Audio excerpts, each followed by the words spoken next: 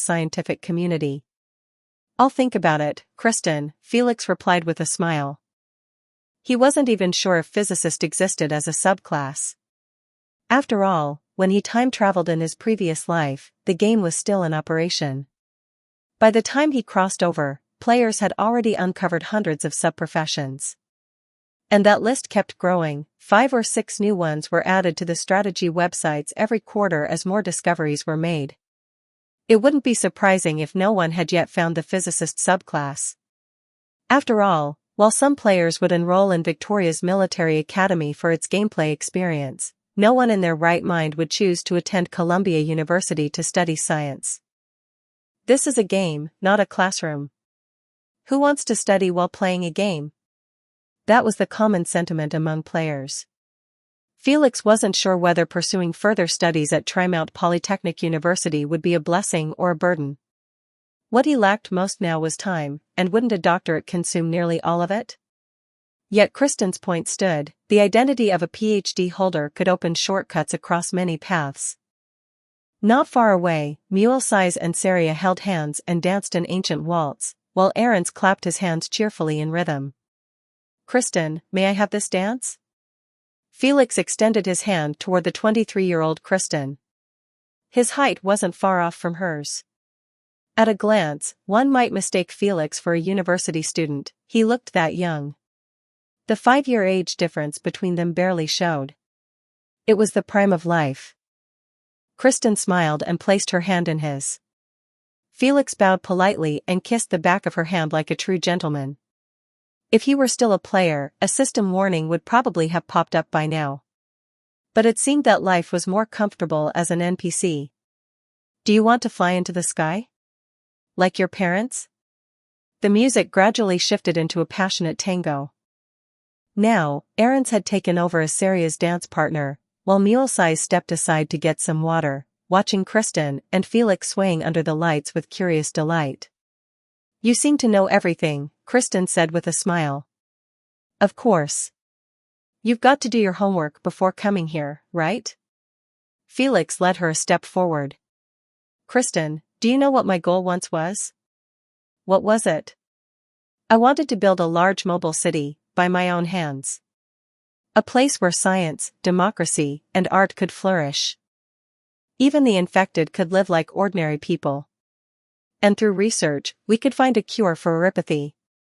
Felix spoke softly.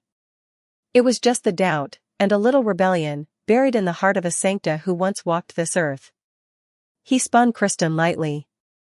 She wasn't much for physical activity, after all, she was a researcher. After just a few moves, her face flushed, and sweat began to bead on her forehead. Felix wasn't a skilled dancer either, he was, frankly, a complete novice. Kristen was no better. Their clumsy, uneven steps earned chuckles from Mulesize. "My thinking changed after I came to Columbia and read the Wright family's files." "When can we build a city in the sky?" he asked. "At the very least, it would bring us one step closer to the heavens." Kristen's eyes shimmered with a strange light. The corners of her lips curled upward. "That's a beautiful goal. I hope you succeed." "No," Felix said. "I hope we succeed." As the music faded, Felix adjusted his tie and extended a hand to Saria. The welcome party had, by then, completely transformed into a dance party. Yet none of them really knew how to dance. They simply paired off and moved with the music, however awkwardly. When Felix took Saria's hand, he felt a powerful sense of security. "Ah," he thought, "so this is the kind of reassurance the Rhine's Queen of Fighters brings." Mulesize's hands, by contrast, felt smooth and pure, like the still clarity of water. Aarons, ahem. Dancing with an old goat was out of the question. After a night's rest at the hotel, Felix and Yara attended the Rhine Lab board meeting the following day.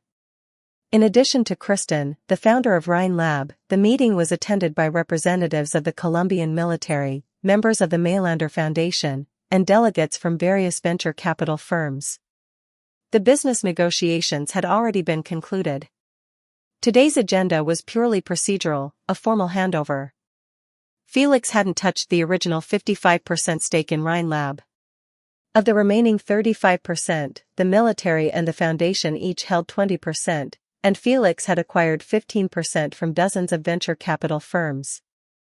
From that moment on, the power behind that 15% was concentrated in the hands of one man. As for the discontent among the venture capital companies, there was none. Felix hadn't used any underhanded tactics. The influence those firms once wielded was cleanly converted into Colombian currency. Whether some of them were unwilling to sell was no longer relevant. Yara was easy to negotiate with, and money was never an issue. The challenge was in keeping the money. Only the money you spend can create more. After the meeting, a representative of the military approached Felix for a conversation. Their tone was friendly, but their eyes carried a mixture of curiosity and caution. They were clearly interested in Felix's background and wary of the powers behind him. "I'm not an executor from the Laterano notarial office, nor am I a senior official of the Vatican," Felix said, extending a hand cordially. The military representative shook it. "I simply believe in the future of Rhine Lab, and in the future of Colombia. Your open-mindedness is what attracts investors like myself. Colombia welcomes young people like you, capable and well-capitalized," the representative responded. Felix wore a pleasant expression throughout. Naturally, the military wouldn't antagonize someone so cooperative. Besides, in their eyes, Rhine Lab was merely a small tech company. One extra stakeholder didn't change much.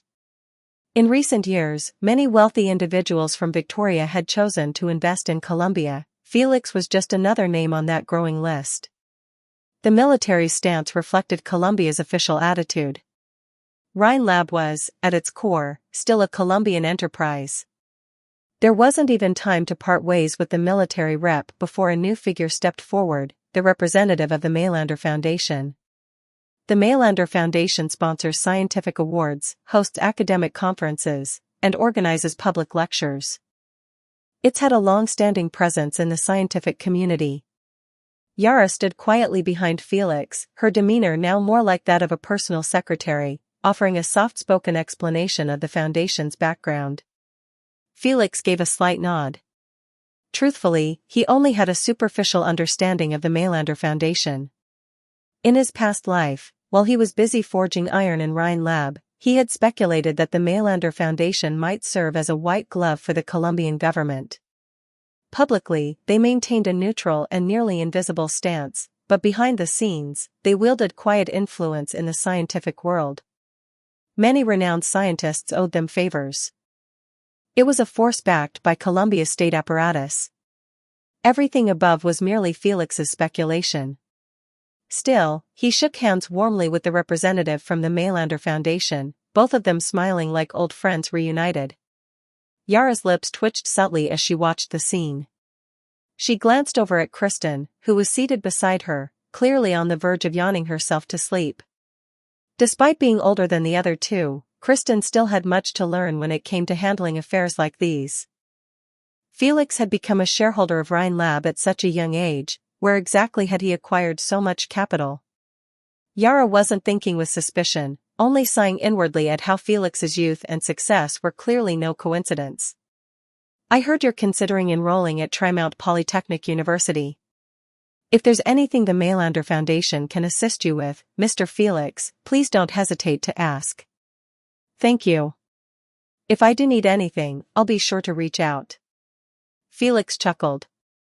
Good memory. Kristen had only mentioned that in passing, but the representative had remembered. It truly showed how deeply the Mailander Foundation had embedded itself into Colombia's scientific community.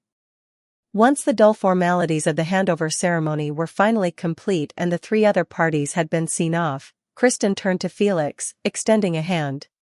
"Come, let me take you to see your office." Felix accepted with pleasure. He now held an additional identity. He considered himself lucky. If he had arrived even a few years later, this opportunity would have long since passed him by.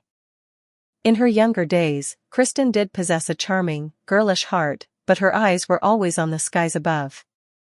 Yet she should have her feet on the ground. A lone walker? Felix had always walked his path alone.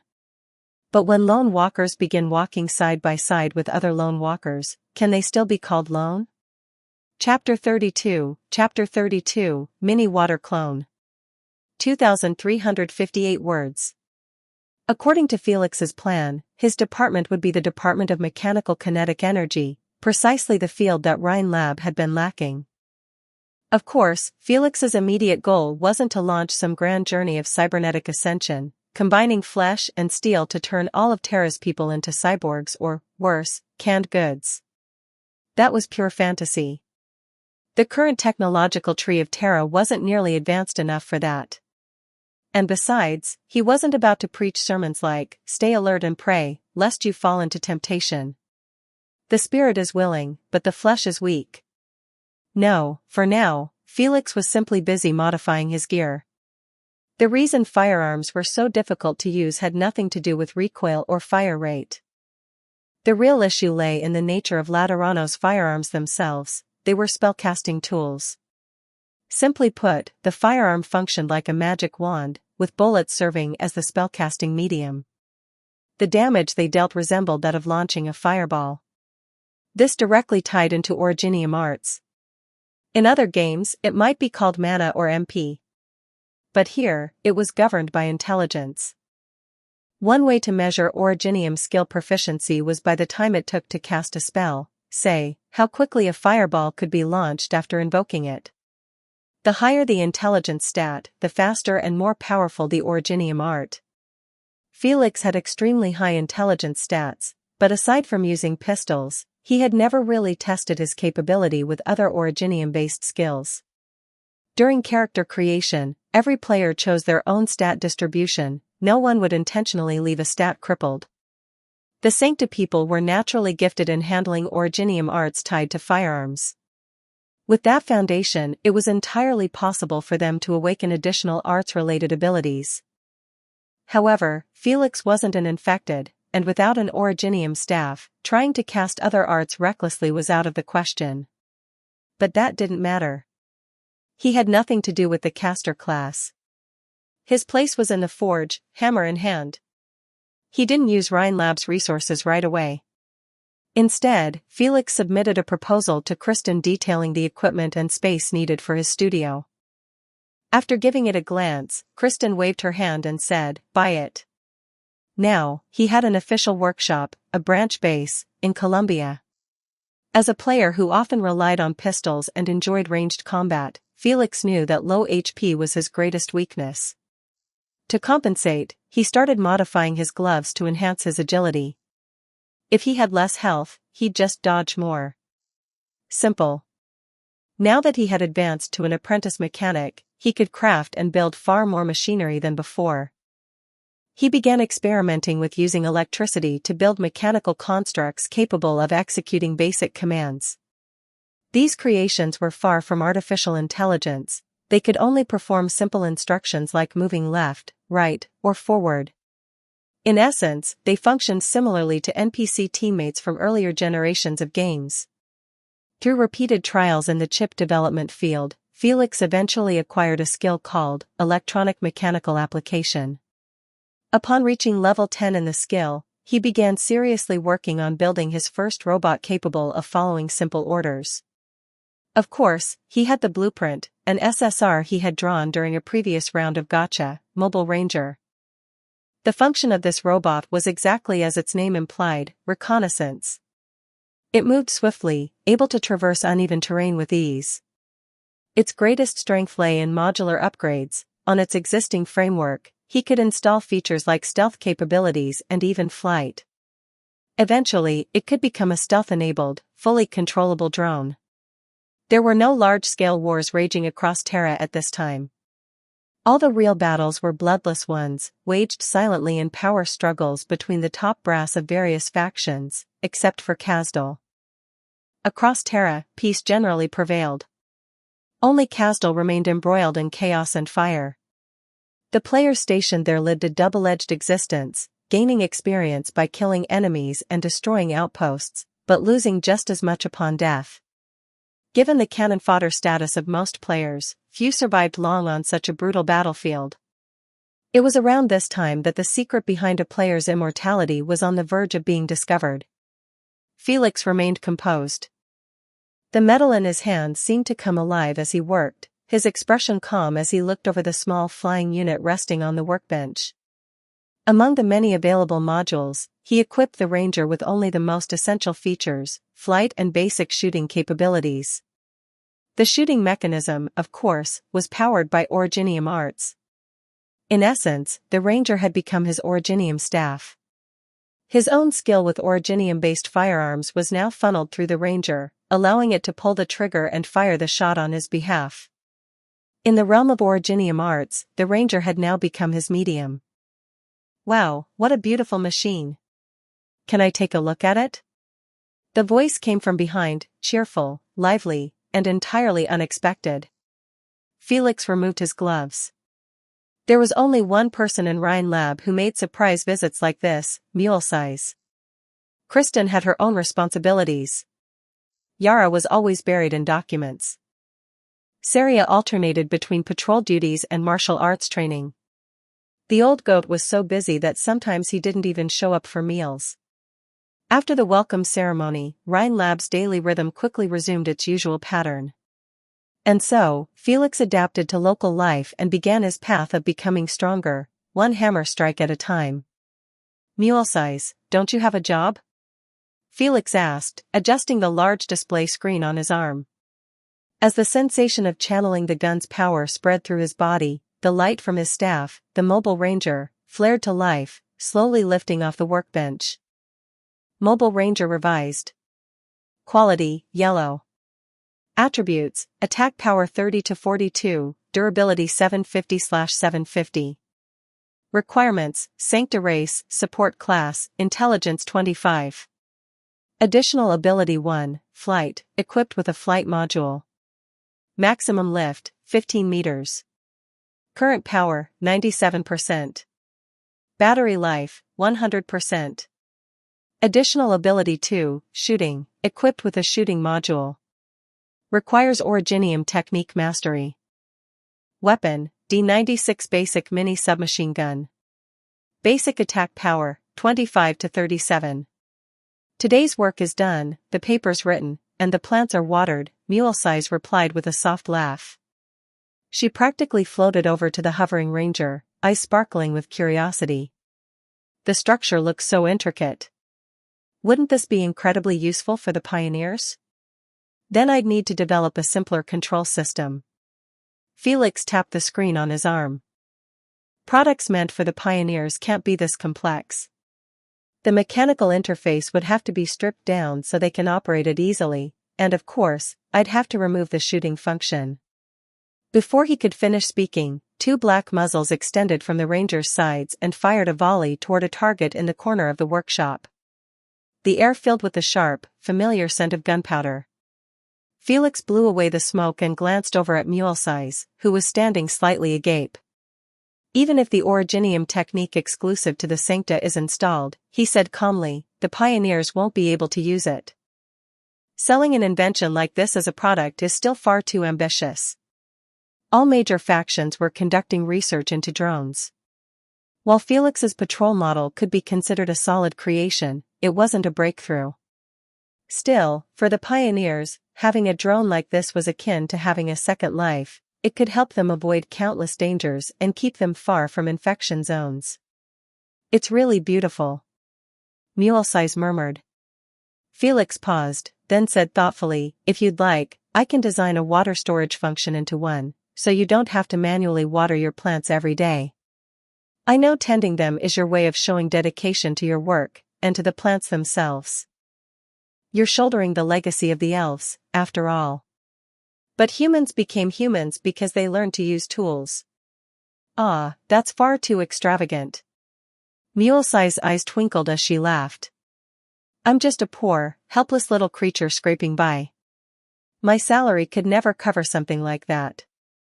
Felix picked up a pen and began sketching an engineering design onto a sheet of paper, one Mule Size couldn't begin to understand. After a short while, he looked up and said simply, I'll make it for you. If you feel guilty, just treat me to a meal. I've had enough of Rhine Lab's canteen food. I need a change of flavor. Mule Size raised an eyebrow playfully. Can I interpret this invitation as a date? Sure, Felix replied without even glancing up. Mule Size made a face at him, and her previously graceful figure collapsed with a soft thud, as if all vitality had drained from her. She melted into a puddle of clear water on the floor. Felix wasn't surprised in the least. Mule Size's originium skill was water-based, after all. He simply resumed drawing his blueprint with focused precision, applying his crafting knowledge. It was strange.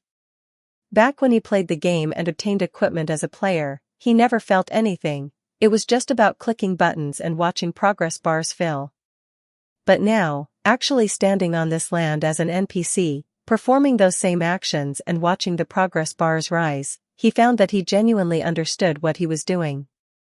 Maybe it was because this life was now the game itself, no separation between reality and fiction. Or perhaps it was thanks to his innate talent, his sharp mind, his photographic memory. Halfway through the drawing, a knock came at the front door. It opened shortly after. Mule Size pouted as she stepped in, casting a glance at Felix, still absorbed in his work at the bench. Didn't you say your work was done?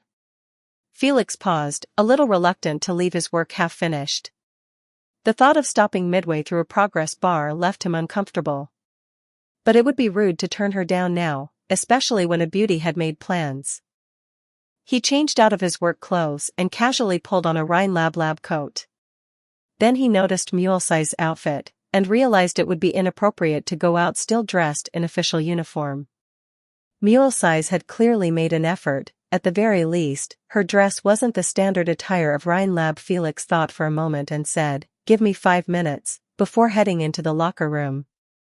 Mule Size chuckled softly, amused by his attentiveness. When Felix emerged in casual clothes, he found Mule Size examining the dawn secured in its holster. He took a few steps toward her. "Want to give it a try?" he offered. No thanks. My originium skill doesn't require anything like that," Mule Size declined with a gentle shake of her head. Then, glancing at Felix's new outfit, she was slightly taken aback by how youthful he looked. Felix was tall, about 180 centimeters, making him even taller than Saria, the tallest person in Rhine Lab.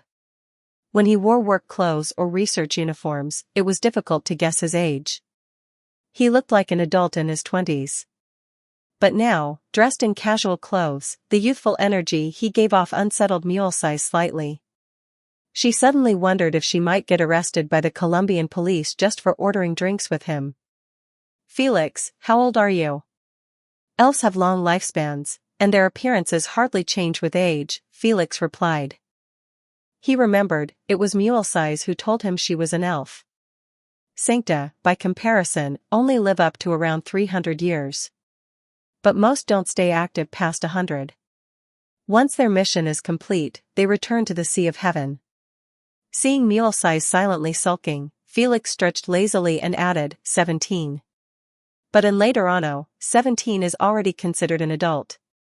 "Really? You're only 17? Mule Size blinked at him, a mischievous glint in her eyes. "Call me sister. Shouldn't it be auntie?" Mule Size's cute expression instantly darkened, and she grumbled under her breath, "Ugh. I'm just a poor, helpless little elf aunt." Felix gave her a light smile and offered an apology. "I'll treat you to dinner tonight, as compensation for the verbal damage. This is a rare chance. Are you sure you want to give it up?" Felix blinked at her in confusion.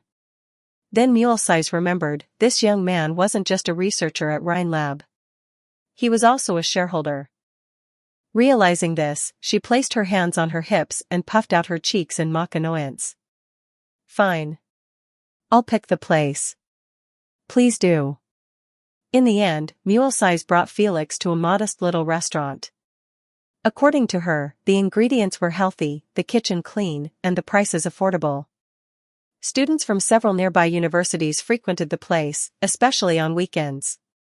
Before he realized it, 2 months had passed, and it was already March, 1088 on Terra. He needed to move faster, Because the annual night competition was just around the corner. I might have to go on a field mission soon. Huh? Where to? What for? Mulesize asked, a straw between her lips bobbing up and down as she spoke. Felix gave a mock snort. What, does a shareholder like me need to report my whereabouts to you? Then I'll go cry to Saria and tell her that Felix bullied me. Even made my water dirty, Mulesize said, feigning tears. Her beautiful eyes shimmered with moisture, looking as if tears might spill at any moment. The water-based originium arts really did come in handy. Felix cleared his throat lightly. Don't bring up Saria. Everything else is negotiable.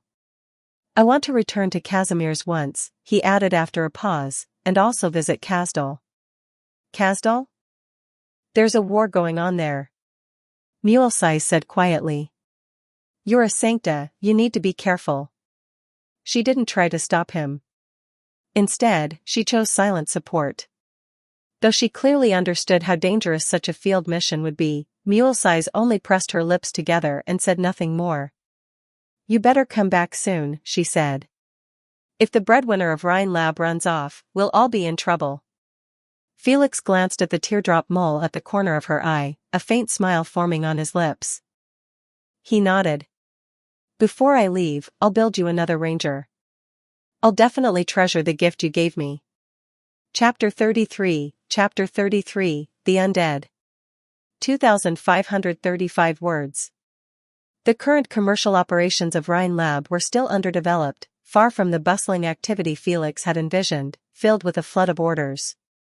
Aside from a handful of military research contracts that provided decent compensation, most of the researchers were engrossed in projects driven by personal interest, dedicating little energy to commercial ventures. Of course, Felix wasn't in a rush. He knew Rhine Lab would eventually find its footing. In the meantime, he continued dismantling and inspecting the patrol unit, refining its design to improve controllability. He removed its original firearm functions and replaced them with modules for power endurance, originium contamination detection, and other exploratory enhancements. These modified patrol units could be marketed to frontier explorers, and even more so, to players eager to explore the wilderness. By removing race and support class restrictions, Felix ensured that even non-Sakota players could equip them. With no major wars currently underway, players were pouring their enthusiasm into hunting wild beasts like the claw beasts. Some of them began to take interest in the land itself, stepping into the unknown like true pioneers, eager to map out everything they saw. And amid their exploration, they discovered something that made even the NPCs feel a chill down their spines. A Sarkaz player was killed in battle.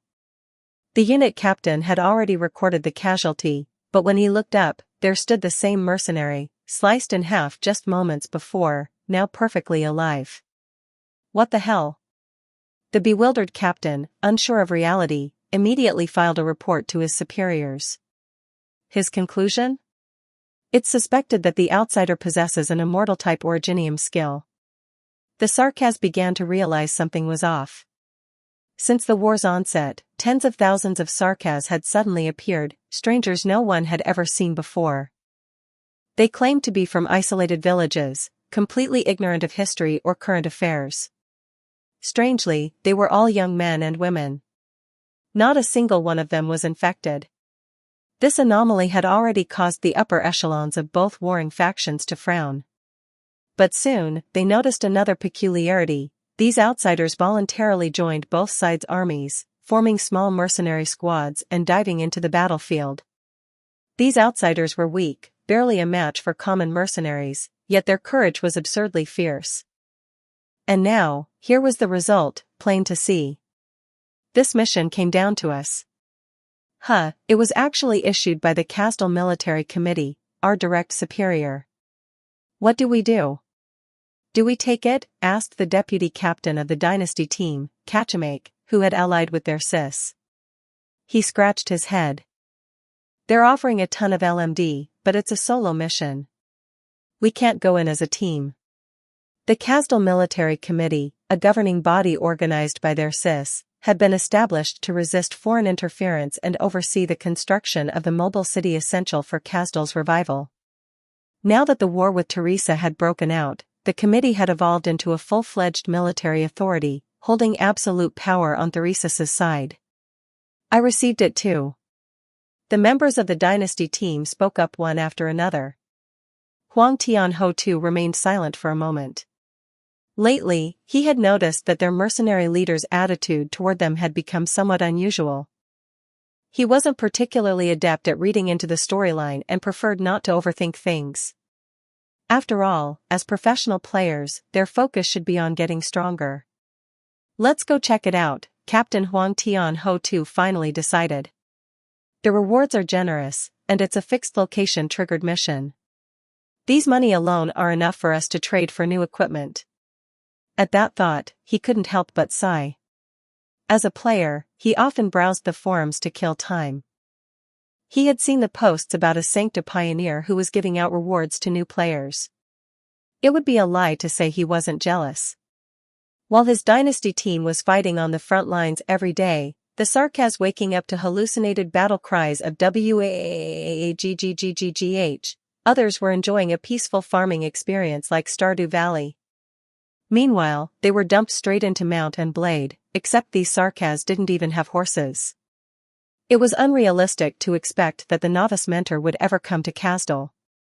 From what he'd heard from other players, Laterano and Kasdal had a blood feud. If the pioneer had even half a brain, he wouldn't step foot in Kasdal. Still, he couldn't help but covet the gear being sold by that pioneer. Sure, there was no shortage of quests to do in Kasdal, and PvP also yielded decent experience, but the deaths were piling up. Over the past few days, several members of the dynasty team had already started losing experience points. It was time to stop taking those lucrative, high-risk battlefield missions and focus on safer logistics and supply quests. Are all of them players here? Upon arriving at the designated meeting point, Huang Tianho too noticed that over 50 Sarkaz players had gathered in a small square. When they saw the dynasty team arrive, they lowered their voices and exchanged glances.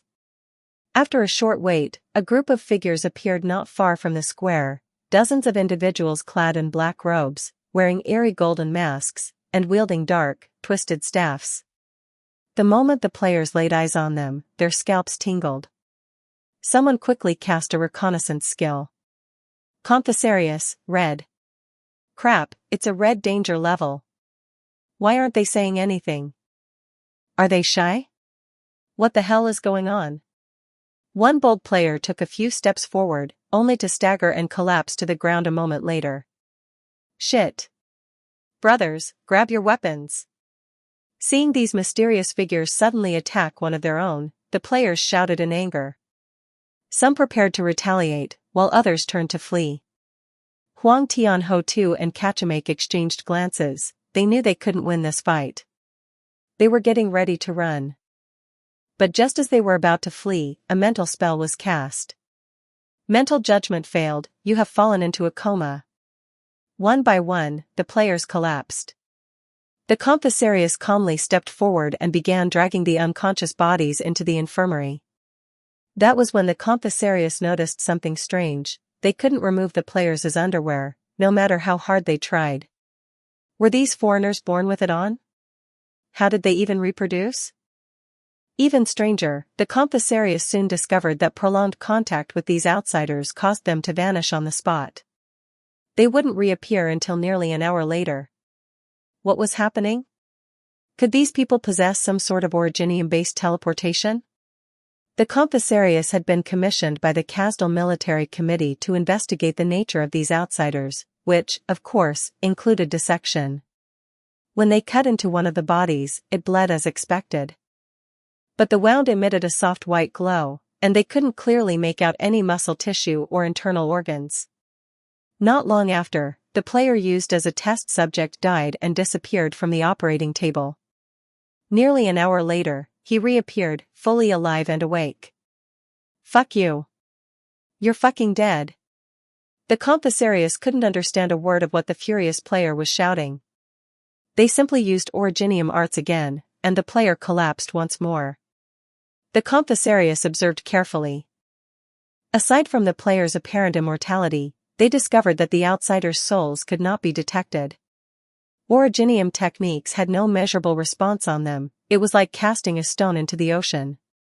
Aside from their inability to die and reproduce, they had no other remarkable traits. In fact, they were remarkably weak. A day later, over 50 players walked out of the infirmary completely unscathed. The Compthasarius looked at one another. Even after years of experience on this strange land, they found themselves at a loss for explanation. Report, we have new data on the outsiders. Just how many of them have appeared in this land? The Compthasarius muttered amongst themselves before departing one by one. The players, at first furious about being used as test subjects, especially those who lost a significant amount of experience points from the ordeal, soon calmed down after receiving a hefty sum of coins and experience as compensation. In the end, dying once didn't seem like such a big deal after all. Huang Tianho too didn't care about the attitude of the Kasdal military committee. As long as there was work, and as long as it brought money and experience, that was all that mattered. Still, one thought lingered in his mind. I need to talk to the coach about the importance of spirit resistance stats. Otherwise, it'll be a huge problem when facing casters next time. Katamake nodded in agreement.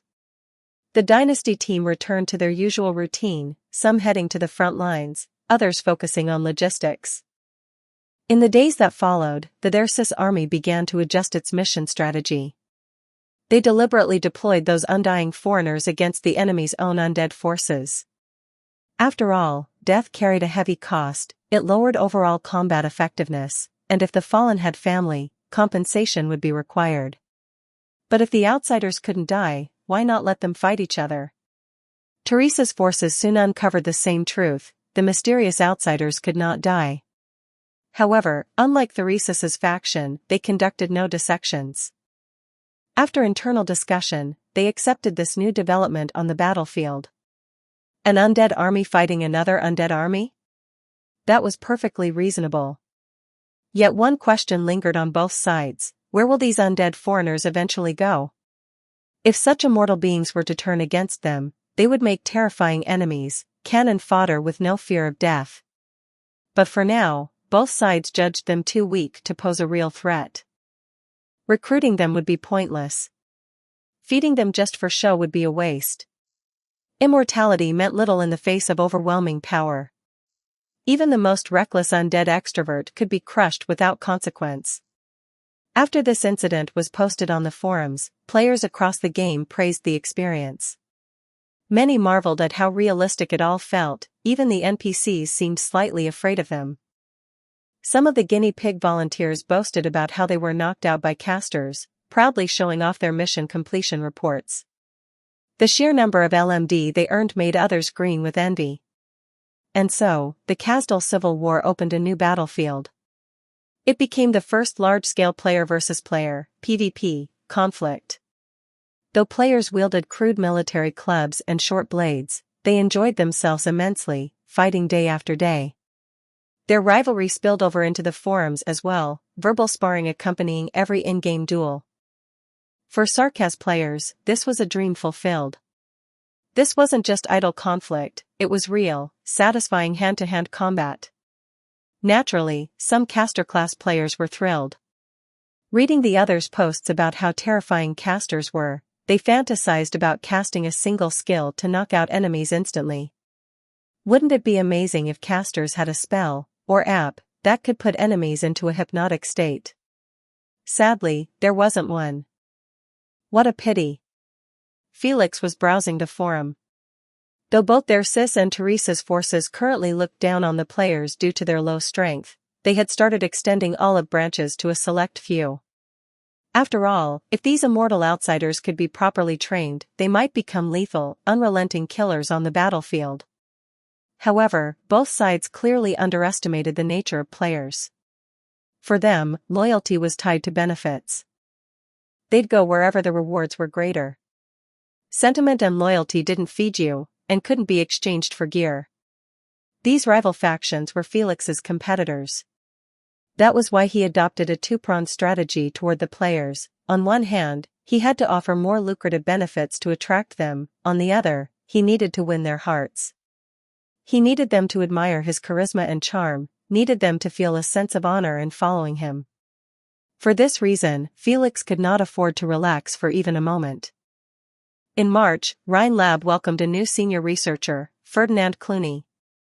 His expertise lay in the utilization of various known heat sources, such as originium, solar energy, geothermal activity, and biological energy, as well as the methods for storing and applying them. Naturally, a welcome party was held in his honor. The youthful and composed Ferdinand sat to the side, sipping wine with restraint as he discussed the technical challenges of his current project with Felix and the old goat. When the familiar strains of traditional Lithuanian music began to play, Ferdinand approached Saria and invited her to dance. She did not refuse. Following Ferdinand's lead, Felix soon found himself dancing with 3 different women. As expected, the ending of every welcome party seemed to echo Victoria's cocktail receptions. In the days that followed, Felix finally deciphered the peaceful operation mode of the patroller drone. He temporarily named the refined model Pathfinder. This modified aircraft had a reduced maximum flight height of just 8 meters. Equipped with exploration tools and miniature robotic arms, it was designed to operate efficiently even in extreme environments, all controllable via a handheld remote. Naturally, Felix customized a Pathfinder specifically for mule size. This special unit included a thermal imaging module, an automated watering and patrol system, and an air composition analysis module. Felix and Mulesize had collaborated on this module together. After all, ecology was not Felix's field of expertise. During a small internal meeting at Rhine Lab, Felix stood before the others, holding a controller that resembled a gamepad. The Pathfinder hovered above the conference room as he gave his presentation. Drawing inspiration from corporate dramas, Felix had prepared a full PowerPoint presentation. He explained the machine's development from concept to execution, even delving into topics like fluid dynamics, of which only a handful of attendees besides Kristen could grasp even the basics. Ferdinand gave a subtle nod of approval. Ahrens gently stroked his trimmed beard with a smile. Mulesize's eyes sparkled with interest. Saria wore a faint smile. Kristen watched the drone in flight with a quiet sense of longing, while Yara typed diligently at her terminal, recording all the key points. The atmosphere felt much like one of the Mailander Foundation's high-level meetings. Felix, dressed in a white lab coat emblazoned with Rhine Lab's logo, kept his presentation precise and efficient. After finishing the main demonstration, Felix handed the controller to the senior members so they could try out the various features and test the modules themselves. "We could send an invitation to the Pioneer Association for this prototype," Yara suggested. Before developing any product, it was crucial to determine the target audience, ask them what they truly needed and what problems they faced in the field. This was a vital step in research. After hearing the product's specifications and features, Yara believed the Pioneer Association would be very interested. After all, their guiding principle was safety first, and no pioneer wanted to risk originium infection on the job. Felix nodded. Mass production orders could be outsourced entirely to Raytheon Industries. This company was known for its discretion, it would never leak client designs, and had a long-standing reputation, having worked with both large and small firms across Colombia. It was a name he could trust. Ultimately, the final market value of the Colombian gold certificates would depend on the outcome of the negotiations. Chapter 34, An Instant Hit. 2,250 words. The follow-up work was handed over to Yara, who would represent Rhine Lab, and by extension, Felix, in all communications with the Pioneer Association. Aside from the Pathfinder project, Felix was still keeping an eye on the black market business in Colombia. However, this time he didn't appear in person. Just as he had done in Casimir's, he entrusted professionals in the trade to negotiate on his behalf. After all, as a member of the Sancta tribe, even with his face concealed, his distinct aura was unmistakable. In Colombia, it wasn't the mafia that dominated underground circles, but rather a vibrant street culture, skateboarding, graffiti, rap. When Felix thought of street culture, he pictured spirited young men in flashy gold chains and sunglasses, hanging out by the roadside, immersed in their own entertainment. Of course, wherever there are crowds, there will be conflicts, and where there are conflicts, organizations inevitably form. That's why Felix wasn't concerned about selling his crossbows. Especially in a country like Colombia, home to a vast immigrant population, where discrimination, though not overt, still lingered beneath the surface. The Sancta people were rare in Colombia, and as in other mobile cities, those who had truly left Laterano remained a small minority. To others, mule-sized work might seem monotonous and dull. But as an elf, cultivating plants and researching ecosystems was profoundly meaningful. Elves had a far more intense reaction to originium, 10 times stronger than that of ordinary people. This heightened sensitivity made it nearly impossible for them to adapt to the harsh, contaminated lands of Terra. Only a few oasis-like sanctuaries remained habitable, and her tribe teetered on the edge of extinction. She piloted the Pathfinder drone like playing a game, spraying a little water here, a little there, adding a bit of fun to her otherwise repetitive daily routine. Thinking of this, she quietly created several water clones to check in on the projects her colleagues were working on. Her true body remained in the ecological park, where she felt most at ease. However, she never used her water clones in formal settings. It would be impolite to her friends. Let's see. Kristen is still writing her report, and Sari is practicing boxing. Mule-sized tiny water avatars popped up all around Rhine Lab, like mischievous little sprites. One water clone peeked out from a glass of water and let out a yawn, surprisingly lifelike. Resting its chin in its hands, the miniature mule-size looked across the room at a distant workbench, where sparks were flying. There was Felix, hard at work again, this time, forging armor. Just a month after he had joined the company, it became apparent to everyone, Kristen, Saria, and the rest, that Felix was far from being just a scholar. He was a hands-on engineer with formidable technical skills. In addition to his expertise in mechanical design and firearms research, he also displayed exceptional talent in metallurgy and craftsmanship. While most gifted individuals might master a single field, Felix stood out as someone who excelled in 4 distinct research areas. Even Ferdinand, who had always held himself in high regard, deeply respected Felix. He saw him as both a partner and a worthy rival, someone who could drive him forward. Upon learning that Felix was also a shareholder of Rhine Lab, he privately admired the man's keen business insight. This recent period of forging and hammering had brought Felix considerable experience. Combined with what he had accumulated before arriving in Colombia, his gunsmith apprentice level had now reached LV-15. As for the gunsmith's job transfer book, it was naturally unavailable through the commercial union.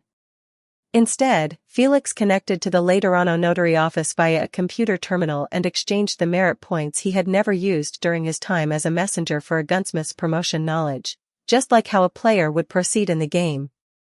After reading the book, his apprentice class advanced from Gunsmith Apprentice LV-15 to Apprentice Gunsmith LV-1. Now, alongside his apprentice mechanic class, both professions had entered the 3rd stage of apprentice-level jobs. The 4th stage of a profession capped at level 20 and required a significantly larger pool of experience. Promotion from the 3rd to the 4th stage wasn't based solely on advancement knowledge. It also required completing a random profession task upon reaching the maximum level in order to successfully advance. Some of these professional tasks were notoriously difficult. For example, a heavy armored player might be required to withstand a specific amount of damage, both physical and mental. Essentially, they were asked to endure punishment and survive it, without making a fatal mistake. Thinking of this, Felix opened his panel and checked the progress of his trainee mechanic. His apprentice mechanic was now LV-15, but both advancement bars were still empty, one for promotion knowledge, the other for the advancement task. He hadn't yet read Dermat's promotion book, so for now, the task route was more critical. After a moment of thought, he tapped the taskbar and initiated the system's arrangement. The mission appeared instantly. You have triggered a sea-level mission, mechanic, accept/decline? Mission details, Prove that you are capable of handling more complex blueprints and intricate designs.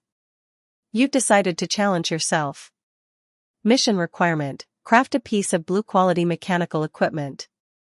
Reward: 50,000 experience. Oh, dear God. Felix muttered inwardly. Blue quality, that was the kind of equipment quality players could barely craft even at the tail end of version 2.0. And his current level wasn't far behind those players who had reached mid to late 2.0 progression. Two challenges stood in the way of crafting blue-quality mechanical equipment. The first was the blueprint gamble. If he could secure a blueprint that guaranteed at least green-quality output, he could then enhance it by adding modules during the manufacturing process. Just like with the Hunter model, the blueprint itself was originally white, but after Felix added a module, it upgraded to yellow quality.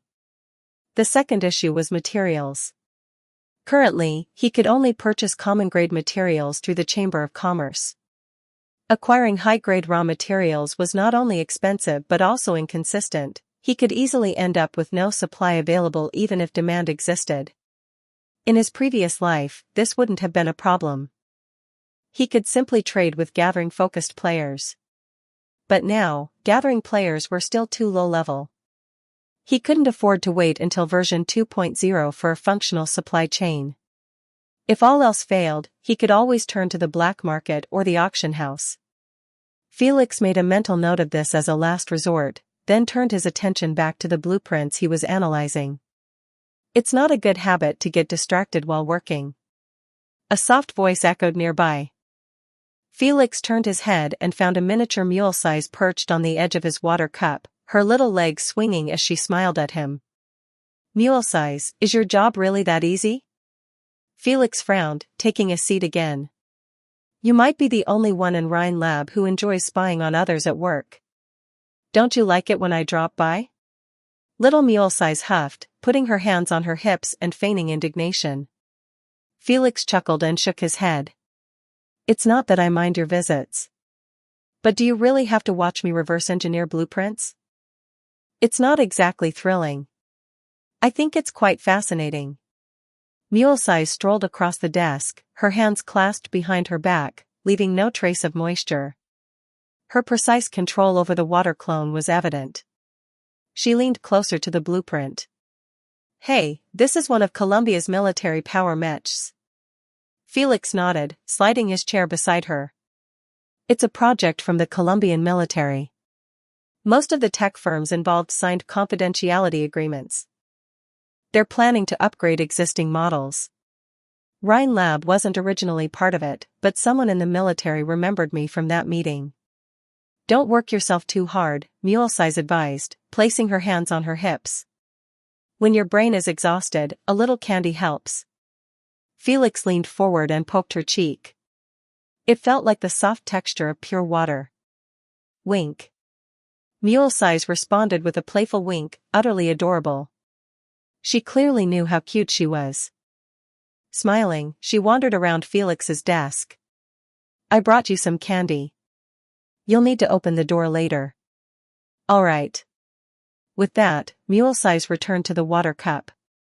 She gave a small, sleepy yawn, charming as always, before dissolving back into clear water. Felix picked up the cup and took a sip. Tasted no different from before. Checking the time, he realized it was time to depart for his next destination. He bid a temporary farewell to his colleagues at Rhine Lab. Saria wished him a safe journey. Kristen didn't say much, just offered a quiet smile.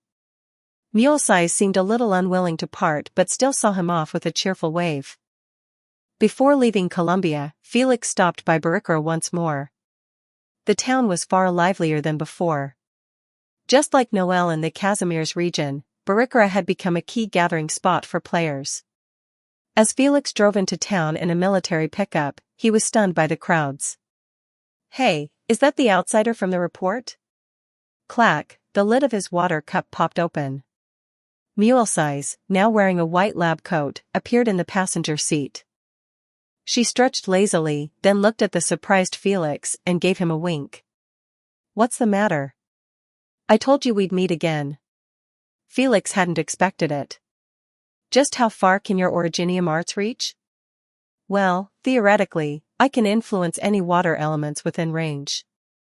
But the farther the distance, the harder it is to maintain control, Mule-Size mused, tapping her chin. But right now, I'm only managing this one clone, and I have my originium staff with me. So technically, wherever you go, I can follow. Of course, I can't appear for too long each time. I'm not exactly a superhero from the movies, after all. Mule-Size laughed.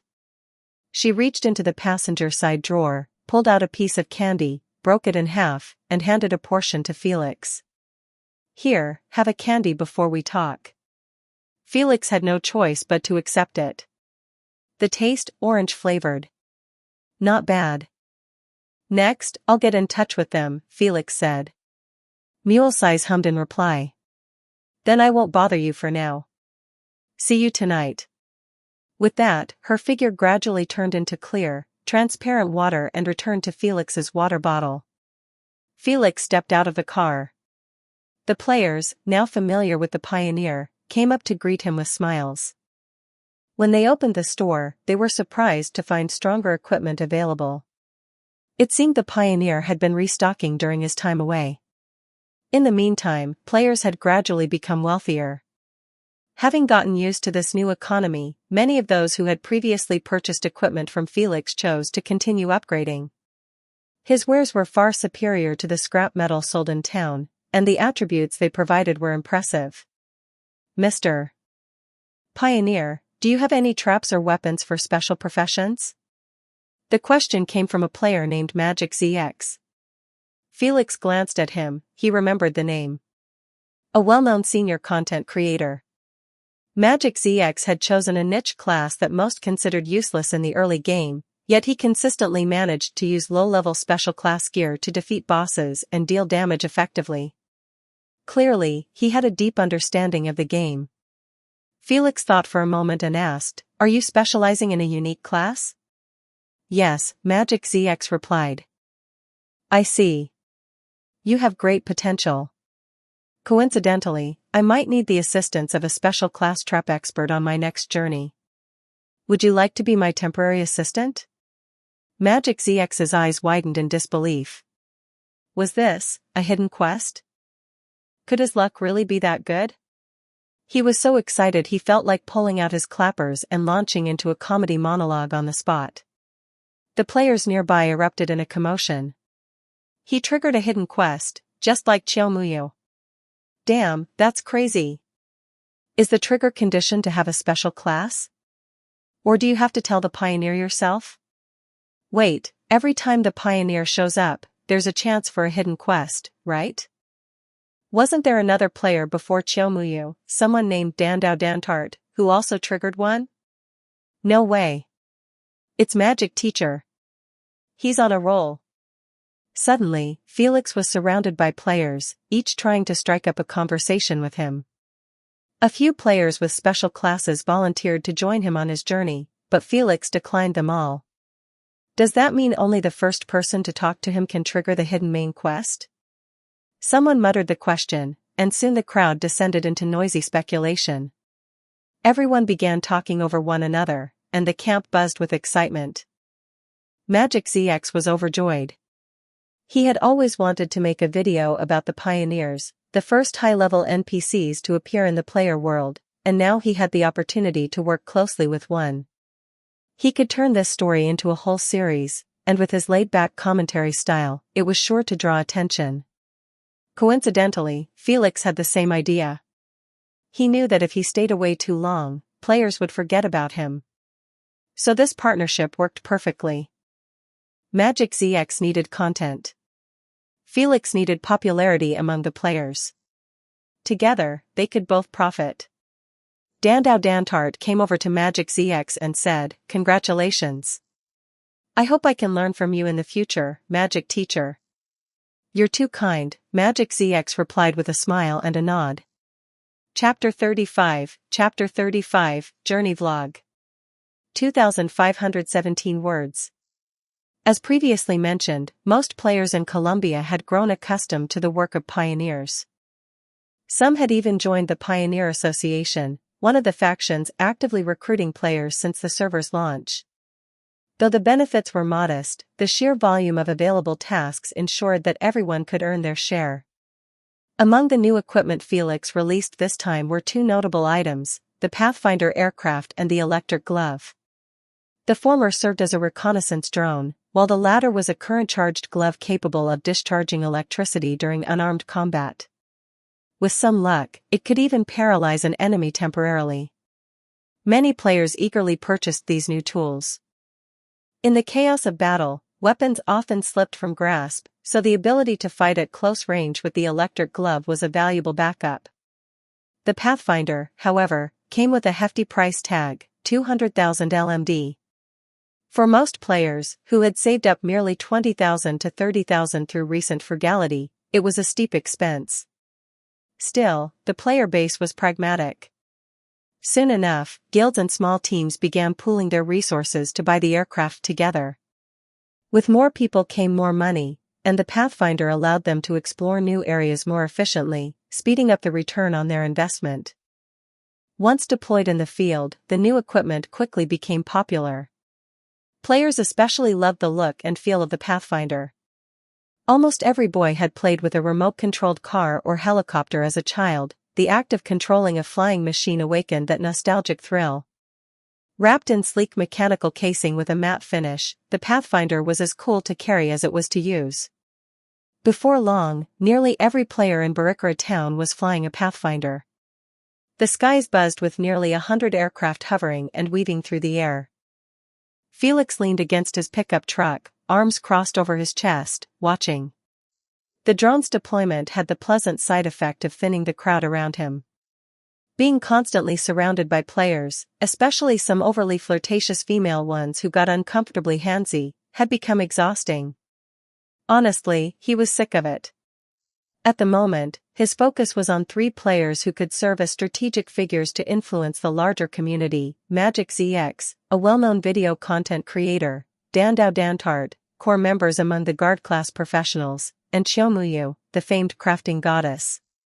While that may seem like a decent roster, it still wasn't enough to build the kind of presence he needed for the future. He would have to connect with professional players next. From what he remembered, Team Liquid, a professional team based in Casimir's, was active, and worth checking in on. As for that other team composed entirely of Sarkaz players, they had all joined the Dersis army. Contacting them would be much more difficult. The buzz of activity soon drew in a new wave of players returning from exploration.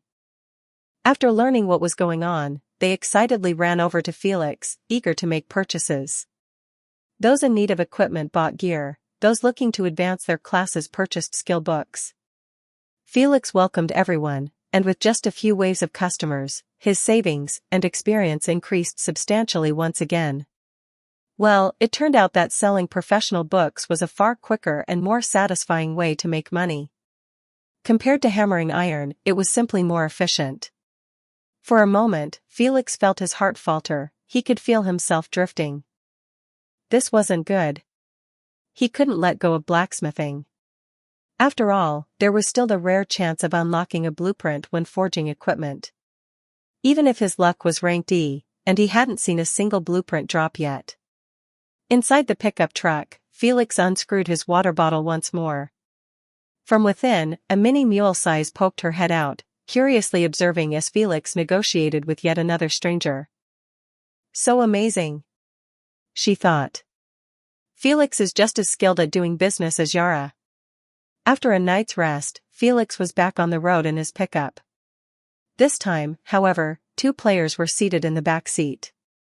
One was the ever-enthusiastic Dandao Dantard, visibly excited, and the other was Magic ZX, who glanced around the interior of the vehicle with open curiosity.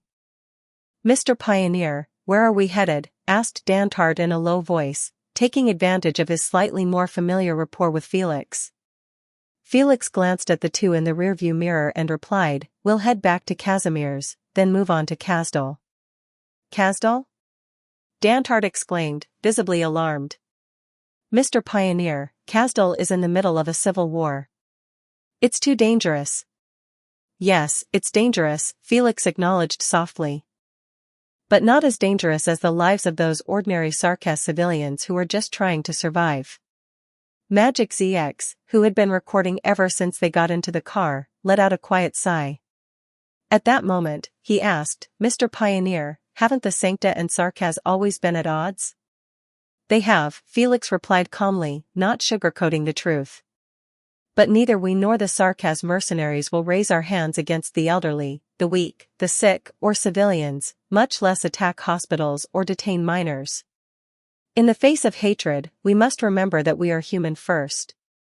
Only by being human are we worthy of having the 7 emotions and 6 desires. Dying on the battlefield is expected, but even Sarkaz mercenaries have their dignity. His words were righteous and resolute.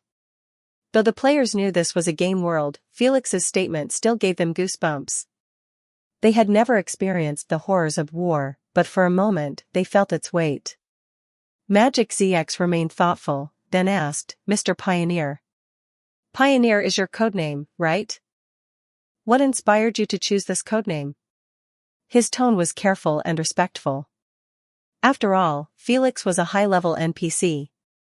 If they offended him and got thrown out of the car, especially now that they were nearing the wasteland, they'd be helpless without supplies. Felix smiled faintly. One of my identities is as a messenger for the Laterano notary office. My duty is to deliver crucial messages between various cities and towns. For Laterano, and for me, it means traveling through known and unknown territories, venturing into the wild, crossing rivers, scaling mountains, to uncover new resources, lands, or trade opportunities. The pioneers of Colombia once did the same. Of course, the Sancta have another mission when traveling abroad, Felix continued. We frequently engage with different cultures and ethnicities, which promotes cultural exchange and integration. We learn about new religions, languages, technologies, and traditions, while also sharing our own culture with the lands we visit. It represents courage, determination, adventure, and the spirit of exploration. The radio played the Lithuanian song Sogno di Volare. For the players, the tune was unmistakably familiar. It was still the theme song of Civilization 99. A civilization thrives on pioneers, those who overcome adversity, challenges, and natural disasters to forge ahead toward their goals. It wasn't just Magic ZX, the one who had asked the question, who was affected. Even Dandau Dantart showed genuine respect. Although Felix hadn't borne this title the last time they'd met, it was now easy to understand why he had earned it. Magic ZX grew visibly excited. He had just heard several key terms, Laterano notary office, messenger. Could these hint at a new secondary profession? He gave a soft cough and quietly messaged Dandau Dantart beside him through their in-game chat. We've gathered a ton of footage. Do you think Mr. Pioneer plans to bring Chiao Muyu along to Casimir's this time? Very likely, Dantart replied. Chiao Muyu also triggered the Pioneer's hidden quest and uncovered a deep backstory about the infected. Magic ZX paused to think, then typed. The infected.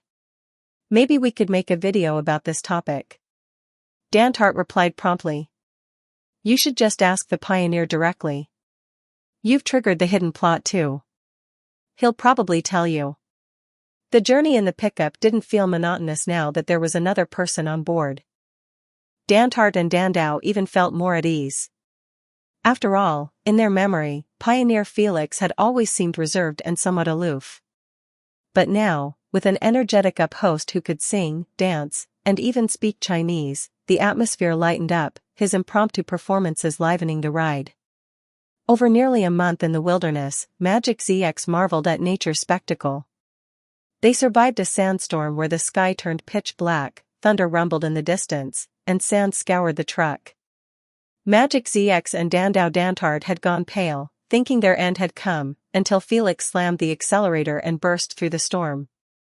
Well, Felix had driven toward the storm on purpose, just to let Magic ZX record the terrifying scene. That way, at least for a while, no player would try something foolish like sitting on a plastic chair in the middle of a tempest yelling, "I am the incoming storm."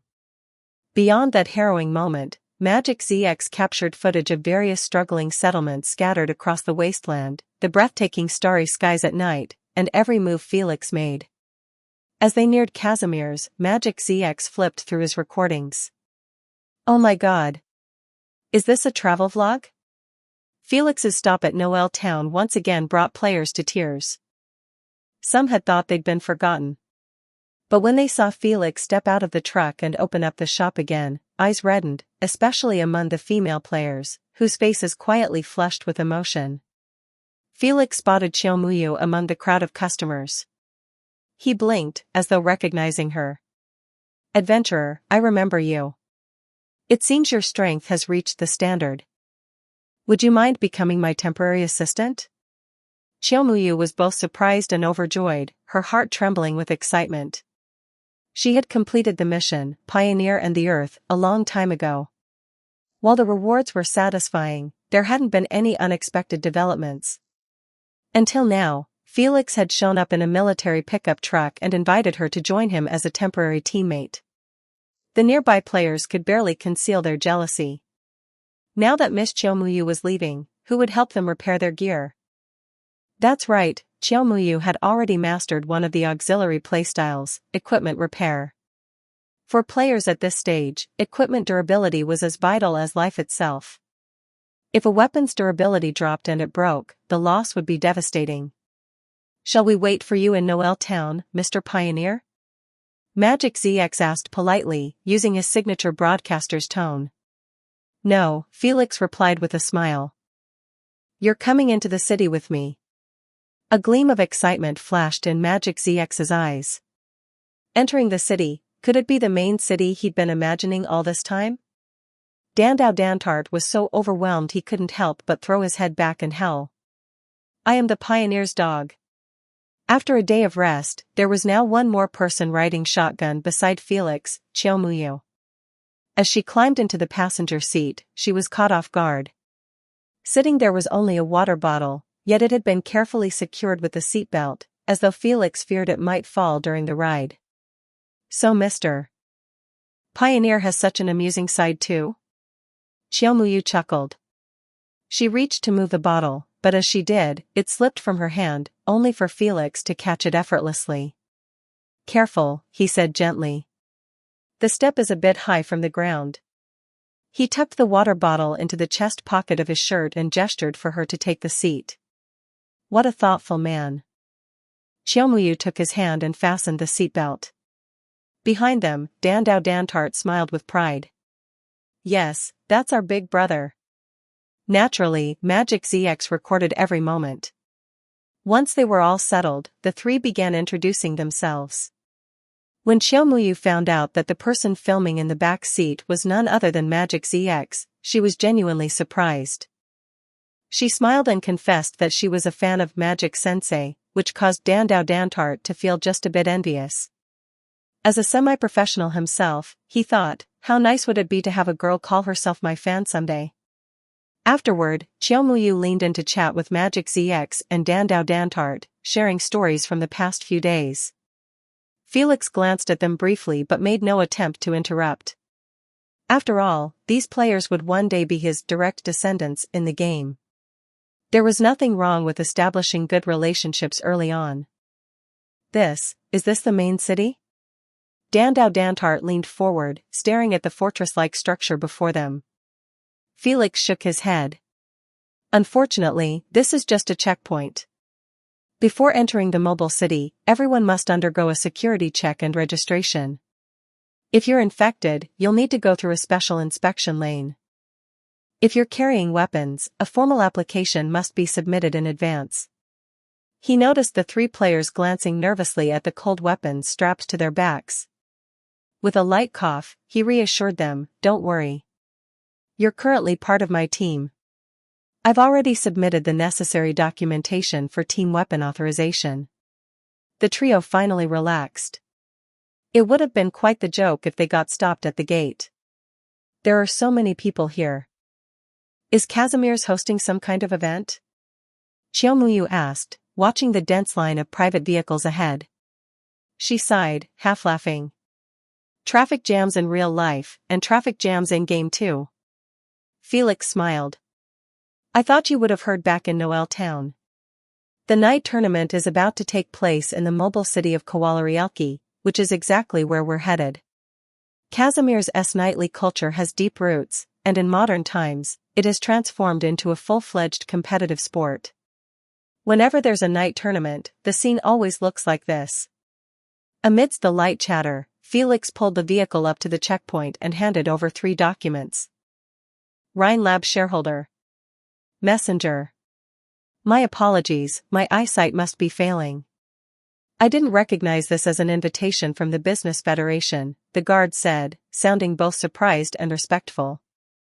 It's fine, Felix replied calmly. The 3 players were relieved to see they weren't subjected to any questioning. That said, they hadn't been idle. They had tossed over a dozen scouting skills at the guards, only to find that every guard had question marks for levels. Clearly, none of them could be defeated. Magic ZX was more intrigued than ever. Mr. Pioneer is a Rheinlab shareholder? He owns a company? And what exactly is the Business Federation? As the conversation faded, the mist ahead slowly cleared, revealing a massive city wall in the distance. The trio stared in stunned silence. Just a wall, and yet it made them feel like ants crawling at the feet of a giant. The wall was not only enormous, but alive with sound, the metallic rhythm of steel clashing with machinery echoed from within. This city was far larger and more awe-inspiring than any main city they had ever imagined. This, Felix said, gently brushing his fingers across the water bottle, is the mobile city. He turned to them with a slight smile. Welcome to Kowalarielki. Chapter 36, an NPC worth following.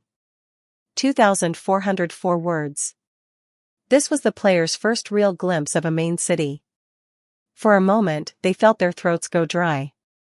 The sheer scale and grandeur were overwhelming, like witnessing one of the wonders of the world. Is this really the main city? Felix pretended not to hear their exclamations.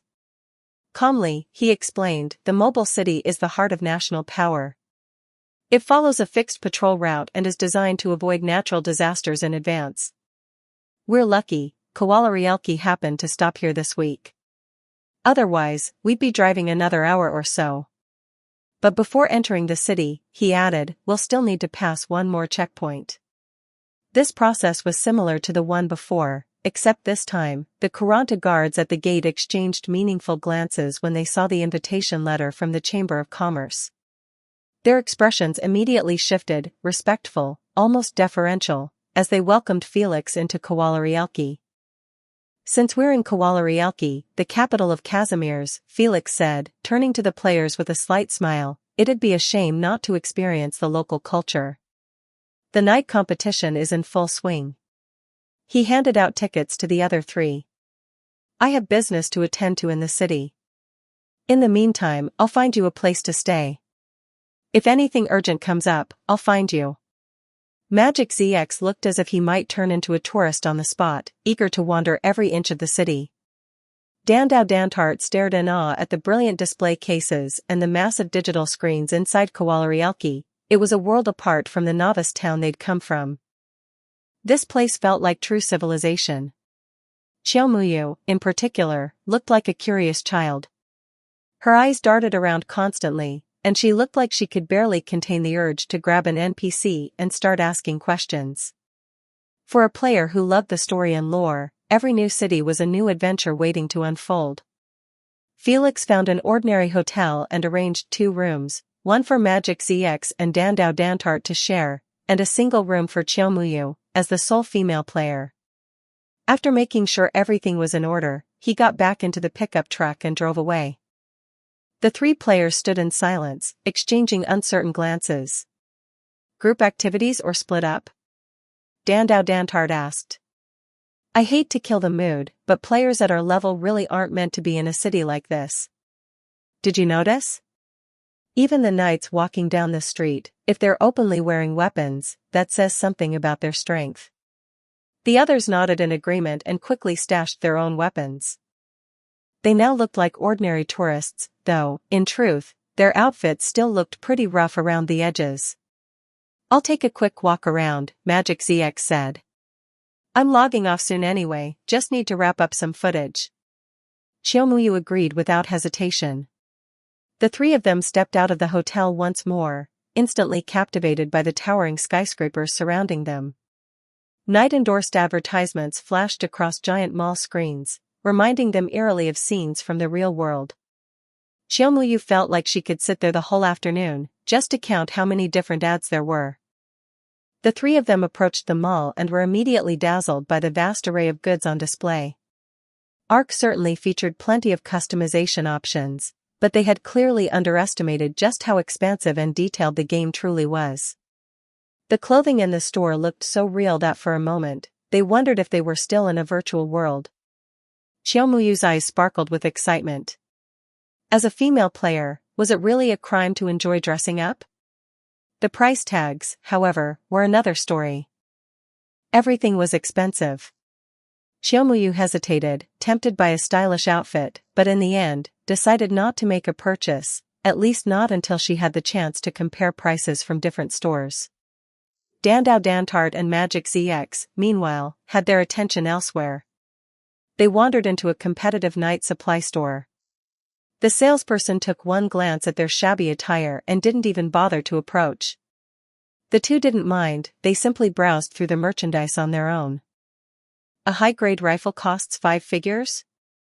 What is this, daylight robbery? Dantart muttered. Even a plain-looking breastplate, just with a company logo printed on it, was selling for a similar price. It was absurd. Dandao Dantart suddenly recalled something from real life, a red and white brand that sold ordinary-looking clothes at jaw-dropping prices just because of the logo. Seems like things weren't so different in the game after all. The equipment sold by Pioneer is way more reasonable, Magic ZX commented, pulling up comparison windows and evaluating the stats. Look at this. The prices, the durability, it's a world of difference. Pioneer's gear is actually made by someone who knows what they're doing. Yeah. You can tell it's the work of a master, Dantart agreed. That's the difference. As expected from a high-level NPC. As expected from Mr. Felix, he added with reverence. Mr. Felix? Magic ZX turned to him, raising an eyebrow. Wait, do you know Mr. Pioneer's real name? Dandao Dantart froze, a faint blush creeping up his cheeks. He coughed awkwardly. Why yeah, but I didn't say anything. I don't know if he'd be mad if we mentioned it. Understandable. Maybe he'll tell us himself when the time is right, Xiaomuyu chimed in as she returned to them. She was wearing a brand new coat, stylish, bright, and eye-catching. Combined with her naturally cute and cheerful look, the effect was devastating.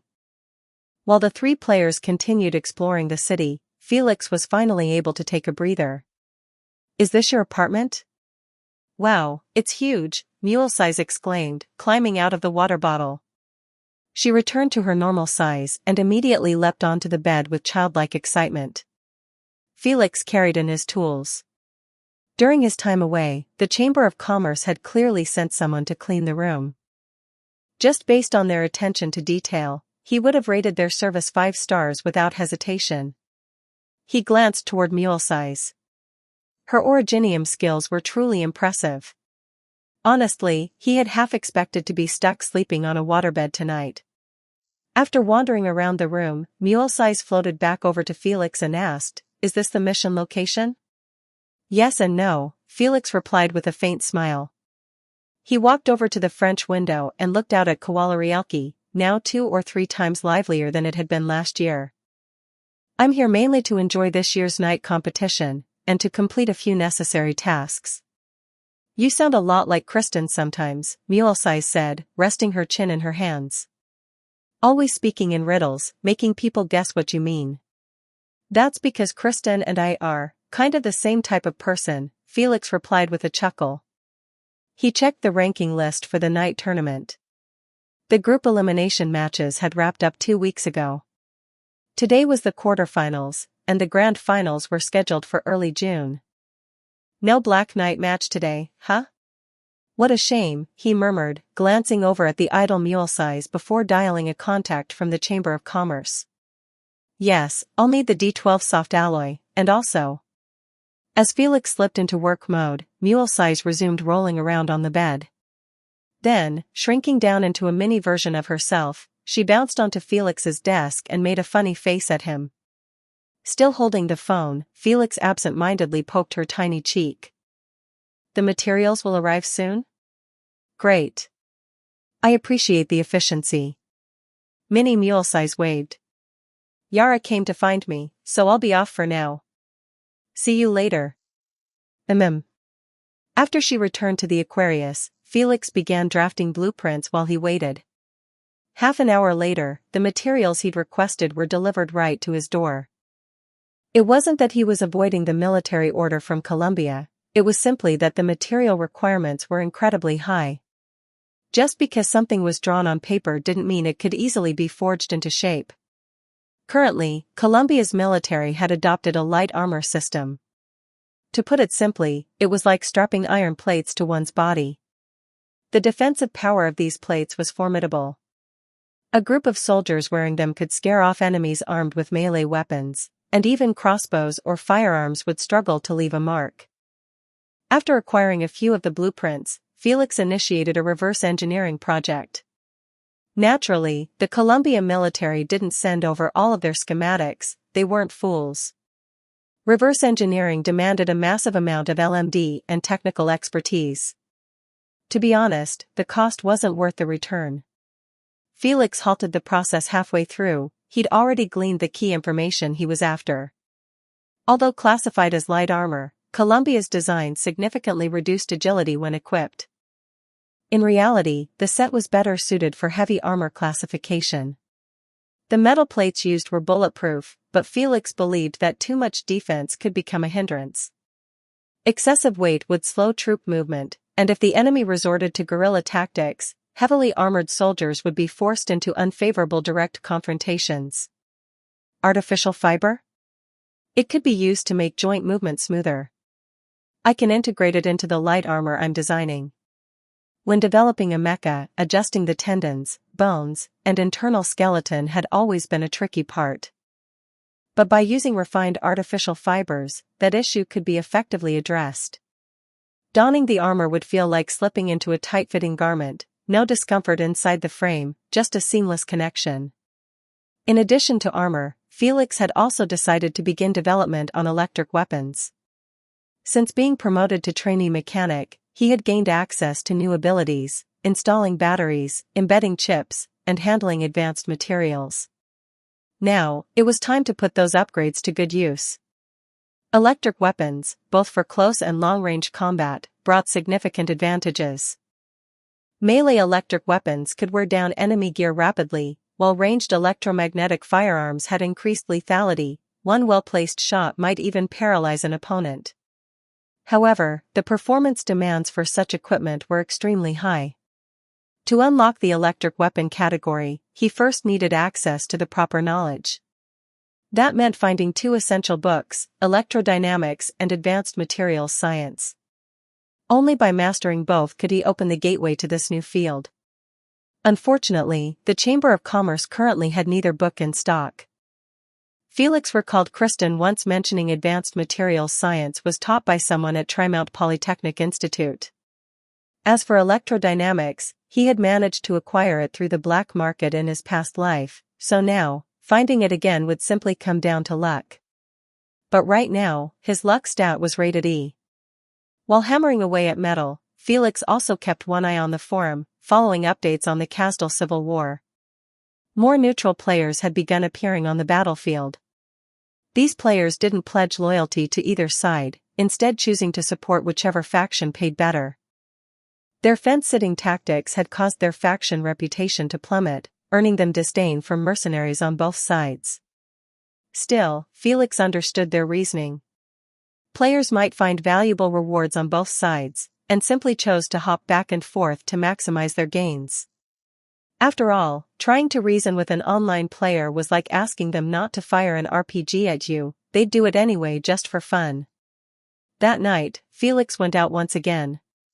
After grabbing dinner nearby, he headed over to the hotel where the three players were staying. In their room, he found Dantart and Magic ZX chatting casually. Felix smiled at Dantart and said, "You've been running around with me quite a bit lately. I see potential in you. You deserve a better weapon." He took out a freshly forged bloodthirsty Type 2 longsword. It was yellow quality, boasted high durability, and featured a robust blade capable of blocking even short crossbow bolts. Additionally, it came with a bleeding effect, a weapon clearly one tier above what Felix usually sold to other players. "Master Pioneer, is this for me?" Dantart's eyes widened in astonishment. Beside him, Magic ZX's eyes flashed with envy. Felix gave a calm nod, and Dantart accepted the sword carefully. The smooth, cold feel of the metal in his hands made him fall in love with it instantly. He hadn't expected a high-level NPC to offer such generosity. Magic ZX nodded. This was probably one of the perks of a hidden storyline, or perhaps the result of exceptionally high favorability. No wonder players were so eager to trigger hidden quests, and female players were constantly pestering the pioneers.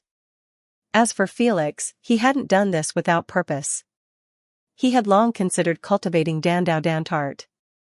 Moreover, with Magic ZX present, there was an added benefit. If a content creator like him recorded the moment Felix handed out such rewards and shared it online, it would reinforce the image of him as a generous and player-friendly NPC. That reputation alone would attract even more players to seek him out. Female players might even strip off all their clothes just to talk to him. Shrimphead fantasies. "You two should try learning some combat techniques from the Knights," Felix advised, looking at them seriously. Knights aren't limited to just sword and shield combat. Different Knight types have their own styles. Some specialize in rapid, continuous attacks, while others excel at hiding in the shadows and launching surprise assaults. Dantart nodded earnestly, and Magic ZX quickly agreed. After seeing Felix off, the two looked at each other, and broke into laughter at the same time. "We're really lucky," said Dantart. "Lucky to have crossed paths with such a responsible senior NPC." Magic ZX nodded in agreement. Throughout the journey, he'd come to understand and admire the pioneer. He wanted to remain part of a camp led by someone like him, someone who brought warmth to others, who didn't discriminate against players. Compared to the alienating terms like stranger or undead, he much preferred adventurer, as used by the pioneer. The pioneer truly felt like a breath of spring. "I'm going offline." "Already?" Dantart was still holding the sword, grinning like a fool. Magic ZX chuckled and replied, "I'm heading off to finish editing my video. It's almost done, make sure you give it 3 clicks when it goes up." Chapter 37, Pioneers in the Land of Suffering. 2,471 words. Felix's current knowledge as a craftsman still wasn't enough to fully replicate a mecha. Even with all the materials in hand, he lacked the expertise to piece together the incomplete schematics and reach a reliable outcome. On his way to the bar, Felix unlocked the craftsman apprentice profession. Thanks to the generous amount of experience he'd accumulated from players, he immediately maxed out the level after his promotion. He spent over 100,000 experience points to fully upgrade his abilities. Reaching Craftsman Apprentice LV15 granted him +2 strength, +1 dexterity, 15 free attribute points, and pushed his overall level to 45. His basic crafting skill saw major upgrades. Basic Craftsman Forging became Preliminary Craftsman Forging, and Basic Craftsman Understanding advanced to Preliminary Craftsman Understanding. He also acquired a new skill, Primary Material Forging, which he quickly leveled up to 10. With the material branch now unlocked, Felix could finally process raw materials he couldn't handle before, bones, ores, and more. As his blacksmith level increased, so too would his access to the armor branch, eventually enabling him to craft advanced weapons and armor. For now, he'd only unlocked the most basic iron armor, but the technology tree ahead included leather armor, chainmail, scale armor, bone armor, heavy armor, and more. Now that he could personally process materials, crafting would become much more efficient. He no longer had to spend a fortune buying pre-processed goods, he could do it all himself, cutting out the middleman and saving significantly on processing fees. These upgrades also had a strong impact on his secondary professions, gunsmith and mechanic. The truth was simple, either go all in on the production system or don't touch it at all. All these secondary professions were interconnected. When used together, they could save Felix a considerable amount of time and money. After a long while, Felix finally pushed open the doors of the familiar and somewhat intimidating Scary Martin bar. He walked up to the counter and casually nudged aside the drunken old craftsman slumped over it. Smiling at the bald-headed Martin, he said, "Long time no see. I'll have the usual." "Sure thing. Open a bottle for Master Felix." Martin grinned and began shaking up a cocktail with practiced ease. The old knight nearby spotted Felix, smiled drunkenly, and greeted him. A quarter-final match was being broadcast on the TV in the bar. On screen, a powerful knight unleashed wild, heavy attacks, relying on his muscular frame to swing a massive sword down again and again. His opponent, however, was agile and nimble. Clad in a sleek, stylish suit of armor, he wielded a slender sword and nimbly struck back, landing precise wounds on the hulking knight's body. Oh! The light knight just landed 7 rapid hits. The bullhorned knight couldn't even react. The light knight, already the crowd favorite among male knights this season, is once again proving himself to his fans. Wait. He dodged a point-blank attack. Incredible reflexes. And now the bullhorned knight takes a direct hit. He's down. Wow. The crowd erupted into thunderous cheers. The old knight watching beside them clicked his tongue in disapproval and muttered, "Old Bullhorn really shouldn't have lost like that. He's not usually so reckless." TCH. Bald Martin smiled and handed the freshly mixed drink to Felix. The light armor knight's been quite the sensation these past 2 years. The armor he's wearing is a next-gen model co-developed by Brilliant Shield Industries and Allen Select Technology. Supposedly, it boosts a knight's speed to the level of lightning, or at least, that's what the advertisements claim. Could old Bullhorn have been threatened? How could someone like him be defeated so easily? The old craftsman staggered to his feet, still somewhat dazed. Noticing Felix beside him, he gave him a hearty punch on the shoulder. "Good kid, welcome back to Casimir's. Drinks are on me today." Felix nodded with a smile. Though he was hardly short on money, it was still nice when someone offered to treat him. The old knight coughed and muttered, "Old Bullhorn's wife and daughter are in Kawalarialki now." Bald Martin wiped a glass behind the counter, smiling quietly. The old craftsman seemed deep in thought. Felix took a silent sip of his drink, and the 4 of them fell into a hushed stillness under the dim bar light. The only thing missing now was someone flipping through a newspaper. Those who know, know. And those who don't, well, even if you told them, they wouldn't understand. So it's best not to speak. Don't ask what really happened, the interests at play are too vast. Knowing won't benefit you. Best to stay ignorant. It's a complicated affair, one that involves people at the top. You won't find much information on your own. Most of what was online has already been scrubbed clean. All that can be said is, those who know, know. And those who don't, what can they do? The light knight does seem to have real skill, though, Felix finally said. The combo strikes the light knight pulled off just now didn't look like those of some amateur who'd only recently shot to fame.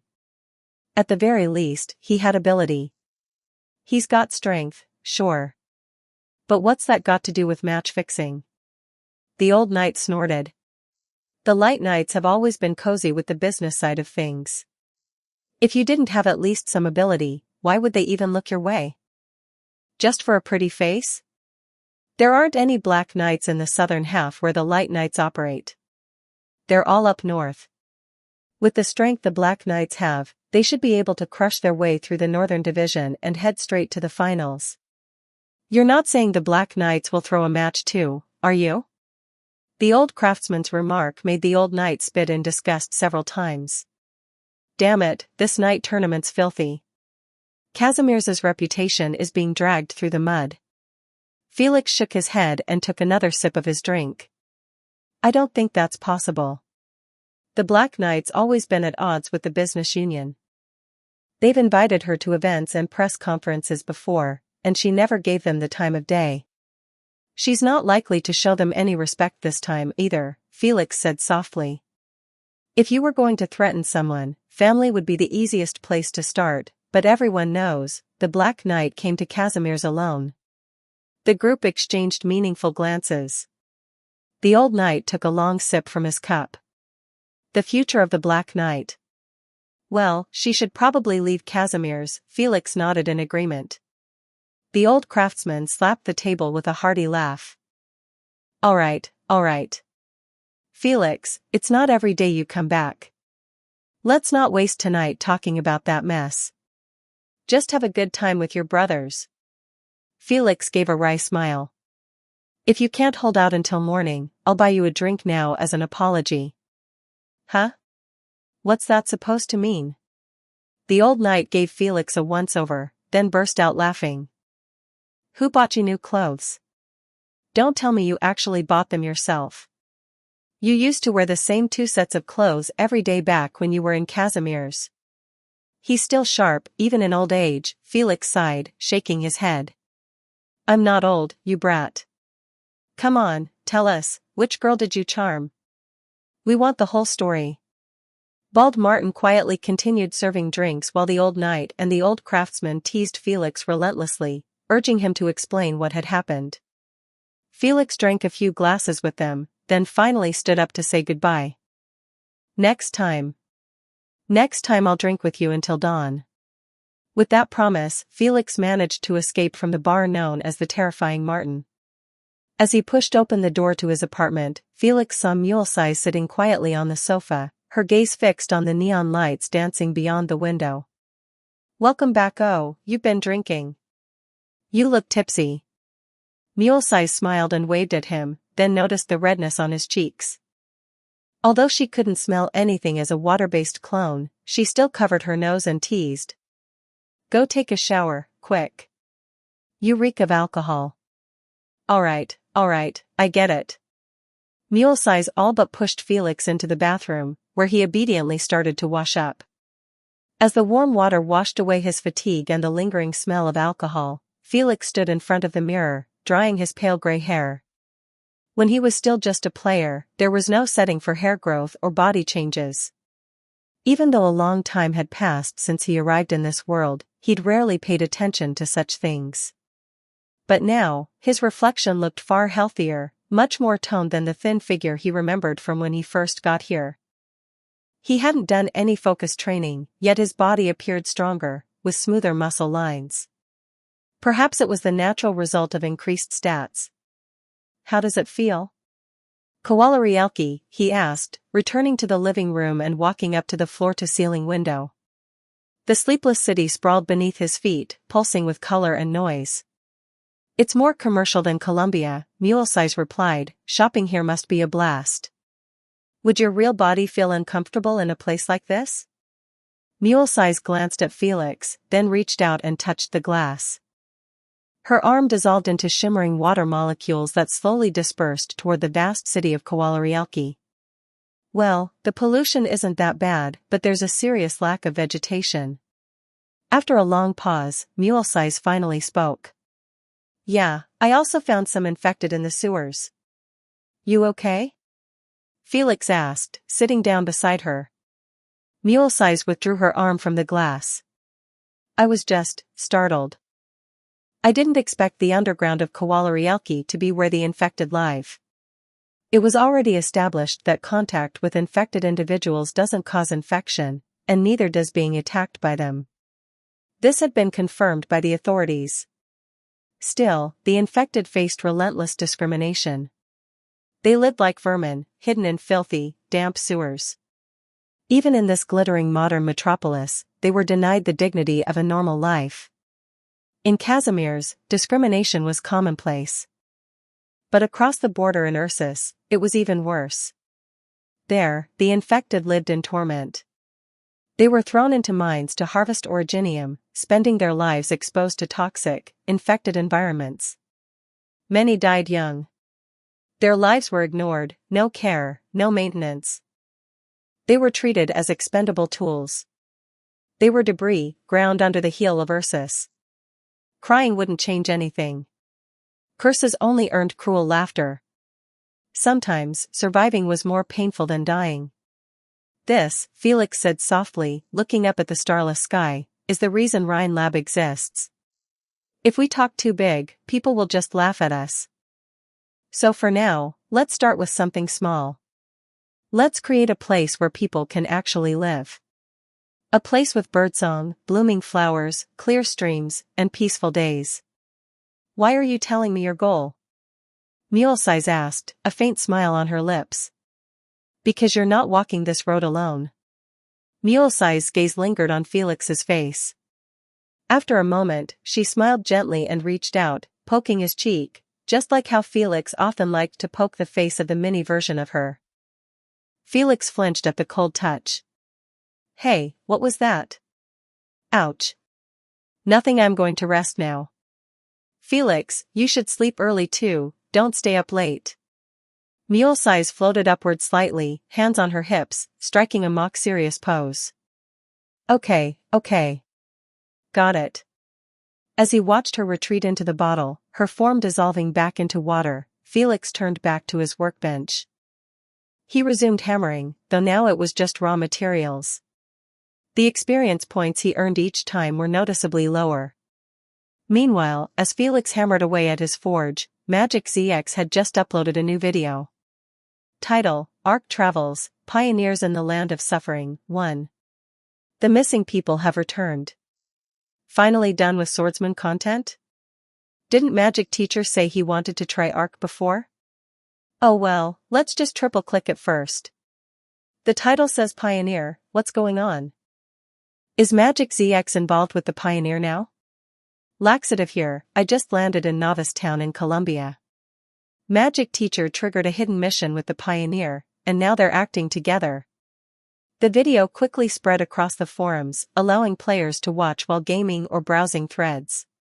Magic ZX, already a popular content creator, had gained even more traction thanks to his involvement with Ark, a title that had become a sensation in recent months. Hello everyone, I'm your Magic ZX. Just like the video title says, yes, I'm going to introduce the player's novice mentor, the handsome guy who's cold and ruthless to female players, the mysterious NPC, the king of team battles, the one dubbed Double Eagle Marco Polo. Yes, the one and only Pioneer. The video opened with Magic ZX's signature mellow voice. He waved at the camera, and behind him stood the Pioneer, halo glowing faintly, tall and composed. Traveling with the Pioneer, honestly, it's something I never imagined. That day's scene is burned into my memory, I even wake up thinking about it sometimes. The footage cut to Magic ZX sitting in a pickup truck, the scenery blurring by outside the window. Conversations between him, Dantart filled the cabin. Occasionally, Felix chimed in with a few words. The Pioneer seems surprisingly approachable, he even joined our conversation. His voice is so gentle, slightly hoarse. I could listen to him talk all day. You're all missing the real charm here, listen to what he's saying. It's all about leveling strategies. So that's how he got the title Pioneer. Damn, I like him even more now. The barrage of comments was filled with admiration, jokes, and chaotic fan energy. The scene suddenly shifted. Magic ZX's voice now trembled with panic. Run, we're gonna die. Laughter erupted in the comments. The camera swiveled toward a terrifying sight, a dark tornado stretching to the heavens, swallowing the horizon. Grinding sounds like gnashing teeth echoed as the sandstorm approached. Magic ZX, Dantart all wore pale, horrified expressions. Then came Felix's calm, steady voice. That's a sandstorm disaster. It carries originium dust and shreds everything in its path. Don't worry, we're far enough to outrun it. Holy crap, is that a natural disaster? Why are you so calm? If we get lost out here, it's game over. Only my family understands, Pioneer's driving is god tier. This car's a beast. I want the Pioneer to drive under me. And I'm a beautiful girl, PM me for my subordinate to step aside. Hey, thirsty girl up front, can you take your pants off? The Pioneer belongs to all of us, you lowlife. Chapter 38, Our Pioneer. 2,507 words. The video focused more on the journey itself than solely introducing the Pioneer. After Magic ZX and Dandao Dantard arrived in Casimir's, they brought along Xiaomuyu. With the presence of a very eye-catching young lady on screen, the enthusiasm of certain male players noticeably spiked. After all, two grown men could only attract so much attention, even the charm of the Pioneer had its limits. During our conversations with the Pioneer, we learned about several key factions. First, the organization he's affiliated with is called the Laterano Notary Office. Judging by the name, it's not hard to guess that it's an official Laterano institution. Next, we heard mention of Rhine Lab from the Pioneer's remarks. It seems he's actually a shareholder of this company. If anyone out there knows more about Rhine Lab, feel free to drop your insights in the chat or comments below. So far, we've seen that the Pioneer is rich, talented, witty, gentle, and has excellent character. He's basically the embodiment of everything good in the world. And I say this as a man, I'm genuinely moved. I suspect we're going to see a lot of female NPCs getting involved with this guy later. Anyone who agrees with me, drop a 1 in the chat. 111111111. A wave of ones instantly flooded the comment section. Magic ZX kept the tone light and humorous, but it soon took a more serious turn as the camera panned ahead to reveal the towering walls of a massive city. As the shot zoomed in, the audience realized that what they were seeing was only a small portion of the wall. Through the thick fog, the true scale of the city became a question of imagination. How far did those colossal barriers stretch? The sight left many players stunned. It might even be fair to say they suffered from a momentary case of megalophobia. The sheer size of the city was downright intimidating. This is what the NPCs refer to as a mobile city. And yes, mobile means this entire metal behemoth actually moves, Magic ZX explained. From what I've seen, this place is clearly off limits to players at our level. The pedestrians alone, all marked with white, yellow, and green danger indicators, are way out of our league. Only the NPC office workers seem remotely safe. Magic ZX said exactly what many players were thinking. At first glance, the city was overwhelming. Clearly, it wasn't an area that could be accessed casually.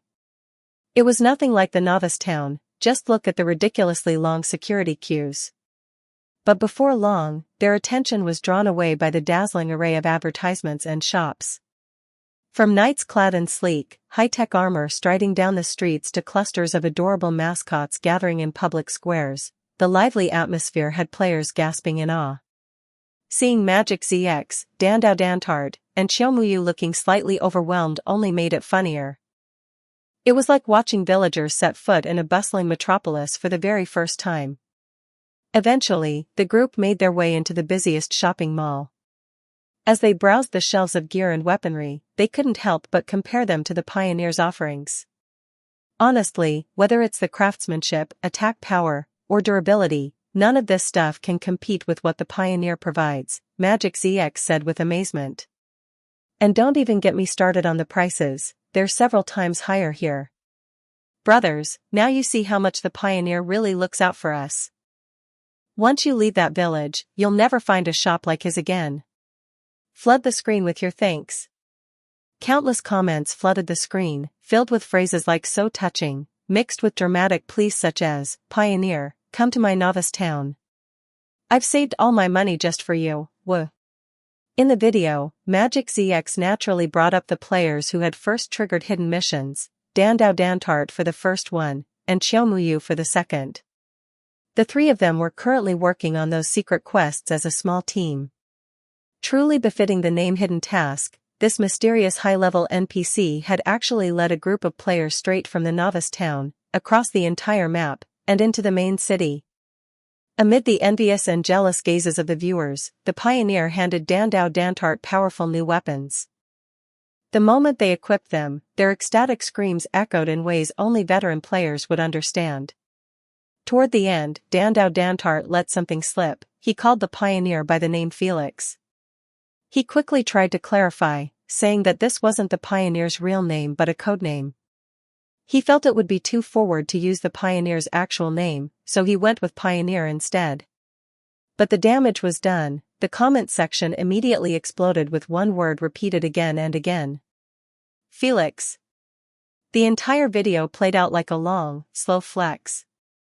The trio enjoyed private car service courtesy of the Pioneer, witnessed a terrifying natural disaster storm, entered a city currently off-limits to most players, and even walked away with custom-made Pioneer weapons. The viewers?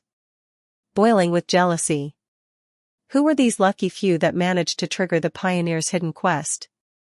Oh my god, I can't take it anymore, start it. I'm so jealous. He's going to get beaten up. I'm sucking up all your luck right now, maybe the Pioneer will notice me then. Are you, a Yandere? The program concluded with Magic ZX dropping a rapid-fire outro rap. Traveled thousands of miles, left footprints in every place. Every stop, a new view to embrace. The sky is wide, the land is free. Let me roam where I please, the Pioneer journey walks with me. This was just the first episode introducing our Pioneer. Of course, a second one is on the way. Next time, we'll dive into Casimir's triennial competitive night conference. And keep exploring the Pioneer's past and present. Dear viewers, don't forget to like, comment, and subscribe. See you next time. After watching the full 30-minute video, players everywhere felt one thing. Brilliant. Absolutely brilliant. The footage seamlessly combined first-person and third-person views of Magic ZX's journey. It was enriched by commentary added in post-production, offering players valuable insight they otherwise wouldn't have at this stage of the game. The video not only expanded the world's lore and background but also addressed countless questions floating around the player base. But above all, the biggest surprise was just what it meant to travel with the Pioneer. Imagine journeying with a man who can drive, is responsible and generous, approachable and witty. It was simply cool. Female players may have been captivated by his looks, while male players found themselves drawn to his strength and character. Through Magic ZX's eyes, the daily life of the Pioneer unfolded before the audience. Every moment revealed more of his charm, and it was clear that he had won over players who loved narrative content. Meanwhile, players who sought strength and rewards couldn't help but fixate on the exclusive weapons that Dandao Dantart received. The Pioneer's generosity toward his companions left them all with one overwhelming thought. I want to be one of the Pioneer's people. The audience, thoroughly satisfied with what they had just watched, immediately began sharing the 30-minute masterpiece across various posts. Some even forwarded it to their group chats to persuade friends who hadn't yet tuned in to watch. Pioneer had already become a hot topic on the player forums, with comments still piling up daily under Dream Chaser's original post. Now, with Magic ZX using Pioneer as the title for his latest upload and dropping what could only be called a king bomb, the video's impact exploded across the community. It instantly captured the players' attention, drawing overwhelming enthusiasm. Viewer counts skyrocketed into the 4 or 5 digits, and the barrage of live comments became so dense that people could barely see the footage behind them. This episode quickly became a viral hit, surpassing even Magic ZX's previously most popular video, Swordsman, breaking viewership records within minutes and continuing to climb. Magic ZX himself was ecstatic. Not only was he able to accompany the Pioneer, he felt honored to be considered the Pioneer's right-hand man. Traveling and adventuring with someone like him stirred genuine emotion and excitement. In a world like Ark, NPCs like this weren't just meant to exist, they were destined to leave their mark. Players, too, began to see the Pioneer in a new light. His image gradually shifted from that of a welfare-distributing merchant or golden-fingered mentor to that of a major, influential NPC. He became the first NPC to leave such a deep impression on players. Compared to the cute cat girl promoted on the official site, whom no one had actually seen, the pioneer's presence and influence were real, growing, and impossible to ignore. Anyone who played Ark now knew his name. This marked an important shift in how players viewed NPCs, not just as quest givers or background decoration, but as figures to admire, follow, and even flatter. This kind of relationship stems from the player's love for these characters, their strength, their stories, and the depth of their design. Even villains can gain a devoted fanbase simply because they leave such a strong impression. Think of iconic characters, Pikachu, Kratos, Captain Price, and Master Chief on the heroic side, or Sephiroth and Virgil among the antagonists. All of them command fan loyalty. In online games, if characters from past single-player titles were reintroduced, you can be sure that many players would flock to support even the most charismatic of villains. Among these NPCs, it's usually beautiful women, characters with rich backstories, or those with eccentric personalities that become fan favorites. Of course, being handsome or beautiful doesn't solve everything. A likable personality is just one piece of the puzzle. Players won't devote themselves for love alone, benefits matter, too. A truly successful NPC needs to offer both popularity and tangible rewards. If the pioneer continues to strike that balance, there's no doubt he'll maintain his standing in the long run. And credit where it's due, thanks to Magic ZX, the absurdly priced weapons and equipment in the pioneer's shop were clearly documented in the video. Otherwise, players who don't carefully manage their in-game finances would have no idea how expensive daily necessities actually are. As for the revelation of his real name, it didn't really matter. It's not like he'd committed any serious crimes, nor was he wanted. At most, a few old acquaintances in the holy city of Laterano might raise an eyebrow in surprise upon hearing it. He hadn't expected Dandau Dantart to keep the secret so well either. But now, with the name Felix out in the open, the forum had already been flooded with Felix. As for the other factions, Felix used the codename Pioneer while in Casimir's, but went by his real name in Rhine Lab, located in Colombia. Since the two regions were far apart, and players hadn't yet entered either mobile city, there was little chance anyone would connect the two identities. From the public beta until now, the name Pioneer had consistently dominated the front page of the Ark forums. He had become a bona fide star. What started as a flash of popularity had gradually settled into a lasting presence in the hearts of every player. Not to mention, there was now even a wishing building dedicated entirely to the Pioneer, its walls filled with messages hoping he'd drive up in his pickup truck tomorrow and let them spend all their in-game savings. Felix mulled it over. If he really traveled through every gathering place on Terra, wouldn't that be equivalent to setting foot on every corner of the land? The thought did sound a little romantic. At present, the Pioneer had an excellent reputation. Felix knew this well. He excelled in nearly every regard, except one: his interactions with players were still too limited. And by interaction, it didn't mean simply through his role as a merchant. After all, not every player had access to the hidden mainline, only a select few lucky ones could trigger it. This meant the Pioneer might lack broader interaction opportunities in future storylines, simply because Laterano didn't have much existing plot content, and not all players could access what little there was. Ark had clear limitations in this regard. Typically, a player's experience would focus on the storyline of the faction they chose. It wasn't possible to follow every faction's plot. Only by reviewing plot copy crystals generated from other players' journeys could one glimpse what happened in other factions. So, it was obviously unrealistic to expect all players to participate directly in every storyline. Felix scratched his head. This was a real headache. How could he develop a main storyline that belonged solely to him? For now, he decided to set that issue aside. Meanwhile, someone had uploaded Magic ZX's video to overseas video sharing platforms, and it caused an immediate stir among foreign players. "Oh my god, believe me, I told you. I met this NPC in Colombia. His weapons are dirt cheap and high quality. Amazing NPC. Love from America, ah. Sika Bliat. When will you come to Ursus, our angel?" Unbeknownst to Felix, his name was steadily gaining recognition in the eyes of foreign players. He certainly planned to sell to them too, but for now, his training focus remained on the players within the Chinese region. Today's match was the North Zone semifinals. The winner would advance to face the South Zone's finalist in the championship match. On the other side of the bracket, the Light Knight had already stormed into the finals with overwhelming momentum. However, Felix hadn't watched that match. According to the Old Knight and the Old Craftsman, it was more of a performance than a true battle.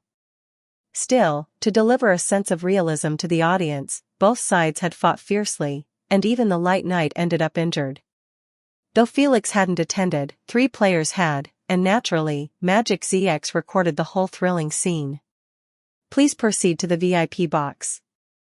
A beautiful maid bowed and gestured politely. As she did, Felix noticed the number printed on her collarbone.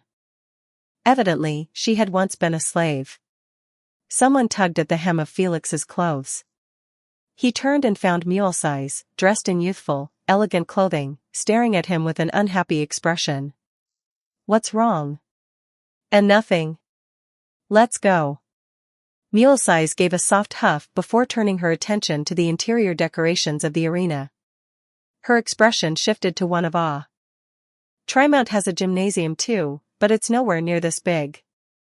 "That's because competitive nights need a larger venue," Felix explained.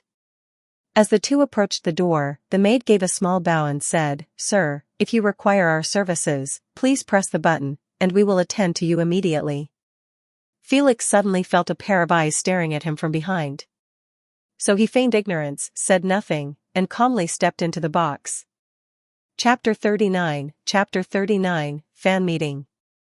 2,628 words. Capitalism is truly corrupt, Felix thought coldly. He had always been at odds with capitalist, and naturally, he wasn't about to fall into the alluring trap of the maid's carefully rehearsed sweetness. "Felix, over here." Mulesize waved from the sofa, calling out with a cheerful voice. Though her clone body lacked the ability to feel physical comfort, she still leaned back lazily against a pillow, acting as if she were perfectly at ease. Aside from the Black Knight, the other contender who had made it to the North Zone semifinals was none other than the Green Flow Knight, who had previously appeared during last year's night tournament awards ceremony. Given her age, this was likely her final appearance in the competitive night arena. Felix scanned the arena and noticed something unusual. There weren't any drones. Was the technology not developed yet? He recalled that in his previous life, the company that had supplied drones for the night competitions was Allen Select Technology. But at this point in time, it seemed the invention hadn't emerged yet. Could this be an opportunity? The idea of getting involved crossed his mind. Felix knew that drones, while often used for legitimate purposes like surveillance and broadcasting, also found their way into more sinister roles, tracking infected individuals or carrying makeshift bombs to attack civilians living in sewers. He understood well, the spread of drone technology was inevitable. Casimir's would acquire small aircraft capabilities sooner or later. The only thing selling the tech would do is accelerate that timeline. Felix leaned back thoughtfully. In the end, he decided not to hand over the technology to the Chamber of Commerce. He didn't want his invention gliding through the sky during a public match in the day, then becoming a tool of violence in the shadows at night. He didn't want to carry that guilt. At the same time, he wasn't a pacifist or a saint. He just didn't want to be a warmonger. That wasn't who he was. Besides, he wasn't desperate for money or experience anymore. While selling the tech would generate a quick windfall, it could severely damage his long-term reputation. And reputation mattered, especially now. Taking a sip from his drink, Felix shifted his attention back to the match, just as the host's booming voice filled the arena, announcing the venue for today's battle. As the words echoed through the Colosseum, dozens of stone pillars of various heights and widths rose from the ground. A stone forest arena. Not exactly favorable for heavy-hitting knights who fought with bold, direct strikes. Attacks here could easily be deflected or absorbed by the thick pillars. On the other hand, agile fighters, like the Light Knight or Green Flow Knight, would thrive in this setting. Felix couldn't help but wonder if the venue selection had been tampered with. Then he chuckled to himself. Of course it was. The entire night tournament was under the thumb of the Commercial Federation. There was no way they hadn't had a hand in this. Their goal now was obvious: have the Green Flow Knight defeat the Black Knight right here, right now. If the rebellious Black Knight were to win a third consecutive championship, it would mean all the investments the Federation had poured into the Light Knight and the Green Flow Knight would go to waste. Worse, it would elevate the Black Knight's fame to unprecedented heights. And that was something the Federation couldn't afford. If only the Black Knight had been more cooperative. But the past 3 tournaments had worn away the Federation's patience. They were done waiting. While Felix was lost in thought, the knights from both sides had already taken the stage, and the surrounding audience erupted in enthusiastic cheers. The Black Knight was clad in her signature-fitted black light armor. In some places, she wasn't even wearing protective gear. A longsword rested in her hand, and strapped across her back was a weapon case, 2 cold weapon handles protruding from it. Felix recognized them immediately. Her real weapons, a pair of swords. Even though there's no originium fluctuation from her body, the Black Knight's physical precision is incredibly refined. She reminds me of Saria, Mulesize said after observing her quietly for a moment. Felix nodded. I wonder what it would look like if the Black Knight ever faced off against Saria. Mulesize playfully poked his cheek. Why do you think of such dangerous things? The Black Knight's doing just fine in Casimir's, why would she go to Columbia? Fair point. Felix didn't continue. Just then, the host announced the start of the match, and the Black Knight and the Green Flow Knight surged forward simultaneously, rushing toward the center of the arena. In terms of raw physical strength, the Green Flow Knight was no match for the Black Knight. However, the Green Flow Knight was highly skilled in originium arts. The sword in her hand doubled as a staff, and as a cold blue light burst forth from her side of the field, waves of green energy rippled outward. Oh! That's the Green Flow Knight's signature originium technique. With such a massive wave, there's no way the Black Knight can avoid being swept away. Wait, what? The Black Knight had leapt atop one of the towering stone pillars and was still advancing, still fighting. This was pure, unrelenting physical prowess. Felix watched, astonished, as she used the protrusions on 2 adjacent stone pillars for leverage, springing between them like Mario in a video game. With precise movements, she climbed to the top without even breaking a sweat. Up there, as the summer wind swept across the battlefield, the Black Knight stood tall, her golden hair fluttering in the breeze, a subtle smile curving the corners of her mouth. She fought against the wind, fierce and radiant. So cool. Mulesize couldn't help but sigh in admiration. Felix nodded. Mulesize had said exactly what he was thinking. The Black Knight was, without a doubt, dazzlingly cool. Even the spectators who had originally cheered for the Green Flow Knight found themselves captivated by the Black Knight's fearless elegance. The cheers around the arena grew louder and more fervent. Her title is Natural-Born Warrior, Felix said with a smile. And I think it suits her perfectly.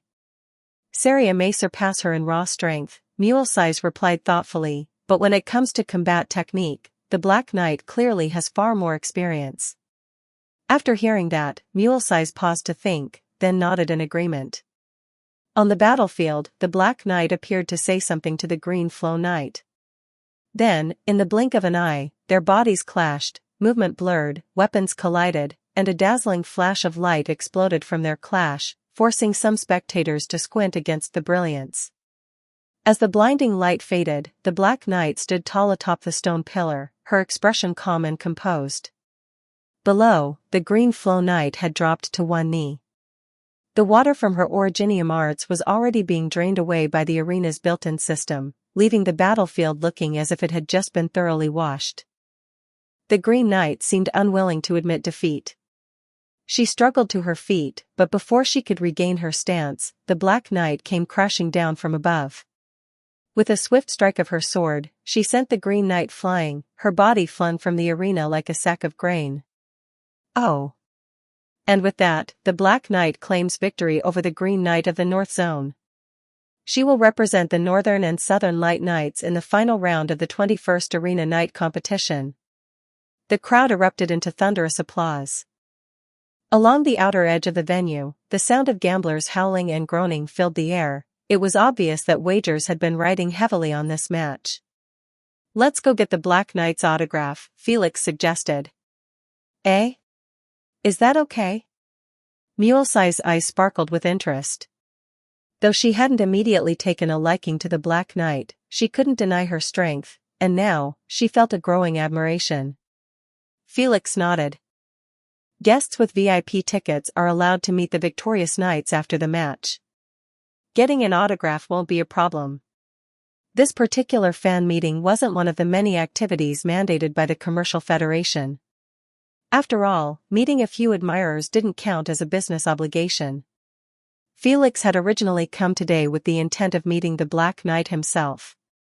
He hadn't expected Mulesi's to join him. When he was preparing to leave that morning, she suddenly said she wanted to watch the night competition, too.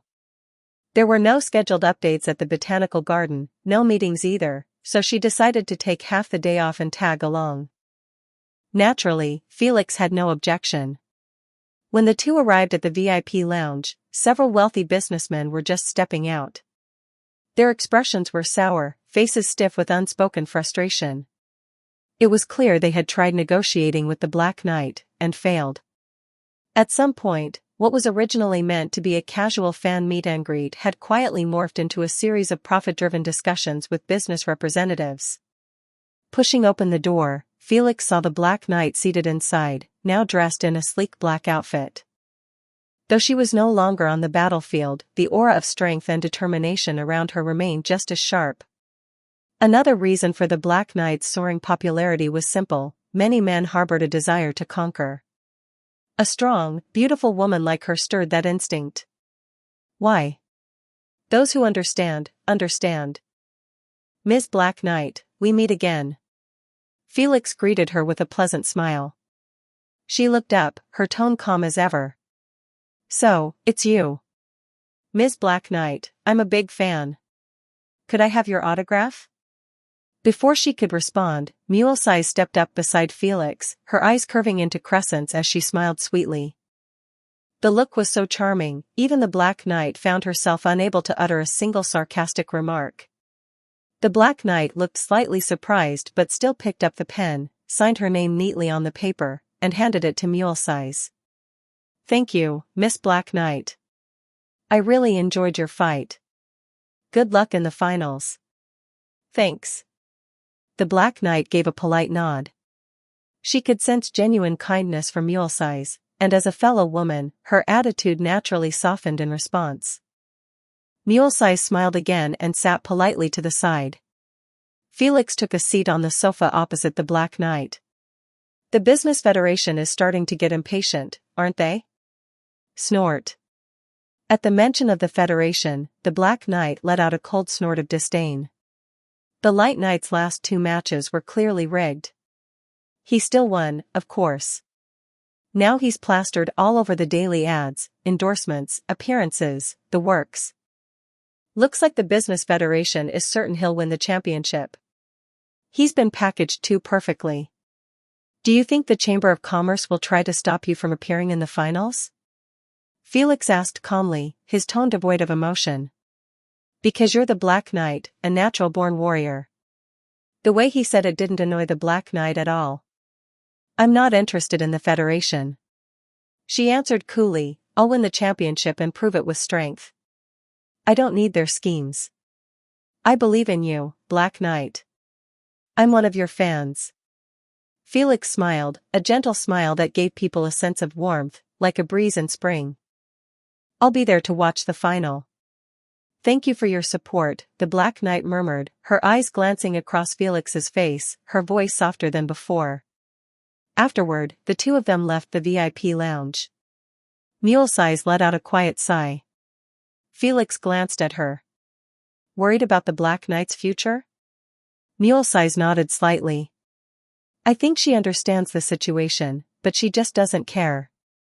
In theory, the problem could be solved if she bowed her head to the Federation, Felix said mildly, but then she wouldn't be the Black Knight anymore. He didn't offer more commentary. The Black Knight knows perfectly well what she's facing, he continued. But sometimes people only react after they've hit a wall. Maybe it was stubbornness. Maybe it was her refusal to kneel to capital. Whatever it was part of what made her the Black Knight. Come on. Let's go get something to eat. But I can't eat, Mulesize pouted. I can only watch you eat. Fine, fine. Next time we run into Trimount, I'll treat you to dinner. You have triggered the B-rank quest, Rainy Night Night. Quest details: in 3 days, the Black Knight will face the Light Knight in the championship match. You know she has the strength to win, but you also know, the moment she does, the Business Federation will make their move. Quest requirement: ensure the Black Knight survives. Reward: 80,000 EXP. Special reward: unknown. Felix's mood took a sharp turn for the worse.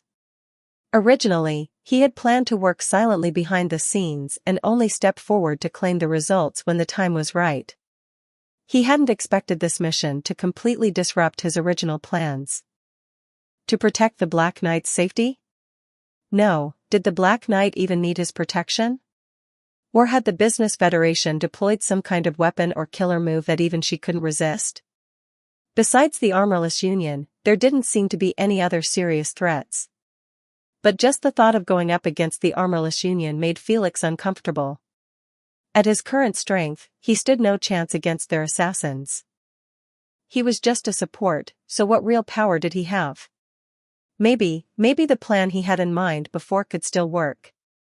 The only question was, would the Chamber of Commerce be willing to give him that much face? After returning home and parting ways with Mulesize, Felix began preparing his equipment for what lay ahead. Starting with raw materials, he worked to create a combat-ready coat. The synthetic fibers were designed to cover the thigh area, and the chest portion was reinforced with mechanical armor plating. He raised his crossbow and fired a bolt at the armor, then inspected the result. 2 points of durability lost. The fiber absorbed most of the impact force. Should be enough to withstand bullets. On the battlefields of Kazdal, there were still mercenaries wielding firearms, most of them modified air rifles or heavy-duty crossbows. They could be just as lethal. If possible, Felix didn't want to burn bridges with the Chamber of Commerce. After all, he planned to settle in Casimir's permanently, and he'd still need to source materials from them. He checked his current status with the Business Federation, friendly. I wonder if that'll earn me some leeway when I act in the next few days. The long-awaited finals are finally here. Welcome to the 21st night competition. I'm your host and commentator tonight, Rag. Now, let's welcome the undefeated champion of the South District, the Light Knight.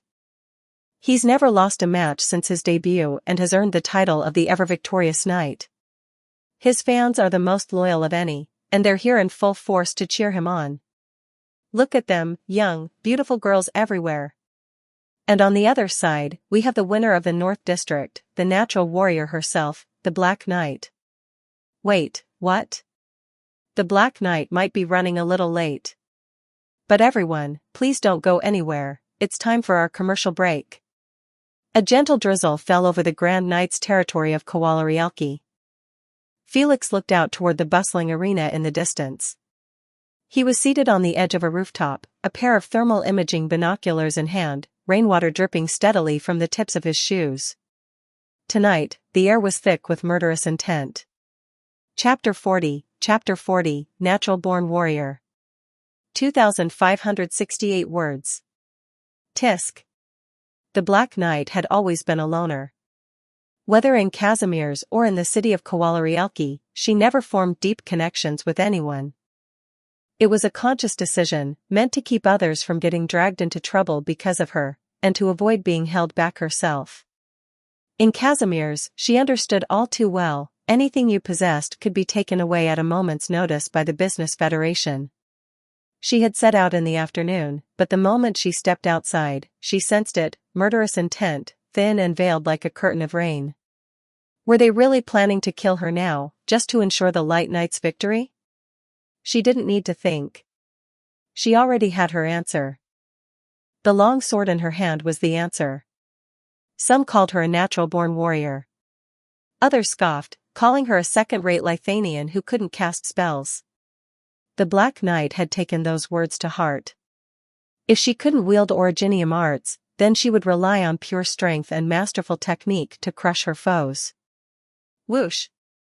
Dozens of arrows screamed through the rain, almost invisible in the downpour. The Black Knight relied on the wind's whistle to judge their trajectory. She rolled swiftly, slashing several bolts from the air with her sword and dodging the rest. She had been ambushed not long after leaving her home. A sharp pain flared at her waist, though the bolt hadn't pierced her. The impact through her clothes left a deep, burning ache. Hidden in the sewers, the assassin stalked her. Rain drenched her golden hair, which clung to her back in long, wet strands. But her steps never stopped. Not for a single moment. She wanted to hunt down every one of those vermin hiding in the shadows and eliminate them. But these killers were skilled, disappearing the moment an attack failed. The relentless rain erased all traces, no scent, no footprints. Professionals, the Black Knight thought grimly. She broke through an old street entrance, long since cordoned off by the Chamber of Commerce. There were no bystanders here, only her, walking alone in the rain-slicked silence. Every assassin she had faced so far wielded a crossbow. Were they too afraid to confront her in close combat? A dozen more bolts glinted through the rain, illuminated by faint light. The Black Knight didn't parry, she ducked and slid behind an abandoned vehicle for cover. Boom! A violent explosion tore through the street. The ground split open, rubble flying. The blast sent the Black Knight tumbling into the debris. Her waist stung where she had been grazed, numbness began to set in. Poison? She didn't have time to confirm it. She looked up. At the edge of the blast crater, a dozen crossbow-wielding assassins now stood in formation. Helmets masked their faces, and their uniforms were unmistakable. If Felix were here, he would immediately recognize them, killers from the Armorless Union, specialists in eliminating knights who refused to comply. Silently, they raised their crossbows in perfect unison. The bolts shimmered with a strange white light. Aimed squarely at the lone Black Knight. They pulled the trigger. Violent explosions once again echoed through the district, sending smoke and debris into the air. Where's the Black Knight? She's gone. That means she escaped. The lead assassin from the Armorless Union spoke calmly. Group A will follow me into the underground sewers. Group B will take the shortcut to the arena's entrance to intercept her. We must not let her reach the arena. His voice turned cold. The order from above is clear, bring her back dead or alive. She's been hit with paralytic toxin. She won't get far. At the command, the assassin swiftly vanished into the night. So, are you finally done with the mask of false smiles? The Black Knight clicked her tongue in irritation. Half of her body was numb, fighting like this wasn't impossible, but the sluggishness in her reactions weighed her down. As a warrior, that delay could prove fatal. This was clearly the Chamber of Commerce's retaliation. But even in the oppressive darkness of the underground sewers, her golden eyes gleamed with defiance. If they thought they could bring her down with just this, they were gravely underestimating her. Suddenly, she heard a sound ahead. Faint at first, like rustling, no. Upon focusing, she realized it was mechanical. The grinding hum of machines. The Black Knight gripped the hilt of her sword tighter. This place was beneath the Kawalarialki base. She had never been here before, and had no idea what might lie hidden in its depths. Who's there? From the shadows, two metallic objects emerged, flying through the air. The Black Knight narrowed her eyes. She had never seen machines like these before. Small aerial units hovered overhead, seemingly military-grade. Given that the Chamber of Commerce held sway over Casimir's entire economy, it wasn't surprising that such weapons existed. Still, the Black Knight's gaze sharpened. Her stance lowered. She was ready to strike. "Black Knight, it's me." A soft golden light filled the sewer. Out from the shadows stepped a Sancta, a golden halo hovering above his head. He wore a coat of black with white trim and was tapping something on a screen strapped to his arm. As he looked up, the glow illuminated his face. "It's you," the Black Knight exclaimed, lowering her sword, but only slightly. Felix noticed and chuckled lightly. He took a few steps forward, but stopped at a cautious distance. Reaching into his coat, he pulled out a small vial. "Drink this," he said. "It'll neutralize the toxin." The Black Knight caught the bottle with one hand, bit off the cap, and downed the contents in a single gulp. "We've got 25 minutes to get out of these sewers," Felix said, glancing at his watch. According to the rules of the night tournament, contestants are allowed to be late once the match begins. But after 30 minutes, it's an automatic forfeit. He met her eyes. "We don't have much time.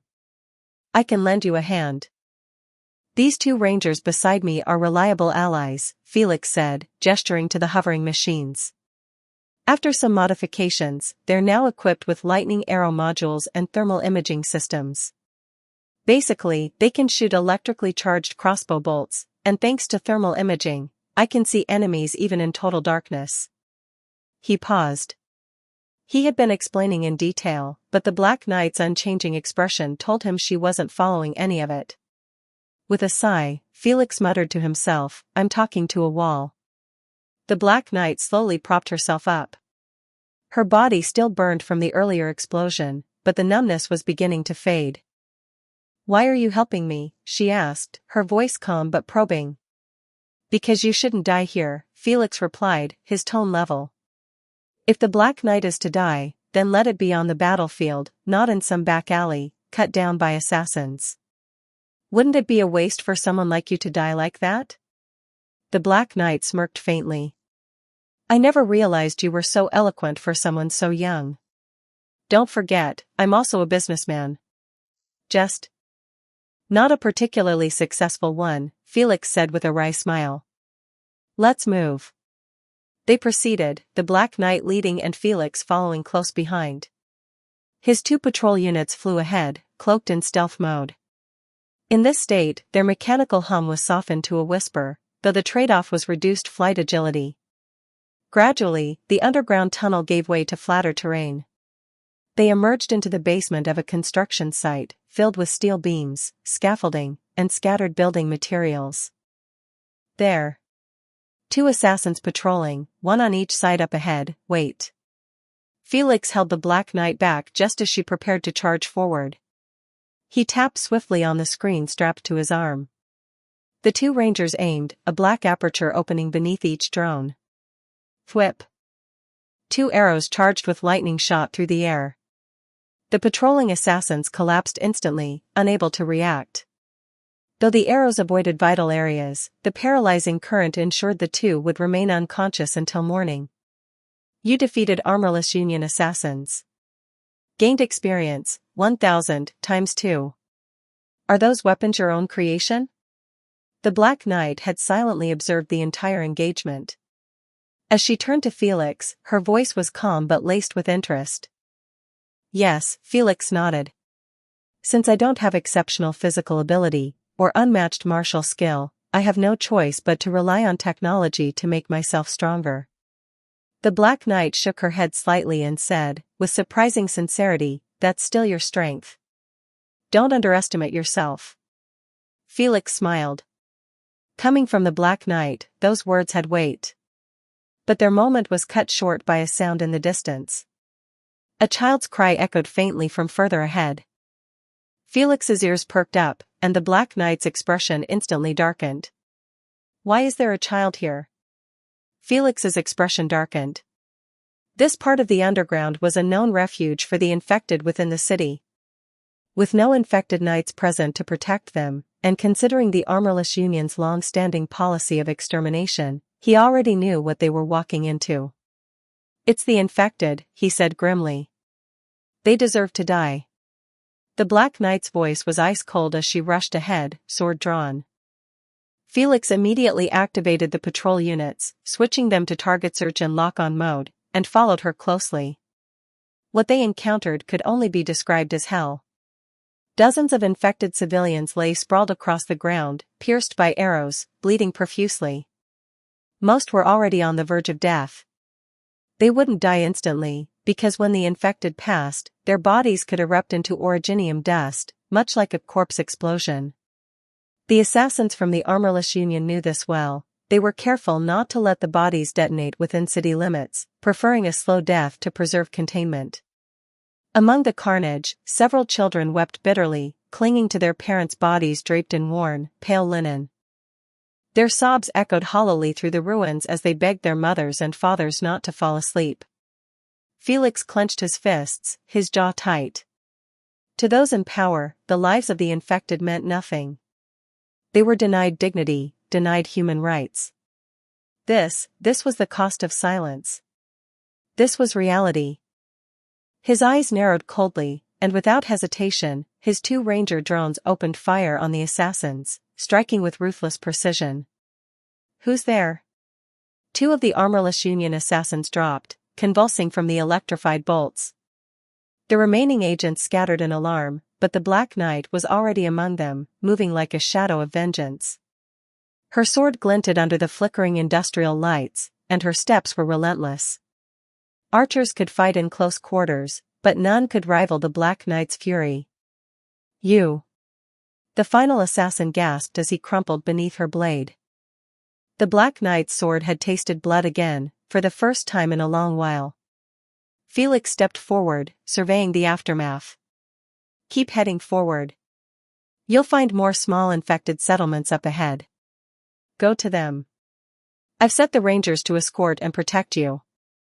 The arena isn't far." "What about you?" the Black Knight asked, turning sharply. Felix offered a faint smile. "I'll stay behind, to help them pass peacefully. They deserve that much. As for their bodies, the local settlement can take care of the rest." "You." She hesitated, words caught in her throat. "It's a shame I won't get to see you win the championship, Black Knight," Felix said, his smile widening. "But I'm rooting for you. I'm your fan." To the Black Knight, in that dim and tragic place, Felix's smile was like a small sun rising from the depths of darkness. He extended his fist toward her. "Go, comrade. Don't let the Chamber of Commerce's schemes succeed. Win the final championship." The Black Knight gazed at him in silence, then slowly raised her fist and bumped it against his. A quiet smile formed on her lips. "See you later." "I'll come find you after you win the championship," Felix said meaningfully. "This trouble hasn't been completely resolved." The Black Knight chuckled. "You're so young, yet your words and actions are as calculating as an old man. It doesn't match your face at all." She gave him one last look. Her brilliant golden hair swayed as she turned, and the sound of her footsteps quickly faded into the distance. After assigning new directives to his 2 Rangers, Felix turned and headed toward a fork in the path. Another Ranger descended from above the open shaft, its lights switching on to serve as illumination beside him. Despite the brevity of recent battles, Felix had gained significant rewards. He had already incorporated these machines into his unit before engaging, and now, as a formal team, the Rangers shared the benefit of team bonuses. Once he had enough mechanical units, he could begin leveling up his support role more efficiently. After all, he was clearly a support, yet all the skills he'd trained were auxiliary specializations. If the support system had emotions, it would surely be weeping right now. After walking a few more steps, Felix found a group of infected huddled in the shadows, trembling in fear. Among them were individuals wounded by the Armorless Union assassins, but fortunately, their injuries weren't severe. Raising his hand calmly, Felix spoke. "I mean you no harm. The assassins outside have been dealt with. One of your companions is badly injured. Perhaps it was his rare and intimidating race, or maybe the floating ranger beside him that looked ominously advanced, but the infected didn't question his words." Several young men quickly followed Felix back to the intersection of the pipes. When they saw their companions lying in pools of blood and a child who had fainted from crying, their expressions contorted with grief. Though they held back their tears, they kept a respectful distance from Felix as they quietly began cleaning up the heartbreaking scene. They showed no gratitude, but neither did they show hatred, only a subdued, numbed silence. Felix didn't say anything more. Standing back, he watched in silence, placing his hand over his chest in a quiet sign of respect. Suddenly, the sound of hurried footsteps echoed behind him. Felix turned and saw a group of a dozen assassins from the Armorless Union charging toward him through the dimly lit corridor. He didn't flinch. "Half of you, deal with that Sancta," barked the assassin captain. "The rest, take out the infected." Felix simply shook his head and tapped several times on the interface on his wrist. Under the cold glow of the moonlight pouring in through the gaps above, dozens of rangers hovered silently into position, forming a wall in the air. What is this? Military-grade weapons? The terrified cry of the assassin captain was quickly drowned in a hail of precise and merciless fire from the rangers. A taste of their own medicine, appropriate, since these assassins favored crossbows. So, it was only fitting they died by them as well. Lacking proficiency in close combat, the assassins became easy targets. Under the coordinated assault of the ranger drones, they screamed and fell one by one, reduced to nothing more than moving targets.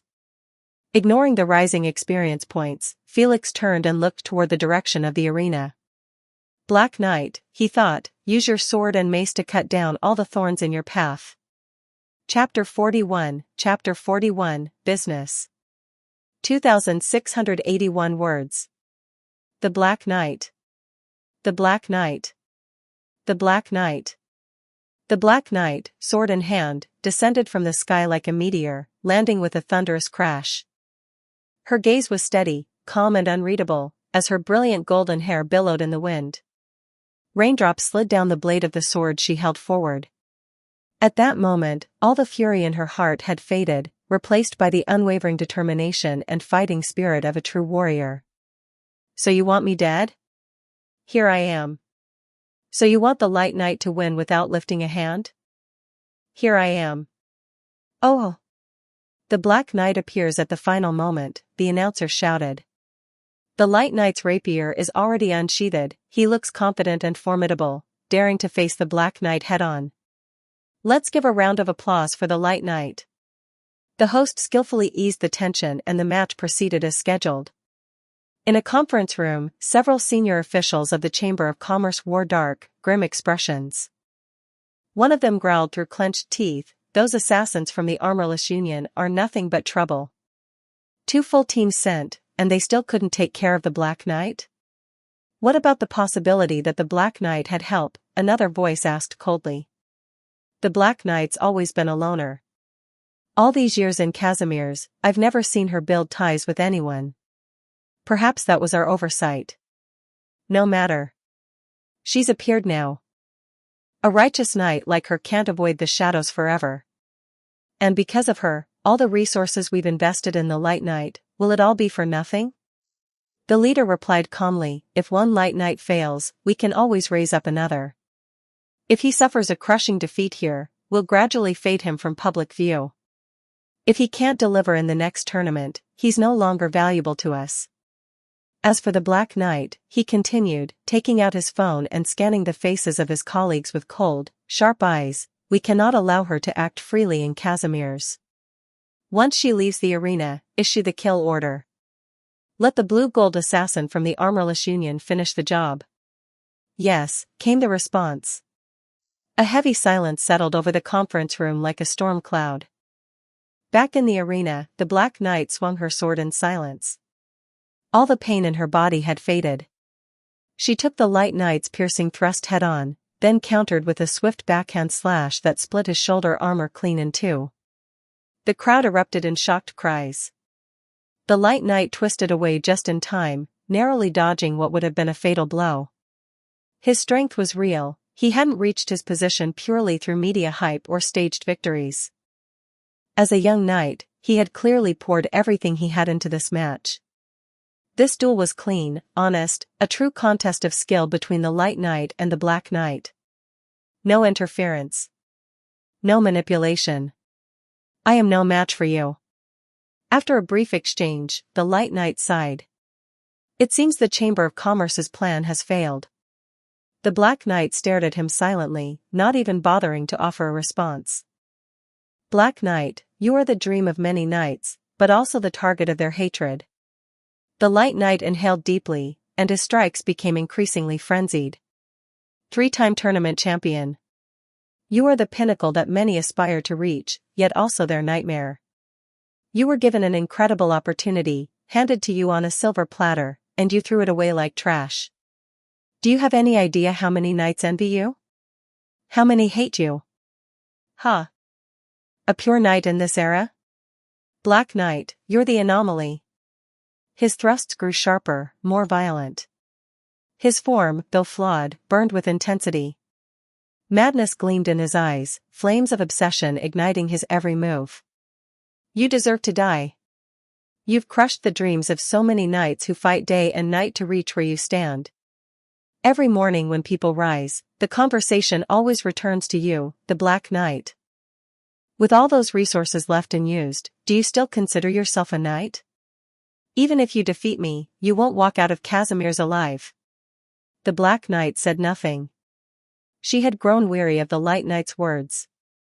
She stepped forward, closing the distance in an instant, and drove her greatsword through his chest. The blade carved through the rain, pierced his enchanted breastplate, armor said to withstand anything, and shattered both his will and the Chamber of Commerce's ambitions. The Light Knight can no longer continue. I hereby declare the champion of the 21st Casimir's Night Tournament, the Black Knight. With this, the Black Knight has secured her 3rd title in Casimir's 3 consecutive championships. Amid the thunderous roar of the crowd, the Black Knight stood motionless. She cast a long, quiet glance at the fallen Light Knight in the distance. Then, without a word, she turned and walked toward the lounge. For the audience, the match had ended. For her, it was far from over. Her full-length portrait would be hung in the grand corridor of the arena. As champion, not even the Chamber of Commerce had the authority to deny her that honor. The rain was falling harder now. As the Black Knight glanced at the swarm of reporters encircling her, she let out a quiet sigh. Ms. Black Knight, how do you feel about winning 3 consecutive championships? Ms. Black Knight, what are your thoughts on your opponent, the Light Knight? Ms. Black Knight, as a born warrior, will you be challenging for a 4th consecutive title at the 22nd Casimir's Night Tournament? She felt weary. She had never enjoyed the verbal traps and twisting wordplay of reporters. Whatever she said would be reshaped into something else, something they wanted to hear. The last reporter who asked about her 4th championship was from a gossip column. As soon as he finished his question, he noticed strange looks from his peers, reporters affiliated with magazines under the Chamber of Commerce's name. After some effort, the reporters were finally persuaded to leave, and in their place came a lively group of fans. As a 3-time champion, the Black Knight rarely engaged in commercial activities. While the faces of other knights filled street advertisements and promotional videos, her own image remained elusive. Yet for fans of the night tournaments, that very mystery, and her overwhelming strength, only served to deepen their fascination. The Black Knight's popularity was anything but low, and with her 3rd championship title, it had reached a new height. Whether in terms of public interest, media traffic, or general fervor, everything had peaked. Televisions across the city broadcast the news of the Black Knight's historic 3rd victory. Not even the Chamber of Commerce could suppress the craze, not immediately. Attempting to block the broadcasts would only inflame the anger of the tournament's fans, a backlash the Federation clearly wished to avoid. As night deepened, the crowd of fans gradually dispersed after obtaining her autograph. Satisfied, they left quietly. The arena, now emptying out, had only a few remaining staff. Alone in the lounge, the Black Knight stood by the window, watching as the drizzle outside blurred the view, yet stirred endless thoughts within her. I wonder how Felix is doing now. Her thoughts turned to Sancta, who had helped her in the shadows. She glanced at the longsword resting by her side. Regardless of his reasons for drawing near, she couldn't help but feel a trace of gratitude toward him. All actions serve a purpose. That much was true, for the Chamber of Commerce, for the Black Knight herself, and undoubtedly for Felix as well. Is there something in me that he covets? Or does he think I now owe him a favor? The Black Knight allowed herself a faint smile. If she owed him something, she would repay it. She wasn't one to forget a debt. Every word and every gesture from Sancta, she had seen them all clearly. The behavior of the Sancta people had always been distant, even cold. She had heard that their stance on the infected was to exile and ignore them. Yet from Felix, she had felt something different, compassion. As though he, too, was an outlier among his people. She adjusted her clothing. Though the rain outside was growing heavier and would soon soak her clothes, just as her blood-soaked sword had once done, this, too, was part of her path. As a warrior, it was a gesture of self-respect, and her final preparation before heading into battle. She drew her sword. Her footsteps echoed crisply against the floor. Raising her eyes, she looked once more at the portrait of the Black Knight that hung high upon the wall. And then, without turning back, she left. Tonight, the air was thick with bloodlust. Standing at the entrance, she could feel the sharp tension in the atmosphere, a deadly aura pressing in from all directions. Though no enemies could yet be seen, she knew she was surrounded. The number of assassins this time far exceeded any before. The villain dies because he talks too much. So, the top brass of the Chamber of Commerce did not bother to appear. Instead, they sent wave upon wave of crossbow bolts. The Black Knight raised her sword to deflect them. The moment of impact left her arm tingling with numbness. She understood clearly, several elite assassins were hiding in the shadows, waiting for her to reveal a single opening, so they could strike with thunderous precision. This was no place to linger, especially with the outer ring of the arena being an open area, offering little cover. The assassins remained hidden among the towering buildings, their positions difficult to pinpoint. The Black Knight turned her gaze toward the outskirts of the mobile city. Without hesitation, she drew her sword and charged toward the suburbs. Behind her, hundreds of black-clad assassins from the Armorless Union followed in relentless pursuit. I told you, we don't have time to receive the honored guests from Jerrig. Let's deal with them tomorrow. The middle-aged man from the Chamber of Commerce sat before a large screen, watching the live footage of the Armorless Union's pursuit. His tone was filled with irritation as he addressed the secretary behind him. What kind of meaningful business cooperation could we possibly expect from a remote backwater like Jerrig? Yes, sir. Forget it. For the sake of the money, let them wait in the lounge. I'll meet them later. As the secretary leaned forward in acknowledgement, her posture revealed a slender, curvaceous silhouette. The middle-aged man narrowed his eyes, clearly distracted, before snapping back to focus.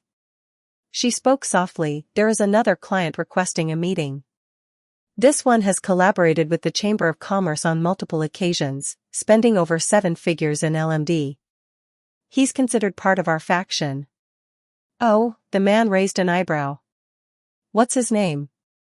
Codename, Pioneer. Real name unknown. Then send him in now. The secretary nodded and departed. The man watched her leave, licking his lips before turning back to the screen, eyes fixed on the ongoing hunt. Moments later, the door opened. Footsteps approached, and someone took a seat beside the middle-aged man. Isn't that the Black Knight on the run? The visitor said with a chuckle. He turned toward the man and added, looks like she's completely enraged the Chamber of Commerce. Are you planning to erase her for good? The man smirked and glanced at the newcomer, momentarily captivated by the radiant presence beside him before returning his eyes to the screen. Mr. Pioneer, you've worked with us for a long time. As a friend of the Chamber of Commerce, you understand our limits. Naturally. The Black Knight was only able to participate in the Casimir's Night tournament because of the Federation's support. Her defiance is no different from raising her blade against her benefactor. Mr. Pioneer, you have a sharp tongue. I like that. The middle-aged man smiled, clearly pleased. The angel wearing a golden crown placed a stack of documents on the desk. These are the new materials I require. As always, I'll have to trouble the Chamber of Commerce with the arrangements. We are always happy to replace swords with flowers, the man replied, accepting the documents with a grin. He gave them a quick glance. Mr. Pioneer, I assure you, you won't regret choosing the Chamber of Commerce. The two exchanged a few more casual remarks as the secretary entered and served tea. On the screen, the Black Knight's resistance had grown fiercer. Several assassins from the Armorless Union had already been taken down, some struck with flashes of electricity that crackled across their bodies. The middle-aged man's expression darkened at the sight. A third party? Impressive. The Black Knight is quite capable, the angel remarked as he took a sip of tea. I wonder, would you be willing to sell? The middle-aged man turned to look at him, suspicion flickering in his eyes. What do you mean? The pioneer's intentions were beginning to raise doubts. Oh, nothing much. As you know, I'm just a businessman, Felix replied casually. I was recently robbed by a group of Sarkaz mercenaries near Kasdal. I figured I could use a stronger bodyguard. You want to buy the Black Knight's life? The middle-aged man repeated slowly. Felix nodded. To your Chamber of Commerce, isn't the Black Knight now just an unruly, disobedient commodity? The man narrowed his eyes. He had to admit, the pioneer had a point. The Black Knight was a product they had once intended to showcase. And like all products, she was expected to perform and obey. In that regard, the Light Knight was exemplary. But a product with independent will? That was a defect. For the Chamber of Commerce, the Black Knight had to die tonight. But that didn't mean they couldn't extract a final bit of value from her. How much are you prepared to pay? 10 million LMD. In exchange, she'll never show her face to your Federation again. The man chuckled and shook his head. We've invested more than 10 million into the Black Knight's name alone. Yes, Felix agreed. That's the value of the Black Knight. But she won't be the Black Knight anymore. The Federation can create all the slogans and titles it likes. Isn't that what the Light Knight is? His strength speaks for itself, he's already being hailed as the next tournament champion. 30 million, the man countered. With 30 million, you could turn a clueless child into the most popular child star in Casimir's, and build a film empire in the process, Felix replied calmly. 17 million. I'll need to consult with my superiors. The middle-aged man stood, pulled out his phone, gave Felix a nod, and left the room quickly. On the screen, the battle continued. The Black Knight was wounded, but her strikes remained powerful and her presence unwavering. Some of the Armorless Union assassins were already showing signs of hesitation, intimidated by her unyielding will. After a while, the middle-aged man returned to the conference room. He spoke in a flat tone. 20 million, Mr. Pioneer. From now on, the Black Knight is yours. But she can never return to Casimir's. Deal. I enjoy doing business with your Federation. Felix extended his hand and shook firmly with the middle-aged man. The latter pressed a button, and soon, 2 staff members in black entered the conference room. Escort this pioneer to the ambush site, the man instructed them. At the same time, he spoke into his headset, pause the assault and tighten the encirclement. If the Black Knight escapes, our deal is off. Felix acted as though he hadn't heard, calmly following the 2 escorts out. As they passed the lounge, Felix glanced to the side, and noticed several figures seated inside.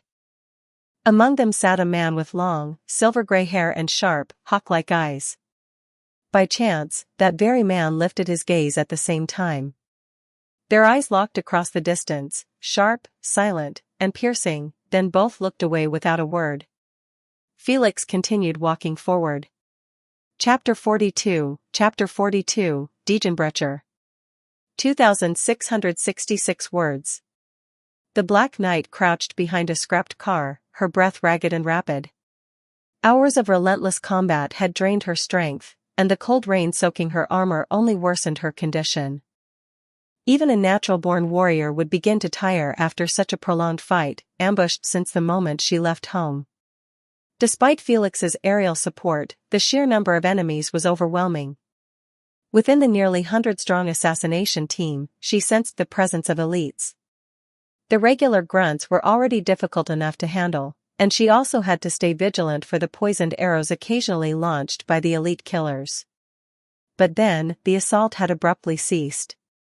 The assassins of the Armorless Union had stopped their advance, as if following a new command. They didn't retreat, instead, they formed a tight encirclement, making escape almost impossible. The Black Knight sneered. Were they trying to exhaust her completely like a cornered beast? She panted softly, scanning the ring of enemies with sharp eyes. One hand massaged a bruised area on her body, trying to keep warm. The other reached behind her, fingers wrapping around the handle of the Degenbrecher stored in her weapon box. Footsteps echoed across the rain-slicked ground, drawing the Black Knight's attention. When she saw the golden halo, her eyes widened in alarm. That damn angel, didn't he realize how many enemies were lying in wait? Did he have a death wish? The surrounding assassins of the Armorless Union were equally stunned by Felix's sudden appearance. One of them instinctively raised his crossbow. Bang! A gunshot cracked through the rain. The assassin collapsed with a groan, a bullet lodged in his shoulder. Smoke curled lazily from the muzzle of Felix's gleaming revolver, White Dawn. Amid the rain, his golden halo and radiant wings made him an unmistakable target.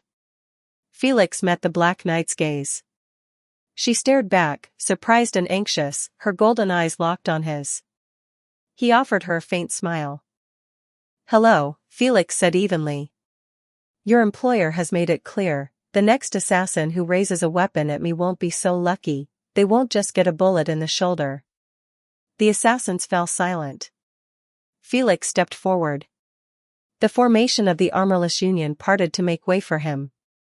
He stopped before the Black Knight and extended a hand. "Felix, you..." she began. "It's a long story," he replied. "Then, you make it short." Felix chuckled. The cyan-robed assassin, evidently the leader of the group, stepped forth. His outfit marked him apart from the rest, with its distinct blue hue. "The higher-ups have agreed," he said coldly. "If you wish to buy her life, you can. 20 million, no less. And the Black Knight is hereby banned from entering any major city in Casimir's. She has 3 days. After that, she must be gone." When the Black Knight heard this, she pulled Felix toward her, her eyes filled with complex emotion. Gritting her teeth, she said, "You. Felix, you. The injured should just lie down quietly." "The night will be over soon," Felix replied bluntly. Then he turned to the blue-gold assassin, retrieved the small terminal from his pocket, and tapped a few commands into it. "It's already been transferred." The blue-gold assassin waited silently for about a minute. Then, after receiving confirmation, he nodded. "The higher-ups have received your payment. Thank you for your cooperation." With that, he turned and left. The surrounding assassins of the Armorless Union sheathed their weapons, dragging away the unlucky one who had been shot. Within 5 minutes, they vanished completely, leaving only Felix and the Black Knight behind. Felix let out a long sigh of relief. Turning back to the Black Knight, he smiled. "You're safe now. I bought your life from the Chamber of Commerce. It's a shame, though. From now on, Black Knight, you can no longer walk Casimir's soil as a competitive knight. But at least your life is yours to keep." The Black Knight sat on the ground to catch her breath. Felix sat down beside her. After a night of running around, he felt utterly exhausted. All he wanted now was a good sleep. 20 million. The Black Knight murmured. In all her years as a competitive knight, she had never heard of anyone spending so much money for a single person. Was I worth that much? What's worth, really? Black Knight, don't tell me you think you're not worth 20 million? Felix smiled as he gazed at the rising sun. To me, 20 million for a life is a good deal. Life is priceless. And your life, Black Knight, yours is even more priceless. That sounds like something a priest of Laterano would say, the Black Knight replied with a slight smirk. So, does this mean I'm your property now? Felix shook his head. I've got two options for you. Want to hear them? The Black Knight gave a short snort and gestured for him to go on. First option, from now on, you live as a free person. You owe me a favor, but I won't press you. I'm not the kind of guy who demands payback from comrades who fought beside me.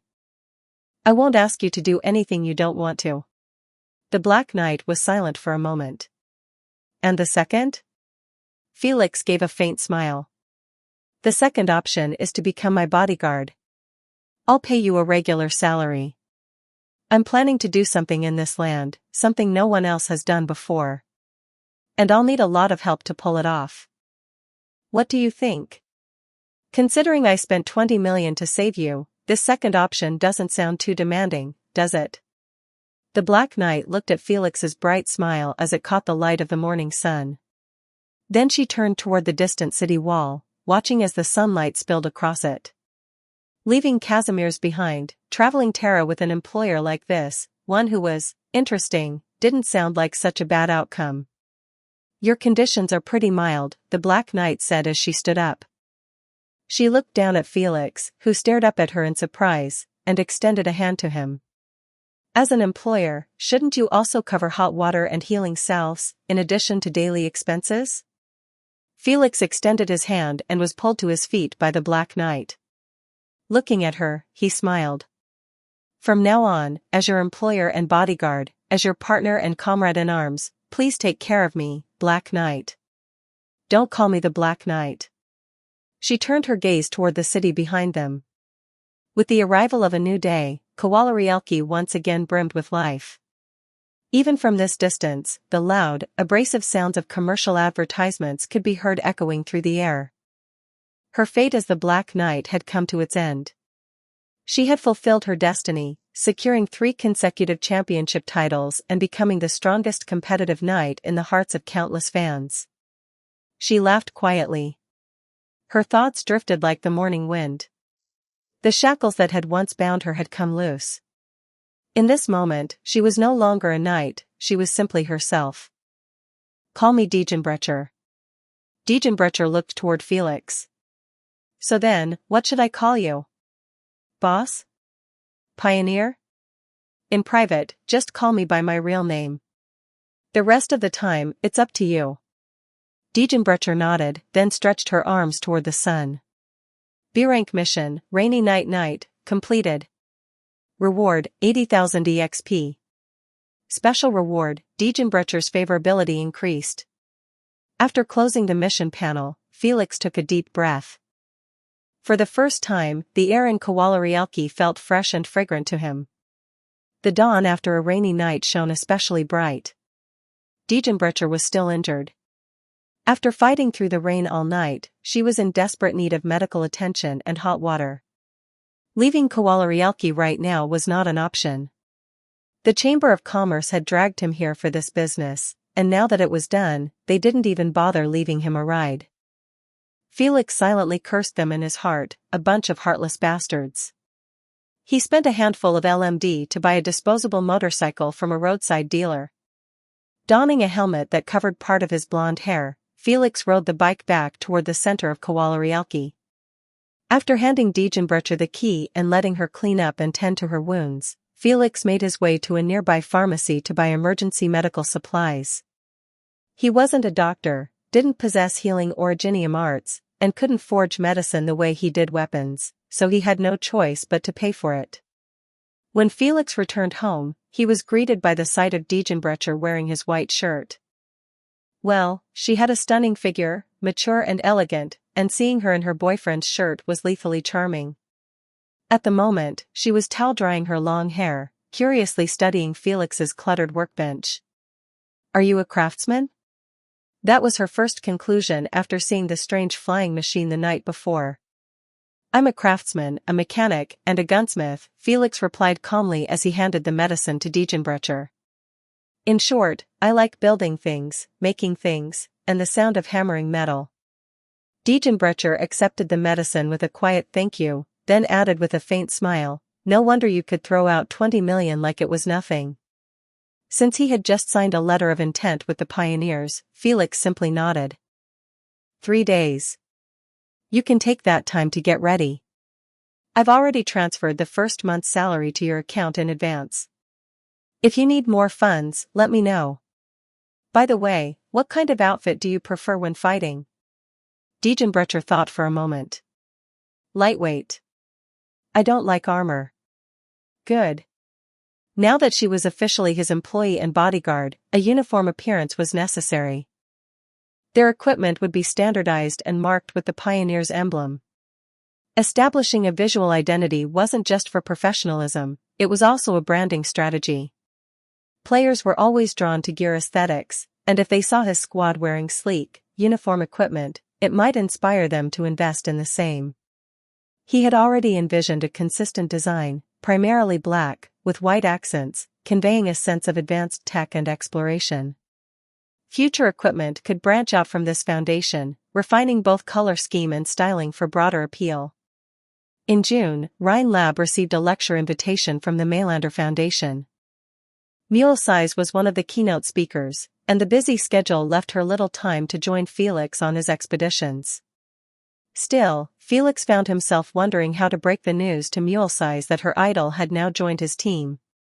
He watched as Diegenbrecher, now changed into dry clothes, prepared to leave. The two exchanged contact information. Kowalarielki still had a signal, allowing communication via mobile terminals, access to the internet, and streaming news or videos. However, once outside the city, the signal would vanish. That was the reason messengers and disaster couriers existed. There was simply no connection between mobile cities in Terra's wilderness. He had spent nearly all his savings to secure Diegenbrecher. The old must be cleared away for the new to come in. But for Felix, this felt like a worthwhile investment, 20 million to acquire a strong, beautiful queen loyal to him and willing to serve as his bodyguard? That sounded like an incredible deal. Still, it was time to seriously consider building his own brand. He planned to compete against Black Steel International for contracts in Colombia. The mercenary business was booming, everyone wanted in. Players especially loved mercenary gameplay, and combining that with a transport service? That could make for a dynamic range of missions. Letting the clients take the role of NPCs would free him up for larger strategies. It was a solid idea. Felix nodded to himself. Now that he had a clear goal, the next step was seizing the right opportunity.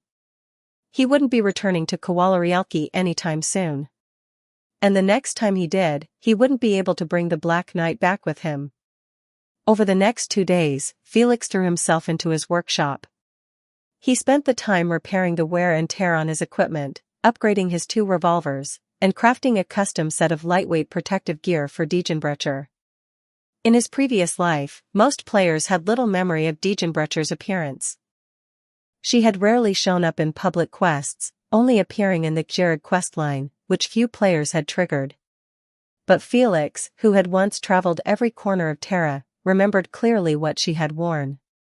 It was a light black, modified military uniform with mechanical shoulder pads capable of releasing electric current and simple knee pads. Just imagining Diegenbrecher in it, sharp, heroic, was enough to leave an impression. After receiving the outfit Felix had sent to her home, Diegenbrecher put it on and turned around in front of the mirror. Her body felt light, her movements unrestrained. Even with the mechanical components, the uniform didn't restrict her at all. It was comfortable, responsive, and fit like a glove. During his last 2 days in Kowalarielki, Felix took time to visit some old friends. At the notorious Martin's Bar on Golden Feather Avenue, Felix pushed open the door and was surprised to see Zofia of the Neural family sitting inside, casually sipping a drink. The TV behind the bar was playing a commercial featuring the radiant night. The atmosphere inside was as noisy as ever. Bald Martin waved him over to the counter. The old knight and the old craftsman were seated together, both looking uncharacteristically downcast. "What's wrong?" Felix asked, puzzled. These two were usually brimming with energy. Could it be that Zofia had disciplined them? Bald Martin poured him a drink. The Black Knight is dead. What? It was the Commercial Federation and the Armorless Union. The day after the match, someone discovered signs of battle stretching from the arena all the way to the outer city. TCH. Those filthy bastards. The news said a fugitive had stolen something from the arena and was apprehended by a Federation unit. Justice served, they said. What nonsense. The old knight spat bitterly. Zofia sighed quietly, as if lost in memories of the Black Knight. The old craftsman slammed his fist on the bar. Typical Federation tactics. Damn those Ursus dogs. To a great jousting knight, Bald Martin said, raising his glass in solemn tribute. To a great jousting knight. The other three joined in, lifting their glasses in unison. Just as Felix was about to raise his own, he caught the scent of a faint, familiar breeze. To a great tournament knight. The unfamiliar female voice startled the four mid-toast. They looked up, confused, and saw a Caprini woman standing at the entrance. She wore a sleek, dark military uniform, crisp, clean. Her face was obscured by a mask and a beret, but her long golden hair cascaded freely behind her. Why are you here? Boss, I'm ready. We can leave at any time. Felix smiled at the stunned group.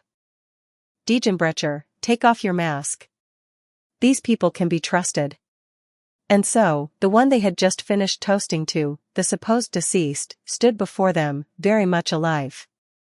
The old knight and the craftsman sat there, jaws slack, faces full of disbelief. Zofia's eyes sparkled strangely as she stared at Felix. Had she just heard the Black Knight call him boss? Bald Martin let out a long breath and gave Felix a thumbs up. Young folks these days are something else. You actually snatched the Black Knight from the Commercial Federation. Incredible. Today, Old Martin, am in a good mood. Drinks are on me. Bald Martin treating me to a drink? I should treasure this, Felix laughed, turning to Diegenbrecher. Diegenbrecher, how about enjoying one of our rare nights in Kowalarielki with a drink? Diegenbrecher stepped forward and took a seat beside him at the bar. With a faint smile, she said, rum for me. Cheers. Chapter 43, The Mercy of Fate. 2,468 words. Felix hadn't touched the weapons on Diegenbrecher's equipment. His current crafting and blacksmithing skills simply weren't at the level required to process or forge cold weapons. However, he had done his best when it came to her armor. Since he lacked a secondary profession in textiles, the military uniform had been a high-end purchase from the Commercial Federation. It was already yellow-tier equipment by default. After Felix's mechanical modifications and enhancements, the set had been upgraded to green tier. As for textile skills, Felix truly didn't have the time or need to learn them. His goal was never to become a fashion designer. The equipment he crafted focused on functionality and defense, appearance was a distant second. Opening a panel he hadn't accessed in a long time, Felix began reviewing his stats. Just as he pulled up the attribute screen, a notification popped up. Congratulations on obtaining the copy, Type 0 Rainy Night Night. What was this? Reading the description carefully, Felix was surprised to discover that it was actually a memory crystal. In an MMORPG that increasingly resembled the real world in vividness and depth, resource scarcity was the norm. This was true in Ark as well.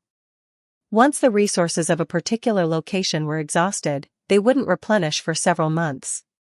He recalled a time back when he was still a player. Someone had killed all the originium bugs in a certain cave for a quest.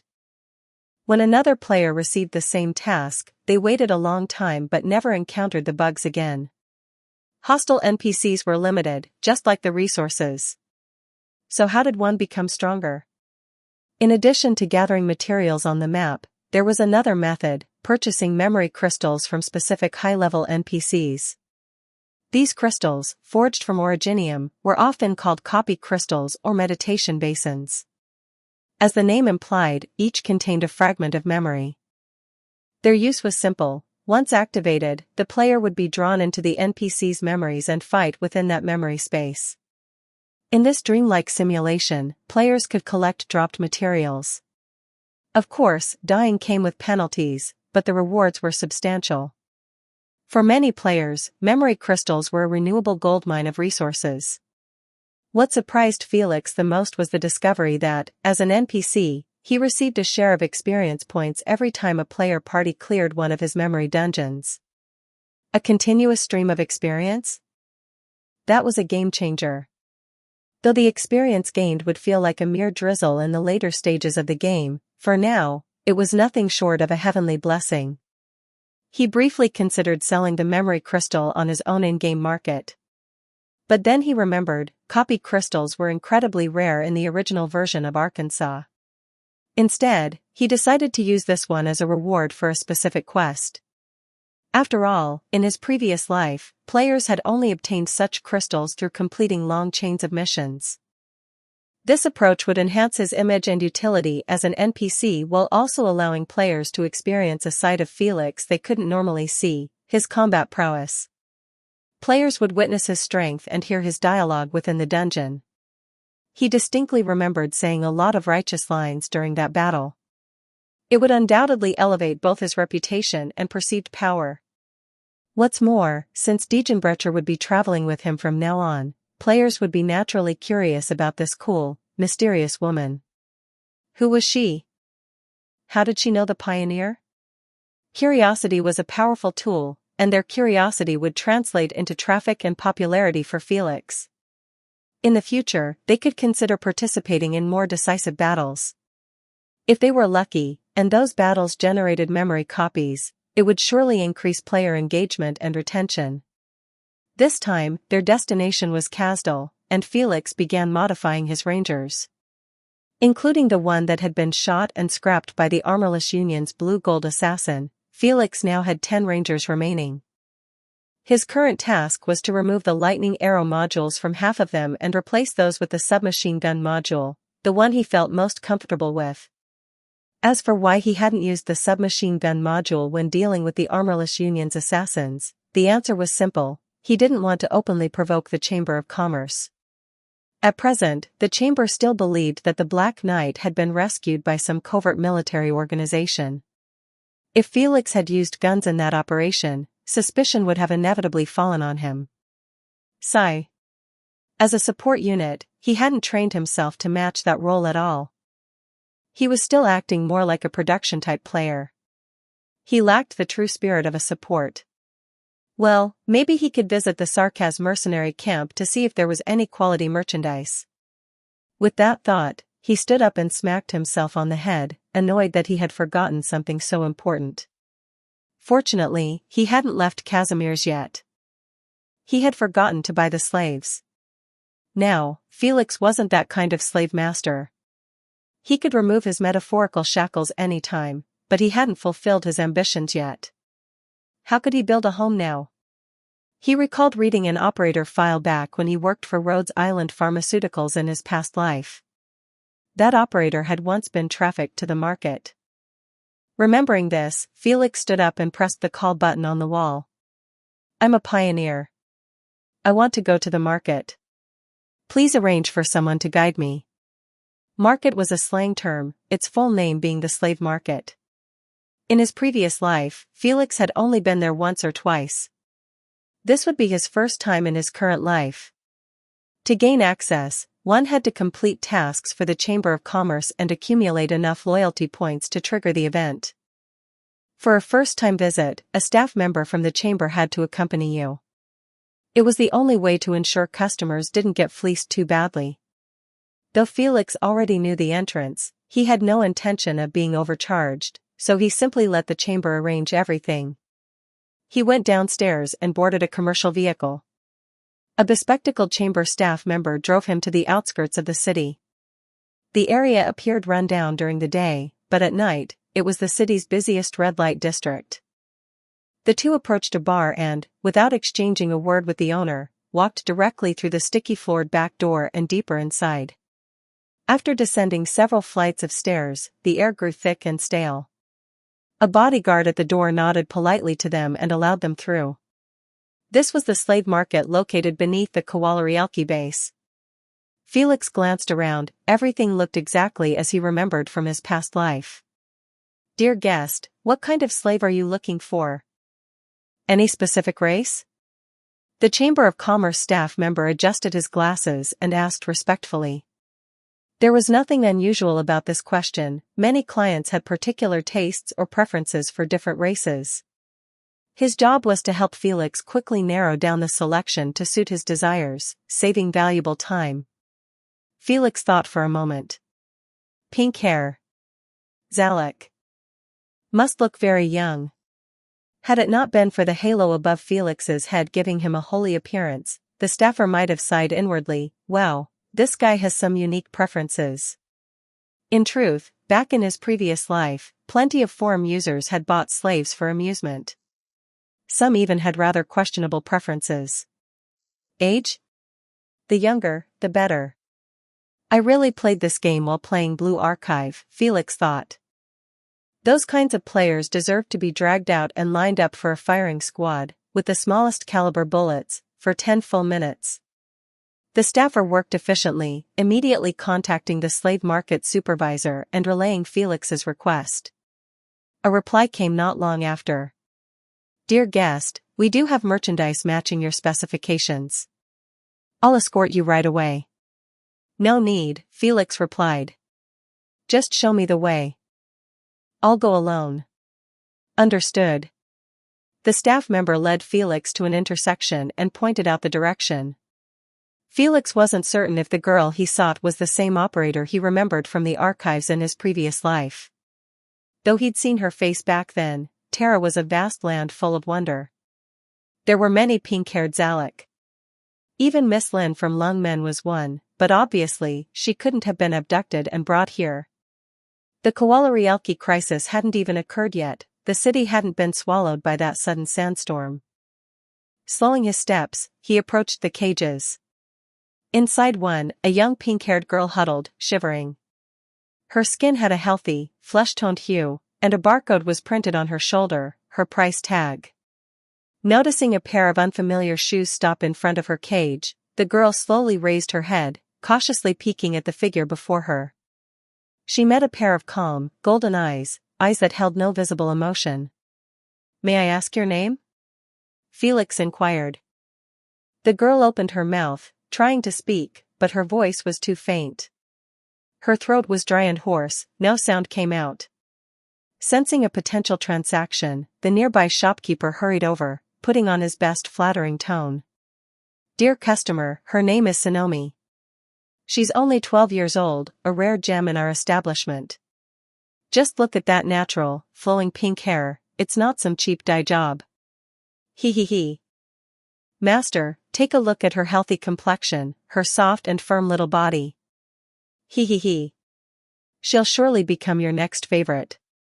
Felix sighed inwardly.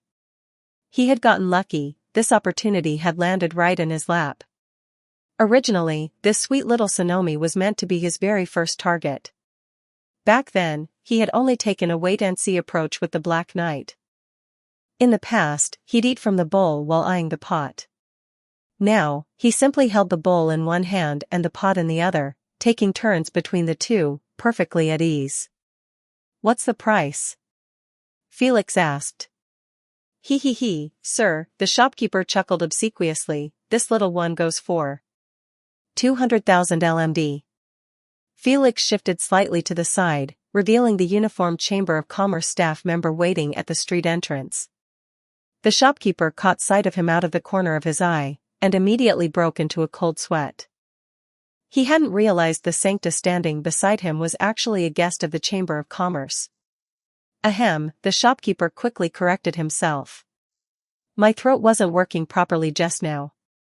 Master, you can have this little Sonomi for just 60,000 LMD. Felix sighed. It was absurd how a human life could be priced lower than a shoddy pistol on the black market. But the shopkeeper was clearly terrified of the Chamber of Commerce, which explained the sudden drop in price. For comparison, the lowest cost for a slave with average looks typically hovered around 70,000 LMD. Sonomi, though still classified as a slave, had a natural vitality and delicate charm that made her stand out. Even at such a young age, her beauty couldn't be hidden. Felix made his decision on the spot and turned to leave. "Master?" Sonomi stared at him blankly. Her small body trembled, but she slowly rose from the cold ground. "Let's go." Felix glanced back at her and then stepped forward. Bathed in the faint glow of his golden aura, his back radiated a warmth she didn't understand. Sonomi felt an unexpected urge to cry, but held the tears back. What kind of future awaited her? Would she be beaten? Scolded? She clenched her small fists tightly and quickly hurried after him. Even if what lay ahead was hell, it would still be better than remaining in this purgatory. The Chamber of Commerce staff drove them back to Felix's apartment. Once the door shut behind them, Sonomi's body tensed again. Her eyes welled with tears, and then, without hesitation, she began to undress. "Stop." Felix coughed, startled. Good grief, he thought. If I were a player, the NPC harassment warning would be flashing by now. But, isn't Master going to do that kind of thing? Sonomi asked tearfully, her voice trembling with fear. "I didn't buy you for that," Felix replied calmly. "I needed someone to help with chores. That's why I bought you." Sonomi pressed her small hands to her chest, trying to steady her breathing, but her expression was still filled with anxiety. She was still just a child, and everything she felt was written plainly on her face. She must have endured more than a few nightmares back in the slave market. "Go take a shower. I'll arrange for someone to take you shopping for clothes afterward." With a wave of his hand, Felix sent her off to the bathroom. Afraid that even a moment's delay would anger him, Sonomi moved quickly, rushing to comply. Sonomi's frightened look made Felix want to laugh, but he held it in. He pulled out his phone and made a call to Diegenbrecher. "Hey, boss, what's up?" "You're getting used to calling me boss now," Felix chuckled. "I bought a maid from the market. She's had a rough life. From now on, she'll be with us. The problem is, she doesn't have any spare clothes. Do you have time to take her shopping?" Diegenbrecher didn't hesitate. "Oh," she replied casually, not giving it much thought. "I'll be there in a minute." With a reliable and caring subordinate like her, Felix felt completely at ease. Not long after, Diegenbrecher arrived. She pushed the door open, wearing a mask and a beret. Being under constant surveillance in Casimir's, she had to be careful not to be recognized. The mask and hat helped conceal her identity, and she didn't want to bring any unnecessary trouble to her employer or her comrades. The Diegenbrecher arrived quickly, and so did Sonomi, freshly bathed. She had changed into a rough linen robe, still tattered, and stood nervously at the bathroom door like a child about to be punished. She spotted a tall, beautiful woman with long golden hair and an imposing presence standing in the room. Overwhelmed, Sonomi immediately lowered her head, not daring to meet Diegenbrecher's golden eyes. "That's her?" "Yeah, that's her. What do you think?" Felix asked. Diegenbrecher looked Sonomi up and down. "She's got tight muscles. Probably athletic. At her age, she's just right to start loosening up and training in the basics. Definitely has potential. How about teaching her some martial arts?" Felix asked with a smile. Diegenbrecher nodded without a second thought. That was just the kind of person she was, decisive and unflinching. As a warrior and a senior, mentoring a junior came naturally to her. And of course, she carried the graceful, reassuring presence of an older sister. She extended a hand to the trembling girl. "Hello. Nice to meet you. My name is Diegenbrecher." Chapter 44, He, there must be a fight. 2,576 words. Diegenbrecher took the timid but adorable Sonomi with her. With someone like Diegenbrecher as her guardian, Sonomi would be in good hands. As long as she stayed close to her new older sister, nothing would go wrong. Felix, meanwhile, had plans of his own. He was serious when he said he needed a maid, not for mere chores, but to raise Sonomi into a well-rounded individual. He intended to create a thorough training program for her. In his vision, Diegenbrecher was the perfect candidate for developing Sonomi's combat skills. As a born warrior, Diegenbrecher wasn't suited for paperwork or social etiquette.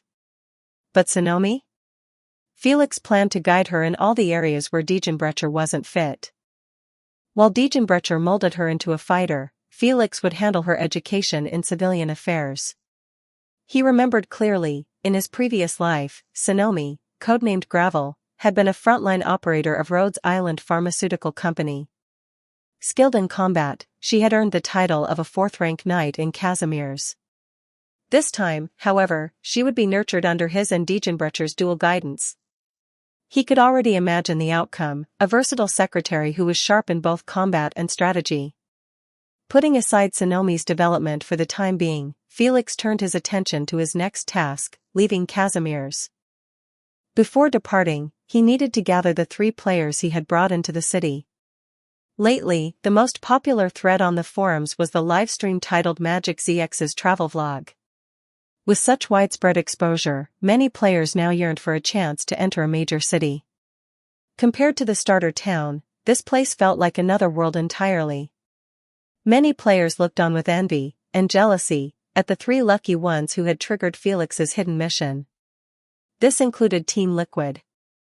Their captain, Lousy Lycée, had reached level 15. Through relentless grinding, hoarding resources, and equipping gear purchased from Felix, he had become a level 10 novice guard, with a secondary class as a level 5 novice knight. He was confident, far ahead of average players now, and believed he had a solid shot at qualifying for the knight competition. A few months prior, Team Liquid had participated in the North District's open auditions. They were utterly crushed in the first round.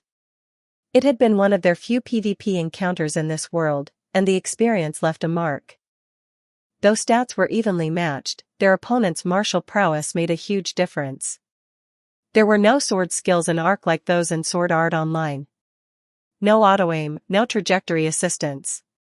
Players had to rely solely on their own physical control to swing weapons and fight, meaning real athletic ability was essential. Previously, Lousy Lycée had only fought originium creatures or wild beasts. But once he faced Terran opponents, he realized how wrong he was. These enemies weren't predictable NPCs with set attack patterns. They reacted, got angry, rolled to dodge, and punished every mistake. They didn't feel like NPCs at all. They felt like real players. Team Liquid was eliminated in the very first round. Humbled, they finally recognized the reality of this world. Their coach immediately set up physical training sessions for them, requiring the entire team to attend, so they could better control their bodies and adapt to the combat demands of this strange new world. When the members of Team Liquid saw the pioneer, who had settled in the town of Casimir's, Barikara, take Chiyomuyu away, a wave of jealousy hit them hard. Watching Magic ZX's polished travel vlog only made it worse, their molars practically cracked from grinding in envy. And when they saw the pioneer gifting Dandao Dantard advanced weapons, their eyes went bloodshot. Team Liquid's morale began to unravel. Even their captain, Lao, was on the verge of mental collapse. As more players immersed themselves in Arc, many began to notice the same issue Team Liquid had encountered during their PvP matches. No matter how high your stats were, if you didn't know how to swing a sword properly, you were little more than a walking health pack, completely useless on the battlefield. Still, most players who had chosen melee professions like Guard, Special Ops, or Vanguard were already drawn to that type of hands-on combat. Upon discovering this dynamic, they were overjoyed. Could this mean that even if they had lower stats in PvP, real combat skills could allow them to outperform stronger opponents? Forum threads exploring attack mechanics, swing angles, and combat footwork quickly rose to prominence. Many players, who initially assumed that fighting would be turn-based or based on automated parameters, were stunned. Suddenly, the game felt like a whole new world had opened up. While it was still unrealistic to win if the stat gap was too wide, players realized that if the difference wasn't too great, it was entirely possible to pull off the kind of cross-level victories they had only read about in novels. This revelation was met with widespread excitement. The consensus was clear: Ark's combat system was refreshingly realistic. Incredible. Simply incredible. Felix quietly scrolled through the forums, deep in thought. In his previous life, this was around the time when players collectively discovered the existence of combat mechanics. It was this very revelation that drove many to actively seek out NPC mentors, hoping to become their apprentices. The trend was particularly intense in Yan country, where martial arts schools were scattered across the land. As for himself, Felix didn't possess any high-level combat skills and never considered going down that path. His role was support, low damage, behind the scenes, so there was no need to get caught up in it all. HNNGH. Mule Size suddenly emerged from her water bottle with a loud yawn, sprawling across the sofa with her legs crossed. Did anything interesting happen while I was gone these past few days? She blinked at him, then frowned. Felix, why are you still hammering away? Is blacksmithing really that much fun? Felix hummed in response. Watching his experience bar slowly climb, seeing raw materials transformed into advanced technology under the strike of his hammer, wasn't that the very definition of satisfaction? No man could resist the allure of hammering iron. How's your side of the work going? Felix asked, straightening up. Yara contacted me yesterday. She said the Colombian military is interested in the Pathfinder project and hopes to establish a purchase agreement. Of course, they have some special requirements. A military contract? Mule Size sat up straighter, her expression turning serious. Sounds a bit complicated. What's your take on it, Felix? Felix wasn't at all surprised that the Colombian military had turned their attention to the aircraft. But he also understood one thing clearly: once the military got involved in advanced technology, the outcomes were rarely ideal. He could already foresee what would happen next: his Pathfinder design would be distributed to other craftsmen for reverse engineering. They would dissect his blueprints, replicate, and mass-produce their own versions. No, it had probably already started. After all, who could say with confidence that the Pioneer Association had no military ties? So Colombia's so-called cooperation was more a matter of procedure, just a way to save face and make everything appear legitimate. In reality, they simply needed Felix's cooperation to smooth things over. It was a mutually beneficial arrangement, good for the military, good for Felix, and good for Rhinelab. Had Felix refused, they would likely study the design themselves regardless, and their attitude toward Rhinelab could easily shift. After all, the military held shares in Rhinelab too. Of course I agreed, Felix said calmly. We're not at odds with the Colombian military, at least for now. Their requirements aren't excessive either, just reconnaissance capability, night vision, and thermal imaging modules. Seems it's all intended for scouting missions. Mule Size nodded thoughtfully, though her mood shifted just a moment later. Felix, are you planning to stay here in Kowalarialki a while longer? Or head off to another city? Before she could finish her sentence, the apartment door burst open. Diegenbrecher stepped inside, still dressed in the high-protection employee uniform that Felix had provided her. Beside her was Sonomi, now clad in a set of children's clothes. She looked like a little actress fresh off a movie set, her soft pink hair drooping around her shoulders. But even so, she still seemed timid. The moment she entered, she curled into herself like a frightened ostrich, her tiny frame trembling slightly.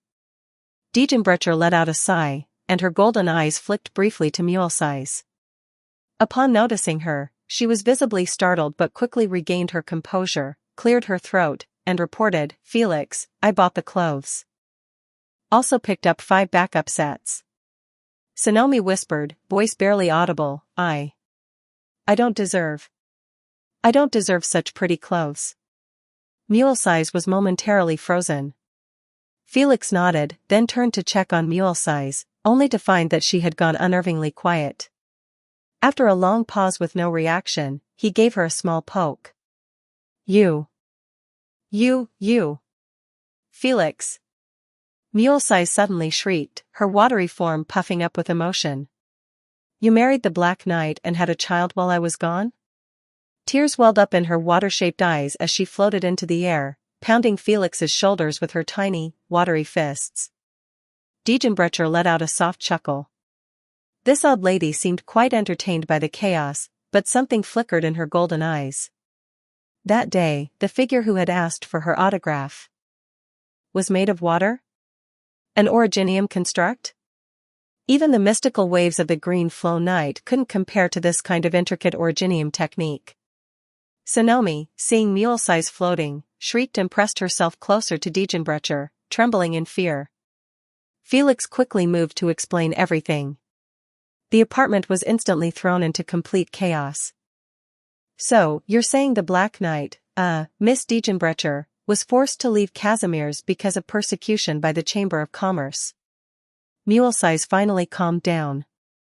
Her gaze turned toward the Black Knight, now tinged with a faint trace of sympathy. Diegenbrecher spoke with quiet indifference. They've disliked me for a long time. This was just the spark. It just so happened the boss bought my life, so from now on, I'm his subordinate, serving as his bodyguard. Felix glanced at Mule-Size, raising an eyebrow ever so slightly. At once, Mule-Size recalled his offhand comment about wanting to see the Black Knight fight Saria, and immediately shot him a glare of pure disapproval. With her around, such a catastrophic idea that might shatter the world would never be allowed to happen. Her gaze shifted toward Sonomi, who stood nervously beside the sofa, hands clutching the corners of her new clothes. Diegenbrecher had pulled her into a seat moments earlier, but Sonomi had quickly sprung back up. As a slave, she had long been conditioned to believe she wasn't worthy of sitting on such a clean, expensive leather sofa, her body too filthy, her status too low. Mule-Size's expression softened with pity. The kind elven lady had never been exposed to the darkness that thrived in this land. She didn't understand why anyone would treat the buying and selling of human beings as acceptable. Truthfully, even Columbia still held vestiges of slavery. But nothing like what persisted here in Casimir's. What will happen to Michan after this? Despite having just met, Mule-Size had already given Sonomi a sweet nickname. We'll raise her properly, Felix replied. Now that I've taken ownership of Sonomi, it's my responsibility to care for her and give her a future. That's good to hear. Mule-Size let out a small sigh of relief. She floated over to Sonomi, smiling warmly. Hello there. Felix looked away. Mule-Size's kindness and innocence gave her a natural affinity with children. He turned to Diegenbrecher, and the two of them quietly moved toward the floor-to-ceiling windows. We're heading to Kasdal next, he said. I'll be counting on you to keep Sonomi and me safe. A Sancta going into Sarkaz territory. I understand, Diegenbrecher answered calmly. With me by your side, no one will harm you. That quiet confidence, that was what Diegenbrecher brought Felix. As for Mule-Size, her identity wasn't much of a secret. Diegenbrecher didn't bother asking. It was Mule-Size herself who took the initiative to introduce who she was, allowing Diegenbrecher to learn about Rheinlab. And thus passed their final night in Kowalarialki. The next day, Felix met the three players at their hotel. Lately, their usual activity in the city had been going up to NPCs and asking, "Is something bothering you? Can I help you with anything?" They managed to complete a few triggered side quests, but most were simple errands. For example, they weren't high-level enough to participate in the night competition, but they went to watch every match, and quickly became die-hard fans of the Black Knight. Naturally, when they heard she had left Kowalarialki, they were devastated. None of them had gotten a chance to ask for her autograph. "Mr. Pioneer, where are we headed next?" The player Magic ZX followed closely behind Felix. After all, one of the iron rules among players was that where high-level NPCs went, there were always rewards to be had. Dandau Dantart had already proven this many times over. "We're heading back to Barikra town, then moving on to Kasdal," Felix said, leading them to the underground garage. The pickup truck's back seat was filled with materials, but not to the point of being cramped. Felix had made sure to leave the third row of seats empty for the players. After all, it wouldn't be safe, or responsible, for Diegenbrecher to sit in the passenger seat holding Sonomi in her arms. That would be dangerous driving. His family might cry if they knew. Magic ZX mused to himself, Kasdal's currently embroiled in a civil war. Mr. Pioneer will be fine, Chiyomuyu responded, as if reading his thoughts. Even though demons and angels are enemies, the Pioneer doesn't seem to bear any grudge against Kasdal. And knowing his personality, he wouldn't get involved in any massacres. Dandao Dantart nodded in agreement. All three players who had spent time around the Pioneer were convinced of his upright nature. He might open fire on Sarkaz mercenaries who dared raise their weapons against him, but he would never harm innocent Sarkaz civilians.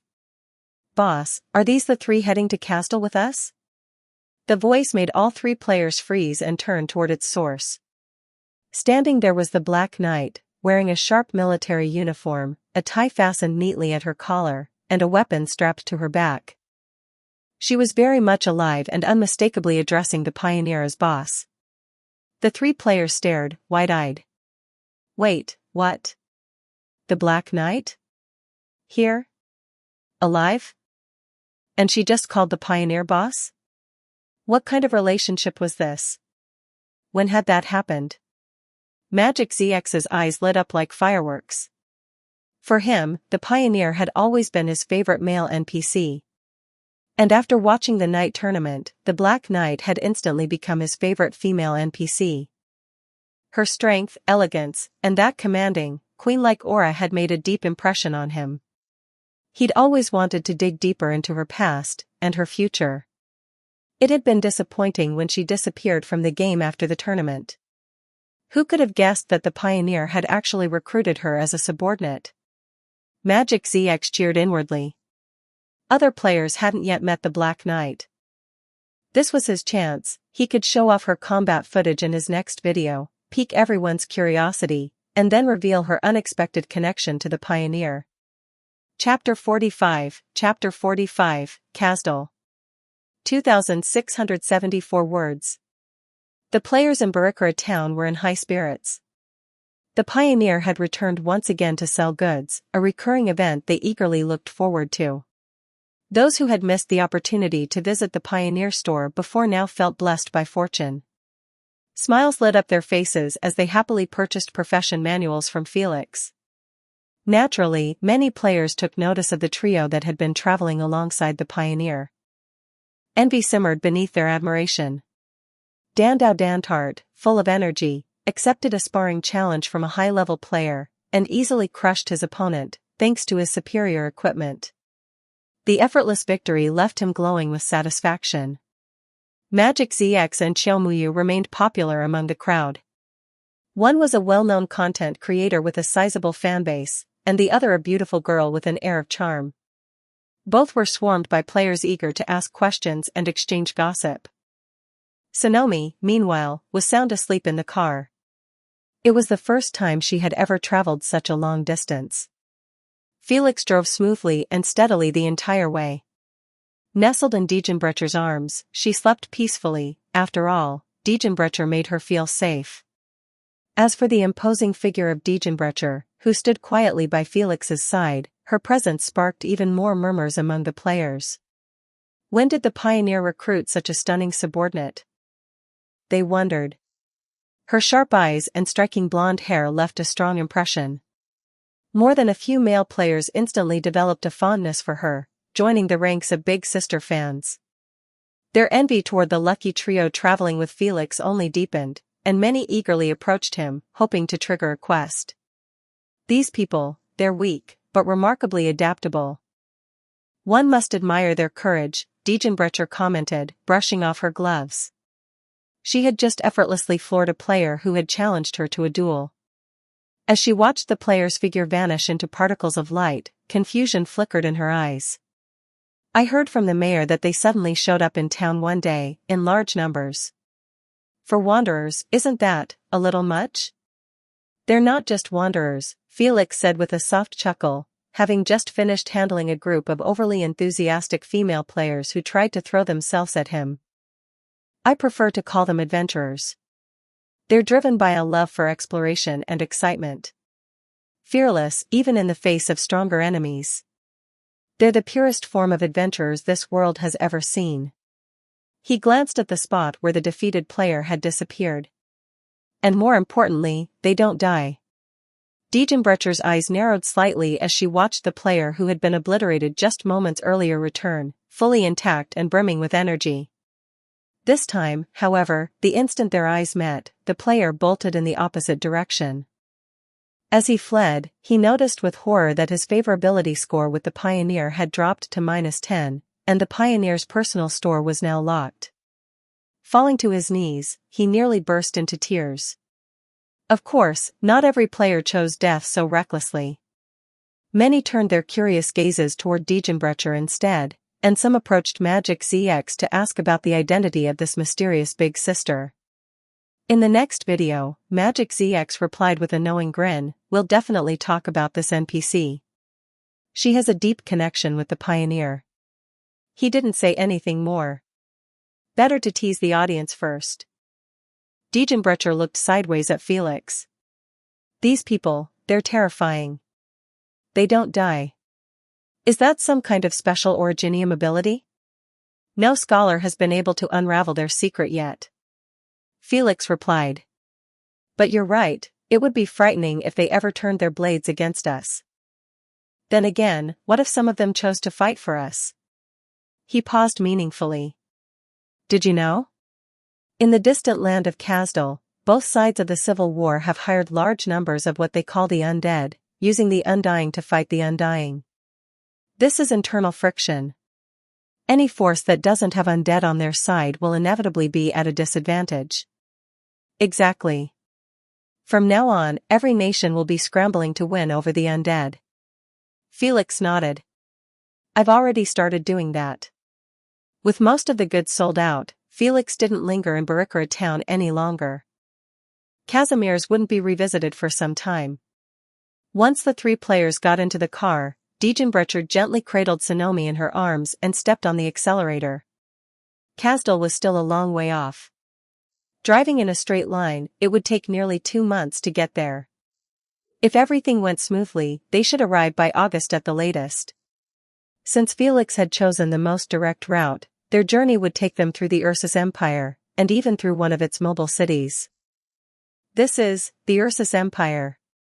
Magic ZX looked out the window at the guards patrolling in thick winter uniforms beneath the blazing sun and let out a sigh. Every region and power had its own unique customs and culture, and traveling this land felt like a living, breathing journey through Terra's complexity. "The Ursus Empire has fought dozens of wars with Casimir's," Felix began, offering a brief background. "It's a monarchy in Terra's north, marked by its vast territory, harsh environment, and immense military strength. At the same time, Ursus is infamous for its treatment of the infected. The government encourages discrimination and even forms special patrol units to hunt them down. Captured infected are often sent to labor camps in the northwest mines. This is horrible. Even if they're infected, they're still human beings." Xiaomuyu's voice was firm, her sympathy for the infected clear. As someone involved in the narrative herself, she naturally felt compassion for those suffering within it. In the eyes of Ursus, Felix said flatly, "The infected hold the lowest status imaginable." He gently patted Sonomi's head. She was trembling after hearing the story. "Mining is big business here. The profits are staggering. But for the infected, it's a death sentence. Extracting Originium accelerates their condition. They suffer, they die early. In the eyes of those in power, they're not people. They're not even tools. Just discarded, irredeemable garbage." Diegenbrecher was quiet. She knew Felix was a sancta, but not like the ones she'd heard of. He felt different. An outlier among his kind. And now, she heard the sigh in his voice, the helplessness beneath his words. Was it possible that her boss, a sancta from the holy city of Laterano, actually held compassion for the infected? Did he carry a heart that longed to save them? "We've cleared security. Don't worry, I have a pass," Felix said, trying to soothe Sonomi as she leaned into him, seeking warmth. Indeed, the identity of a messenger still carried considerable weight. He would return to Ursus someday, but not yet. The time and reason weren't right. For now, he would avoid getting involved in this region's plot, at least until he reached a higher level. Meanwhile, the three players riding in the car weren't just sitting idle while watching the story unfold. Dandau Dantart, a dedicated PvP player, accepted Felix's daily tasks and kept busy hunting or fighting infected creatures near their campsite. During one of these excursions, he encountered the powerful and awe-inspiring Jian, and later, approached Felix in private. "Can Diegenbrecher teach me how to fight?" Felix sensed Dandau Dantart's desire to grow stronger. In response, he assigned a task, allowing Dandau Dantart 3 chances each day to challenge Diegenbrecher in duel practice. He also spoke with Diegenbrecher beforehand, and she did not object. To her, dealing with players who couldn't even hold a sword properly was just a way for the boss to help her maintain her physical condition. It didn't take long before Dandau Dantart were caught in a daily cycle of agony and exhilaration.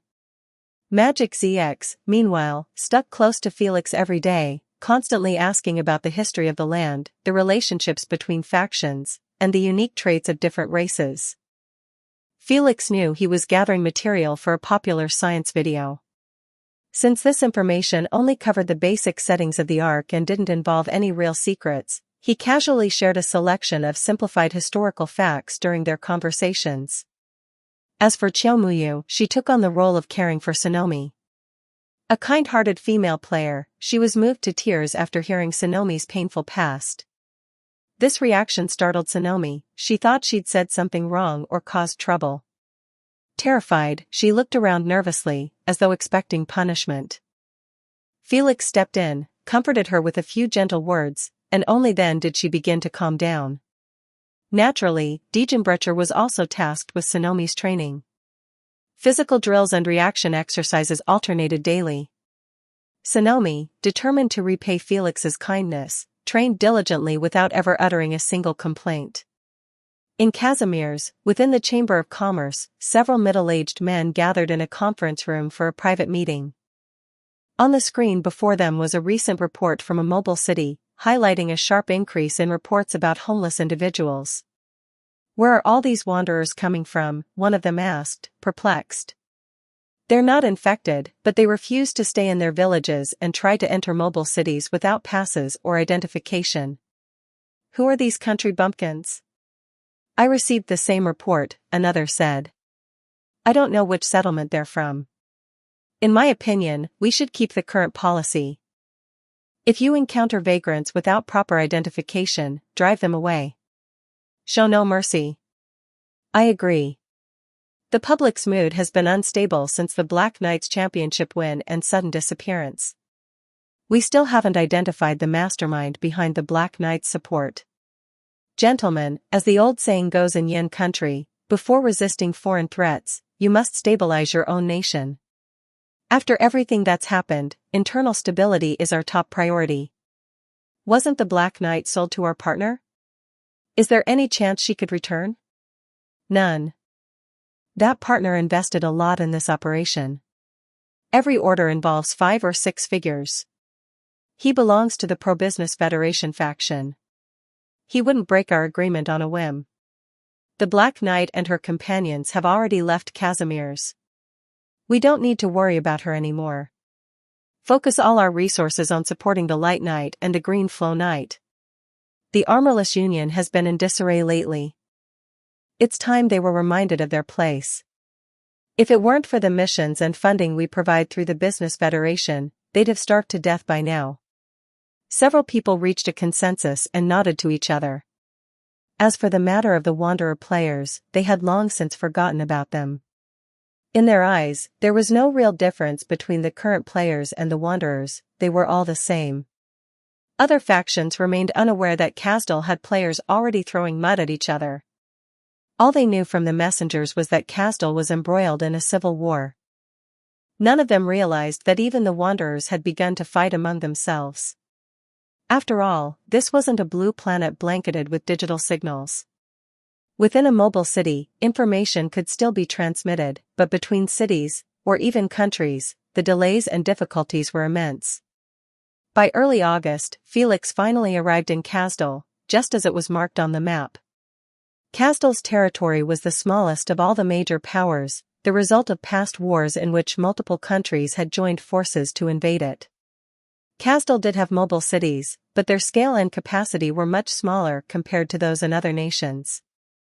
As the pickup truck rolled over scorched earth, Felix let out a sigh. Players who chose the Sarkaz race and were born in Kasdal were truly unfortunate. After the closed beta ended, the newbie village had been bombed into ruin. With war raging constantly, it had become impossible for beginner towns to survive. Players had no choice but to pick a side quickly. Neutrality simply wasn't an option. The country was now in a state of total anarchy. If Felix wanted to find any official authority, there was nowhere to look. As for the main storyline here, Felix knew little. He hadn't chosen the Sarkaz race in his previous life. Around this time, he was still messing around in a novice town, far from this war-torn land. Aside from a few significant characters introduced later in the game, he could only name 2 people from all of Kasdal, their sis and Teresa. The first impression upon entering Kasdal was that war had never truly ceased. The land remained scorched and dark, burned by repeated bombings. Forests stood bare, blackened by fire.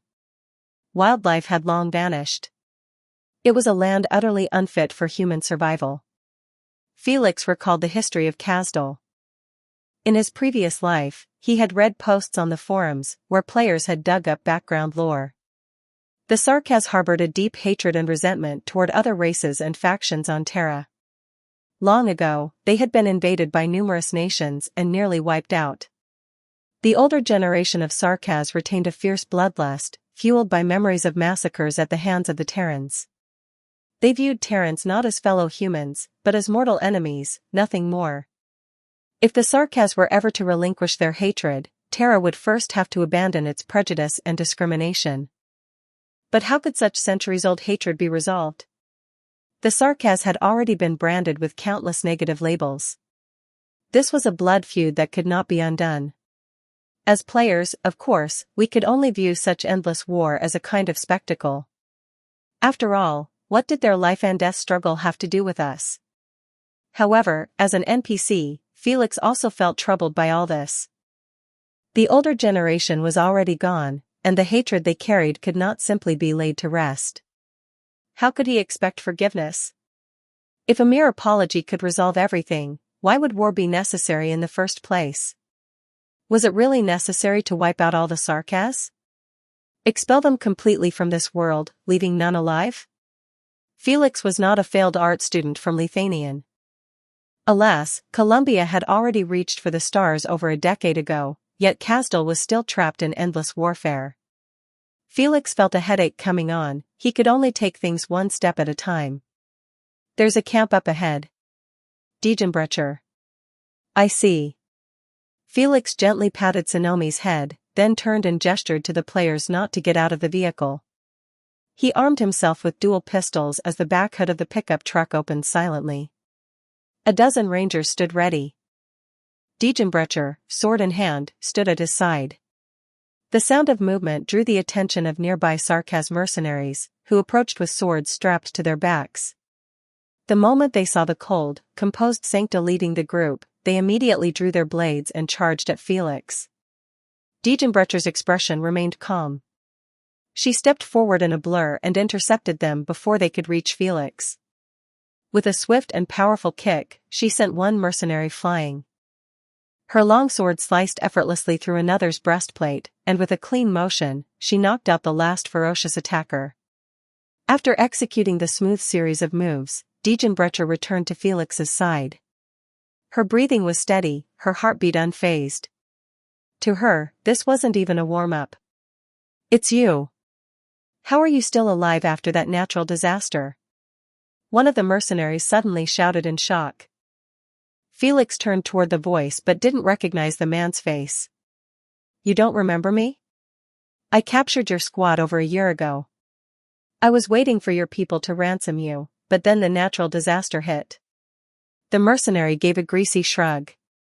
Felix didn't recall his face. He looked painfully average, But since the man could describe the incident in such detail, he was probably telling the truth. Do you have time to talk? I don't intend to fight. Fine, but tell your bodyguards to keep their distance during the negotiation. Chapter 46, Scar Mercenary. 2,380 words. The mercenaries never used their real names, only code names. It seemed they had long abandoned their former identities. Much like the so-called Khazad Empire itself, they waited for opportunities in a lawless land where the one who paid was the one in charge. This settlement, if it could even be called that, hardly fit the term.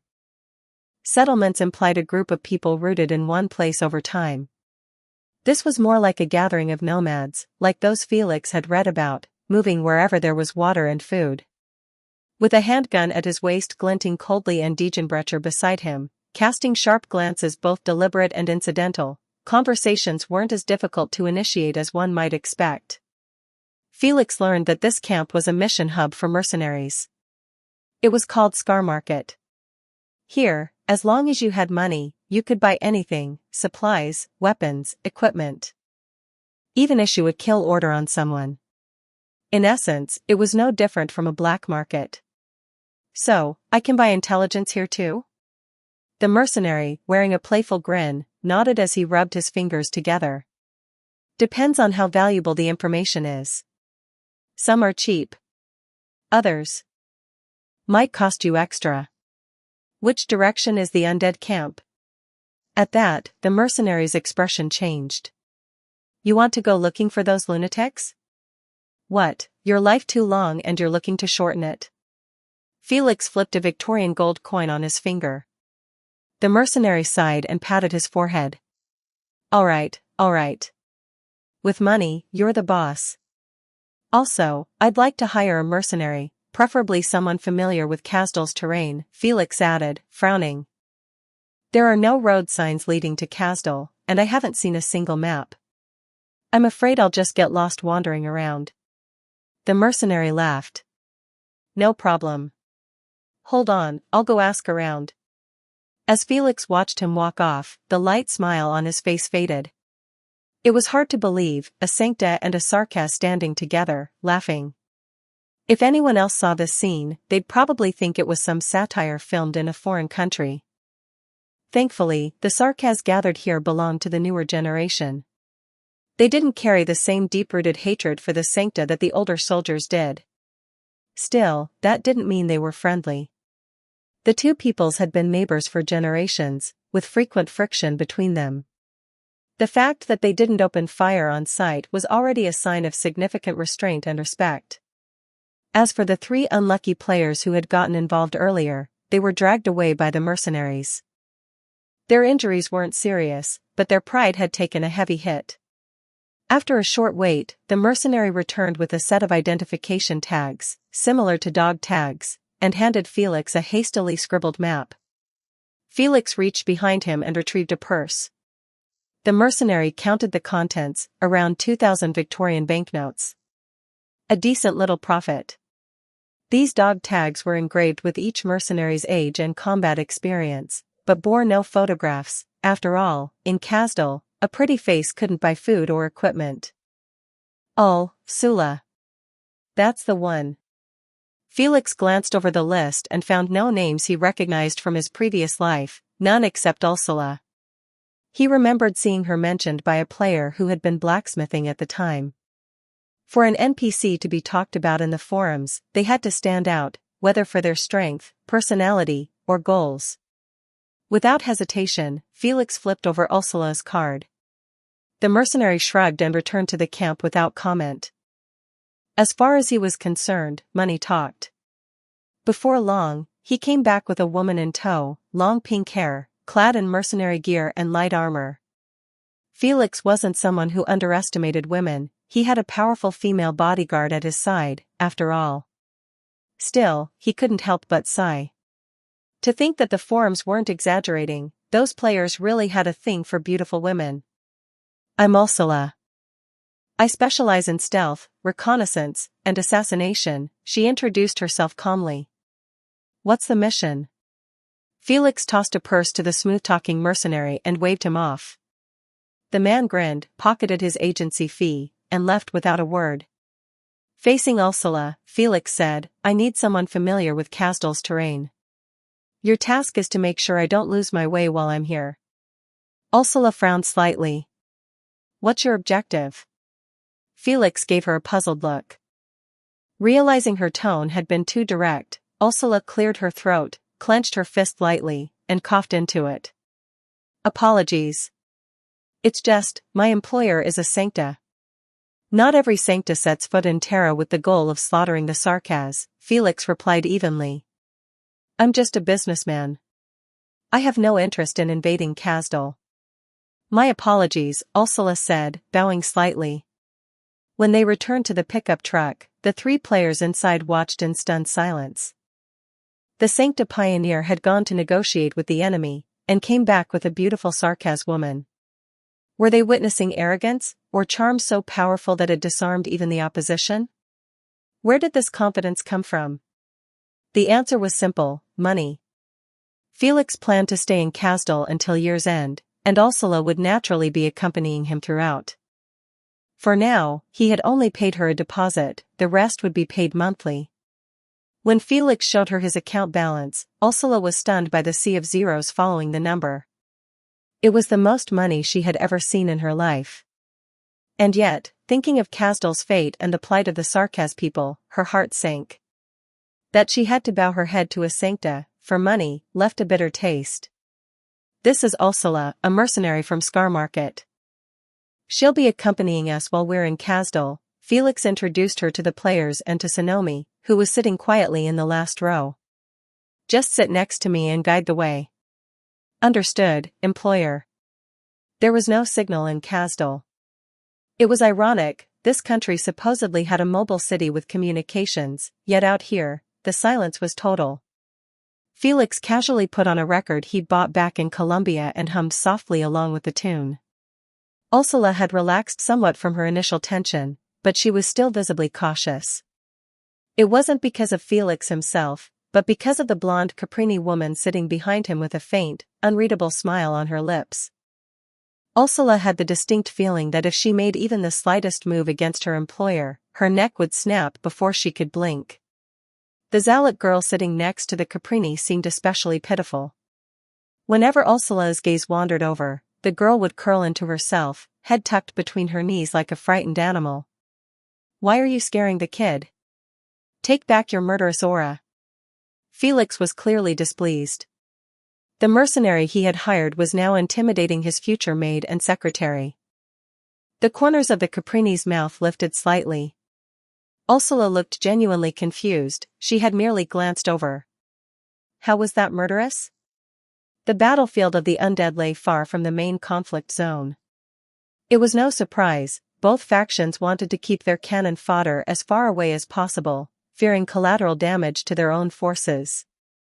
Though Felix had a map, its coordinates and details were imprecise. With Ursula's guidance, however, they were able to confirm their direction and began their journey toward the battlefield. Night fell, and there were no supply points or villages nearby. Felix lit a bonfire beside the pickup truck, and the group gathered around it for a short rest. At some point, Ursula noticed that the three players in the back had vanished. "Are you working with the undead?" she asked, raising an eyebrow. "Do you know anything about them?" Felix asked, intrigued. Ursula gave a slight nod. Sitting upright, she accepted a cup of hot water from Degenbrecher and murmured a polite thank you. From her refined posture and manners, it was hard to imagine she was a mercenary. She held the cup with both hands for warmth and began softly, "Skarmarket is an information hub. From what I've heard from mercenaries who fought the undead, they vanish in white light when killed, then reappear. They usually move in groups. Sometimes, even when they're not dead, they just disappear." Felix found the summary surprisingly accurate. When killed, wasn't it just a respawn timer? And disappearing without dying, probably meant logging off. "What's your opinion of the undead?" Ursula paused for a long moment, then answered calmly, "They're terrifying foreigners. If they were trained properly, they'd become the sharpest blades. In fact, Felix said thoughtfully, that's exactly what's happening in the Civil War. Sonomi had fallen asleep by the fire, leaning gently into its warmth. Felix reached out and brushed a strand of hair from her face. She trembled slightly in her sleep, likely reliving something dark from her past. With a nod to Diegenbrecher, the blonde Caprini stood up, carefully picked up Sonomi, and carried her back to the vehicle. She covered the girl with a blanket and sat nearby. What do you think about Castel's future? What did boys usually talk about late at night in the dorms?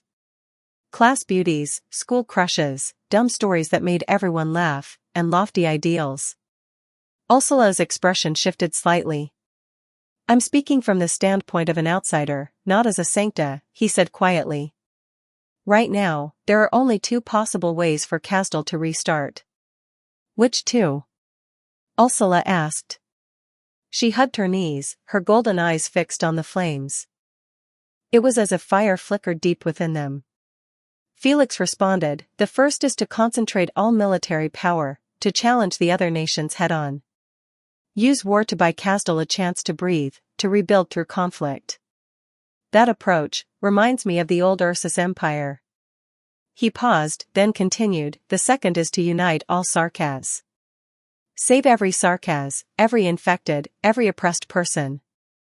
But that path is far more difficult. Even if it succeeds, the end result would be nothing more than another ordinary country, still looked down on by the Terrans. Ursula pursed her lips, staring vacantly into the fire. On one hand, there are the scars of war. On the other, coexistence. I wonder what path the Sarkaz will choose now. Is there a third way? Felix let out a soft hum, raising his head to gaze at the star-filled sky. I'm not interested in the civil war between the two monarchs. But I dare say this, when the Sarkaz no longer need iron-fisted rulers like their Sis or Teresa, that's when they'll truly be free. In the end, they must be the ones to liberate themselves. Ursula remained silent. Then she stood up, drinking the water that had grown lukewarm. I'll go on patrol. I'll stand guard tonight. The pink-haired girl turned and walked off briskly into the darkness. Diegenbrecher returned to the fire, a faint smile on her lips. Do you always like saying such profound things? She asked lightly. That mercenary girl is probably about your age. That's exactly why, Felix replied. Because Castel's future now rests in the hands of this generation, this group of young people. The old relics in the court? They've lost their relevance.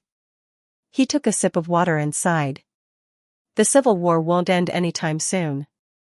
There has to be a victor between the brother and sister. But what comes after? Only two paths, either rebuild through war or through unity. Honestly, I believe war can solve it all, unify Castel through force. As a race that lives with Originium, the Sarkaz have faced nothing but discrimination across this land. They've been away from home for so long, they've forgotten what home even means. That's why they need war, a brutal war that reminds them of who they are, and unites them as one people. Diegenbrecher chuckled. Boss, are you saying you want to get involved in the civil war? Even I couldn't protect you if the royal court Sarkaz kings came down on us. Felix laughed and swore. As if I'd throw away my life like that. Those ancient monsters in the royal court are hundreds of years old. What could I possibly do against them? Maybe, Diegenbrecher murmured, there will be a king someday, who unites the Sarkaz at last. Felix let out a long breath and stood up. Get some rest too. Save your strength. Understood. No further words were exchanged that night.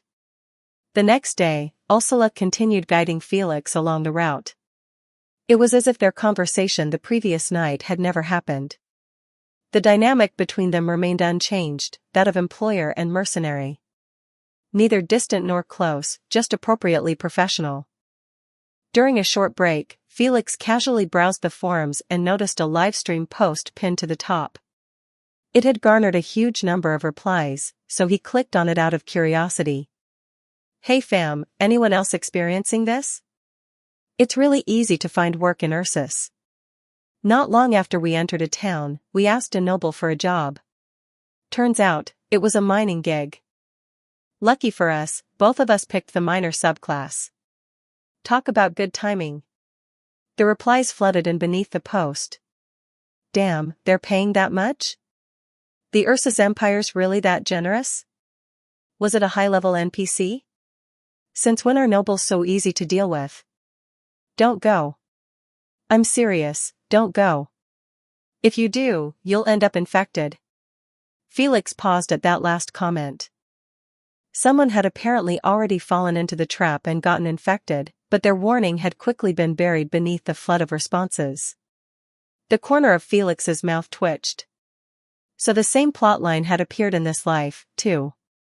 Players really were made to be mercenaries, dangle enough rewards in front of them, and they'd jump straight into the fire. The battlefield ahead is where the two armies are clashing. Ursula warned from the passenger seat. But Felix didn't lift his foot off the accelerator. Seeing this, Ursula's composure broke. Hey. What are you doing? You're going to get us killed. Are you afraid of the undead? Felix asked, raising an eyebrow. Ursula gritted her teeth. If you're not afraid of their endless vengeance, then neither am I. Because you're my employer. Felix smiled. The engine roared, and they surged forward into the battlefield. Chapter 47, Pioneer Construction Mission. 2,316 words. For the first time, Ursula truly realized that her employer was insane, driving a pickup truck straight onto an active battlefield. Although the fighting hadn't started yet that day, there was no telling whether the undead on either side might suddenly see the vehicle as a threat and charge at it with reckless abandon. The roar of the engine caught the attention of the undead players. One by one, they gathered at the perimeter of the camp, standing on tiptoe to peer in the direction of the sound. Did another army send reinforcements? Supply units wouldn't be driving through here, right? Damn, the rations here in their sis are awful. Seeing Yen players eating well every day, real meat, real drinks, makes me so jealous. That doesn't sound like a transport truck. Which suicidal NPC is out here patrolling the battlefield? Ugh, I regret picking Sarkaz. It's nothing but fighting. Every time I die in PvP, I lose experience. What a terrible deal. I should have picked a different race, I might have had a normal starting questline at least. You're so shallow. People pick Sarkaz because they want to lick the feet and tails of the hot Sarkaz girls. The players' banter might have been amusing in short bursts, but this was their daily reality. From login to logout, it was non-stop PvP. Even hardcore PvP veterans were growing exhausted. Fighting all day, every day, wasn't just mentally draining, it was punishing. Sure, you could gain experience quickly, but dying meant losing it just as fast, and the death timer only made things worse. Some ordinary Sarkaz players had started to envy the peaceful lives of other races. Look at Columbia players, they'd think. They can stop by cafes on their way to quests, sipping coffee and indulging in their bougie roleplay. Or the Yen players, eating real Chinese food every day, spicy hot pots, sweet dishes, sour snacks, and being served by charming Cheongsam girls who actually boost favorability. And Casimir's? Don't even get started. How many times had the Pioneer visited them already? Those players didn't even know how good they had it. Sarkaz players longed for a Pioneer to come sell them gear or supplies. But when they saw the one driving toward them was a Sancta, despair set in all over again. A Sancta NPC in Kasdal? Was he looking to die? Some players were already thinking of deserting. They were sick of the endless war and just wanted to relax somewhere under the sun with a nice cup of afternoon tea. To hell with the war. They just wanted to lie flat. Then, the pickup truck rolled to a stop in the center of the battlefield. The engine cut out. A Sancta with a golden halo stepped down from the driver's seat. Hey, does that military pickup look familiar? Wait a sec, someone just got out, holy crap, it's a Sancta. No, it's the Pioneer. Yeah. I'm a pioneer's loyal dog from now on. Nobody stop me, I'm going to buy some equipment. With the release of Magic ZX's first video, every player came to know the mysterious NPC who sold weapons, gear, and profession books. The Sarkaz players were no exception. Their most common complaint?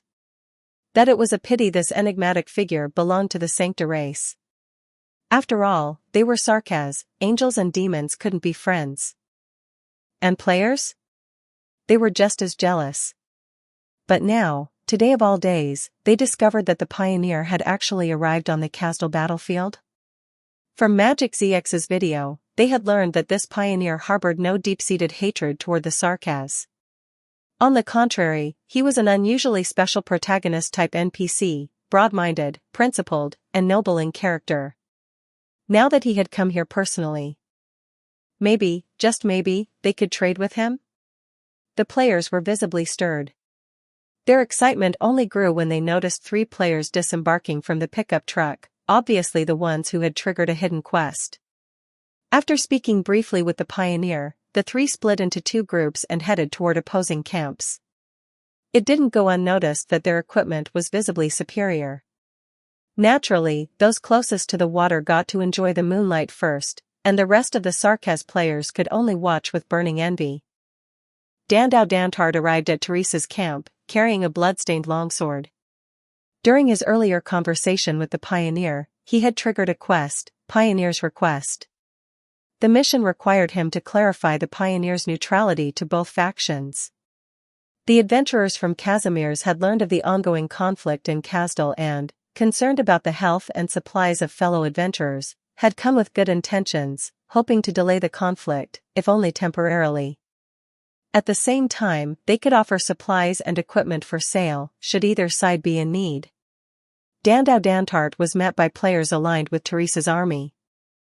Much like the Thersis faction, the true decision-makers were several gaming guilds and a handful of high-level players. However, unlike Thersis, which had backing from professional teams like Dynasty, Teresa's side lacked that kind of support. "Wait, Dandau Dantart, you're saying the Pioneer is offering us weapons and supplies?" asked Yang Yen XF, clad in plain mercenary garb that looked worlds apart from Dandau Dantart's shining armor. "But isn't the Pioneer Sancta? Why would he help us?" Dandau Dantart simply shrugged. "You should have seen the first video from the Magic ZX. His reason for coming to Kazdal has nothing to do with race. According to him, we're all humans living on this land, there's no hierarchy. As for how he even knew about you? He heard a player mention it back in Casimir's, and remembered." Yang Yen XF let out a long sigh. "An NPC like that really is protagonist material." Dandau Dantart raised an eyebrow. "No protagonist-type NPCs in Kazdal?" Yang Yen XF smiled bitterly. "It's hard to explain. We don't even have a proper main city here. And those Sarkaz high-level officials? They treat us like trash. If it weren't for the money, experience, and loyalty contribution points from the missions, we'd have bailed a long time ago." Meanwhile, over in Thersis territory, Magic ZX and Xiaomuyu were delivering the same explanation. The Dynasty team members accepted it without hesitation. After all, they were here for rewards and experience points, not to get entangled in the politics or reasons behind the war. The Pioneer's appearance was a stroke of luck. And as professionals, they weren't going to say no to that. The players' attitude mirrored that of the Dynasty team. Truthfully, after fighting for so long, everyone was growing weary of war. Without rewards, who would willingly risk their life on the battlefield day after day? Ursula stood beside Felix. "You don't seriously intend to talk and do business with the undead, do you?" "Why not? Their origins are unknown, their birthplace is a mystery, their originium abilities are undocumented, and not a single one of them is infected. Even if they are technically Sarkaz, they don't behave or look like Sarkaz," Ursula replied calmly. "It would be nice if the high-ranking royal court officials thought the same way." Ursula. She couldn't shake the feeling of being subtly insulted. Just then, she heard footsteps. To her surprise, the so-called undead, who fought ferociously without fear of death, had actually left their camp and were moving toward the center. Instinctively, Ursula stepped forward, ready to shield Felix from any potential attack. But in the next moment, her wrist was gently caught by Felix. "Stay back. They mean no harm." Ursula glanced at her employer, then shook off his hand gently. Folding her arms, she leaned against the pickup truck with a look that said, "I wanted to protect you, and you didn't appreciate it, so now I'm annoyed." Diegenbrecher chuckled at the scene. As the three players who had been walking at the front approached, Felix issued their quest rewards and then took his place at the center point, beginning to speak. "I am a pioneer. I come from Casimir's.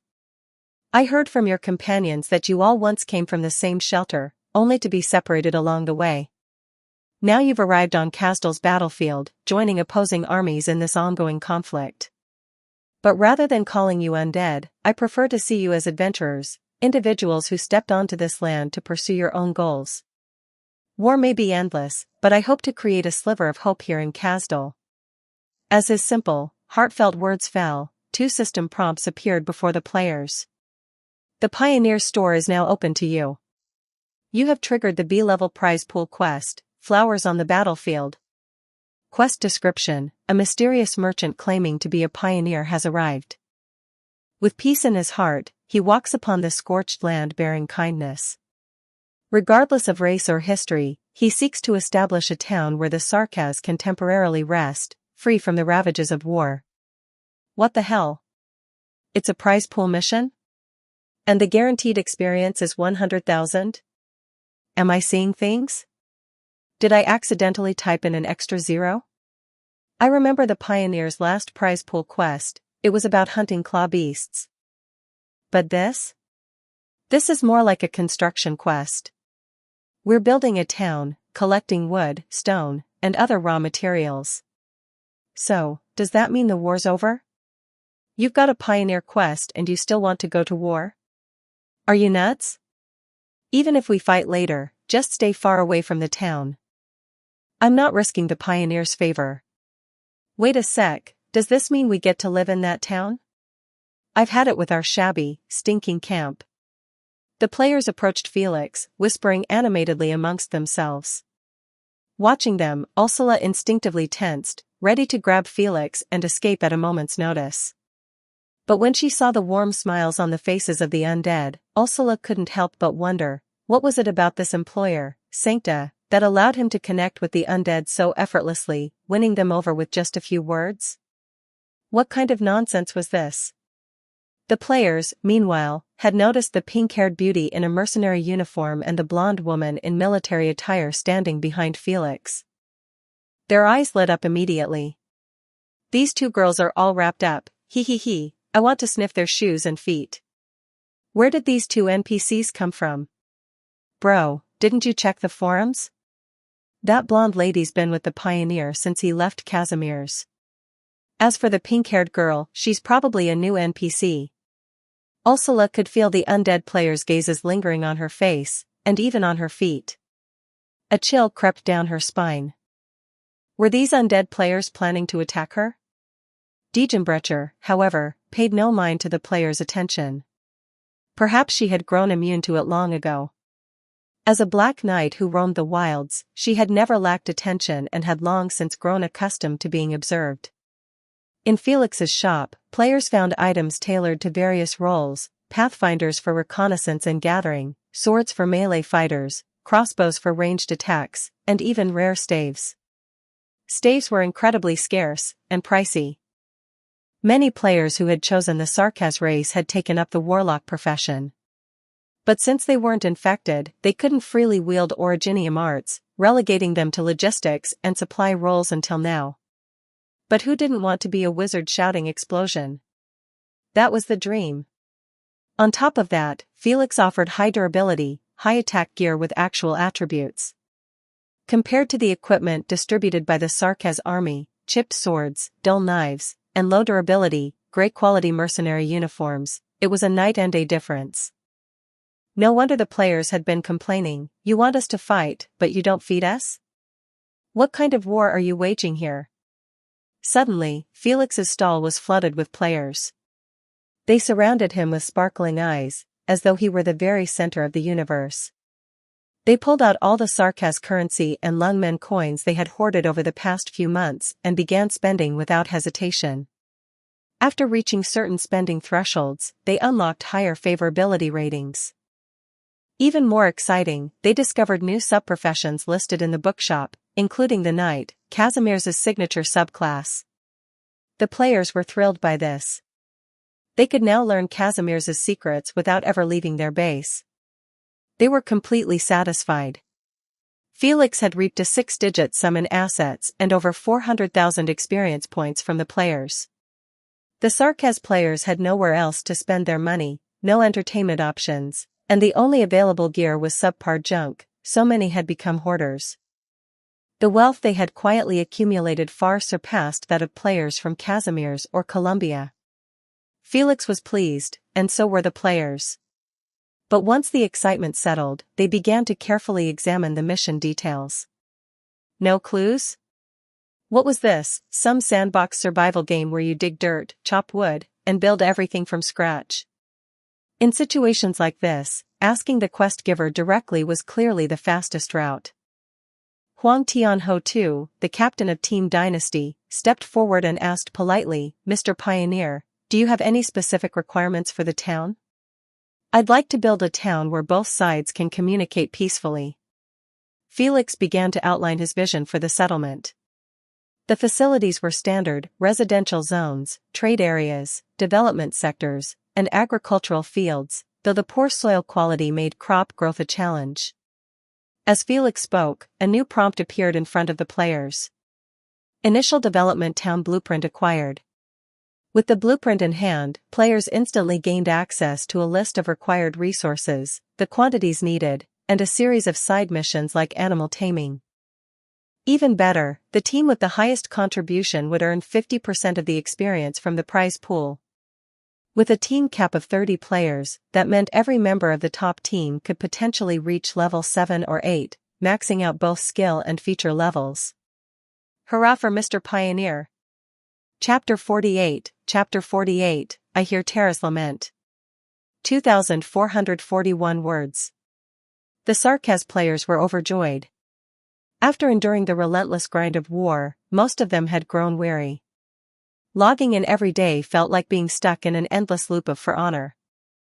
Even the PvP enthusiasts were struggling to stay motivated. They envied the players from Yen who got to play Overcooked, those in Ursus who played Gold Miner, and the Lithuanians players enjoying rhythm games like OSU and Muse Dash. Well, it was said that the Lithuanians preferred flight simulators anyway. These Sarkaz players, too, longed for a break, to sit by the Seine with a cup of coffee, stroll along the bar street on Avenue d'Or, and immerse themselves in a more colorful, peaceful world. If nothing else, at least they could go fishing, right? Thankfully, the arrival of the Pioneer brought them something new, a mission, a purpose, a doorway to a fresh start. Now they could finally say they were playing Minecraft, Terraria, or Stardew Valley instead. Since the maximum team size was capped at 30, several well-known gaming guilds began merging into larger units. The Dynasty team of the Dersis army reached out to other guilds and high-level players from the same faction. Fighting and dying on the battlefield was a mission, they said. But so is this. We're all players and comrades, why not do this together? Let's do it. More than a dozen high-ranking players from Teresa's army, including Yang Yen XF, joined Dynasty's team chat. The team leader, Huang Tianho II, also extended invitations to Dandao Dantart, Magic ZX, and Xiao Muyu. Since they were among the ones who triggered the hidden quest, they figured it couldn't hurt to stay close to the Pioneer. Maybe he'd noticed them. All three had received the mission from the Pioneer. After some thought, they agreed to join. Beyond these high-level veterans, several other guilds quickly organized their own teams. Players could now formally establish guilds, and this became the natural path for many experienced or professional players. Seeing top-tier players band together, the rest of the community followed suit, forming temporary groups of their own. Many who had been enemies on the battlefield yesterday now found themselves allies. Fate really worked in strange ways. Felix smiled, knowing full well that his mission's success stemmed from the prolonged civil war between the Theirsis army and Teresa's loyalists. The endless fighting had exhausted the players. All he had to do was set up a reward pool mission, and instantly, he had their full attention. After all, how many players were there in Kasdal? At least 1/10 of the global player base, some 800,000 to 900,000. And within this battlefield alone, there were no fewer than 100,000. Word would spread quickly among them. Before long, players from other battlefields would flock here, eager to help build the new town. As for calling it a town, well, it wasn't exactly a fancy name. But what else could he call it? Mobile village. And considering his current tech level, creating the core of a mobile city here was pure fantasy. Still, the site was ideal for a central hub. Backed by a natural stone mountain, it only needed 3 walls to be well fortified. Easy to defend, hard to attack, a perfect location for the player's main city. Felix estimated that if all the Sarkaz players joined in, factoring in their personal experience points, the final prize pool could easily exceed 1 million. Naturally, he planned to assist these players appropriately. At the very least, he needed to take care of the high-level squads in the Dynasty team. After all, he was also quite eager to earn that experience. Off to the side, Ursula blinked her golden eyes in disbelief. She couldn't comprehend what was unfolding before her. Why had the undead suddenly stopped fighting? Why were soldiers from opposing factions putting down their weapons and joining forces? Even members of rival armies were forming teams together. What on earth had happened? It was as if the war between Theirsis and Teresa had never taken place. The Sarkaz undead now wore relaxed, cheerful expressions as they knelt on the ground, drawing and scribbling plans. Many had already packed up and set off to gather materials. Could hatred really be dissolved so easily? If so, what was the point of the Sarkaz mercenaries still clashing on the battlefield? Could it really be that simple, that all they needed was a goal and the opportunity to build a place of their own? Ursula stood there, uncertain, caught in a tangle of thoughts. She felt a strange dissonance, a conflict not between good and evil, but between her own conscience and logic. If her employer could unite these undead with such ease, didn't that make the high-ranking leaders of both armies look like fools? "Trust your employer," said Sister Diegenbrecher, gently comforting the shaken Ursula. She looked toward Felix, standing tall in the distance, a smile flickering in her eyes. Only the boss can communicate with these adventurers like that. Watch more. Think more. Sometimes, you won't find the answer just by asking questions. If you haven't experienced it yourself, you won't understand it. "Thank you, Diegenbrecher," Ursula said, her tone a bit awkward but sincerely polite. Diegenbrecher waved a hand nonchalantly, as cool and composed as always. The world the players were building had become his world too. Their excitement surged, reinvigorating the entire atmosphere. Felix walked over to Ursula and Diegenbrecher and declared, "I want to head out with the adventurers. Ursula, you'll accompany me and help lead the way." "It's two," Ursula instinctively started, only to pause. She glanced at Felix's calm, golden eyes, and swallowed the rest of her words. She gave a firm nod. "Understood, employer." As for Sister Diegenbrecher, she would stay behind to keep an eye on the curious Sonomi and help maintain order at the camp. To the astonishment of the surrounding players, 2 aircraft soon took off and flew to Felix's side, hovering nearby. With the patroller alongside them and Ursula offering protection, there would be little danger. The players stood frozen in shock. It was their first time seeing Felix reveal his mechanic side, and the stars in their eyes sparkled with admiration. Many of them had purchased the Pathfinder gear for material gathering, and now, seeing the creator himself in full mechanic attire made them long to pursue the same path. It was about time to release the mechanic's secondary profession skillbook in the shop. Felix thought for a moment, then stepped forward toward Huang Tianho Tu and the others who had yet to depart. Under their surprised gazes, he spoke calmly. Adventurers, I wonder if you could use a little assistance. I'll clear the path ahead, and the mercenary lady beside me will guide us.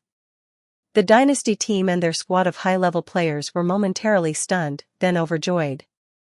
Had they just triggered a hidden mission? Their decision to bring Dandao Dantart, Magic ZX, and Xiao Muyu into the team now seemed absolutely right. They couldn't hide the elation on their faces. At last, they had caught up with the elusive hidden quest. Other players nearby were instantly filled with envy. Oh my god, someone triggered another hidden mission. And it's not just one person this time, it's a whole team. Why? Maybe it's because they have 3 caster in their group? Maybe they're old friends helping each other out? I think hidden missions get triggered by whoever forms a team first and completes the objectives. Huang Tian and Hudu were the first ones to set up their team. Yeah, that makes sense.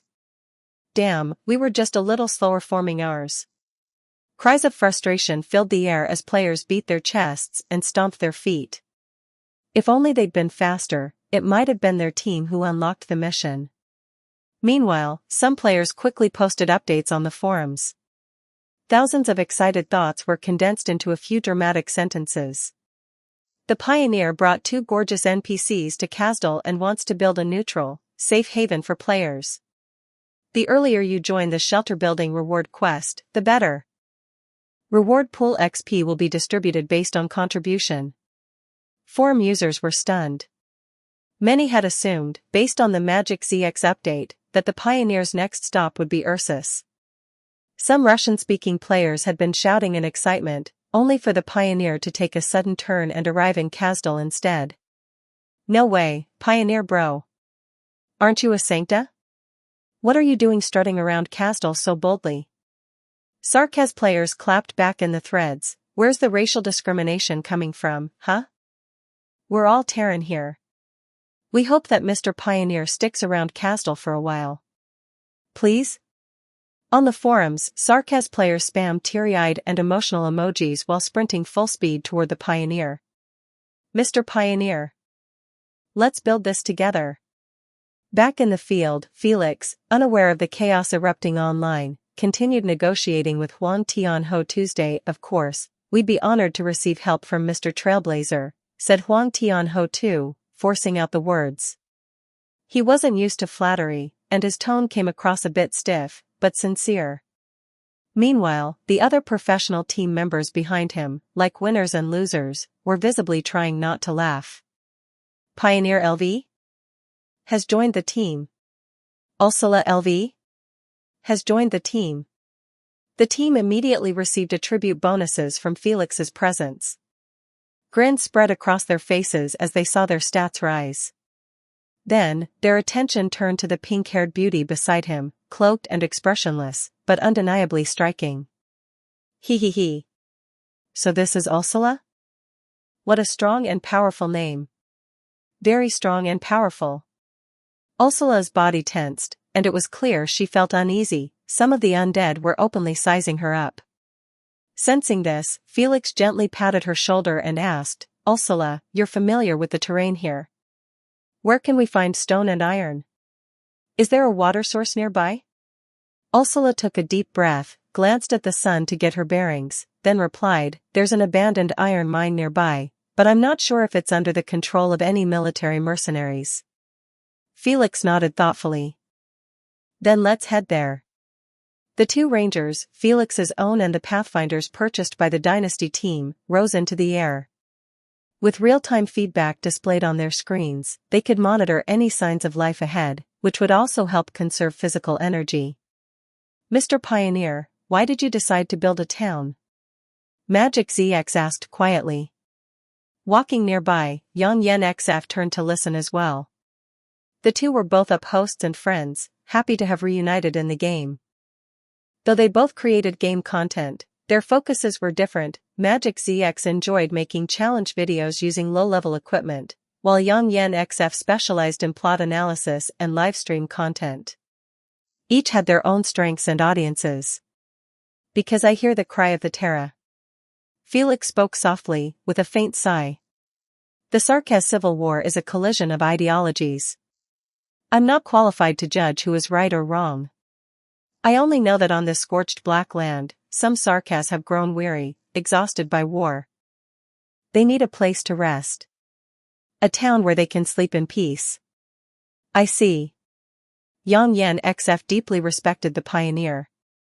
As a Sancta who cared about the fate of the world, he recognized how rare it was to meet someone like Felix, someone who may never appear again.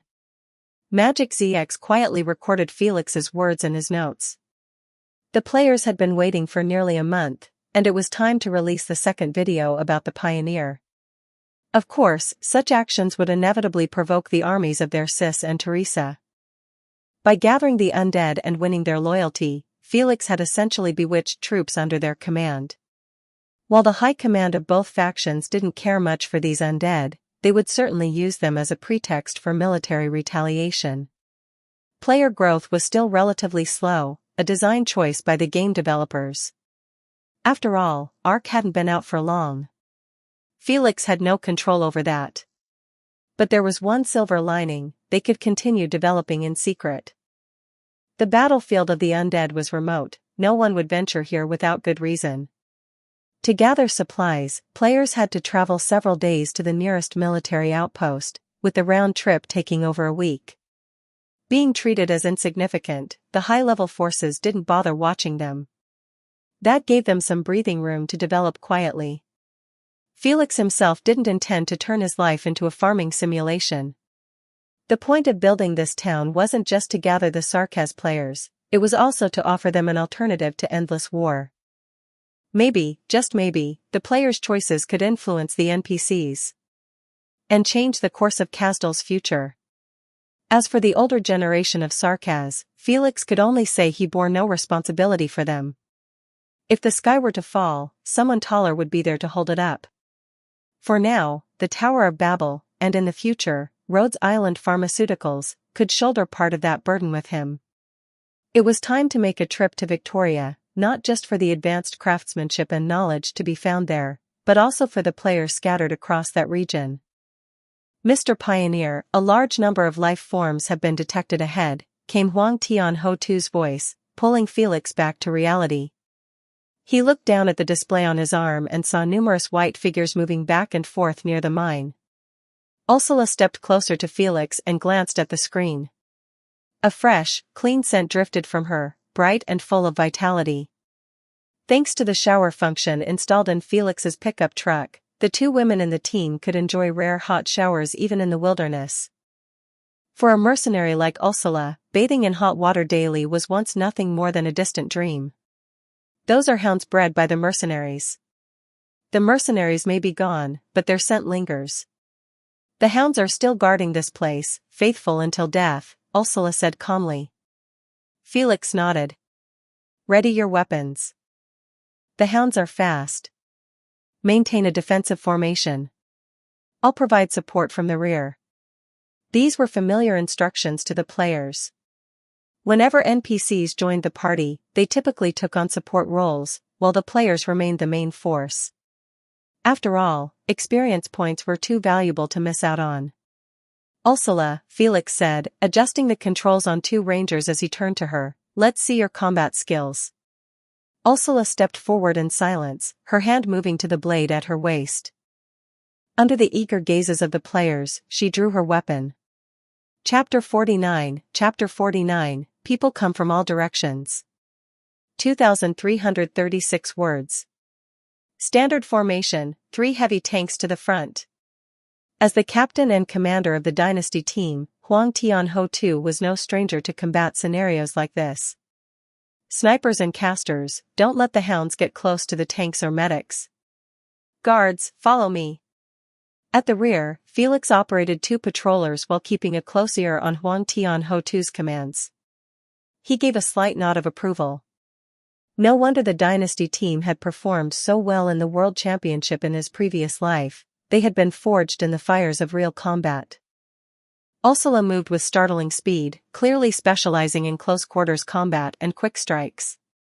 Armed with a medium-sized combat knife, she weaved nimbly around a lunging hound, then, with a swift counter, drove her blade into its neck. Without pause, she withdrew, avoiding any contact with the infected blood. There was no flourish in her technique, only the raw efficiency of someone fighting to survive. Perhaps this was the true style of a battlefield-hardened mercenary. Every move was calculated, each action aimed to kill without waste. But the battle wasn't without its casualties. The hounds were incredibly fast, and some players couldn't react in time. Soon, a few guards were bitten, arms and thighs bloodied, and their HP dropped significantly. Felix turned his attention to the players under attack. The patrollers rose into the air, their crossbows unleashing crackling bolts of lightning that easily pierced through the skulls of two hounds. At the front lines, Huang Tianho too brandished his long sword with practiced finesse. As one of the most active pro players on the battlefield, he had been sharpening his combat skills over the past few months in Terra. In the real world, his team had even hired a martial arts coach to train them. These once desk-bound pros had now learned to swing actual swords in a dojo. Bringing real-world skills into the otherworldly setting of Ark had ignited their passion. And they weren't alone, other pro teams were also training their players systematically. Even some students from Area 11 who practiced kendo found they could wield their skills with remarkable effect inside the game. Felix took stock of the battlefield. Ursula's performance had impressed him. But then again, anyone who managed to survive as a mercenary in a war-torn place like Kazdal had to be formidable. The pack of over 30 hounds was eventually wiped out through coordinated effort. The medics, though still awkward with their staves, managed to heal the wounded players, restoring their HP. Unfortunately, MP could only recover naturally with time and rest. After the battle, Ursula pulled on her gloves and crouched to examine one of the hounds. She looked up at Felix and reported, "Employer, they're not infected. The meat is safe to eat, and the iron ore is uncontaminated." The player's eyes widened in disbelief. What did she just say? Eat hound meat? Meat? Real meat? It was a rare treat. Until now, most players had been surviving on foul-smelling, flavorless canned rations. For Sarkaz players especially, meals were purely for sustenance. Anything enjoyable could only be found offline. It had been far too long since any of them had tasted fresh meat. Except for Chiaomuyu and a few female players who found it difficult to accept, the rest of the players were already drooling at the prospect. Ursula, can you process the meat? Ursula nodded. As a seasoned mercenary, her survival skills were already maxed out. Felix issued another task to support the team. The former combat formation instantly transformed into a butchering squad. Several players with the butcher secondary profession quickly took the lead, working with practiced efficiency, and as expected, they received more experience rewards than the others. The processed hound meat was packed and carried by players in charge of logistics. After burying the remains on the spot, the group pressed onward toward the iron mine.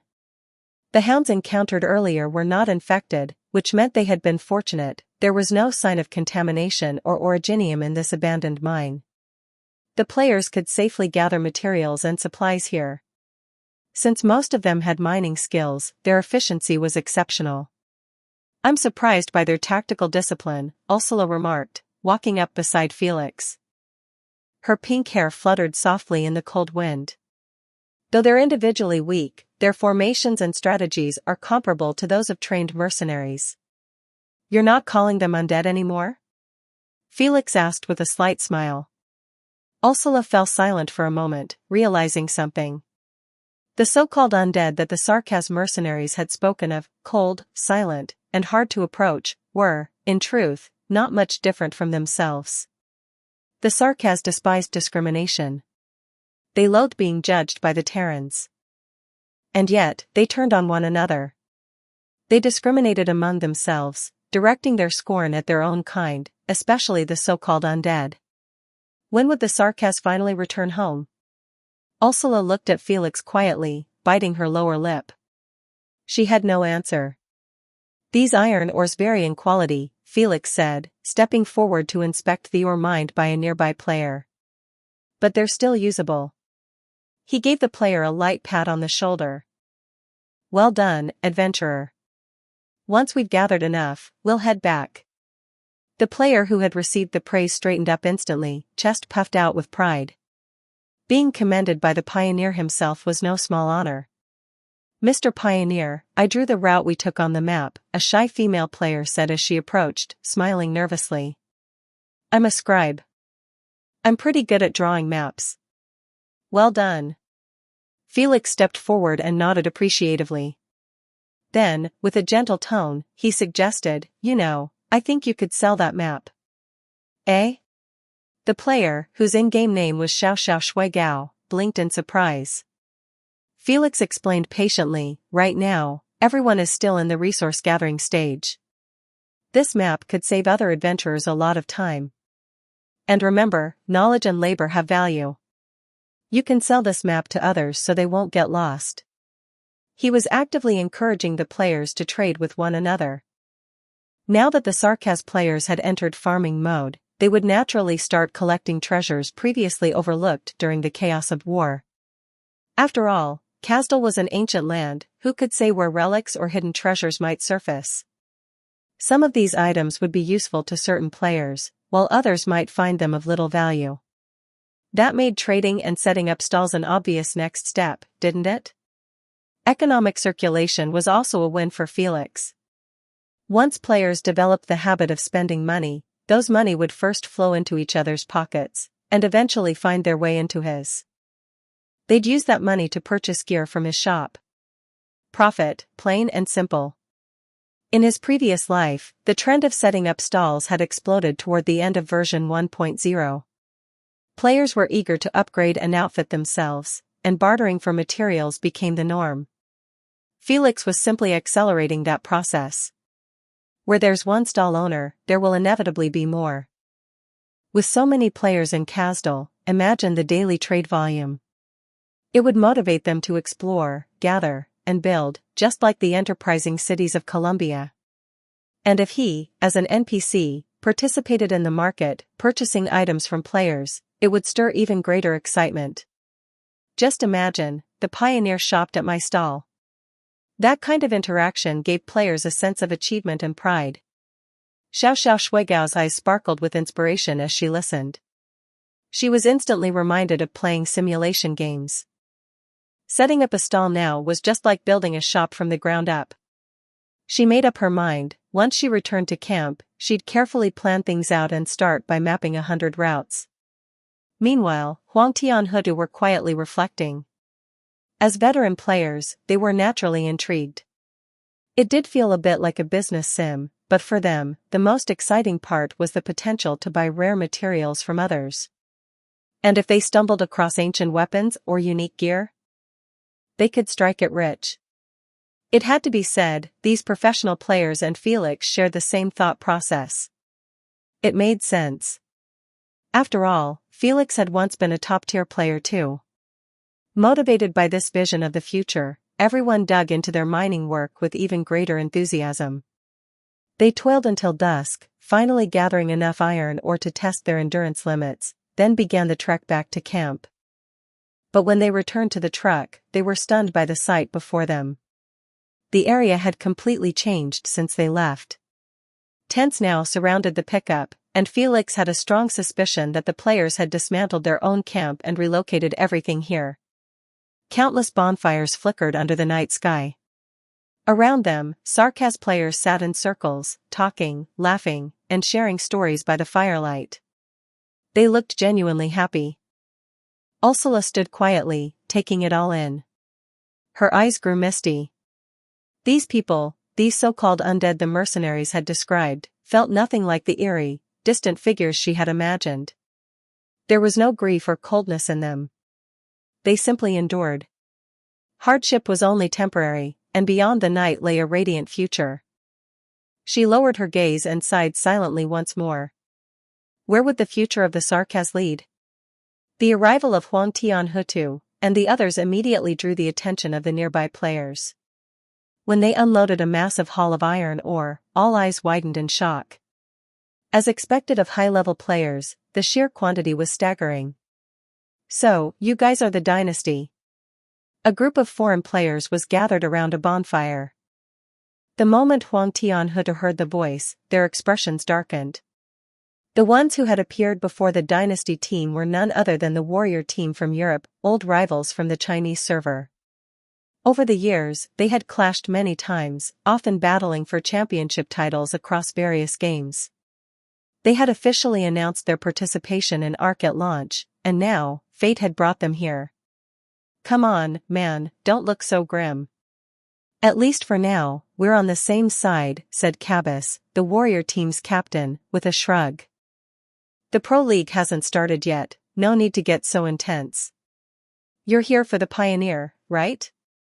Huang Tianhe asked in slightly awkward foreign speech. Cabas, for his part, responded in half-fluent Chinese, "Of course. Who else on this scorched earth is worth our time? Certainly not the two sides locked in a civil war with nothing to gain." With a grin, Cabas strode toward the Pioneer and gave a respectful salute. "Mr. Pioneer, we are Sarkas from a distant war zone, and we would be honored to join your efforts in building a shelter." To be honest, Felix wasn't particularly surprised by the warrior team's appearance. After all, like the dynasty team, they were entirely composed of Sarkas. In his previous life, the warrior team had fought under Teresa's command. During the early phases of the Civil War, they had operated in a different war zone, so the two teams hadn't encountered each other on the battlefield until much later. He hadn't expected the two groups to cross paths so early in this life. Still, as a fellow player, Felix wouldn't play favorites. As an NPC, fairness was his role. Besides, there were a significant number of foreign players, leaving a good impression early on could prove invaluable down the road. With his popularity already booming in the Chinese region, this was the perfect time to win over the international crowd and avoid losing skilled foreign players to rival factions. Many foreign players were die-hard lore fans too. But at the end of the day, the top priority for professional players was always the same: getting stronger. As long as Felix provided worthwhile rewards and equipment, they'd flock to him like mercenaries.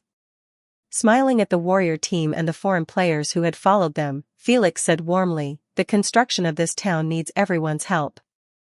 You are all welcome here." At the same time, a quest notification appeared before the foreign players. Without hesitation, they all clicked accept. Their tents were set up slightly apart from those of the Chinese players, creating a natural separation.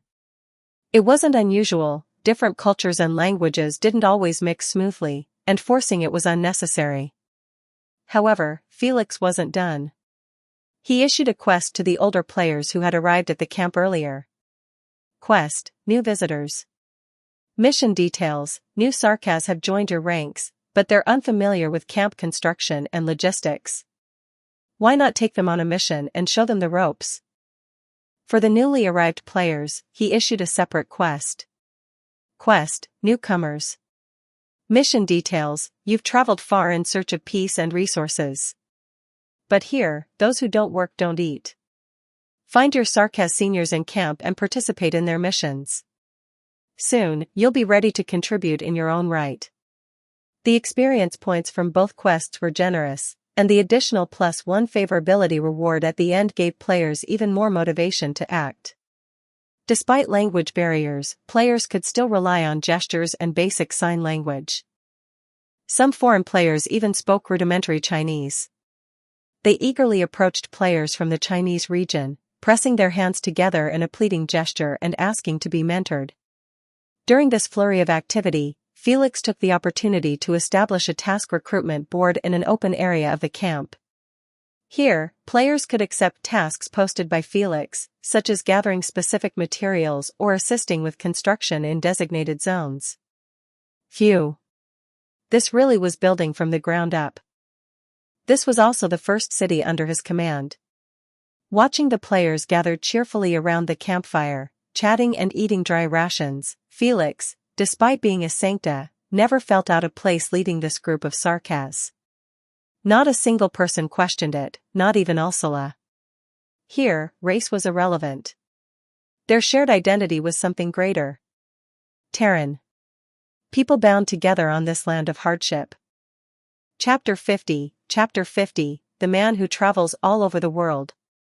2,475 words. Before long, some players began setting up small stalls throughout the camp. Following the return of the dynasty team, led by Huang Tianhutu, player-to-player trading gradually took off. Many curious onlookers approached the dynasty team, engaging in casual conversation and learning that the pioneer fully supported bartering and the sale of materials. This instantly sparked an idea among the crowd: scavenging and setting up stalls could be a way to earn a fortune. After all, just like pioneers in Colombia, players often stumbled upon rare resources during expeditions. If they had no personal use for these items, they'd just gathered dust in their inventories. Better to sell them to someone who needed them. Players who had been preparing to log off and rest to recover their fatigue meters suddenly felt wide awake.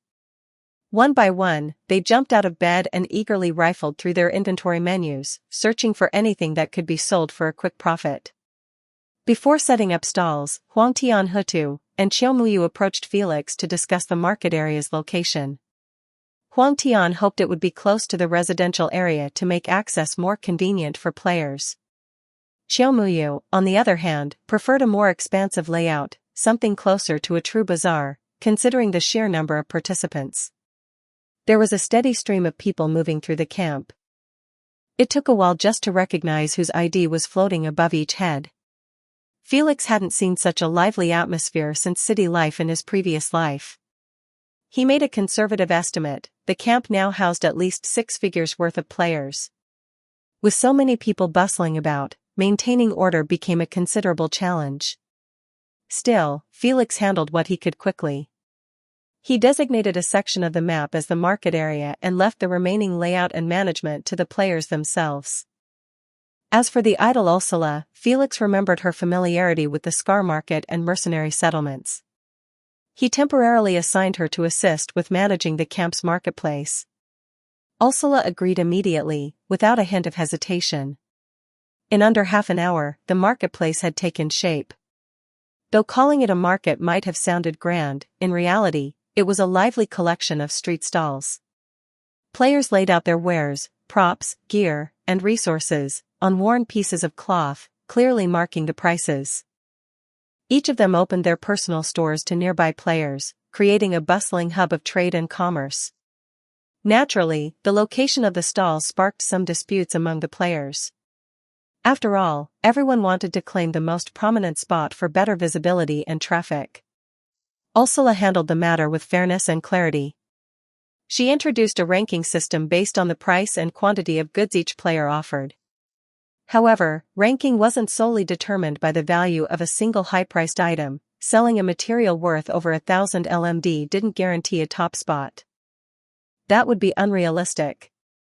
At the same time, she organized a patrol team made up of high-level players, both professional gamers and top players from the dynasty team who weren't setting up stalls. Their role was to prevent theft and disorder. Several players gladly accepted Ursula's commission. Being entrusted with responsibility and authority, they were effectively transformed into camp managers. The recognition gave them a strong sense of pride and satisfaction. Xiao Shuigao quickly laid out her drawings at her stall. Her secondary profession was as a copyist. While selling her artwork, she also sketched maps. Each completed map rewarded her with experience points. Just one night of work could earn her a good amount of LMD and XP. It was highly profitable. Players soon gathered in front of her stall to purchase maps. The prices were low for now, since she hadn't explored much of the surrounding fog. However, she offered a compelling after-sales promise: anyone who bought a map now could pay just 1 extra LMD in the future to receive updates. This update fee would be far cheaper than buying a new map later on. Thanks to this added value, her maps quickly sold out. The space in front of her small stall was wiped clean by eager buyers. At Huang Tianhutu's stall, he displayed raw materials and some equipment he had looted from defeated Sarkaz mercenaries. Though he had no personal use for them, someone else certainly might. While it was possible to buy better equipment from the pioneers, the items here were cheaper and ideal as transitional gear. Even foreign players like Cabas, let alone those from the Chinese region, had never witnessed such a thriving market scene. Many had been immersed in long-term PvP gameplay, and moments like this felt especially precious. They squatted in front of stalls, eagerly bargaining and chatting with the sellers. Meanwhile, Ursula served as Felix's eyes and voice in the outside world. The market bustled late into the night. Eventually, as players began to tire, their fatigue and sanity levels started to drop. With that, the market gradually closed down, and the players returned to their tents to rest. Leaving the now quiet market behind, Ursula made her way back through the camp until she reached the largest tent, still aglow with light. Without hesitation, she lifted the curtain and stepped inside. Felix hadn't gone to bed. The tent had become a makeshift studio, complete with an open flame and a well-equipped tool bench. Looking up from a blueprint, he greeted her, "You're back." "Yes," she replied. "You should get some rest too. Diegenbrecher and Sonomi are already asleep. You've worked hard today." "I'll give you a raise," Felix said, shifting his gaze back to his work.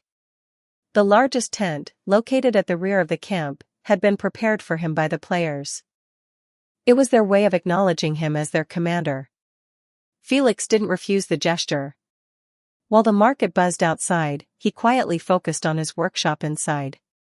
Ursula opened her mouth, her red lips moving slightly. "They're a little different from us." Felix raised his head, his golden eyes calmly meeting hers. "We'll never have that kind of security, happiness, or smile," she said softly. "You're wrong," Felix replied in an even tone. "Are the mercenaries you're referring to representative of all Sarkaz? Is it really true that there are no other Sarkaz in this land who share my ideals, who dream of building a homeland from scratch, one that belongs solely to them? Can you say for certain there aren't any? Are there no Sarkaz who live and work in other countries? Even if they're looked down upon, they still manage to carry on with a smile. Can you really say there aren't any like that?" "Yes, they are different from you," he continued, "because they possess the immortal Originium arts, and you don't. But all it means is they've chosen a different way of life. I don't know if it's the best path, but at the very least, I believe it's worth trying." Ursula's lips pressed into a thin line. "I'm going to rest," she said quietly, and turned to leave. The Sarkaz had been the first race to come into contact with Originium, and were also the first to bear its curse. Felix lowered his gaze. Just how many secrets were buried in this land, waiting for him and the players to uncover? One thing was certain, Kazdal was an ancient and the promised land. If only the players could unearth some ancient weapons or Originium staffs, he mused. But for now, the priority was to process the materials the players had collected. Tomorrow, he would need to post production tasks on the task board. After all, in a player base with a 6-digit population, he couldn't be the only one hammering metal. He needed help. Thinking about it, he couldn't help but miss the automated factories from his past life. With industrialized construction processes, he could simply lie down and gain experience. After a short nap, Felix got up again in the pre-dawn darkness and resumed forging metal, occasionally browsing the forum as he worked. One post in particular caught his attention. A player who had taken up mining had shared his experience. The top-rated comment read, "Go watch Magic ZX's first video, the pioneer explains the origins of the infected. If you keep mining, you'll end up in prison." By the 300th comment, the original poster had replied, "Too late, send it." He'd attached a screenshot of his personal interface. Next to his name, a new buff had appeared, infected. 666, 6666. I heard infected people can cast spells without a wand. Is this Harry Potter? What kind of fate did the OP unlock? Fury. Can you post a survival guide for infected players? I want to know what it's like to live in the wild as one. The comment section was full of amusement, everyone seemed entertained, except the original poster himself. Judging by his updates, though, he was already planning his escape, swearing revenge on the noble who had tricked him before disappearing. At the same time, he opened a new thread to warn other players in Ursus. Don't go to the mines. Don't go to the mines. With the fun over, Felix refreshed the forum and noticed a new post had been marked as a masterpiece. Looking closer, he saw that Magic ZX's second video had just been released.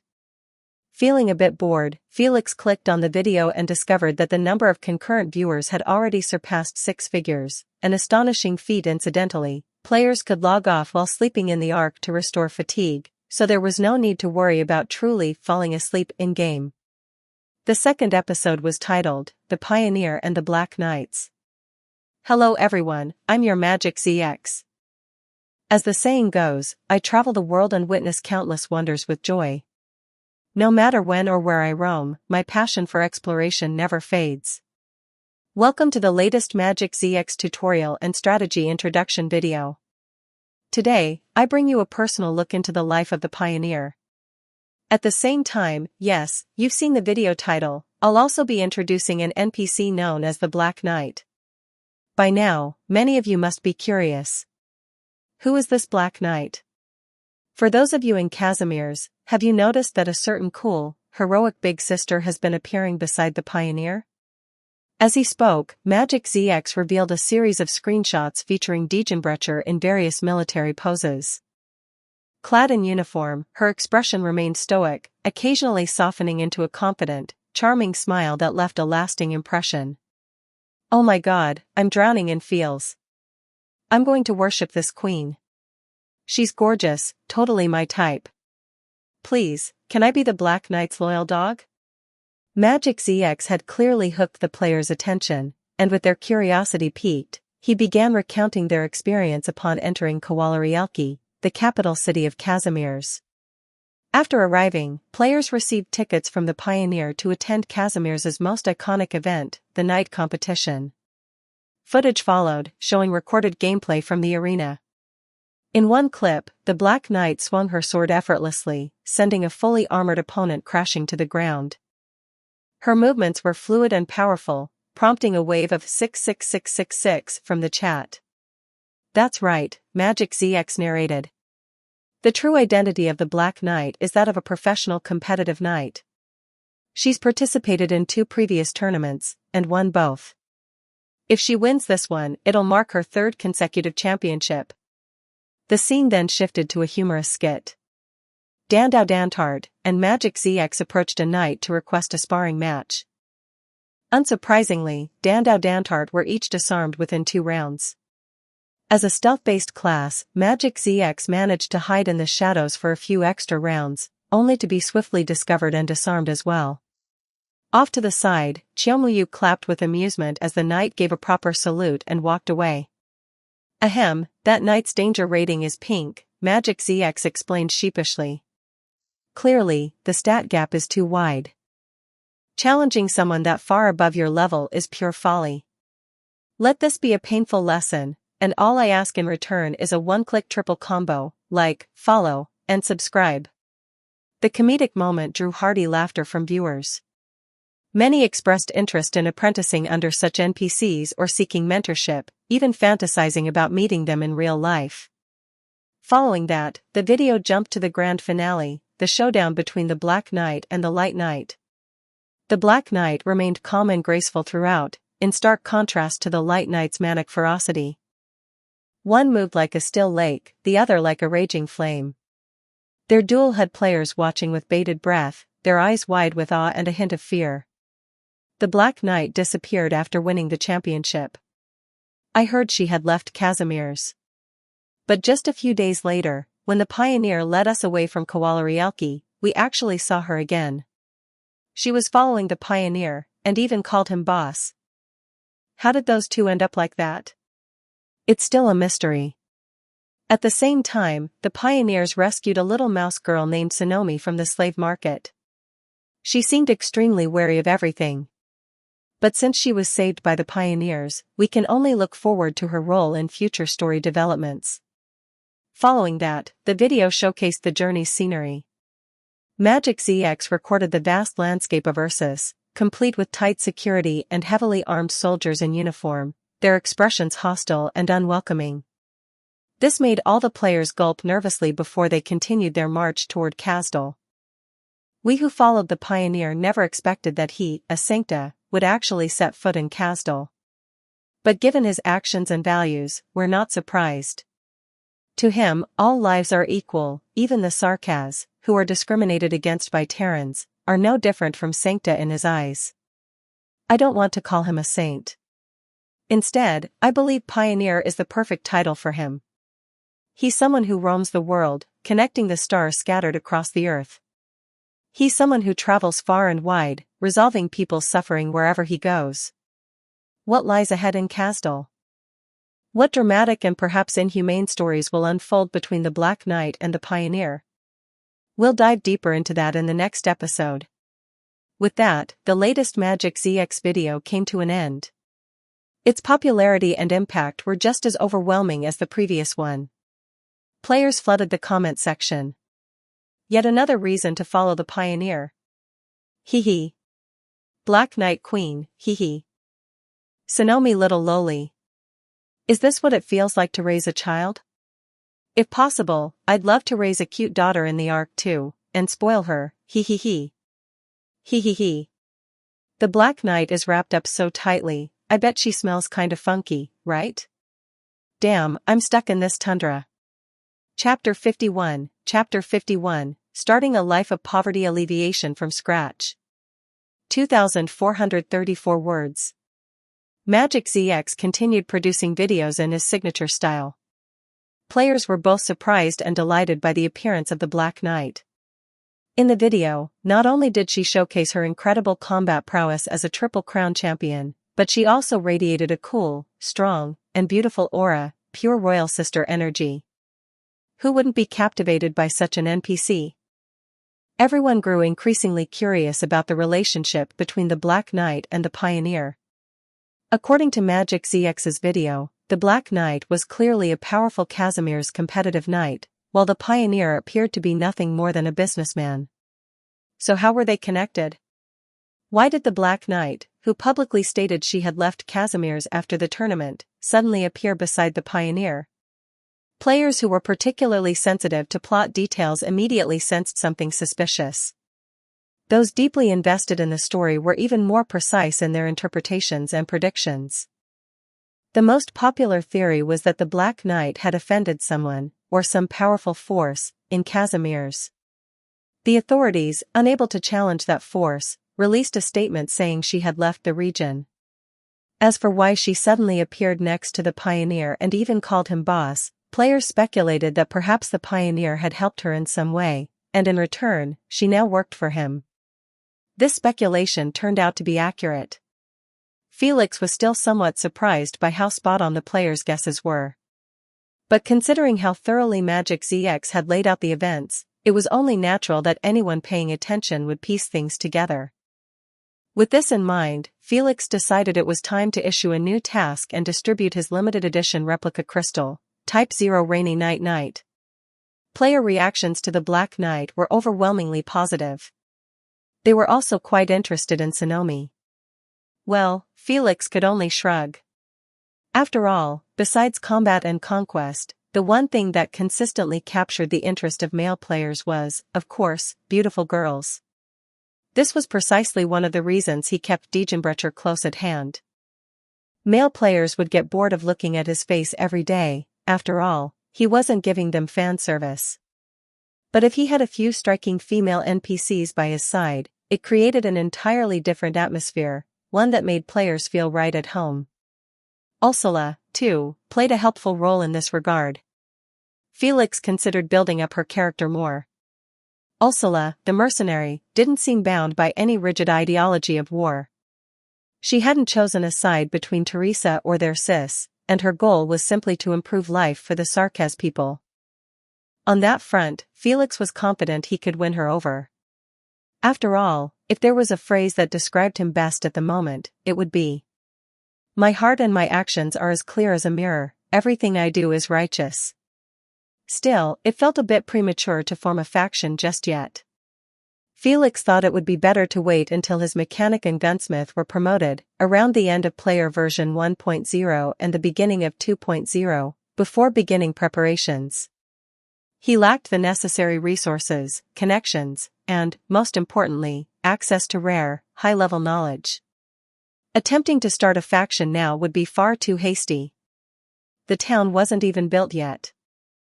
There was no point in thinking too far ahead. With that thought, Felix lowered his head again and resumed his blueprint gambling. The next morning, Diegenbrecher arrived at Felix's tent, bringing along a yawning Sonomi. Looking at him, Diegenbrecher asked, "Didn't you get much rest last night?" Felix rubbed his wrist and replied, "How'd you know?" "A warrior can read body rhythm and breathing rate," Diegenbrecher said calmly. "We can infer a person's condition from their posture and direction. You look like you only slept a few hours." Felix didn't directly answer Diegenbrecher's question. Instead, he glanced at Sonomi and said, "You and Sonomi should stay in the camp today. Her classes will continue, but don't let a child her age get too tired." Diegenbrecher smiled and gently rubbed Sonomi's head. "I understand." Seeing Felix reveal his gentle side to both her and Sonomi, Diegenbrecher's expression didn't change, but inwardly, she was happy. After all, Diegenbrecher had always felt that she owed Felix her life. Logically speaking, she believed she should accept any excessive demands he made. However, having fought alongside him, Diegenbrecher knew that Felix, codenamed Pioneer, wasn't that kind of man. She hadn't misjudged him. Though she followed Felix's orders and served under his command, Diegenbrecher never felt discomfort or resentment. That was because she knew they were the same in certain ways. Felix stretched and walked off. He had spent the entire night gambling for blueprints, and the only remotely satisfying result was a high-quality green-grade arm power device, still a far cry from the blue-grade results he dreamed of. He had considered buying blueprints before, but there was no market for them. The only 3 ways to obtain them were: 1. Traveling the world to explore. 2. Sneaking into Victoria's military factories to learn their techniques, or 3. Finding his master, Duramat, and crying poor, hoping he might be pitted enough to receive a blue blueprint. But the chances of that were slim. Duramat's whereabouts were always uncertain, and there was a good chance he had already moved away. So, Felix was forced to rely on gambling. But his luck stat was an abysmal E. Everything he got that night was junk, leaving him mentally drained. He headed over to the task board and updated it with a new batch of missions. Alongside gathering tasks, he posted combat missions to eliminate hidden threats and production assignments for crafting materials and constructing buildings. Honestly, these tasks weren't much different from those found in other settlements across the land. But for the Sarkaz players, they were a fresh experience. At the same time, Felix continued planning the residential areas. After all, players couldn't be expected to sleep in tents forever, right? High-tech housing materials were unrealistic for now. Homes made of stone and wood were far more practical under current conditions, and still a significant improvement over drafty tents. He wanted players to experience the comfort of having a home. Just like in the past, no matter how many generations of GTA were released, players always looked forward to owning bigger houses and customizing interiors. House competition, yard decoration, personal style, these things gave players a sense of pride. Seeing others admire their taste only added to the appeal. Personal cabins gave players a deeper sense of immersion in this otherworldly game. The feeling of truly owning a home was special. Players wouldn't just decorate, they'd invite friends over, host get-togethers, and even roleplay, running taverns, dance halls, and other social hubs to build a greater sense of community and involvement. To that end, Felix had marked out a large section of the map as a residential zone, which would require a huge amount of materials.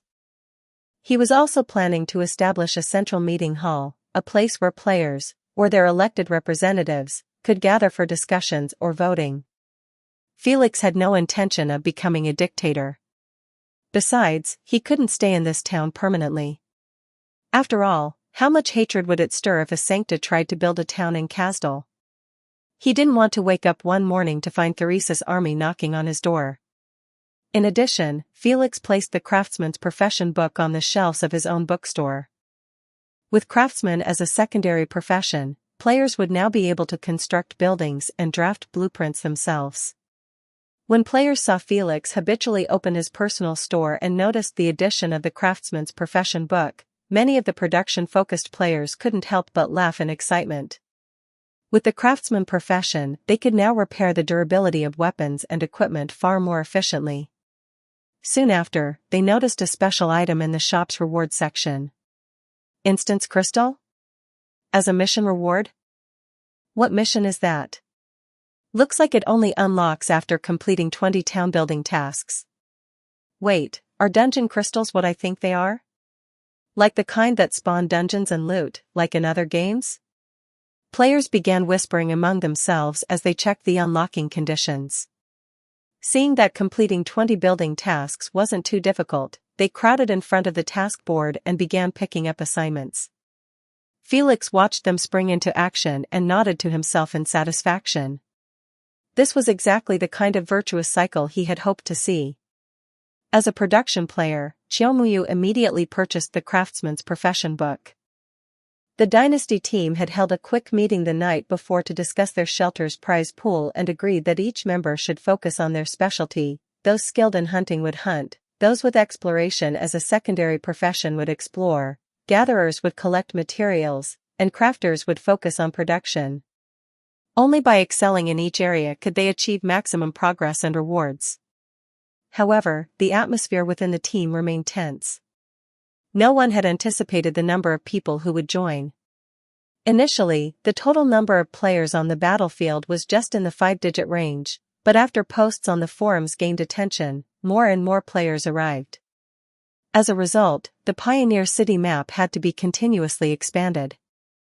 More people didn't necessarily mean a better situation, it meant more competition. Just look at the European warrior team from yesterday. They were undoubtedly going to give their all to secure first place in the prize pool rankings. So today, Qiaomuyu didn't follow Huang Tianhutu and Dan Dao Dantart on their hunting and exploration missions. Instead, she stayed behind with the other production players to focus on crafting materials and carrying out manufacturing tasks. Felix set an example by starting to build.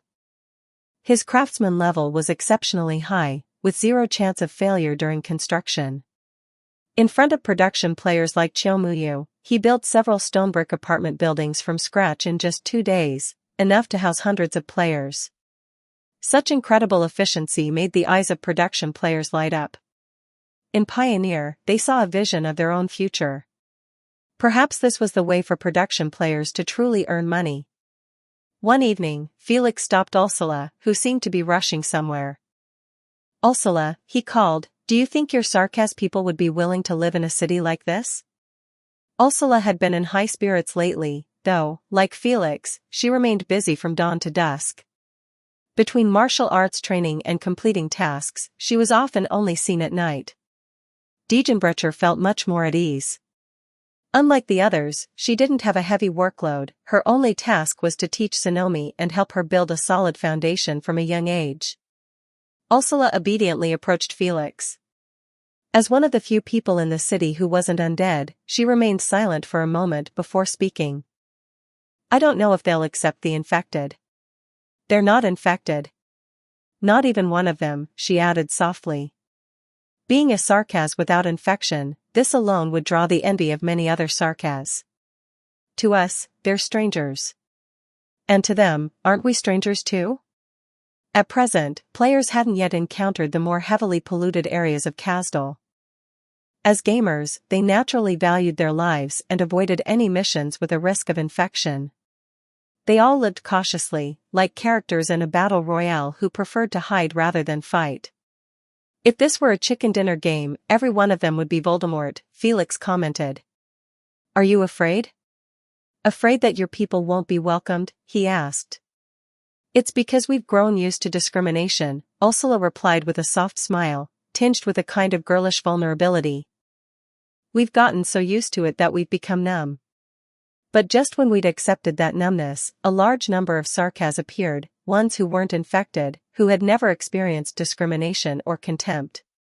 Honestly, I envy them. Do you know how Terrans become infected with Originium? Felix asked.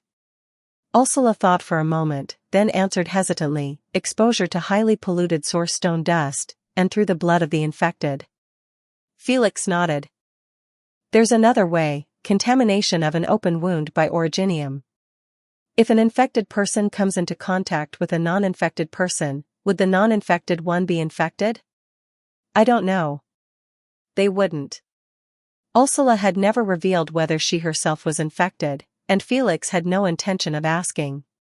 Instead, he simply reached out and gently grabbed her wrist. You won't get infected just like this. He looked at her and continued calmly, why is a disease that isn't highly contagious still so heavily discriminated against in the Ursus Empire? It's not about the disease itself. It's the malice of those in power that causes the infected to be treated as inferior. Let go of that belief. In my eyes, the infected are Terran, and so are the non-infected. Even if the infected have a low status in other cities or countries, here, I hope they can live in peace with the non-infected. Ursula blinked in a daze, then slowly lowered her head and gently slipped her wrist from his grasp. I understand. In a couple of days, Diegenbrecher and I will be heading out of town, Felix said. So I'll be leaving this place to you for now. Me? Ursula looked stunned. What was her employer saying? Was he entrusting her with something so important? You have the talent of a commander, Ursula, Felix said firmly. You shouldn't be just a mercenary who charges into battle. You've performed exceptionally during this time. You've earned my trust. I think you should cultivate this side of yourself. This land has no shortage of mercenaries, but it lacks commanders. Ursula looked away. At that moment, she couldn't shake the feeling that Felix resembled a priest, even though the Sarkaz had no concept of priests. Employer, I understand. She gave him a formal mercenary salute, then turned around without leaving right away, letting out a quiet sigh. It would be perfect if the employer were Sarkaz. Felix didn't respond. He truly didn't know what to say to this young girl who still held such innocent, idealistic thoughts. He returned to his tent and began preparing for the next journey. Heading straight for Therese's army would be suicide, so he planned instead to visit Therese's faction, and take a trip to the Tower of Babel. Naturally, he'd need to bring Diegenbrecher along. As he thought about it, Felix's lips curled into a grin. He. Kaltsit, we're finally going to meet. Chapter 52, Type. 2,592 words. The players completed the 20 required tasks far quicker than Felix had anticipated. With the conditions met, the dungeon crystals in his personal store were unlocked and distributed as rewards. The dungeon instance used a 24-player format, 6 teams of 4 players each. The Dynasty team had been working tirelessly from dawn till dusk.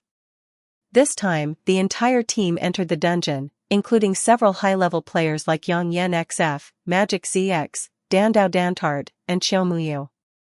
As the first group to enter the trial dungeon, they naturally aimed to perform at their peak. The team's captain, Huang Tianhutu, was capped at level 24. According to him, 3 of those levels were invested in secondary professions and thus didn't contribute to his combat strength. Among the many players, only Cabas, another professional gamer, matched him in level. Having already spent a full year in Terra's Ark, their progression was quite reasonable. The dungeon crystal resembled a strange hybrid, part mother crystal from Fei Fei, part teleportation crystal from Sword Art Online. When Huang Tianhutu touched it, a prompt window appeared before the players. You have triggered memory crystal, type 0 rainy night. Recommended level, 25. Party size, 24. Do you wish to enter? Without hesitation, the players all clicked yes. None of them even bothered to look at the recommended level. They were here to explore. Overthinking it would just spoil the fun. As they confirmed entry, they felt their bodies being enveloped and transported, similar to the sensation of logging into the game world. They landed in a different space, greeted by biting, cold rain. Looking around at the cityscape and the wet pavement beneath their feet, they were struck by familiarity. Isn't this Kawalari Elki, in Casimir's? Magic ZX quickly pointed out. Everyone nodded, recognizing it from the Magic ZX's video. The sleek, modern city in front of them stunned most players, especially those who hadn't followed the Pioneer storyline.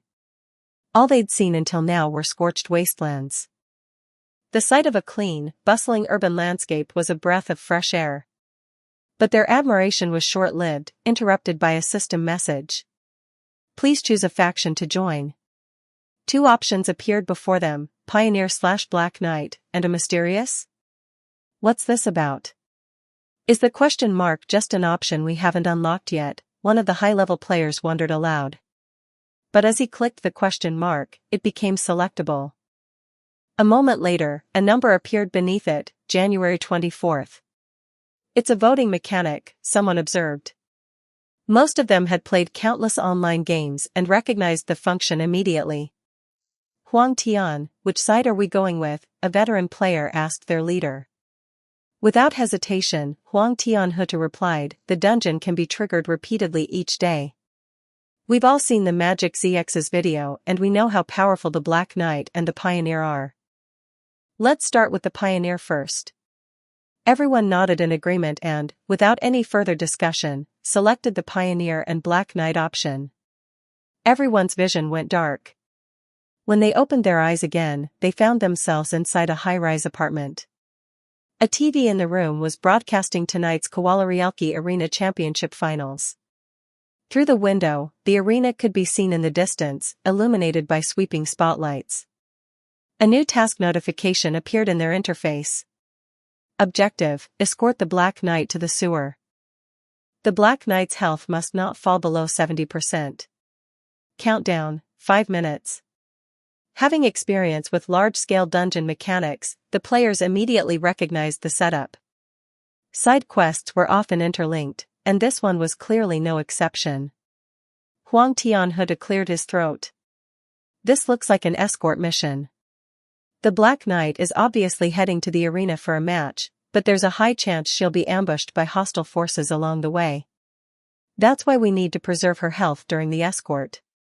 He continued calmly, our objective is to get her to the destination while keeping her above the required health threshold. Otherwise, the mission will fail. Same strategy as always. Defender units up front, medical and snipers covering them. The rest of us will move as needed. Magic ZX nodded silently, his recording already in progress since the start of the dungeon. There was a reason this was called a memory crystal. It was a reconstruction of an NPC's past experience. He remembered watching the championship match at the arena with Dan Dao Dantart and Xiao Muyo. At the time, they'd simply thought the Black Knight had been delayed by some minor issue. They never expected it had been an assassination attempt.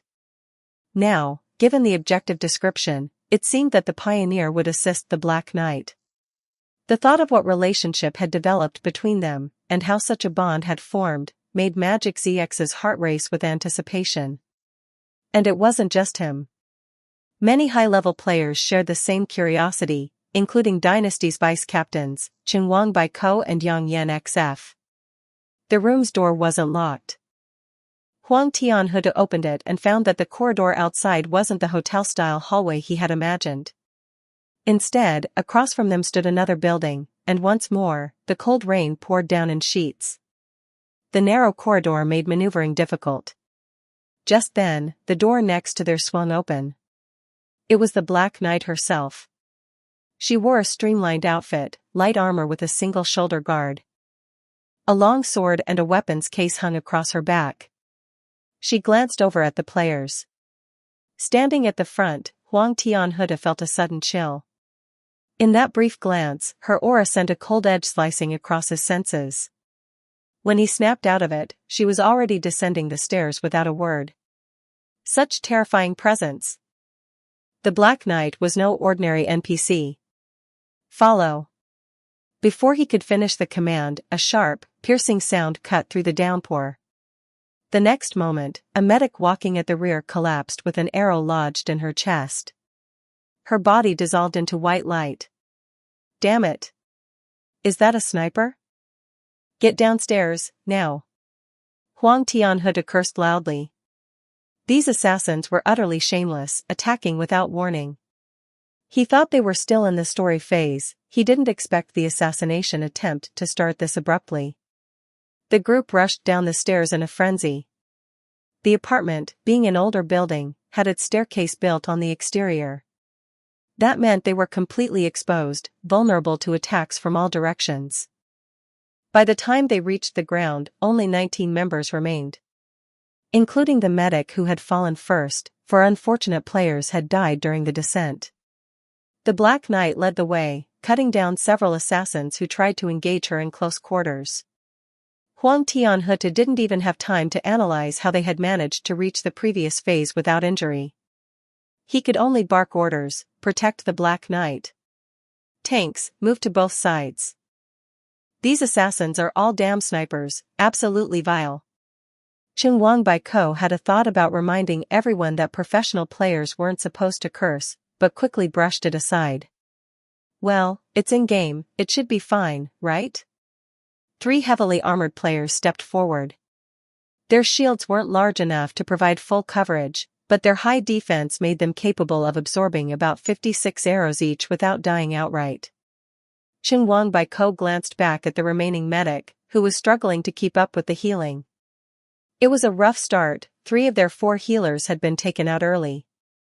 The last one could barely keep 3 people alive. At this rate, they'd all die before the Black Knight's health dropped to 70%. Huang Tianhe glanced at the Black Knight's health bar.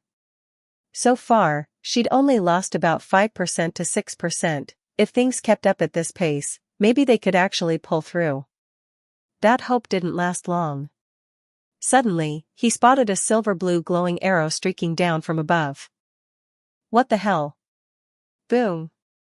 An explosion ripped through the front line, instantly killing 2 of the tanks. But that wasn't the worst of it. A steamroller, likely parked nearby, was launched into the air by the blast. It flew over Huang Tianhe's head and crashed violently into a player behind him. In the blink of an eye, more than half of the remaining avatars turned gray. Only 4 players were left standing: Huang Tianhe, Wang Baikou, Magic ZX, and Yang Yen XF. Dandao Dantard had fallen just a moment later, crushed by the airborne steamroller before he could even shout his signature line, Wara. Wah. What kind of monster is this? They could only watch as the Black Knight's health dipped to 85%. A few more hits like that, and the mission would be a failure. At this point, success seemed impossible. All medics had been eliminated. The last tank collapsed and vanished into light.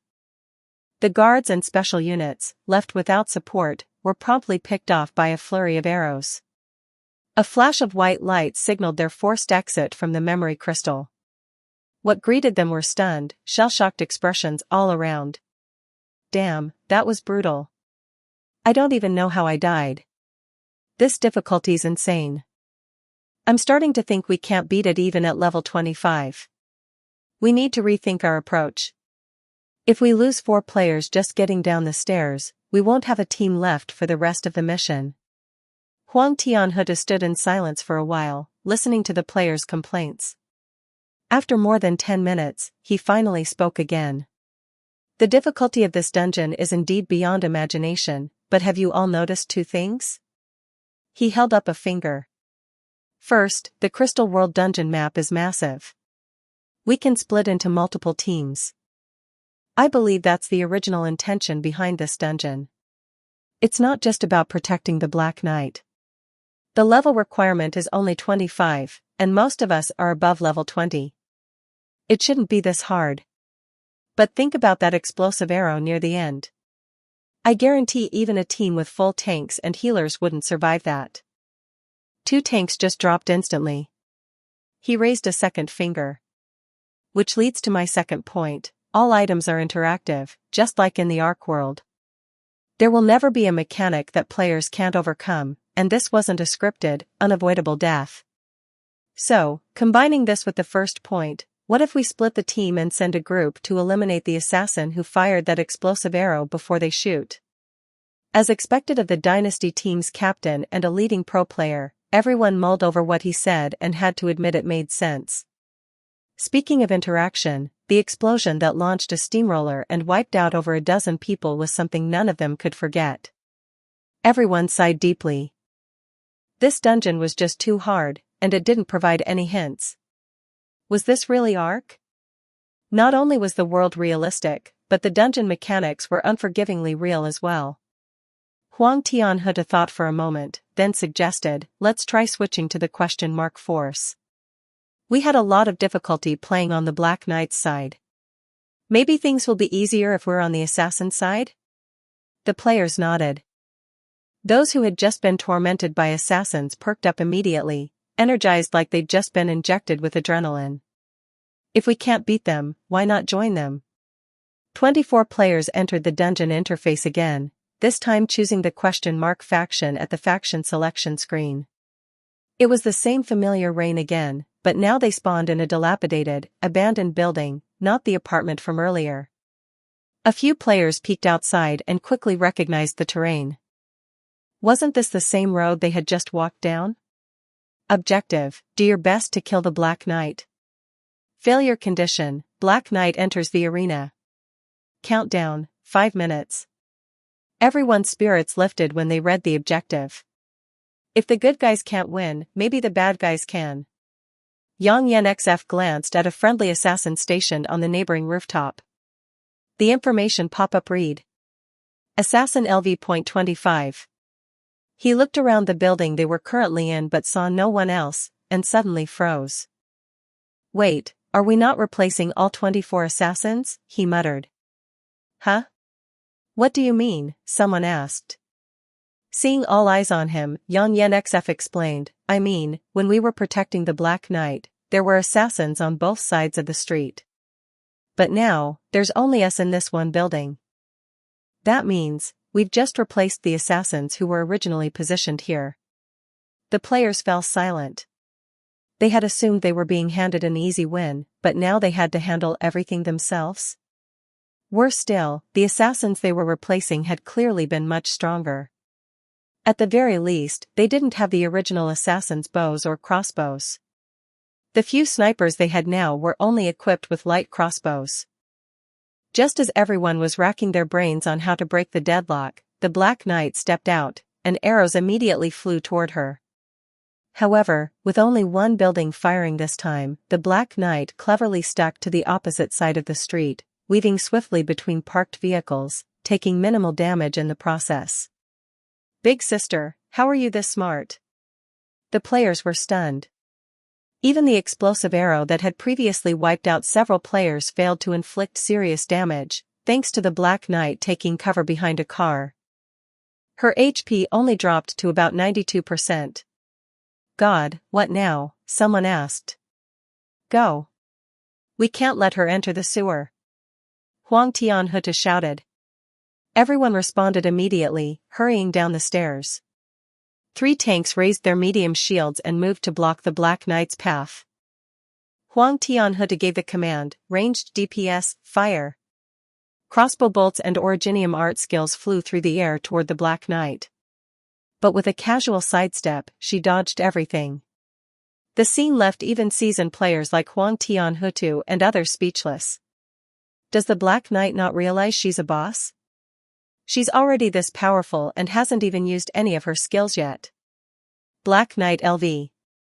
Red name. Danger level, warning. You have no hope of survival, red text. Everyone, charge. Huang Tianhe shouted, following behind the shield bearers with his long sword ready. Snipers continued pulling their crossbows, while Magic ZX threw down traps to draw the Black Knight's attention. The Black Knight cast a cold glance in their direction. Her golden eyes, devoid of emotion, flickered with firelight in the dark, rainy night. Then she slightly turned her body, and swung her sword. Before the stunned eyes of Huang Tianhe and the others, the 3 heavily armored tanks at the front, supposedly the highest in defense, were instantly cut down, disintegrating into white light. Both Huang Tianhe and Dandao Dantart charged forward in desperation. Huang Tianhe was kicked flying, his HP dropping to just 5%. Dandao Dantart exchanged 2 blows with the Black Knight, only to be cleaved in half, vanishing into white light. Facing the expressionless Black Knight, and hearing nothing but the cries and screams of his teammates, Huang Tianhe suddenly realized he had made a terrible mistake. A moment later, a teammate's body was hurled at him by the Black Knight with sheer brute force. His HP dropped to 0 on impact. It was the first time he understood that being thrown could deal damage. Both players disappeared in a flash of white light. Damn. Chapter 53, Ancient Weapons. 2,474 words. Huang Tianhe stepped out of the memory crystal with a pale face, greeted by teammates who looked just as drained. How are we supposed to win this? Isn't the Black Knight way too strong? There's no chance in close combat. She's the Triple Crown champion of Casimir's. It's insane. One strike and our 3 tanks were vaporized. She didn't even use Originium arts, just pure, refined martial skill. The team was filled with frustration and disbelief, voices overlapping as they complained about how utterly broken the Black Knight seemed. In melee, they hadn't even seen how they died. Dandao Dantart's legs trembled slightly. He recalled how he used to spar with the Black Knight daily in-game. He had always known she was holding back, but now he realized, she wasn't just letting him win, she was letting the entire world win. Who could possibly endure a serious Black Knight? Magic ZX, on the other hand, looked exhilarated. After just 2 dungeon runs, he had gathered so much valuable information that he couldn't wait to dive in for a third. What now, Captain? Someone asked. Huang Tianhe paused in thought. As a seasoned pro, he had faced countless bosses, no matter how brutal, and would never be daunted by difficulty alone. In fact, for veteran players like him, overcoming such challenges was part of the joy. Raising his head, he looked at his shaken teammates. After a slight cough, he made a decisive call. Let's go with the Pioneer and Black Knight factions first. The assassin route is a bit too much for now, it's clearly not the main path. Everyone breathed a collective sigh of relief. Seeing this, Huang Tianhe continued, take 10 minutes to rest. After that, we'll re-enter and focus on exploring the mechanics first. Even though there's no daily limit on dungeon attempts, he added, we still need to schedule our runs. These exploratory attempts don't give us EXP or LMD, and equipment repairs cost money. He opened his personal interface. Let's set dungeon exploration hours from 7 to 9 every night. Does that work for everyone? It was currently a holiday, and even the few who were office workers didn't have any major commitments. In fact, for most of them, working meant live streaming, flipping gear for profit, or, like the pros, competing full-time. Some players, such as Magic ZX and Yang Yen XF, made content related to the game itself. After the break, Huang Tianhe initiated the next dungeon run. One by one, they vanished again into white light. Once the memory crystal for the Pioneer route was discovered, the player base sprang into action. It didn't take long for them to secure it, and the forums were soon ablaze with a new wave of Pioneer hype. What really fueled the excitement was the Black Knight's presence in this new memory crystal.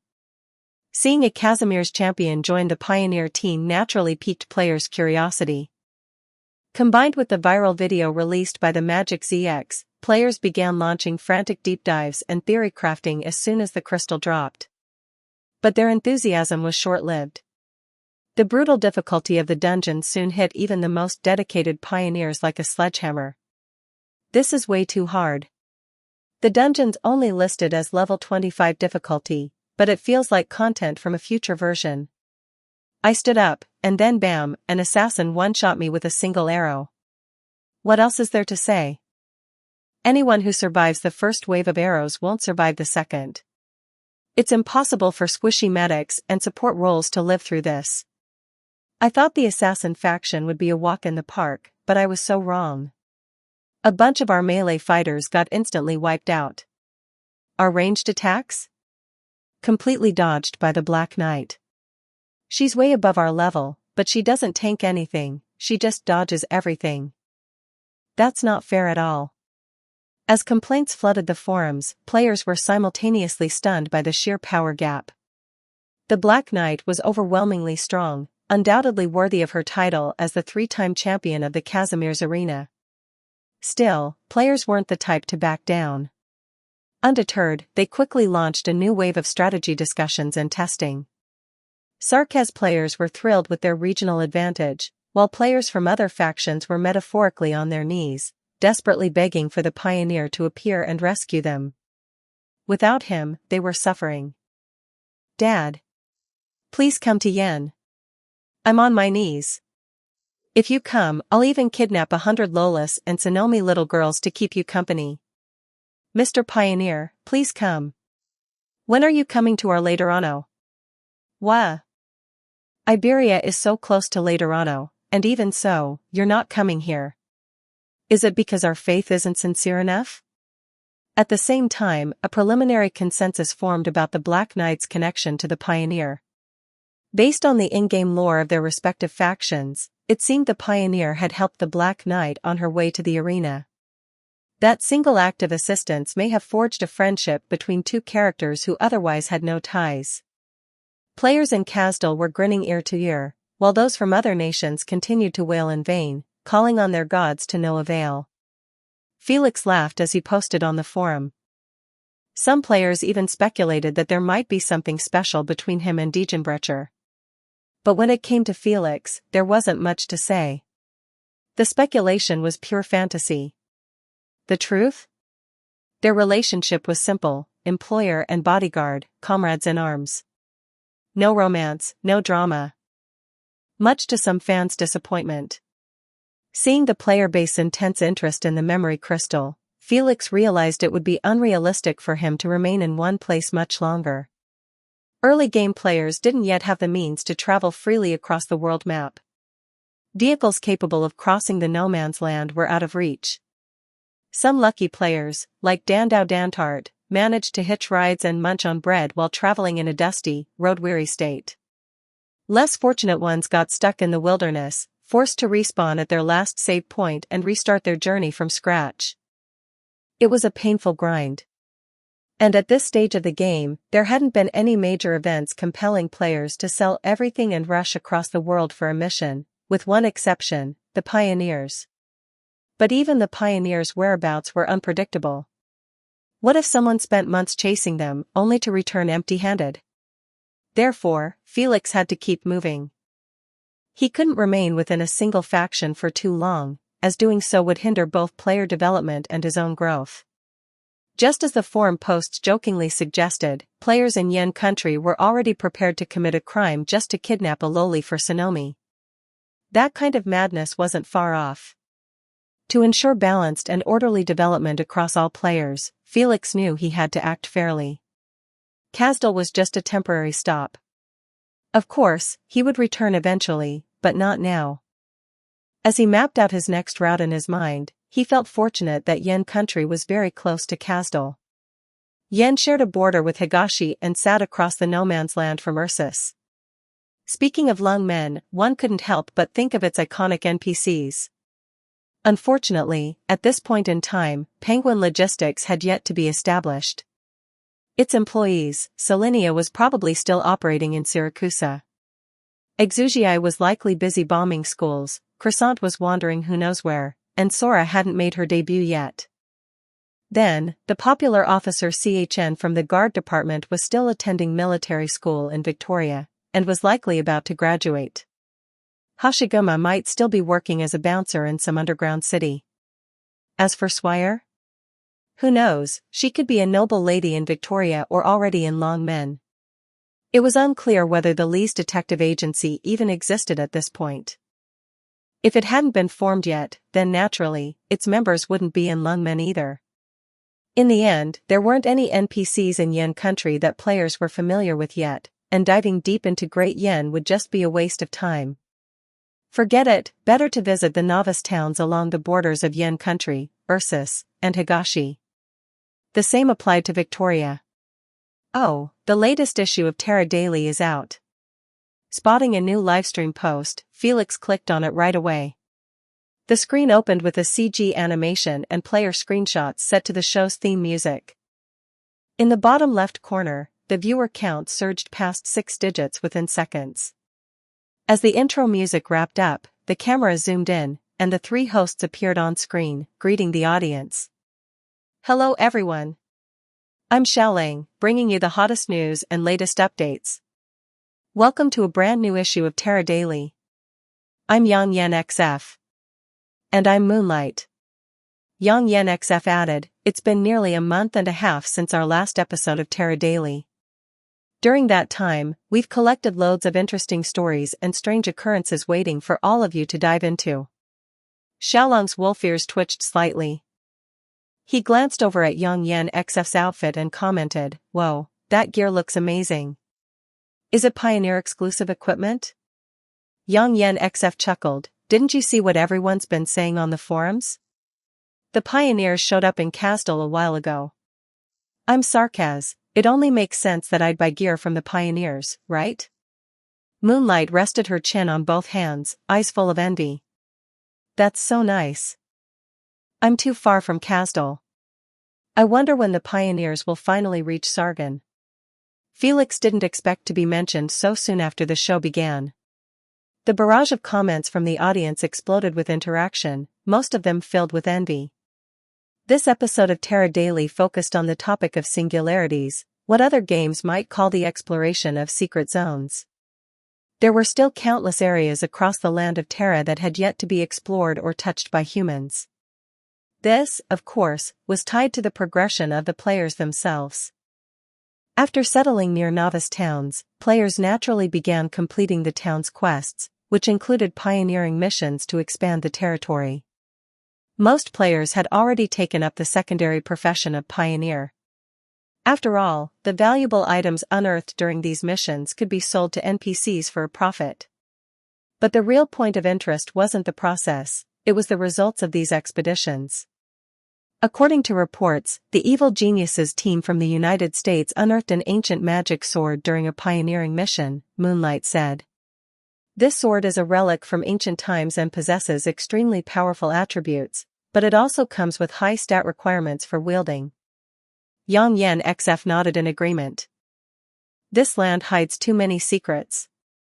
There are countless hidden realms just waiting for players to explore.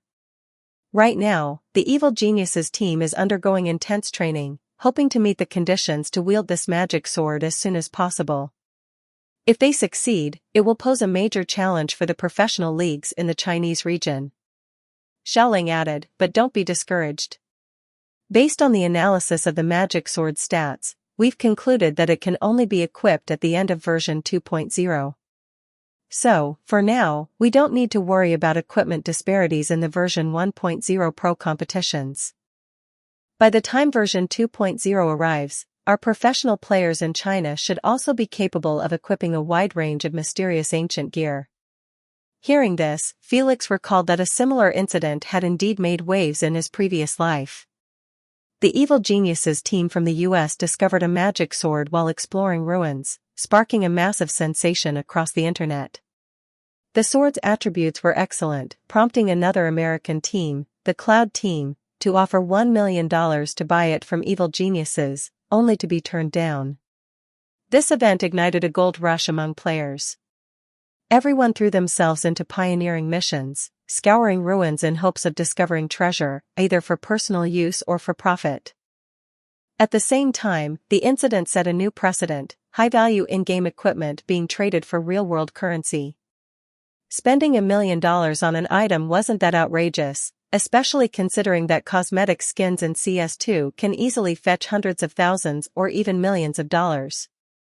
The difference, of course, was that CS2 skins don't provide plus 10 damage. In MMORPGs, equipment differences can be game-breaking. Evil Geniuses was a professional team, after all. They had likely already designated a player to start training as a guard-class tactician the moment they secured the weapon. There was no way they'd sell such a strategic asset to their longtime rivals in the same league, the Cloud team. Felix felt a twinge of regret. In his previous life, he hadn't taken part in the singularity explorations or the gold rush. While other players were scouring the land for ancient ruins, he was busy forging iron. While others were digging deep into the earth, he was hammering away. While others braved deadly traps in the ruins, he was still sharpening steel. If he had participated in the gold rush in his previous life, at the very least, he would have known the locations of several ruins by now, and could have begun excavating them in advance. What a shame. Felix felt as though he had missed out on hundreds of millions of LMD. Still, he knew what was coming next in the storyline. The team led by Anduin would accidentally stumble upon a ruin, and it was there that Mostema would shoot Anduin. The weapon hidden in that relic was one that could stop time. Unfortunately, it didn't seem compatible with Felix's fighting style. Are there any auxiliary weapons? Even production tools would be fine, Felix sighed. That kind of loot would be incredible. But with his E-rank luck, the chances of encountering ruins were about the same as finishing the entire game and then traveling back in time. And in an MMORPG, there's no such thing as clearing the game. Which meant his chances of discovering a ruin were practically zero. Speaking of pioneering, Yang Yen XF continued, shifting the topic to anecdotes. The players in Kasdal have really been living it up recently. As we all know from the forums, the Kasdal civil war has been going on for an entire year in Terra time, with no signs of stopping. Players in Kasdal, myself included, have been stuck in endless PvP battles aboard the Arkansas. And that's when he arrived. Suddenly, the upright figure of the pioneer appeared on screen. Standing behind him were the Black Knight, already well known among players, and a beautiful girl with pink hair and golden eyes, dressed in a mercenary uniform. He rescued us from the eternal PvP nightmare. Now, we officially begin Minecraft. Chapter 54, because I'm afraid to get hurt.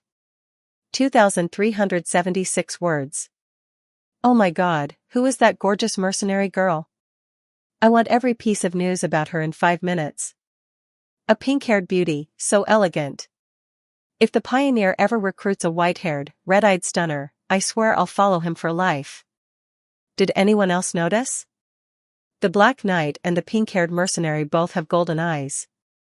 I feel so dumb for missing that. Green blooms on the battlefield, how adorable, hee hee. Felix glanced at the bullet screen. Among all the NPCs he knew, was there any white-haired girl who might one day join his team?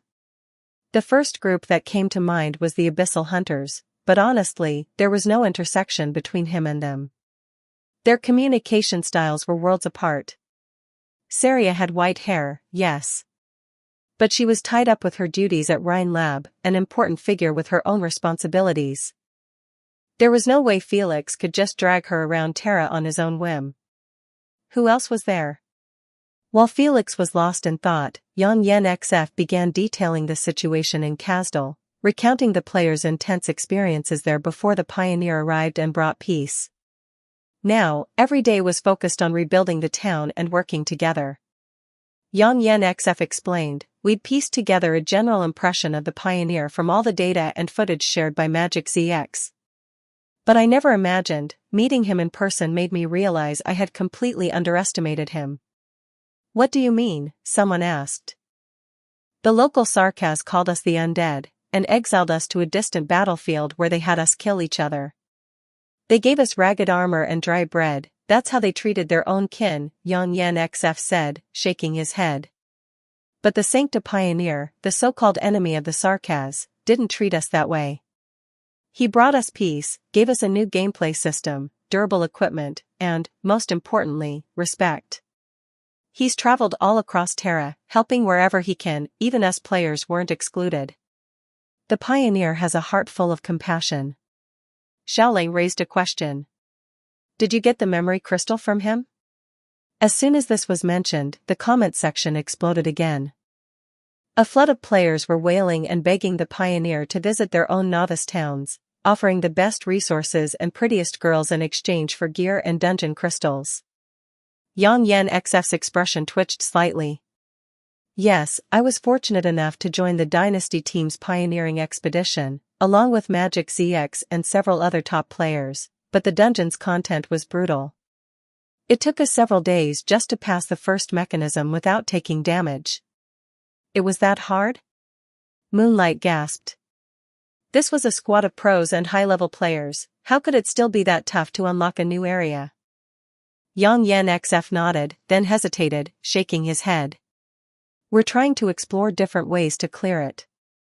The world within the dungeon crystal is just as open-ended as the Ark itself, and we believe that every mechanism has multiple solutions. Players who've obtained the dungeon crystal should know that it centers around the Black Knight and the Pioneer, Xiaoling added. Though he was stationed in Siracusa, he had still managed to hear news from the strategy team about the dungeon. I believe that as players continue to progress through the crystal, the relationship between the Black Knight and the Pioneer will gradually be revealed to us all. What's the mysterious question mark force lurking in the background? Is there a third faction hidden within the dungeon? And why is the Pioneer labeled as the Black Knight's boss? I'm sure players will uncover these answers one by one. As for which region the Pioneer will head to next, I'll try to ask him indirectly, Yang Yen XF added. If I manage to find out, I'll post the answer on the forum. Players in that area can start preparing, grinding currency and leveling up. And don't forget to give me that one-click triple combo. He bowed exaggeratedly toward the screen, prompting another wave of excitement in the comment section. Following that, the three hosts began reading letters and questions from players, going into detail about the unique tasks tied to different regional factions, where to find profession manuals, and the newly discovered secondary professions. Felix hadn't expected his name to still take up so much space in the discussions. Clearly, showing himself to the players now and then had been a wise decision. The dungeon crystal, too, had brought him a wave of new popularity and traffic. It had to be said, female NPCs really could boost popularity. When the Terra Times episode concluded, Felix took a look at the comment section. The most liked posts were all beautiful in-game photos of the Black Knight, Ursula, and Sonomi, obviously captured by players using the game's camera function. Well, if Mule Size were to appear, her popularity might rise as well. But everything had to proceed step by step. Bringing in too many followers at once wasn't a good idea. It could easily lead to players stereotyping the NPCs and failing to appreciate their individual traits. Beyond that, Mule Size wouldn't be able to use Originium skills properly in Kazdal. The pollution here, while manageable for normal people in protective gear, was a natural disaster for elves like her. Back to the topic at hand, the Black Knight's appearance had been well timed. Ursula wasn't technically his subordinate, so he couldn't have her follow him around constantly, but the Black Knight's pacing had been just right. Once the Black Knight became more familiar to players, and once the majority had obtained the dungeon crystal and witnessed the might of her, it would be the perfect time to introduce the next NPC. Rushing things could backfire, but Felix wasn't in any hurry. He believed he'd encounter more well-known or even completely unknown NPCs on his journey across Terra. When the time came, he'd evaluate who could be brought into his fold. Felix, what are you thinking about? Diegenbrecher pulled back the curtain, giving Felix, who was lying on the table, lost in thought while staring at a blueprint, a puzzled look. Everything's ready. Are you sure you don't want to bring Miss Ursula along this time? If I take her with me, who's going to look after the house? Hearing that, Diegenbrecher, who'd originally been worried Felix might get lost in the scorched earth, relaxed. With that kind of answer, there was no need for concern. She still admired the uncertainty lingering in Ursula's heart, how she wrestled with the unclear future of the Sarkaz people. It was such a contrast to her boss, who was about the same age as Ursula, yet never showed any signs of hesitation. The sight of him that he revealed to others had a calming, reassuring effect. Sometimes, it even felt a bit magical. Take, for example, his attitude toward adventurers. He showed no fear at all. Instead, he treated them like ordinary people. That might be his greatest strength, a broad-minded heart that treated everyone equally, regardless of their race. It was one of the very reasons why Felix had managed to win Diegenbrecher over. Felix, of course, had no idea what Sister Diegenbrecher was thinking. He simply nodded and stood up. We'll head out tomorrow morning. Sonomi will come with us. Understood, boss. Be sure to get some rest. Diegenbrecher waved her hand and exited. Felix stretched and sat back down, continuing his sketch of the city. It was the last thing he could do before departing. Afterward, he upgraded his apprentice gunsmith from level 1 to level 15, gaining +3 dexterity, +2 intelligence, and 15 free attribute points. However, he hadn't yet accepted the class promotion quest. He lacked the necessary knowledge for advancement. To become a full-fledged gunsmith, he would need to return to Laterano and complete the random promotion task assigned by the system. Thinking it over, he then upgraded his rookie blacksmith to level 10, gaining +1 strength and +1 endurance. After reading the blacksmith's secondary occupation manual in his item library, he successfully advanced to blacksmith apprentice. Having accumulated over 400,000 experience points, he quickly maxed out the skills and characteristics tied to that path. The blacksmith apprentice level cap granted him an additional +2 strength, +2 endurance, and 25 free attribute points. Next, he spent another 100,000 experience points to raise his mechanical strength skill from level 1 to level 10. With that done, Felix reviewed his updated status panel. Name, Felix Sean Lancham. Title, Pioneer, 47%. HP, 7630/7630. MP, 2260/2260. Race, Sancta. Template, NPC. Level, 72. Experience, 56,230. Main occupation, Assistant Beginner LV1, 1/200th. Secondary occupations. Apprentice Gunsmith LV15. Technician LV10. Apprentice Mechanic LV15. Blacksmith Apprentice LV15. Messenger LV1, 150. Craftsman Apprentice LV15. Skills. Basic Gun Manufacturing LV10. Basic Shooting LV10. Maintenance and Repair LV10. Custom Modification LV10. Basic Mechanical Manufacturing LV10. Basic Iron Manufacturing LV10. Mechanical Strength LV10. Basic Craftsman Forging LV10. Electronic Machinery Application LV10. Basic Material Forging LV10. Skill points, none. Attributes. Strength, 33. Dexterity, 38. Endurance, 14. Intelligence, 38. Spirit, 3. Charm, 9. Luck, 1. Allocated attribute points, 70. Features. Beginner Assistance LV1. Squad Assistance LV1. Team Assistance LV10. Basic Gunnery Understanding LV10. Gunfighting LV10. Pistol Manufacturing Understanding LV10. Basic Machinery Understanding LV10. Basic Ironware Understanding LV10. Basic Craftsman Understanding LV10. Talents. Genius. Gunsmith's Hand. Super Mechanical Mastery. Rank, 1.79 stars. Evaluation. Trash, trash. How can your level be this high and your rank still not break 2 stars? How lame. Felix clenched his fist and vein-popping mark can be seen on his face. Since when did the system get a bratty module? Was level really that much of a burden? Level had never been a true measure of one's strength. Felix didn't feel proud just because he had reached the level of a 3.0 player. If his current combat power, including machinery, were truly tested, he probably still couldn't beat a Casimir's knight who had cleared several preliminary rounds. Is my spirit too low? He wasn't a frontline tank, but as a support, what would happen if he were instantly killed?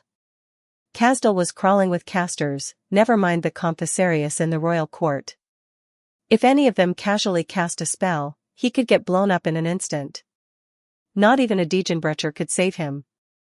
Besides, Diegenbrecher wasn't versed in Originium arts either, which only reinforced Felix's belief that it was better to plan ahead.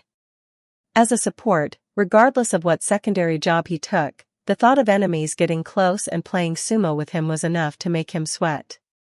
As for charm and luck, those were the two attributes you couldn't manually invest in. They could only be cultivated through external effort and experiences. After a brief consideration, Felix allocated 20 of his 70 free attribute points to endurance, and the remaining 50 points to spirit. Is this what they call max out defense because you're afraid to get hurt? Updated attributes. Strength, 33. Dexterity, 38. Endurance, 34. Intelligence, 38. Spirit, 53. Charm, 9. Luck, 1. Good. I feel full of energy. The sudden rise in spirit gave him a deep sense of satisfaction. Now, facing an average caster wouldn't feel like walking into certain death. Who says support roles are fragile? Today, I, the support, will take you on in melee combat. Speaking of melee combat, was there a close quarters subclass compatible with all job types? Something adaptable to a support's combat style? After dinner, he sought out Ursula. I'm leaving tomorrow. I knew that my employer would leave sooner or later, Ursula replied gently. After all, you're a sancta. Staying in Castle too long puts your life at risk. Don't you protect me? Felix wasn't bothered by Ursula cutting him off earlier. He waved his hand dismissively. I'm just heading out to take care of some things, not vanishing altogether. When I'm gone, you'll handle everything in the camp. I prepared all the blueprints for you. From now on, you're the city lord and commander of this place, Felix said after a pause. If any Sarkaz mercenaries are willing, they can use this place as a temporary shelter. Really? Ursula's voice lit up with surprise, but she quickly caught the implication in Felix's words. I can only serve as the deputy city lord. The actual city lord still has to be you. Good, Felix acknowledged with a hum. A city needed NPCs. If it were entirely run by players, what would happen when they all logged off? That was one of the main reasons players couldn't hold high positions in NPC factions. Beyond the matter of trust, they simply weren't always online. Accidents could happen during their absence, so who would take responsibility? What if the Dersis and Teresa armies come to attack?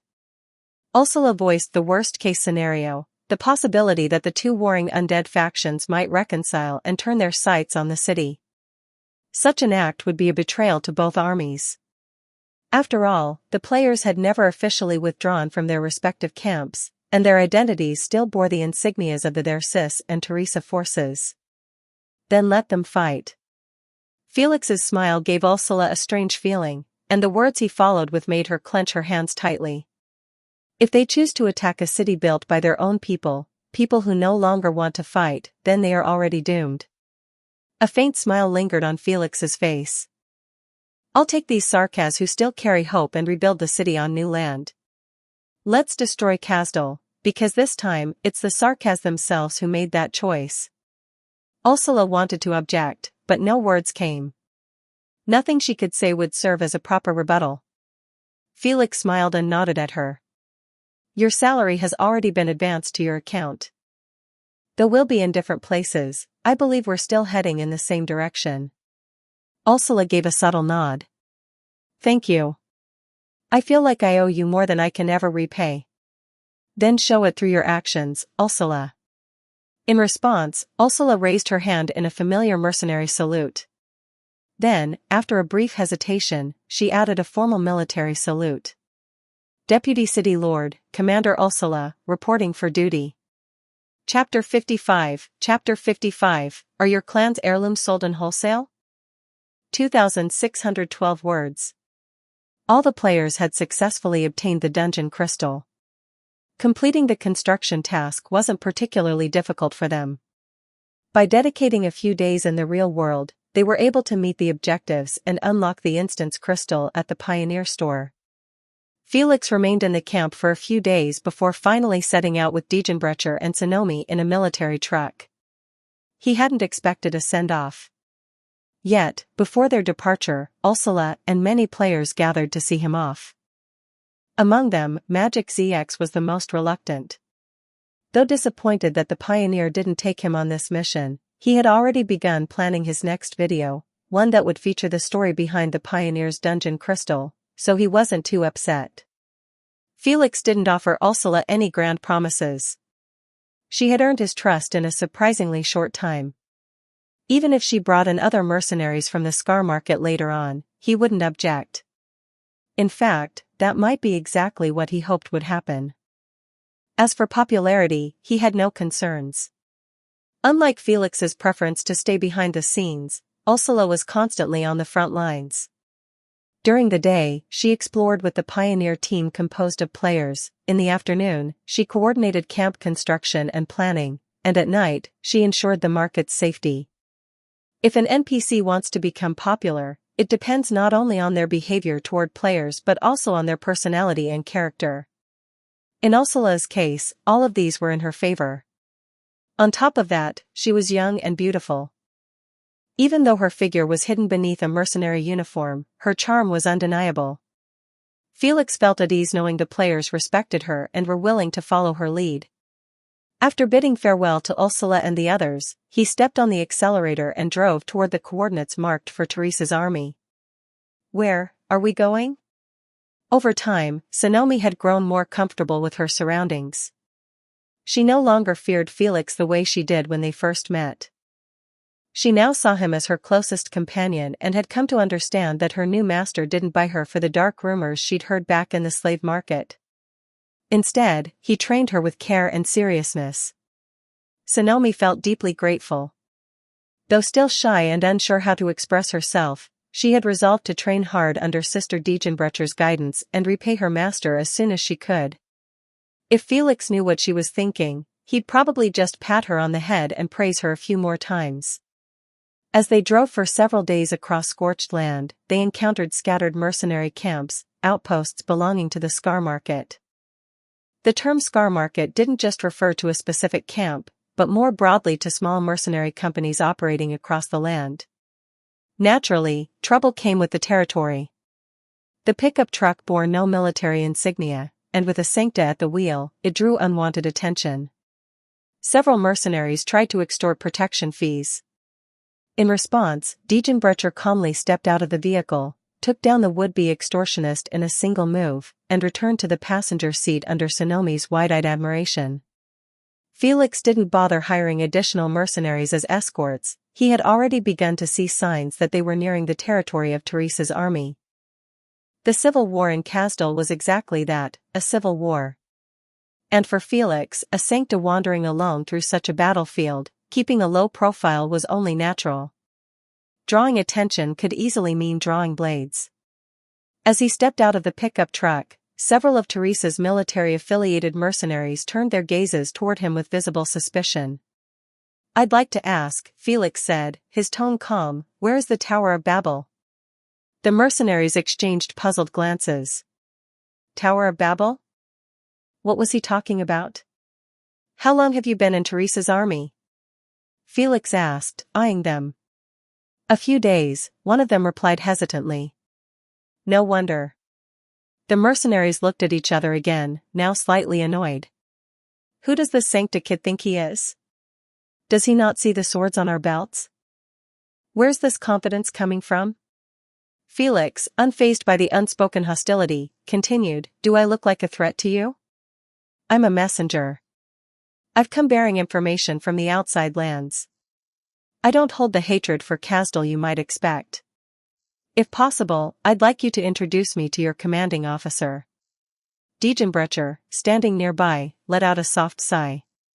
Her master was direct to a fault when it came to negotiations. Still, she naturally moved in front of him, her posture relaxed but unmistakably protective. Mercenaries lived a harsh and transactional life. They moved only for profit. If there was nothing to gain, they wouldn't lift a finger. Their nature seemed cold and uncaring, but that was simply survival in their world. From a racial standpoint, yes, they were supposed to hate Sancta. But these were young soldiers, new blood who had never fought on a real battlefield, let alone against Sancta. For them, ancient hatred meant little when there was no personal stake. And frankly, risking their lives for a nameless assignment with no payoff? Pointless. Felix's gear might look cool, but even if they killed him and took it, their superiors would likely confiscate it. Then there was the Caprini woman standing before them. The sharp pressure in her golden eyes was oppressive, her presence like a looming storm. Even the thought of crossing her made the mercenaries hesitate. "Don't wander around here," one finally said. "We'll go inform the commander." "You talk to me like that," Felix said flatly. "What, are your clan's heirloom being sold off wholesale?" He turned to Diegenbrecher with a casual glance. "Can you give that one a punch later? A normal punch or a serious punch?" Diegenbrecher asked, raising an eyebrow. Sonomi, who had rolled down the window and overheard the exchange, spoke up in a cautious tone, trying not to irritate her master. They didn't really say anything too mean just now." Felix smiled warmly. "Sonomi, you're too kind. Sweet and loving as always." Sonomi immediately looked down, her cheeks flushing as she shyly avoided his gaze. Diegenbrecher gave a soft chuckle as she stepped past. Before long, the mercenaries returned with a battlefield commander in tow. He was dressed in a full military uniform, the faint shimmer of originium particles clearly visible on his rolled-up sleeves. "What are a Sancta and a Caprini doing on a battlefield?" the officer asked in a low, guarded tone. "Judging by your numbers, you're no match for our forces. 2 people can't stand against an army." His gaze lingered deliberately on Diegenbrecher before shifting to Felix. "I ask again, Sancta, why have you come to our battlefield?" "I intend to make a visit to the Tower of Babel," Felix replied earnestly. He retrieved a folded letter from inside his coat. "I'm a messenger. My mission is to deliver information." When I received this assignment, the recipient had already joined the Tower of Babel under Teresa's army. The officer narrowed his eyes, clearly suspicious. "Do all messengers nowadays travel in military pickup trucks with armed bodyguards?" "Since the destination is deep within Kasdal, and I don't have any combat capabilities, hiring protection was my only choice." Felix's answer left the commander with no real retort. The officer's face remained cold, but he relented. "Very well. But you'll proceed under the surveillance of our forces. Any suspicious movement, and you'll be executed on the spot. I'll assign a small unit to escort you to the Tower of Babel." "Much appreciated," Felix said calmly. The officer spat on the ground before walking away, as if just being near a Sancta had tainted him. His contempt was obvious, but Felix didn't react. He had thick skin, and petty insults were meaningless. Striking back would solve nothing, only a moment of relief that wouldn't change the situation. Before long, their assigned escort convoy appeared, a group of supply trucks with rows of mercenaries perched on top, eyeing Felix's group with a mixture of disdain and amusement.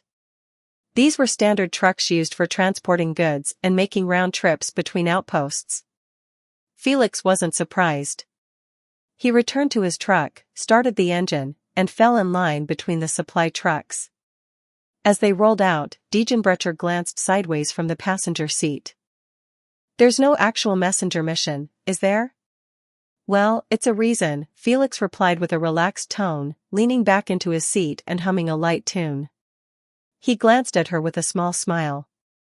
"There are always other reasons. Methods are just methods.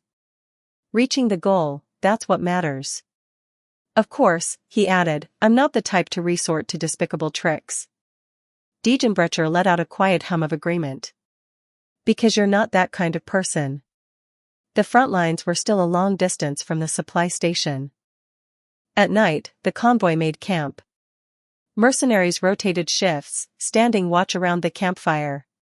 Felix, Diegenbrecher, and Sonomi kept to themselves, relying on their own provisions. Felix noticed the looks from the surrounding mercenaries, some filled with hatred, some with contempt, others with curiosity, or simply indifferent calm. He made no effort to approach or befriend them. Words alone were empty and meaningless. The speeches of the so-called nobles held nothing of interest for the poor. They were just noise, grating and hollow. The only thing they cared about from those above them was the food and water that kept them alive. Today, the lives of Sarkaz mercenaries were no different from those of the impoverished. They were like wild hyenas in the wastelands, siding with whoever fed them best. Words and deeds, both were necessary. This was exactly why Felix was so curious about Teresa. Was she truly confident that her methods could restore the Sarkaz to glory? How had she managed to attract so many mercenaries to her cause? Even among the ranks of the Teresa army, the soldiers seemed deeply captivated by her presence. He was also quite intrigued by the organization known as the Tower of Babel. In his previous life, when he had read discussions about Babel Tower, it had already vanished from Kazdal. Back then, while the civil war raged, Felix had still been playing in the mud, just another ordinary player with no involvement in the founding or fall of Babel Tower. By the time most players became aware of the situation, the war had ended, Babel Tower had disappeared, and Teresa had become a memory. Of course, Felix had another reason for making this trip. Kaltsit, why do you have to be as cold as a block of wood?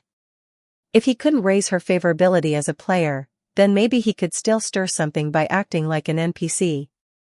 That alone made Felix very curious. After traveling for another 10 days along the dirt road, they finally spotted signs of life in the distance, thin plumes of smoke from cooking fires. Kazdal had no mobile cities or so-called mobile villages. What Felix saw was a small settlement, built much like those players created in the game. Most of the structures were simple wooden buildings, easy to dismantle and rebuild when needed, but that also made surviving winter a real challenge. It was already September or October in Terra, and the weather was growing colder by the day. Mercenaries would need to conserve their strength to endure the coming winter. Felix and Degenbrecher got out of the vehicle. He was lightly armed, 2 revolvers strapped to his thighs and 2 automatic pistols at his waist. The camp mercenaries took notice when they saw someone approaching. Once they realized it was a Sancta, some rubbed their eyes in disbelief, wondering if they were seeing things. Felix stood casually off to the side, chatting harmlessly with Sonomi, his tone light and teasing. This relaxed attitude caused some mercenaries to drop their guard, though others kept a watchful eye on him. By now, Felix had grown numb to these stares. After waiting a while, he straightened his clothes and began walking toward the entrance of the camp. At this point in time, Babel Tower had yet to develop the mobile landship known as Rhodes Island. Their headquarters was still a simple compound of wood and stone. From the camp entrance, he could already see the Babel Tower flag fluttering in the distance. A few mercenaries stood guard at the gate. It seemed they had already spoken with the group assigned to monitor Felix, as their expressions were tinted with suspicion. A tall mercenary stood nearby, speaking with them. "Are you the messenger from Laterano?" The tall man turned to face him. He wore sunglasses, carried a large shield, and looked incredibly sturdy. Felix glanced at him twice, initiating a scan. ACE, LV-90. It was actually ACE. Felix's eyes widened slightly in surprise. He had some vague recollection of this person. In his previous life, when he had joined Rhodes Island Pharmaceuticals, the early wars were long over, and his knowledge of ACE came only from cold, impersonal text in the mobile terminal. The team, including ACE, consisted of 13 members. The team members were Bad Tom, Kurger, Hard Brick, Wooden Spoon, 17, Copper Nose, Green Bean, Enine, Secret Words, Sand Wash, Purple Flame, and Carries. All were confirmed dead. This was the archived record he had once read. That was the only impression ACE had left him, words on a screen. "Hello, my codename is Pioneer. I'm a messenger, and a businessman. I've come to the Tower of Babel to deliver a message. Hello. My codename is ACE. Welcome to the Tower of Babel." ACE responded formally, extending a hand. They shook hands, and he continued, "As the designated messenger, your safety during your stay here will be my responsibility." He cast a glance at the Caprini woman beside Felix. She radiated the aura of a natural-born warrior even while standing still. He silently wondered what his chances would be if he were to face her in combat. Felix could feel the immense pressure radiating from ACE, like a mountain looming silently nearby. At level 90, his physical strength and combat experience could probably knock Felix out with one hand. Having someone of this caliber as a bodyguard? Not a bad arrangement at all. Considering he was a sancta surrounded by Sarkaz, his personal safety was definitely a legitimate concern. I've heard a few things about the Tower of Babel. But seeing is believing. It's an honor to enter as a messenger. Empty courtesies were free, after all, he could say as many as he liked. These words were polished enough to be faultless, respectful without being sycophantic, and without lowering the status of a formal envoy. With ACE in front and Degenbrecher behind him, there might not be a more secure escort lineup anywhere in all of Terra. As they walked through the gates, they were greeted by operators wearing standard mercenary uniforms, each bearing the Tower of Babel insignia on the shoulder. ACE, your medical report is here. Next time, I hope you'll respect your physical limits instead of recklessly charging ahead with your team. A cold, emotionless female voice rang out. Felix turned his head toward its source. The speaker was the very first NPC whose official portrait had been revealed on Arknights' website. Her expression was unreadable, and in her clear, green, gem-like eyes, no hint of emotion could be found.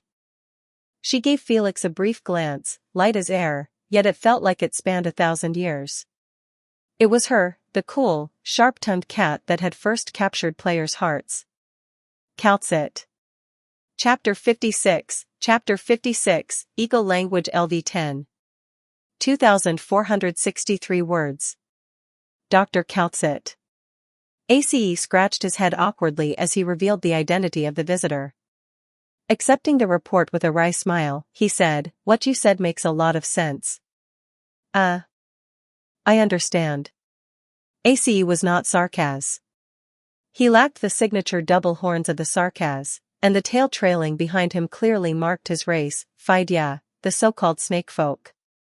Felix had known there were many operators of different races in the Tower of Babel. After all, this was the predecessor of Rhodes Island Pharmaceuticals. Back inside, he had already seen numerous mercenaries from other races. They didn't seem to care much about bloodlines and interacted freely with the Sarkaz. There was no discrimination, just shared goals. Even the name Tower of Babel was interesting. Its origin came from the Book of Genesis. Back then, all people spoke a common language. After migrating from the east, they arrived in the land of Shinar. There, they labored to bake bricks, build a city, and construct a tower so tall that their names would not be forgotten, so they would never again be scattered across the earth. It bore a striking resemblance to the current Babel, mercenaries from all walks of life, united under one cause.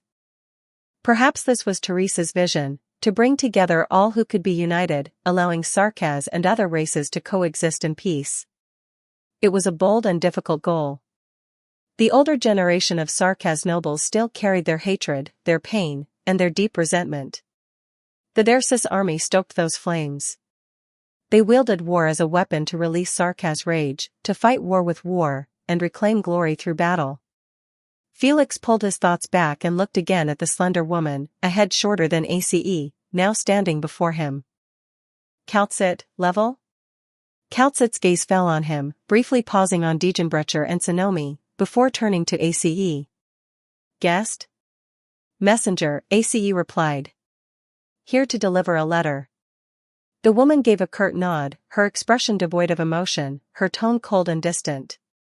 A sancta messenger entering Kazdal. Should I commend your courage, or question your ignorance? Felix smiled gently. Sancta are known for their optimism and innocence. Fortunately or unfortunately, I am one of them. You have more than just a letter, Calcit said flatly, her voice still calm and emotionless. Sancta, what is it you truly seek? Are you here to indulge the curiosity typical of your kind? ACE's expression shifted slightly. He turned to glance sideways at Felix. At that moment, Degenbrecher stepped forward, placing herself protectively in front of ACE, one hand already gripping the hilt of her sword. "Please call me Pioneer, Doctor," Felix said, unaffected by the rising tension. He offered Kaltsit a flawless noble salute. "Someone once told me, use your own eyes to see. If you truly wish to walk this land, to cast off the illusion of civilization, then that is what I am doing. The title of messenger is only one part of who I am. When I stand upon this land, regardless of titles or roles, I am simply a pioneer. Forged through hardship, shaped by failure, matured through setbacks, I grow amidst ridicule, and improve through exploration. Setting aside civilization and country, this land and its people hold so many things waiting to be explored. Please forgive the purest emotion of a seeker of knowledge, curiosity." Kaltsit found something oddly familiar in the way the pioneer spoke. In her long life, she had never forgotten even the most trivial details, yet she was certain this was the first time she had met him. "The bright and open road is easy to walk, while the dark and rugged path is hard to tread," she said. "I hope you'll find your way here, and discover what it is you seek." With that, Kaltsit gave Ace a final nod and turned, leaving swiftly. Ace finally let out a long sigh of relief once she was out of sight. He gave Felix a strange look. Something about the way the so-called pioneer spoke reminded him of someone, but he couldn't quite put a name to it. Sonomi, meanwhile, was still trying to process the long exchange between her master and the mysterious feline. Her mind felt a bit dazed. "So, are you really just here to deliver a letter?" Ace asked, clearly unconvinced. Felix shrugged. "If I said I wanted to take a look inside Babel, do you think the frontline mercenaries would let me in so easily? I've already explained my reasons. I'm simply curious about Babel's strength. This has nothing to do with race, it's purely personal curiosity." He made a light, inviting gesture. What kind of power could bring the Sarkaz and others together to fight side by side during a civil war? "That's what I want to know." Ace sighed again. "Why did people have to make things so complicated? Wouldn't it be easier to just say, 'I'm curious,' and leave it at that?" That flowery way of speaking gave Ace, who already had his hands full as a leader, a real headache. There was already one like this in Babel, and now there was another. As guests, Felix, Diegenbrecher, and Sonomi were given an empty room. It felt more like a dormitory for operators or mercenaries than a guest or hotel room. The beds were basic bunk beds. The furniture was worn but well maintained and clean. Felix had no complaints. Diegenbrecher wasn't the type to fuss either. "Are you here to make a deal with Babel?" Diegenbrecher asked as she finished checking the room for any hidden threats and sat back on the bed. Felix shook his head. "I had no intention of getting involved in this civil war.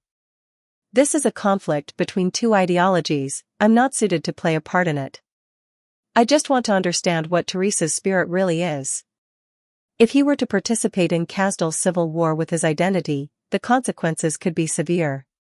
There was a real possibility that the Laterano notary office would dispatch executors to eliminate him on the spot. After all, this was an internal conflict of the Sarkaz race. A Sancta's involvement could spark controversy and severely damage diplomatic relations. Naturally, Felix had no intention of creating trouble for Laterano. Joining Babel was never his goal. He had truly come to observe and to understand. But Diegenbrecher clearly wasn't buying that. "So you are here to do business, boss," she said with a teasing smile. "How long have I been with you, and you think I don't know you?" Felix rolled his eyes but said nothing. Having a halo above his head was indeed inconvenient. Felix had thought about this more than once. He couldn't observe the camp discreetly or gather any information from the operators. Being a Sancta, such actions would be immediately deemed as espionage. Still, he wore a finely crafted mask to conceal his charming, almost ethereal face. After tucking the sleeping Sonomi in, Felix quietly slipped out of the room on his own. Ace, true to his word, followed closely. His current role was to act as Felix's bodyguard. He had sustained injuries on the front lines, and this period of time was considered his recuperation. There weren't many places in Babel to explore. Other than the courtyard and the square, there were few open areas. ACE trailed behind Felix as he walked out and approached the task board in the square. Tasks here are all team-based, ACE explained as Felix studied the board. They're not limited to combat. Some involve exploration, hunting, and even search and rescue. Search and rescue? Felix echoed. Yes.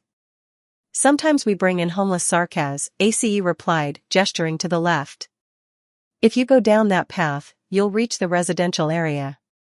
Not all Sarkaz in Kazdal are mercenaries. Some are too young to fight, others are retired. Or sick. There are very few elders among the Sarkaz, he continued. Most of the young ones die on the battlefield, or from oropathy. Even if we wanted to farm, we couldn't grow anything on this land, scorched black by originium, Felix said, glancing up at the dull, ashen sky. ACE nodded quietly. Where do you think Kazdal's future lies? Felix asked. I don't ask this as a Sancta, but as a Terran. I'm curious, what do the operators fighting under Teresa believe? Her Highness believes in uniting all the Sarkaz who can be united, ACE answered. To give them a home, a place where they can settle, where they belong. Only then can they begin to see themselves as a people, not just survivors. He sighed. Her ideals are grand, and many non-Sarkaz operators were drawn in by her vision. Just imagine, if all Terrans could stand united, and it began with the Sarkaz. Felix responded calmly, but such a conclusion can't ignore one thing, oropathy. There are those on this land whose status is lower than ordinary citizens. The Sarkaz are born infected, or exposed early to originium. Their lives are spent in pain, and even death brings no true peace. It's one thing for Terrans to live peacefully among themselves. But can they live in peace with the infected? ACE pressed his lips together and gave only a quiet sigh. Felix said no more. He walked to the edge of the fence and looked out toward the nearby residential area. In the distance, he could see many young Sarkaz children laughing, playing, and rolling on the dusty ground. In Lithuanian, children this age carry musical instruments everywhere, Felix said softly. They fill the streets with sweet, moving melodies. ACE came up beside him. The tall, battle-hardened Phidian gave a bitter smile. Infected. Can the infected truly live in peace with ordinary people? The older man shook his head without hesitation. Felix added, even in Colombia, where the infected face the least amount of oppression, the areas they live in are still separate from those of ordinary people. Most citizens never set foot in their neighborhoods. And as for Ursus, the young man let out a cold, sarcastic smile, but said nothing more. ACE felt a heaviness settle over him. A deep worry grew in his heart. He hadn't expected all of this to stem from the very person he was tasked with protecting. The two strolled through the neighborhood, and before long, evening arrived. When Felix returned to the room, he saw Sonomi alongside Diegenbrecher, trying to regulate her breathing. It seemed they had just finished practicing her lessons for the day. Diegenbrecher greeted him with a smile. Did you get a chance to see Teresa? If only it were that easy, Felix replied with a light sigh. He reached out and gently patted Sonomi's head. Let's go eat. Sonomi nodded eagerly. Their dinner spot was the tower's cafeteria. When Felix and the others took their seats with food in hand, they saw a steady stream of operators, of various races, coming and going. Unsurprisingly, the Sarkaz still made up the majority. ACE sat across from Felix, idly poking at the dry meat and vegetables on his plate. In Kazdal, this kind of food was already considered good. Complaining would be asking too much. Sonomi didn't seem to mind. She was still growing and quickly finished everything on her plate. Seeing that, Felix shared some of his meat with her. But the moment he did, Sonomi tensed up, looking as though she might cry at any second. Felix was stunned. Am I really that scary? Diegenbrecher reached out and gently patted the girl's head. Felix softened his tone, saying, eat well, then get some rest afterward. Okay, Sonomi replied with a small nod. ACE, still curious about the girl's relationship with Felix, leaned in and asked quietly, "Mr. Pioneer, is she your daughter?" "I'm young and not even married," Felix replied, a bit exasperated. "How could I have a daughter that age? She was a slave in the Casimir's market. I felt sorry for her, so I brought her back with me." ACE let out an awkward chuckle, clearly embarrassed. At first glance, he never would have guessed that this girl had once been a slave. There were no visible signs of mistreatment, she was healthy, and her clothes weren't tattered. That alone said a lot about Felix as a person. Shaking off the heavy thoughts from their earlier conversation, ACE finally dug into his meal with more enthusiasm.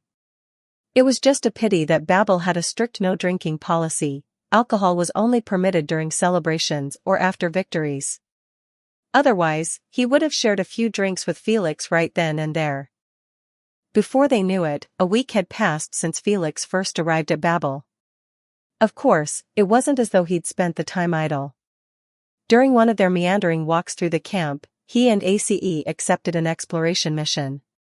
When they returned, Kaltsit scolded ACE once again, but ACE took it in stride, grinning through it. Truth be told, he had felt stifled inside the base these past few days, so the chance to get out was more than welcome. After ACE's injury had healed, his workload increased significantly. Felix also felt it was a waste of manpower to have him tagging along all day, so during his free time, he wandered around the Babel headquarters like a player in a role-playing game, hoping to stumble upon someone who might trigger a mission. Dusk fell. Felix stood by the window, gazing at the grayish-red clouds blanketing the sky. No matter how many times he looked at it, the view always reminded him of the ominous calm before a natural disaster. Though he hadn't been able to meet Teresa, he felt content having at least encountered Kaltsit. Footsteps echoed down the corridor, and Felix turned his head toward the sound. "Dr. Kaltsit, is the operation over?" he asked. Kaltsit approached him with her usual composed expression. Saving one person, or saving the world from suffering, can be equally exhausting, both physically and mentally. Yet, the sense of accomplishment is nearly the same. "Do you believe the Babel can bring hope to the Sarkas?" Felix asked. When forced to choose between war and food, very few would choose the former, Kaltsit answered calmly. "When the people of this land are rootless and adrift, they will not pick up arms. Instead, they'll wonder what prey they might catch today. I hope this visit has satisfied your curiosity, Pioneer. Do you have time to talk?" Felix called out to her as she began to walk away. Kaltsit paused. She turned back, her indifferent green eyes sweeping across his face with cool detachment. "I have 30 minutes. Felix followed without a word, silently cursing how exhausting it was to hold conversations like this. But then again, it felt strangely satisfying to exchange riddles with Kaltsit. Chapter 57, The High. 2,429 words. Before doing business, one must first understand what the other party needs. In his previous life, Felix had been a businessman, one well acquainted with under-the-table deals, buying low and selling high. As the fourth impact, he had long since discarded any naive sense of morality. Arms dealing, especially with a self-sufficient production system, was the fastest way to generate profit. He'd often driven across desolate, uninhabited areas just to offload goods at the best possible price. That had been his norm. There was once a well-known sales exercise. "Sell me this pen." "All right. Do me a favor and sign this napkin." "But I don't have a pen." A true businessman doesn't just meet demand, he discovers it, creates it, and fulfills it. So then, what exactly did Babel lack? The answer was simple: food, and modern equipment. Felix couldn't solve the food problem, nothing could grow on this scorched, lifeless land. And providing weapons would make him look like a collaborator to the enemy, which ran contrary to his intentions. That left him with one remaining avenue to prove his value. Fitting, really, it aligned well with the title he'd earned. "I only have 30 minutes. Kaltsit led him into her office, offering no tea or even water. Her attitude was clear: get to the point.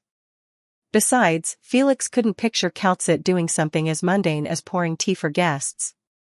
A few days ago, ACE and I joined an expedition team, Felix began. We were accompanied by members of his unit. I noticed they were severely lacking in proper protective gear. Protective gear wasn't the same as armor. In practical terms, it functioned more like an oxygen mask, essential when traversing originium-contaminated zones. Here in the polluted land of Kasdal, Babel's expedition teams did possess some protective gear, but the supply was limited, and what they had was outdated. If they were exposed to the dangerous originium dust in the air or touched contaminated surfaces, they risked either worsening their oropathy or dying on the spot. A mercenary's death should not come from originium exposure, Felix said flatly, nor from the worsening of oropathy.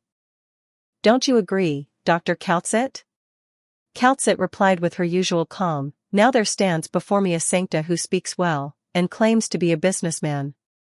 You don't care about the law? The law is as cold as fixed data. And data has no emotions, Felix replied evenly. But people do. The pride of the Sarkaz doesn't put food on the table. War might be inevitable, but we can at least ensure our soldiers are safe before they step onto the battlefield. Kaltzit narrowed her emerald eyes slightly.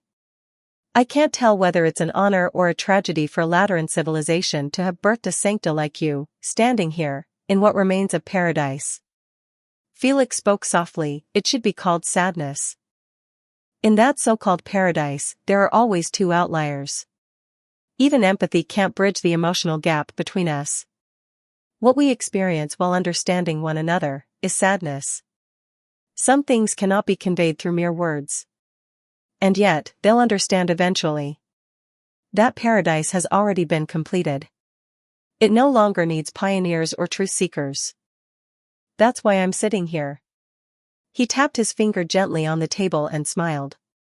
What they saw was a holy city.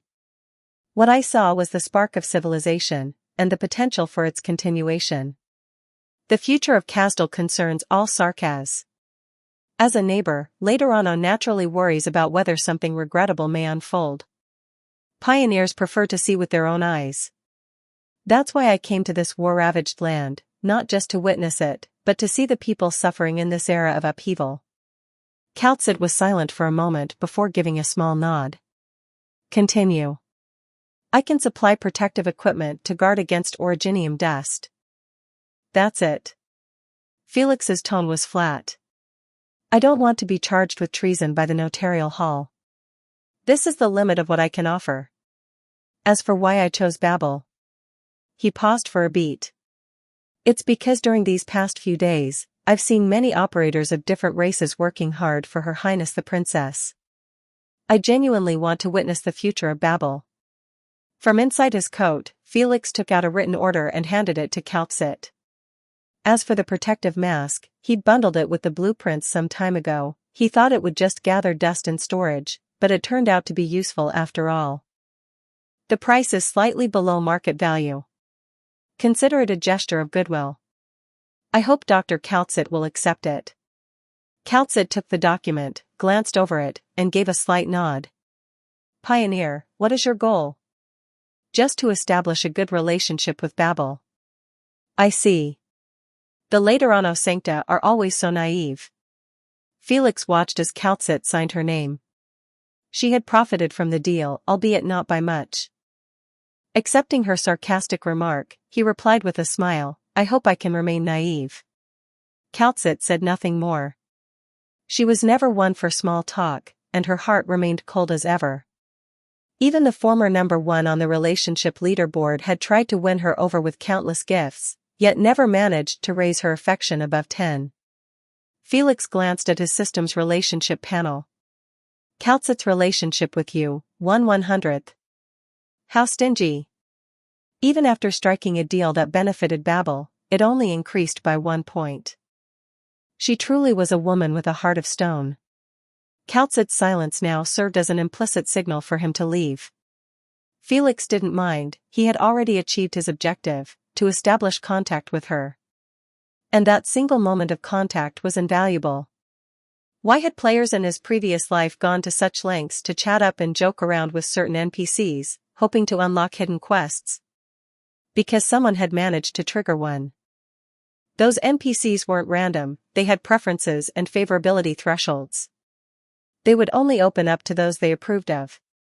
Felix didn't know what hidden storyline Calcit might possess. No players in his past life had ever uncovered a guide for it. But he could plant a seed, an early impression in Calcit's mind. Through it, he could show her who the pioneer truly was, what he pursued, and how he defined right and wrong. This would be invaluable for future developments, whether during the early Babel period or the later Rhodes Island pharmaceuticals era. If Calcit ever came to believe that she needed Pioneer in the future, then it would be all the better if that idea had already taken root. At the same time, even though he knew Calcit didn't particularly care, he had to present himself as a businessman.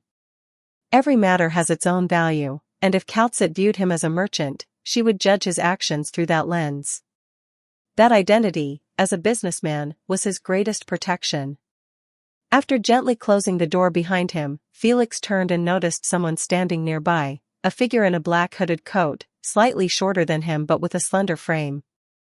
He wasn't sure whether to refer to the person as he or she, but the outfit was unmistakable.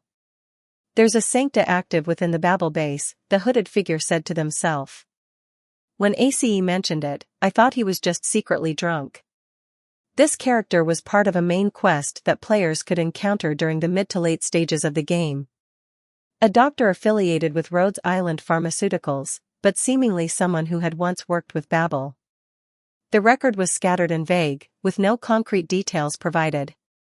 As for what kind of person the doctor was, players didn't have a strong impression. First, the doctor never revealed their face, which disappointed those who liked to judge characters based on appearance.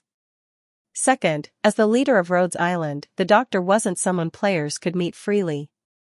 Most appearances happened during formal meetings between high-level factions, far beyond player reach. Third, the doctor hadn't done anything particularly memorable. Unlike characters who could dazzle players with martial prowess, originium arts, or charismatic charm, the doctor came off more like a pure scholar, someone who didn't wield power in a flashy way. Such scholarly characters rarely appeared before players. Naturally, they left little impression. Compared to the doctor, the cold and stoic Calcit and the charming little angel Amaya were far more popular. They satisfied fans of aloof, elegant characters and supporters of the Blue Archives faction all at once. "Hello, my codename is Pioneer," Felix said, extending his hand. "ACE has taken good care of me these days. Please pass along my thanks." The other person reached out, their gloved hand meeting his. "Just call me Doctor," came the calm reply. "If you don't mind, I'd like to discuss the order you just made with Dr. Calcit." That sharp insight, paired with a decisive tone, Felix silently nodded to himself. This didn't feel like the pure scholar he'd imagined.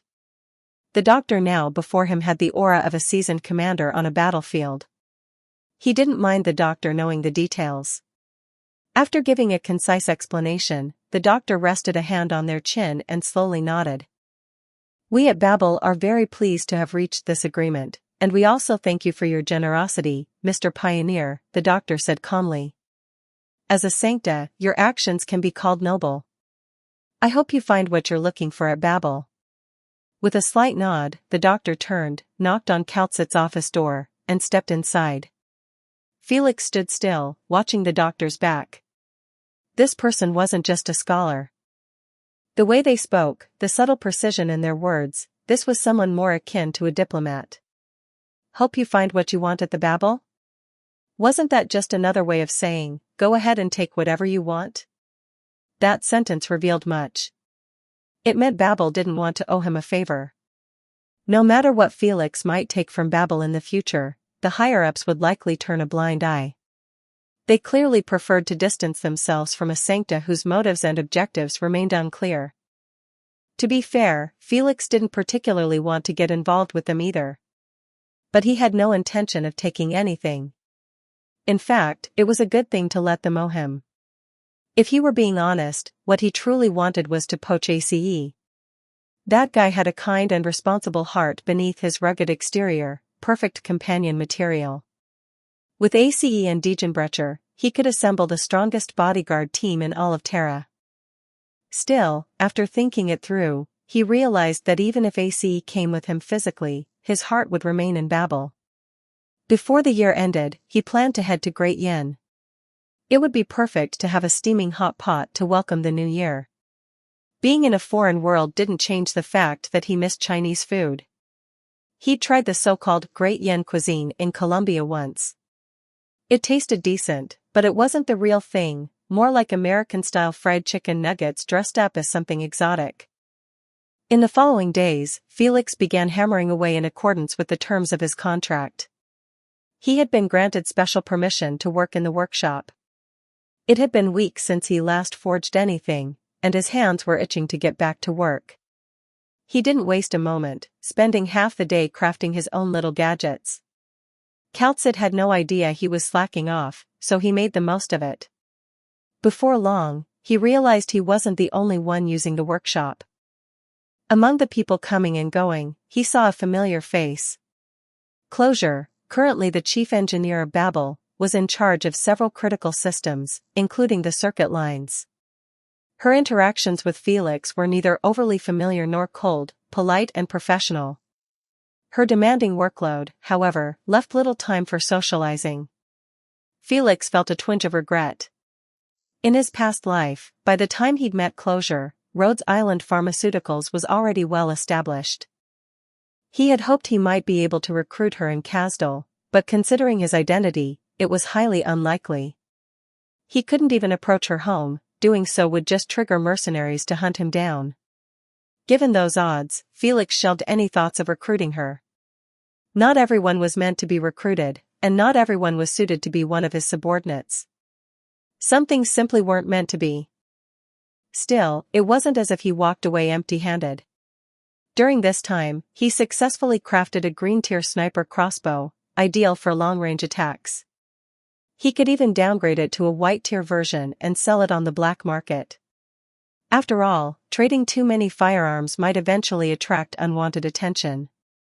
By the end of October, Felix submitted the completed order. He still made a profit, though not as much as in previous deals. Before leaving Babel, he took the time to say goodbye to ACE and several members of his team. As a parting gesture, he gifted ACE a few bottles of renowned Kazimierzian wine. Originally, these were meant to replenish calories during desert expeditions, but now that his departure was imminent, Felix felt it appropriate to offer them to the big brother figure who had looked out for him during his time at Babel. When he saw ACE's favorability rating spike to 30, Felix couldn't help but grin. Hee, that definitely left a good impression on brother ACE. They've gone. Inside Kaltsit's office, only she and the doctor remained. She spoke calmly, the masks made by the pioneer have been distributed to every team venturing into the wilderness. I don't want to see a single team member inhaling originium dust and worsening their condition. What a shame. If only the pioneer weren't Sancta. Closure muttered to herself. Babel just happened to lack someone capable of designing and producing gear for operators and mercenaries. In all of Kasdal, there were very few who truly mastered this kind of technology. If only the pioneer weren't a Sancta, she could have requested permission from Teresa and used incentives to retain him. He took nothing with him, the doctor remarked coldly, as if ignoring Closure's comment. Maybe he really is what he claims, a pioneer. But Closure is right. If he weren't Sancta, he could have become one of Babel's greatest assets. What are you two talking about? The door swung open, and a Sarkaz woman with long white and pink hair stepped in, wearing a gentle smile. Kaltsit? Doctor? Are you busy? Chapter 58, Loyalty. 2,455 words. Your Highness, did the journey go smoothly? It did.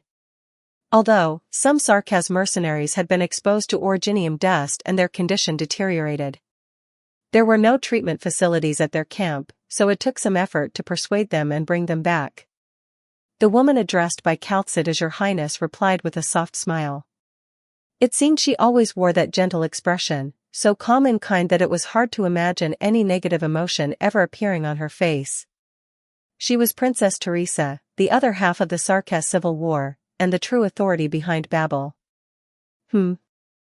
Did I interrupt your work? Teresa asked warmly. If you haven't had lunch yet, would you like to join me in the cafeteria? No, it's still early. What's wrong, Kaltsit? Teresa immediately picked up on Kaltsit's subtle shift in expression. As always, she expected her longtime friend to be forthright with her. The suffering on this land and the originium storms are closing in, Kaltsit said quietly. The outer camps should be relocated soon. I understand. Teresa sighed gently. The Sarkaz have long forgotten what home feels like, after so many years of wandering and forced migrations. It's been too long since they've had anything stable. The doctor spoke softly. Teresa. Yes, doctor? Teresa turned to face them with a smile. You're still wearing that mask. It's not very flattering, you know. While you were away, Babel acquired a new batch of protective gear. These masks help shield us from originium dust. Kaltsit handed a few of the newly crafted masks to Teresa. She took one in hand, carefully examining it. The design adapted seamlessly to different face shapes, was easy to wear and remove, and came with a durable breathing tube. It was clear that the maker had considered every detail. So intricate. How did they manage to make so many of these? Teresa's eyes softened with admiration. Who is this remarkable craftsman? With equipment like this, Babel's operators would no longer have to risk exposure during exploration missions. Closure shrugged casually. A Sancta. Calls himself a pioneer. Ah. Teresa blinked in surprise. Sancta? Yes, Closure said, now beginning to air her frustrations with Teresa present. He's been in Babel for over a month. Goes on walks with ACE every day, joins their field missions regularly, and when he sees me, all I get is a calm greeting before he dives right back into his work. Honestly, I'm starting to doubt whether he's really Sancta. The doctor added, he's an unusual Sancta. His orders came with favorable terms. His motives remain unclear, so I advise caution. Teresa nodded slowly, still trying to process the information. So, he's a Sancta who doesn't discriminate against the Sarkaz? He talks to the Sarkaz and ACE squad daily, Closure muttered. You'd think they'd seen a ghost the way they look at him. After hearing Closure's description, Teresa let out a soft chuckle. She turned to Kaltsit, her comrade, her friend, her unwavering partner throughout years of battle. Kaltsit, what do you think? The saints once said, follow me, and the stone towers rose. The saints said, listen to me, and the bells began to toll. Kaltsit's voice was calm, detached. Later Ono is too small in his eyes. His gaze is fixed upon the whole land of suffering. A very special Sancta, one who shows no prejudice against the Sarkaz, Teresa murmured with a sigh. If only more were like him, would Castle still be the way it is now? Kaltsit cast her a sidelong glance. Teresa smiled faintly and added, I know that kind of idealism is unrealistic, but it's a pity I didn't get the chance to meet him. There'll be a chance, Closure said with a small pout. We owe him a favor. And given his personality, he'll come looking for us sooner or later. Their conversation didn't last much longer. A mercenary knocked gently on the door, bringing news that required Teresa's attention. She left the room, but not before inviting the three of them to have dinner together later. Closure, with a sigh and a stretch, remembered her own mountain of pending paperwork. Patting the dust from her pants, she too made her exit. Only Kaltsit and the doctor remained in the office. Don't let Teresa know about the undead army. The doctor's voice was cold and flat. If she finds out, she'll be overwhelmed with guilt, and she'll pull them off the battlefield. But her undead army still has value. That order must not be given. In times like these, the best course is to let them continue their endless internal strife, Kaltsit replied, tearing the document in her hand into thin strips. I'm sure their sis agrees. The Sarkas are always at war with themselves. We hold differing ideals, and so we clash. Let the undead fight, so the living can have space to breathe. The doctors shook their heads silently, said nothing more, and turned to leave. Kaltsit watched them go, then lowered her eyes, the room now still and quiet. The Babel journey had only just begun. And the gentle princess still needed her. After leaving Babel and the Sarkas camp, Felix finally let out a long breath. Truth be told, during this whole period, he had constantly felt a chill on his back, like a brawny Sarkas mercenary was grinning menacingly behind him, just looking for a reason to start trouble. Without any real strength to fight back, all he could do was shout. Diegenbrecher! Save me! Boss, how did the deal with Babel go? They're still too wary of me. That's not ideal. Boss, have you forgotten your own race? Felix laughed. Since getting to know her, Diegenbrecher had started speaking more casually. Honestly, their relationship had long since gone beyond that of a simple employer and bodyguard. Before race, we're all Terrans, Felix said with a grin. He looked into the rearview mirror, catching the eyes of Sonomi quietly observing him from the back seat, and gave her a wink. More importantly, what do you say to spending Christmas in Yen this year? Food and clothing are the heart of Yen culture. I have to try everything. Felix grinned. Sonomi, if you see anything you like, go ahead and buy it. Clothes, accessories, whatever. I just made some money. I'm rich now. Sonomi lowered her head shyly and gave a small hum of acknowledgement. Felix sighed inwardly at the sight. It had only been a few months since he'd taken Sonomi in, expecting her to open up so soon was wishful thinking. Still, she never slacked in her training. Every day, she pushed herself, sweating, stretching, and honing her body. Most of her practice focused on flexibility and form. Sparring took up a smaller part of her sessions, but it was there. In her small hand, she held a round, black piece of metal, dense and heavy. It was a parting gift from ACE. ACE, who had grown quite close to Felix, had also met Sonomi. The man felt deep sympathy for the girl. From time to time, he and Felix would watch quietly from the side as Sonomi trained with Diegenbrecher. Before they parted ways, ACE had given Sonomi that small black disc, a rare material used to make his shield. It was an uncontaminated E-series diamond, mined only in Kasdal. Incredibly valuable, this material was usually reserved for the elite shield bearers of Kasdal's armies, those with the highest combat duties and honor. Perhaps, when ACE looked at Sonomi, he saw in her a shadow of the wife and daughter he'd never met. After all, he looked old enough to have a family of his own. With that thought lingering, Felix returned to the camp. The place had changed dramatically since he left. The players had constructed a sturdy outer wall using stone and mud, and even a city gate had begun to take shape. Several production players were hard at work, hammering away near the entrance, while others patrolled the perimeter. Felix raised his eyebrows in surprise. He hadn't expected the city's construction to progress this quickly. As the pickup truck rolled into view, several players stopped what they were doing and looked up. When they saw the pioneer step out of the vehicle, some were visibly moved, eyes wide, even teary. Without hesitation, they rushed toward him to exchange their hard-earned cash for memory crystals. Felix immediately understood, they were new players who had just joined the growing settlement.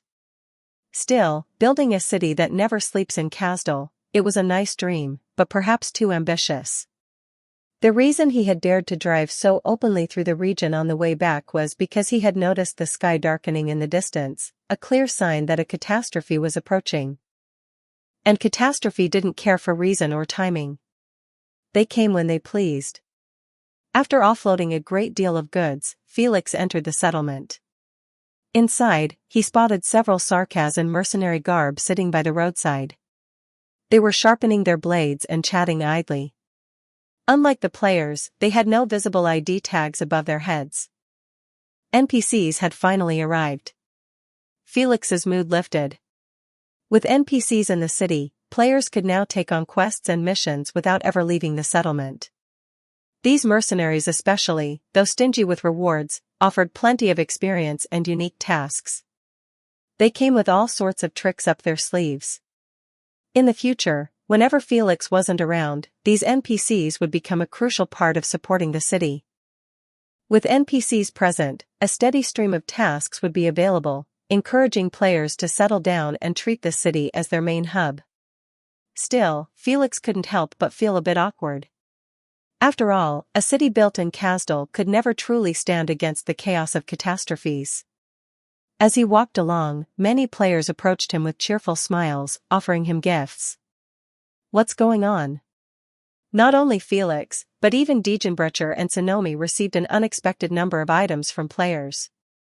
What was happening? Felix was baffled. Why were these players, who typically only acted for personal gain, suddenly so generous? While most of the materials were relatively useless, they could still be processed and sold at a profit. Hey. Little sister Sonomi's favorability just went up to 3. Woo, my cute pink-haired mouse, let big sister hug you. The Black Knight's favorability only increased by 1. Oh well, no surprise. She's an ice queen after all. The colder she acts, the more I adore her. Why hasn't the pioneer's favorability changed at all? Was my gift not good enough? Didn't the guide say giving gifts increases favorability? Why didn't it work on the pioneer? Is he some kind of high-tier mysterious NPC? Upon hearing the murmurs around him, Felix quickly pieced it together. So that's what was happening, giving gifts to raise NPC favorability had recently become a trend among players. He let out a helpless sigh.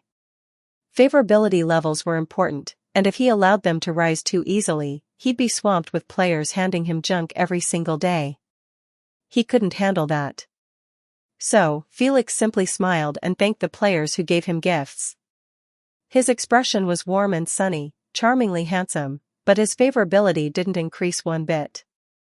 Is this what they mean by warm on the outside but cold on the inside? He really is a mysterious NPC.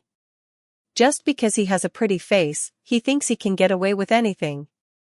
If you're going to accept my gift, then become my boyfriend already. Girl, you're dreaming. The pioneer belongs to everyone. Once the pioneer left, the players began chatting among themselves. They eventually agreed on one theory: the higher an NPC's level, the more mysterious they were, and the harder it was to win their favor. Especially when it came to story-critical NPCs. Just like in real life, the more attractive someone was, the harder they were to win over. You could give a loaf of bread to a regular NPC and get +5 favorability. But with the pioneer? They were just hoping his favorability didn't go down. The incident with the gift-giving only solidified the players' belief: the pioneer was definitely a high-level NPC. Taking advantage of a quiet moment, Felix opened the forums and quickly caught up on what had sparked this trend. Apparently, a player in Lithania had tried to learn Originium arts from a certain NPC in the novice town. His charm stat was low, so he resorted to giving gifts every day until he finally raised the NPC's favorability to 10, and was rewarded with a rare and valuable notebook. After using the notebook, the player's experience gain doubled for a period of time. Once the news spread, players everywhere began seeking out the highest-level NPCs nearby and showering them with gifts. The gifts came in all sorts of bizarre forms, leaving many NPCs utterly bewildered, just like Felix had been moments ago. He found Ursula in her office, and his expression twitched slightly as his gaze fell on the pile of gifts stacked in one corner of the room. As expected, in his absence, Ursula had become a target. Employer. Ursula stood up at once, casting an embarrassed glance toward the corner. They were a bit too enthusiastic. Is this some kind of custom among adventurers? Felix smiled. It makes me happy to hear you call them adventurers. There are more mercenaries in town now. I noticed some of them are affiliated with the Scar Market. You've done well. At his praise, Ursula's devilish little tail swayed unconsciously from side to side. To get to the point, Felix said, I saw signs of a catastrophe in the distance on my way back. The moment the words catastrophe left his mouth, the color drained from Ursula's face. "Employer, were you hurt?" Diegenbrecher gave a small smile and glanced at Ursula, who was staring intently at Felix. Seeing this, Felix simply shrugged and said, "The catastrophe was far from here.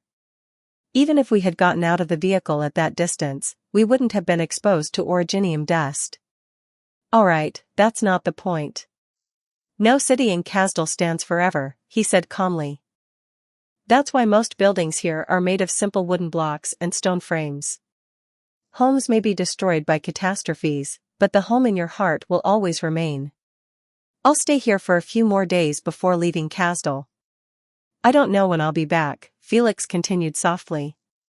"Ursula, as the deputy city lord, I want you to create an evacuation plan for when a catastrophe strikes.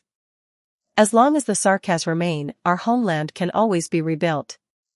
Ursula looked at him deeply, then stood at attention and saluted. "Understood." Chapter 59, Swordsman. 2,540 words. Felix had departed. Dandao Dantart, Magic ZX, and Xiaomuyu were reluctant to see him go. This time, he left without taking them along. He only said they would meet again in the future. Though the three had already joined the Dynasty team's small group, if Felix were to so much as wave a hand, they would abandon everything and follow him without hesitation, obeying his every word. However, before leaving, Felix gave each of them a task, to focus on training their strength and leveling up.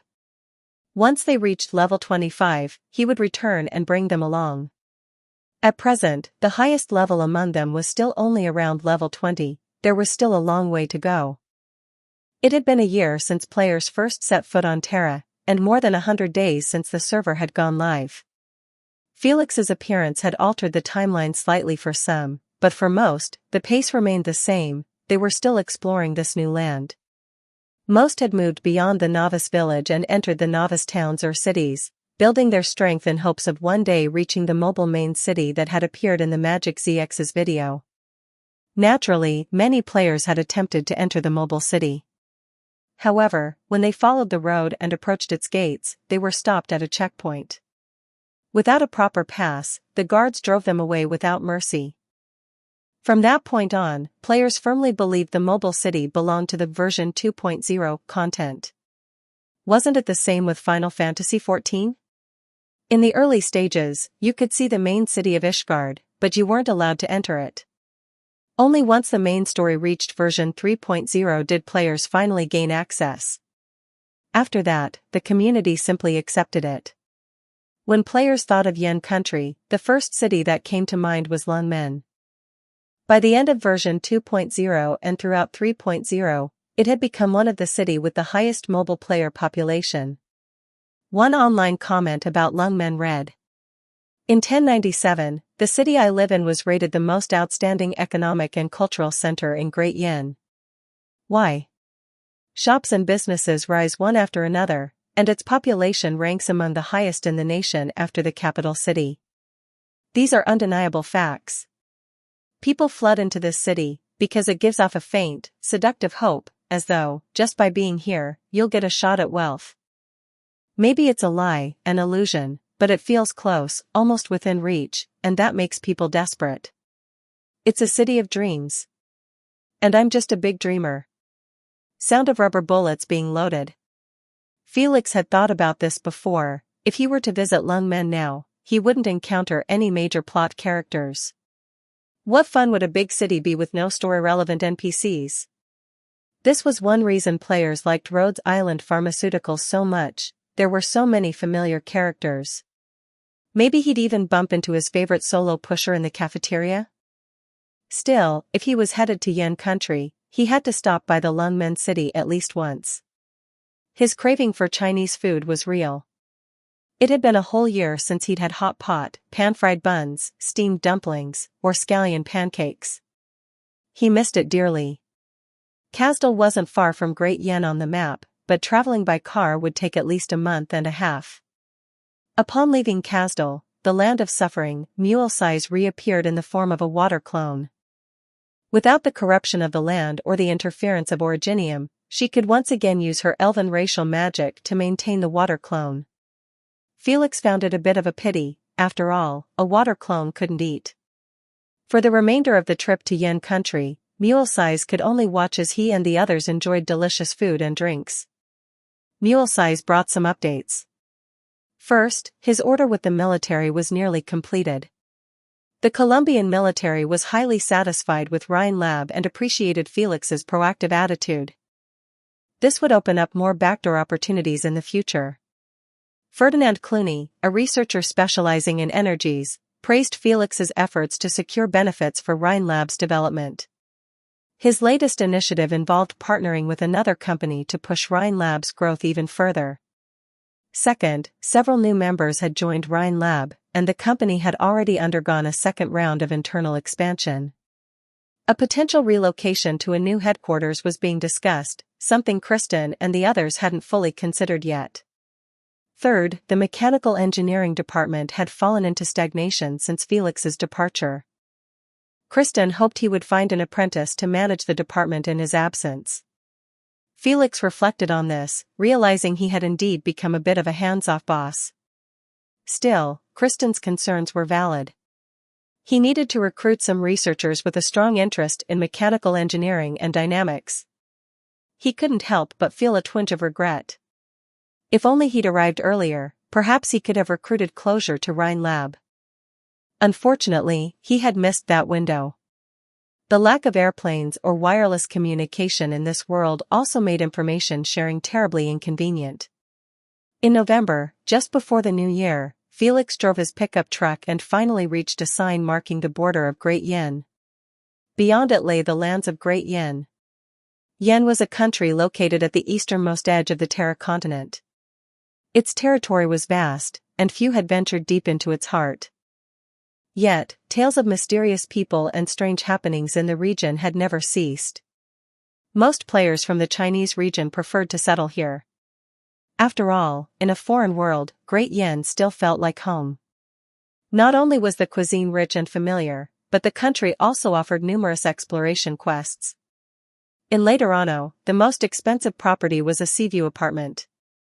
In Casimir's, it was a penthouse suite. In Colombia, a villa with a private swimming pool topped the list. But in Yen country, aside from traditional courtyard homes in the mobile city, the most expensive residence was a white-walled, black-tiled villa built to reflect the elegance of Jiangnan's water towns. In his previous life, Felix had participated in auctions for both types of houses. In the game arc, players faced no restrictions when it came to property ownership, unlike in Final Fantasy XIV, where players could only own one house.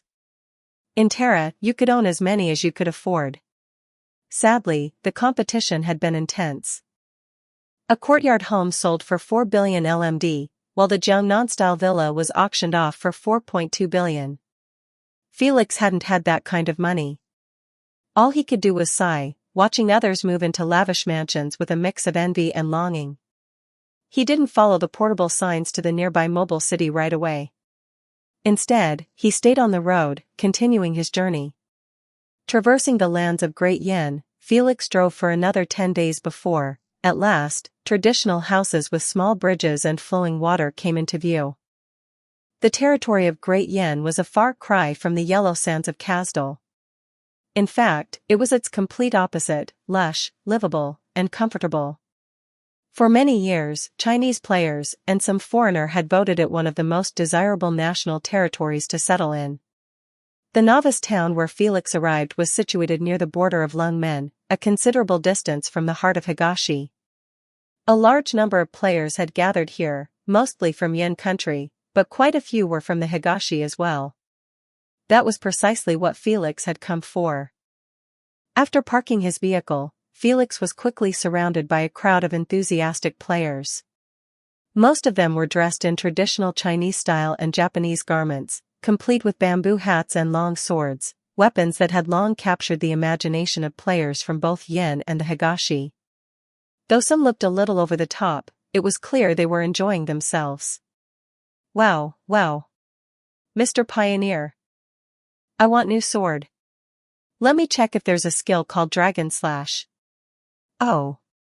Oh. Is there any breathing technique there? Oh my god. This pioneer is selling a swordsman subclass book. Why don't you go buy one already? After selling a batch of goods, Felix gave them a few exploration missions. The rewards for these quests were memory crystals. The moment they got their hands on new equipment, the players geared up and took off, voices filled with excitement. News that a pioneer had appeared in the novice town on the Great Yin Higashi border spread quickly across the forums, drawing global attention. Startled by the players' overwhelming enthusiasm, Mule-Size shrank herself down into a miniature version and leaned against the window, curiously watching the adventurers outside. They were not so different from those in Casimir's, but there was something distinct about them. The land and water shaped the people, and the NPCs here were undeniably pleasing to the eye. Each one seemed as beautiful as a fairy, as lovely as a flower, as radiant as the moon, charmingly elegant and stunning beyond words. Had Felix been a native of Great Yin and Higashi player, he might have chosen to settle here permanently. Maybe he would have gifted items to the NPCs every day until a local young lady fell in love with him. Of course, choosing someone from the Higashi wasn't out of the question either. After all, in many players' subconscious minds, girls from the Higashi were always represented by various anime heroines, beautiful, idealized, and easily won over through strategy. The bureaucratic system of Yen state mirrored the officialdom of Imperial China, attracting many players with an interest in that kind of hierarchy. Some even pursued the so-called capital exam route. However, the examination was notoriously difficult, and many failed multiple times. It wasn't enough to simply memorize a few ancient poems. The test also included complex questions on current affairs, posing a serious challenge for players who hadn't lived in Great Yen long enough. Still, there were the lucky few who passed the imperial exams. These players were often top academic performers in real life. Once accepted into the bureaucracy, some joined the Central Judicial Office or the Censorate to handle judicial matters, while others entered the 6 ministries to manage local affairs within Great Yen. Some even shared their grueling 996 work schedules on the forums, stirring envy among RP-loving players. Being an official as a player was very different from being an official among the Terrans.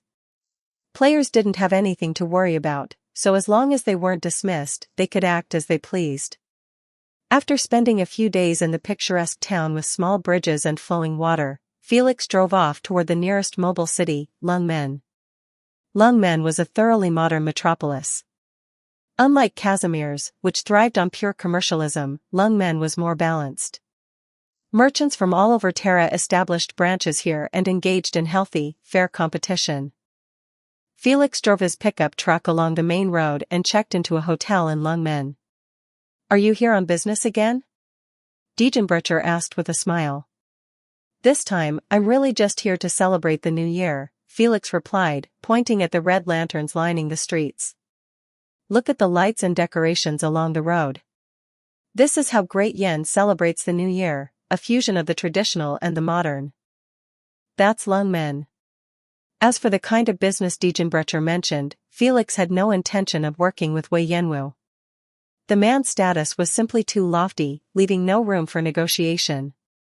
Besides, Lungmen had its own guard system and had no need for crossbows or pistols. Even if he tried to offer his services, Wei Yanwu likely wouldn't give him the time of day. Lungmen was famous for its vibrant nightlife, often described as a night worth $1 million LMD. Unfortunately, they had arrived during the day. After checking into a traditional-style hotel, Felix went out for a stroll with Mule-Size, Diegenbrecher, and Sonomi. This time, he had no active quests, nor was he concerned with business or blacksmithing. It was the New Year season. He had decided to immerse himself in the long-lost rhythms of Chinese life, right here in Lungmen. Felix made good on a previous promise and brought Sonomi to a children's clothing store. He had vowed to buy her a hanfu. Watching the shy and reserved Sonomi transform in a vibrant hanfu, red as the main color, black as the secondary, Mule-Size and Diegenbrecher both agreed that she looked absolutely adorable.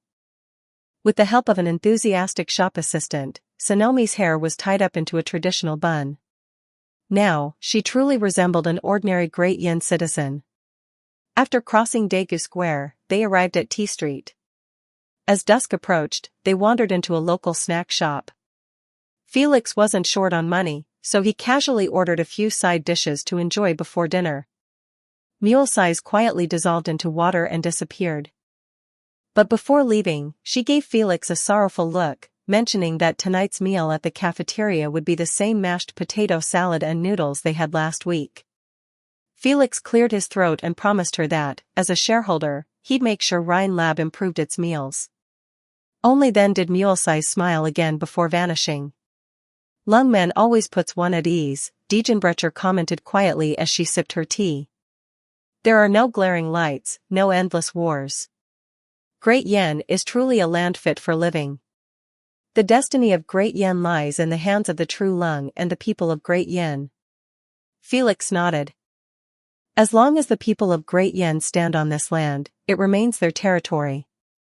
Great Yan's past may only survive in myths and legends, but as one of the oldest civilizations on the land of Terra, it certainly has its own stories to tell. Take some time off during this period. After celebrating the New Year here, we'll head to Victoria. There's some business I want to take care of there. He noticed Sonomi glancing at him cautiously. Felix looked at the food on the table, then gently patted her head. Eat, eat. You're my maid secretary, after all. It wouldn't do for you to go hungry. Okay. Thank you, Master. I still think being called Master sounds a little weird. Why? Master is master, isn't it? Faced with those innocent eyes, Felix gave in, waving his hands. All right, call me whatever you want. Diegenbrecher chuckled softly, though her expression soon turned serious. Victoria doesn't seem stable. Many residents are growing dissatisfied with the rule of law enforced by the Victorian government. Under an exploitative aristocracy, the people's happiness index is bound to be low. Felix nodded, his gaze drifting to the distant view outside the window. That's exactly why I'm going. Don't worry, I won't get involved in any political entanglements. At most, I'll lend a hand to those in need and save those whose lives are in danger. I won't have any dealings with the official forces. You say that, but you are in Sancta, who has visited Sarkas' stronghold. Felix laughed. Didn't you go with me at that time? Chapter 60, Familiar Faces. 2,403 words. Shopping is second nature to women. Sonomi and Mule-Size were especially drawn to the commercial district of Lungmen, so Felix let them go explore freely. As for Diegenbrecher, he asked her to stay close to Sonomi to ensure her safety. Felix didn't join their shopping excursion. Instead, he handed his card to Mule-Size and told her to use it however she liked. After finishing their morning tea, the four of them temporarily split up. Felix had his own matters to attend to. He took a train through Lungmen, traveling from the upper city down to the Hollywood district. This district is Lungmen's university town and home to the city's most vibrant academic atmosphere. As soon as Felix stepped off the train, he saw groups of students chatting and playing, their laughter echoing in the streets. They looked to be about the same age as him, but it felt like they belonged to a different world. Lungmen hosts many universities, most of them with strong ties to finance and economics. The focus of each university varies by region.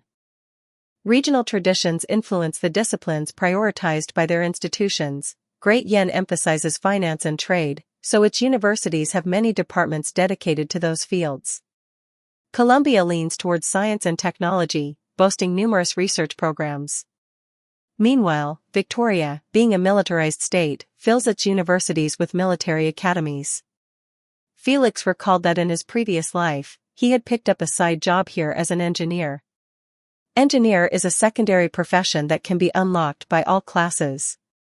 It's a production-based profession, and this is also closure profession. Engineers can create electronic devices, ranging from small terminals and digital tools to home furnishings.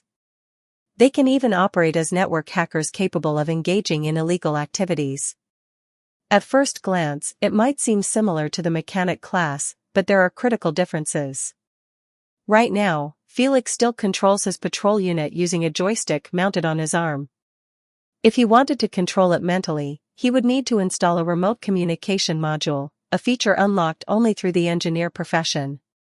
Even the screen on his arm had been engineered by someone else, he'd simply bought it from the market. While complementary to the mechanic class, engineer stands as a profession of its own. In the later stages of the game, players will face many enemies equipped with electronic gear. Having an engineer on the team allows for hacking enemy systems and rendering their equipment useless. Moreover, engineers have access to more advanced power structures and blueprint designs. This expands their utility in navigating maps and, naturally, also increases their financial burden. But once they roll the right blueprint, they can forge the very core of a mobile city. That's the kind of competence an engineer possesses. Among all universities in Lungmen, the Lungmen University of Technology stands out the most.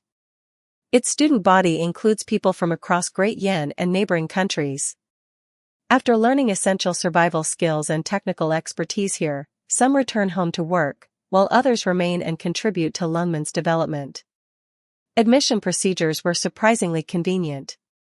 As a sancta and a messenger, Felix had high favorability ratings with most national factions. When he expressed his intention to apply to the university next year, the security guard at the gate warmly welcomed him and even invited him to tour the campus. He naturally passed through a security check upon entering the school gates. He wasn't carrying any weapons, his revolver and mechanical power device had been left at the hotel. Dressed in casual clothes, he deliberately tried to appear younger. Given his age, there was nothing unusual about him visiting the campus as a potential college student for next year. After pretending to tour the campus for a while, Felix made his way to the library. He found a quiet corner and began flipping through some of the nearby books. There's another way to gain knowledge in a university, attending classes in person. But Felix didn't want to draw that much attention. If he belonged to another race, it might not have mattered, but as a sancta, his presence in a classroom would likely cause a stir. Students in the back row might not even be able to keep their eyes open. The library, however, was a peaceful and fitting alternative. Before long, Felix came across a book titled Analysis of Engineering Principles. He opened it and began to read. You are currently studying Intelligence Assessment in Progress. Talent Assessment in Progress. Current progress, 2%. By the time lunch arrived, Felix finally closed the book. A faint smile curved at the corners of his lips. You have acquired a new secondary occupation, entry-level engineer. Intelligence +2. You have gained 1 free attribute point. You have acquired a new trait, primary industrial understanding. All the experience points accumulated from the players in the novice town were funneled into the entry-level engineer class, instantly leveling it up to LV10.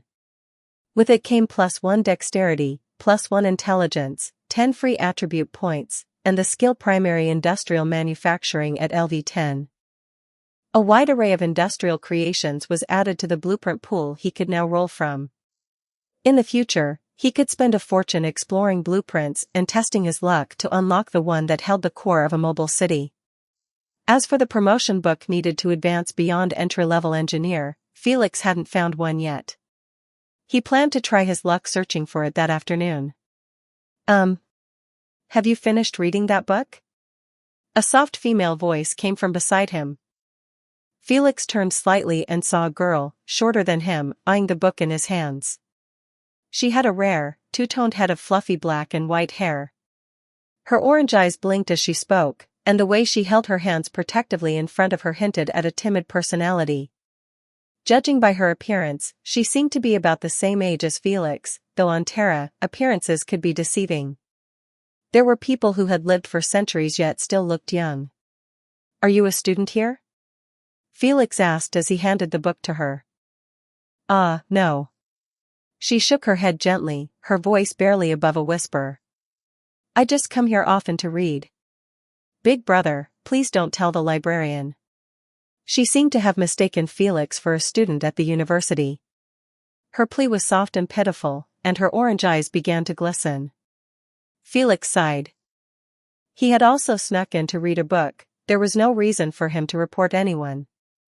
Seeing her like this, he couldn't bring himself to tease her. He raised his hand in reassurance and said, "I'm not a student here either. I'm just visiting the campus today. I won't say anything to the librarian, so don't worry." "Thank you," the girl said sincerely, bowing her head slightly. Felix asked curiously, "Judging by your age, you seem to be in high school, right?" "Yes." She seemed a bit embarrassed as she replied, I'm really interested in mechanical engineering, so I often come here to study. My name's Felix. What's yours?" The girl opened her mouth but hesitated, looking shy. Felix couldn't tell if it was because of his own charm that she was at a loss for words, or if that was simply her personality. With a smile, he added, "If you don't want to give me your real name, then maybe a codename or nickname is fine?" The girl thought for a moment, then said softly, "Snowsant." Felix paused for a moment, a flicker of recognition stirring in his mind. He felt like he'd heard that name somewhere before, but couldn't quite place it. Maybe she was a minor character in some storyline, or perhaps they had crossed paths in business before. He smiled warmly. "I didn't expect you to be into engineering."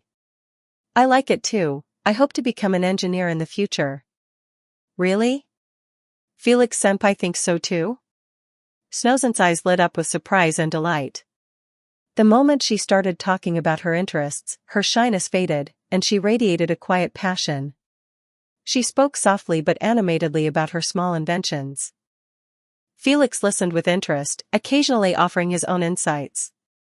His thoughtful responses made Snowsant feel a warm sense of connection, like she had found a kindred spirit.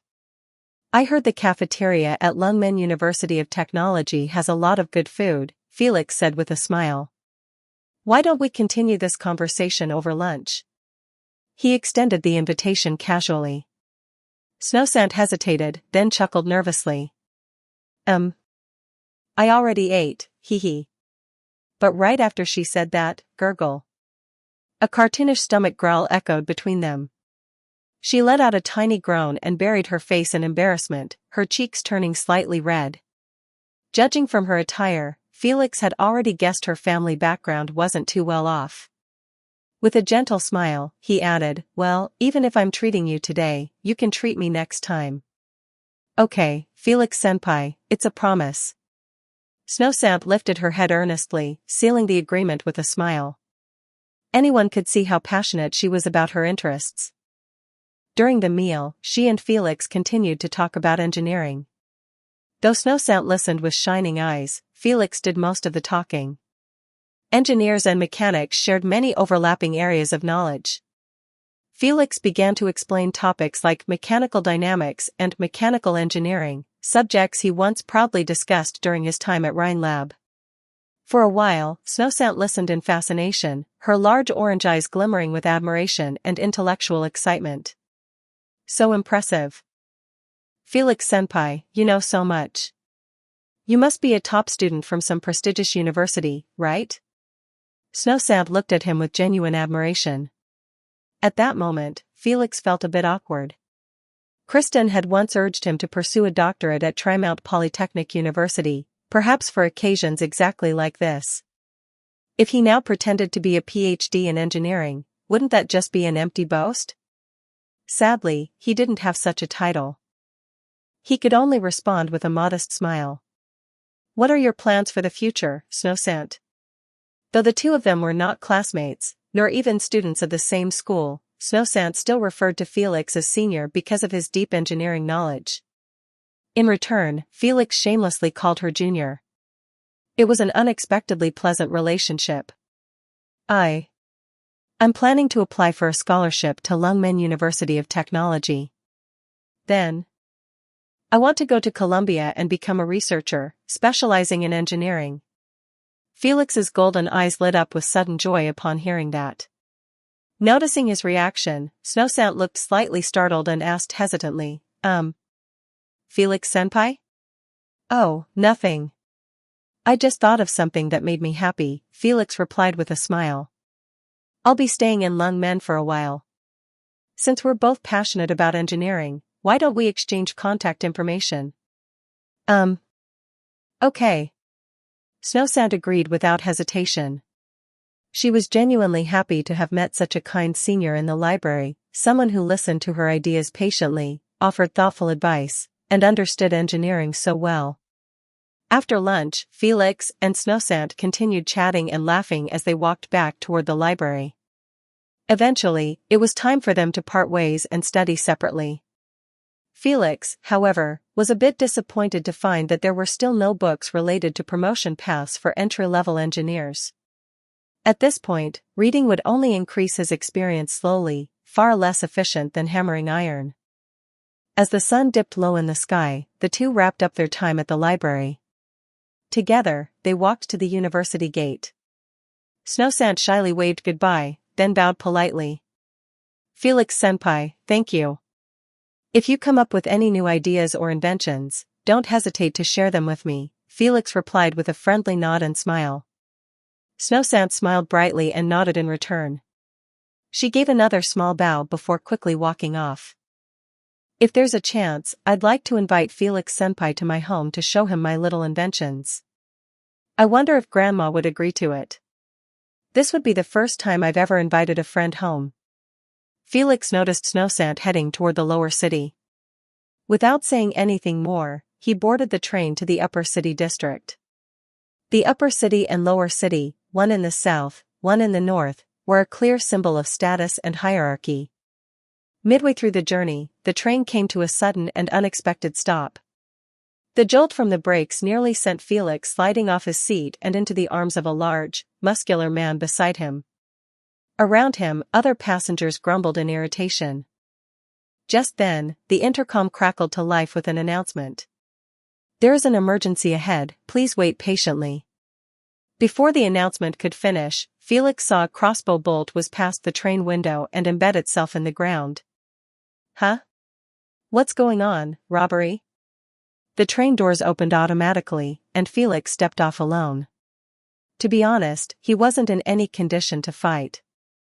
He carried no weapons, and the only mechanical device on him was the wrist guard strapped to his arm.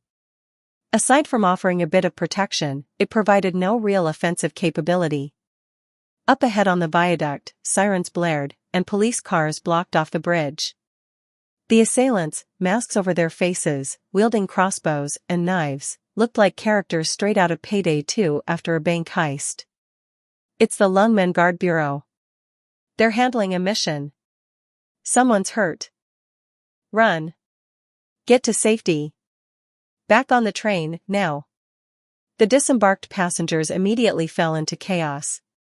But with the conductor's loud commands, they gradually returned to the train to wait for the Guard Bureau to resolve the situation. Among the boarding passengers, however, one was missing, Sancta. Felix made his way beneath the viaduct, where a staircase led directly up to the scene. He climbed quickly and, turning a corner, found a female guard officer slumped against the wall, a wound on her shoulder and blood trailing from the corner of her mouth.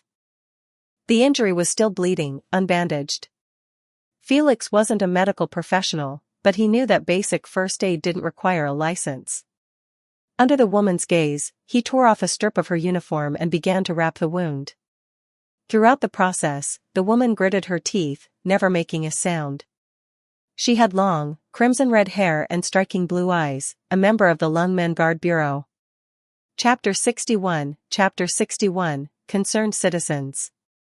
2,479 words. "Who are you, and what are you doing here?" The female officer from the Lungmen Guard Bureau spoke through clenched teeth, her voice strained from the pain as she tried to bandage her wound. Her piercing blue eyes locked onto Felix, clearly waiting for an explanation. "I'm just a tourist, here to celebrate the new year. I came to visit the university town today, and on my way home, well, I didn't expect to run into something like this." Felix glanced at her injuries. At least the bleeding had stopped. Though not a medical professional, he thought he'd done a decent job. "What exactly happened up there? Did someone really fire a crossbow and attack Lungmen Guard Department?" After giving her a once-over, he stood and began heading toward the stairs, only to feel a sudden grip on his wrist. "Don't go. Some of them are infected," the woman said firmly. Felix paused and turned back toward her. She took a breath and added, as a member of the Lungmen Guard Bureau, my advice to you is to leave immediately. What's your codename? He asked, crouching beside her. His tone was casual as he looked at the woman in her Guard Bureau uniform, her beauty slightly dulled by her pain and fatigue. 9. I don't want to repeat myself. Why would infected people be robbing alongside ordinary citizens? Felix murmured, puzzled. Did someone make them a deal? Promise them something in return? You. 9 looked at the angelic young man, now resting his chin on his hand, deep in thought. She sighed helplessly. How about this, lend me your crossbow, and I'll help you take care of this mess, Felix offered with a smile, extending a hand to her. You can trust me. I'm a messenger from Laterano. I've always respected and admired Yen country. I'm only here to celebrate the new year. Need me to show you my pass? This is a matter for the Lungmen Guard Bureau. 9 replied weakly. Of course, but surely a case this serious in Lungmen deserves a few concerned citizens willing to help, right? Felix gently took her hand, she had no strength left to resist, and easily took the crossbow from her grip. You can trust me, Felix said as he inspected the weapon. Or, if you prefer, you can trust in the Sancta race's expertise with crossbows. Oh, by the way, my codename is Pioneer. Nice to meet you. 9's lips moved slightly, but no words came out. She simply watched as Felix walked away. Once he was gone, she finally let out a soft cough. Felix continued upward, soon reaching the overpass. Both sides of the road were blocked off by Lungmen Guard Bureau vehicles. In the center, several ordinary cars were parked, with people inside holding crossbows. It seemed the earlier attack had only been a warning shot. Listen up. Everyone inside the vehicles, put down your weapons, exit the cars, and surrender. This is your final warning. Lay down your arms and come out. There is no escape. On the other hand, the people inside the car remained confident. The man in the driver's seat wore a ferocious expression as he placed a bomb, wrapped in grease, on the dashboard in front of the windshield. A cold grin tugged at the corners of his mouth. It's a bomb. Could it be a originium bomb? Confirm it. Captain, we can't get a clear view from this angle. The guards of the Lungmen Guard Bureau hesitated. What had initially seemed like a simple robbery had escalated dangerously, now involving a potential originium bomb. A detonation would not only cause destruction but also risk infecting nearby personnel. Anyone affected would be quarantined and likely forced to live out their days in the slums. Felix remained calm. He wasn't a sniper by trade, but that didn't mean he couldn't act as a technician. While he wouldn't benefit from the specialized bonuses tied to standard crossbows, he didn't need them. After all, no one chose a crossbow over a pistol unless they knew how to use it. He crouched beside a police vehicle, just as the commanding officer was still attempting to negotiate with the infected inside. In addition to the loaded bolt in his crossbow, Felix held 4 more bolts in his hand, ready. Yenwei, it looks like they've only got one bomb.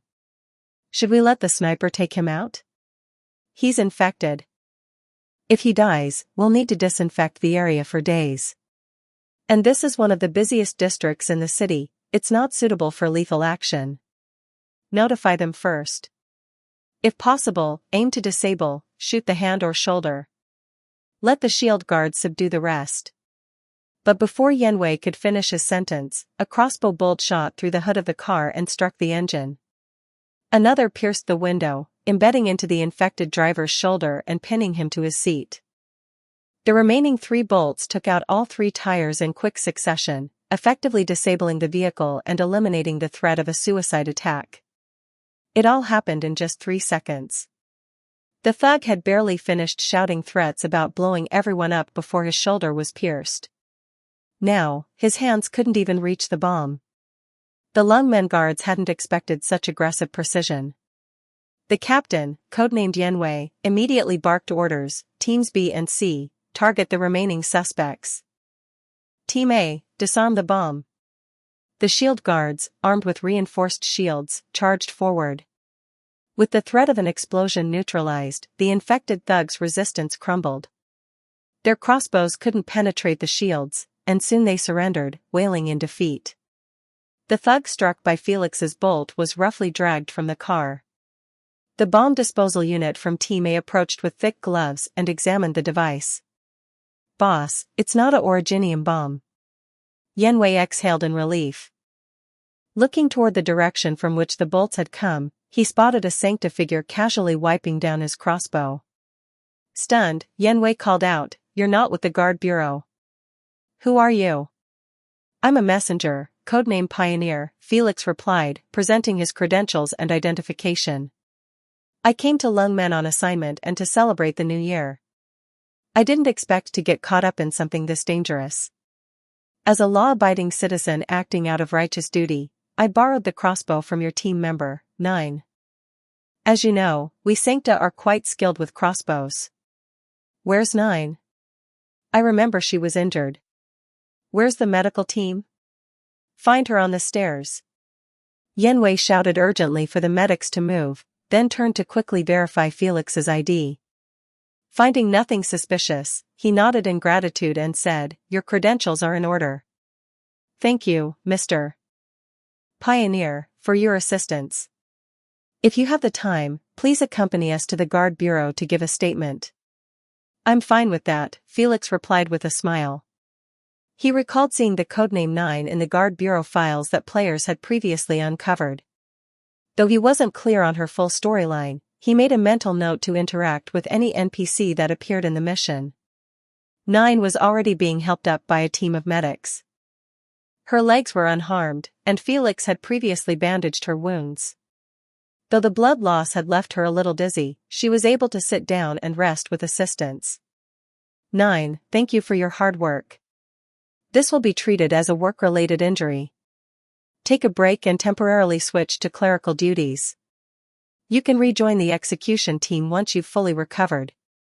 Yenwei exhaled in relief as he spoke, giving 9 a reassuring pat on the shoulder before nodding once more to Felix and returning to the front line to deal with the arrested infected. "I heard your crossbow skills are quite accurate." 9's voice was soft. Though still unsteady, she accepted the necessity of rest. Like Yenwei had said, a temporary clerical role wasn't ideal, but it was necessary. Felix took a seat beside her and stretched casually. The Sancta who had just taken down 5 enemies with 5 precise bolts looked entirely at ease, his clothes weren't even wrinkled. "Well, I am Sancta. Mastery of the crossbow comes naturally to us.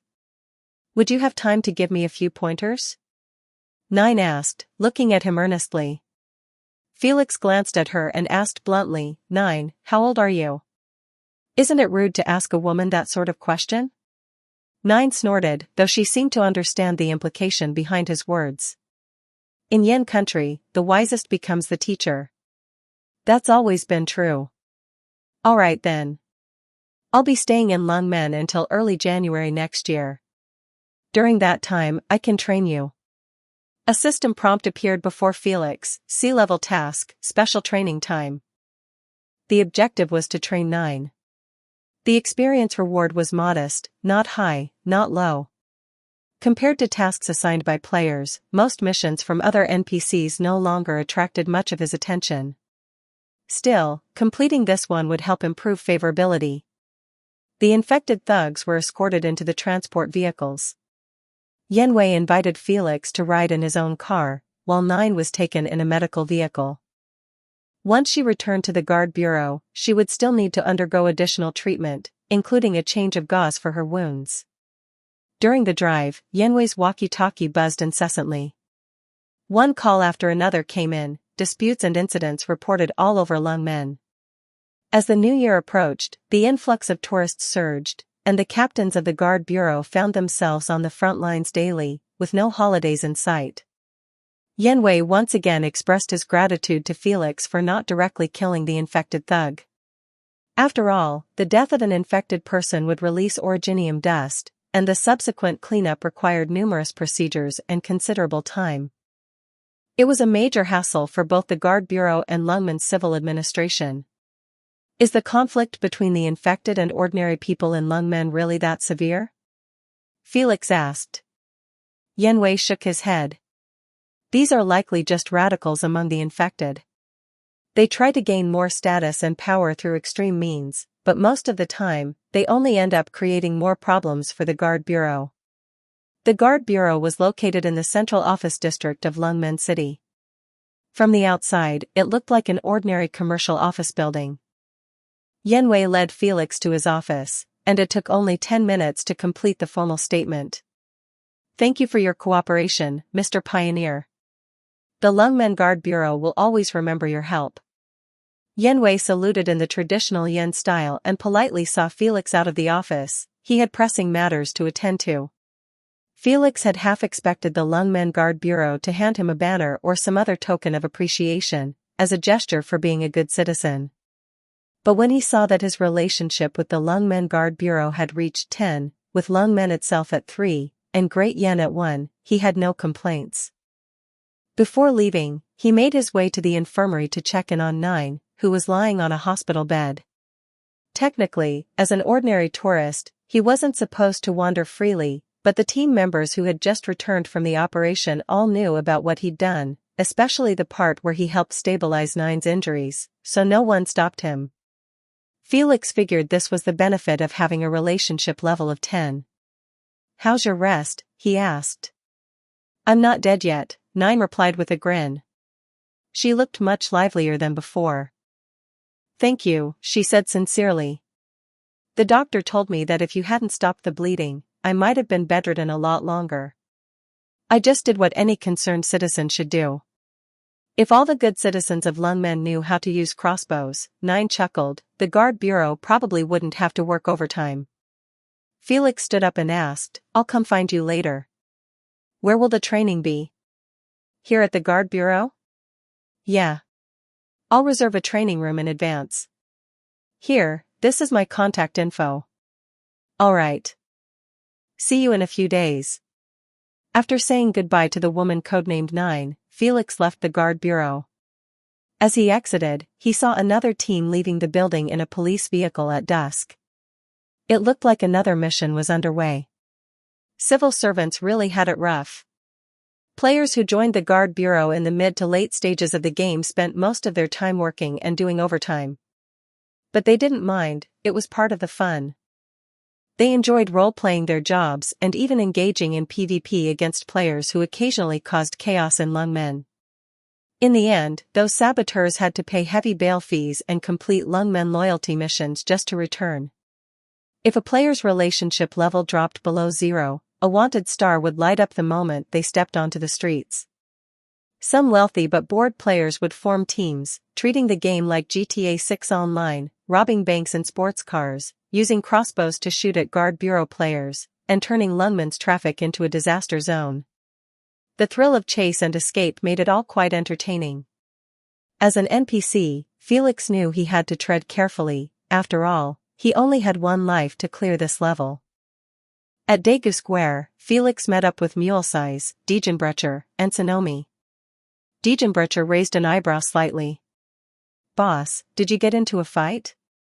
Why do you ask? You've got that murderous aura between your brows. That only shows up after a fight. But more importantly, your clothes smell like disinfectant. Felix was genuinely surprised this time. Was there such a thing as murderous aura in Arknights? To players, it would probably be called momentum. After all, in the crystal he had copied, it was the aura of the Black Knight, Degenbrecher, that had made many players who chose the assassin route feel real fear. The year 1089 was fast approaching. Without realizing it, he had already spent 3 years on this land. He had more or less planned the major goals for the upcoming year, but there were still several key principles to consider. First, he needed to appear more often in front of players. Second, he should begin gathering NPCs who had briefly appeared in past plotlines or played a meaningful role. Ideally, he could turn them into companions. At present, it seemed Mulesize, though affiliated with Rhine Lab and on good terms with him, would not abandon Kristen or her ecological park to travel across every inch of the land with Felix. Her body simply couldn't withstand the pollution of this world. For now, his core team consisted only of Degenbrecher and Sonomi, and he was already quite satisfied with this pace of growth. If there's a chance next year, I'll look for a few more. Chapter 62, Nine's Training. 2,539 words.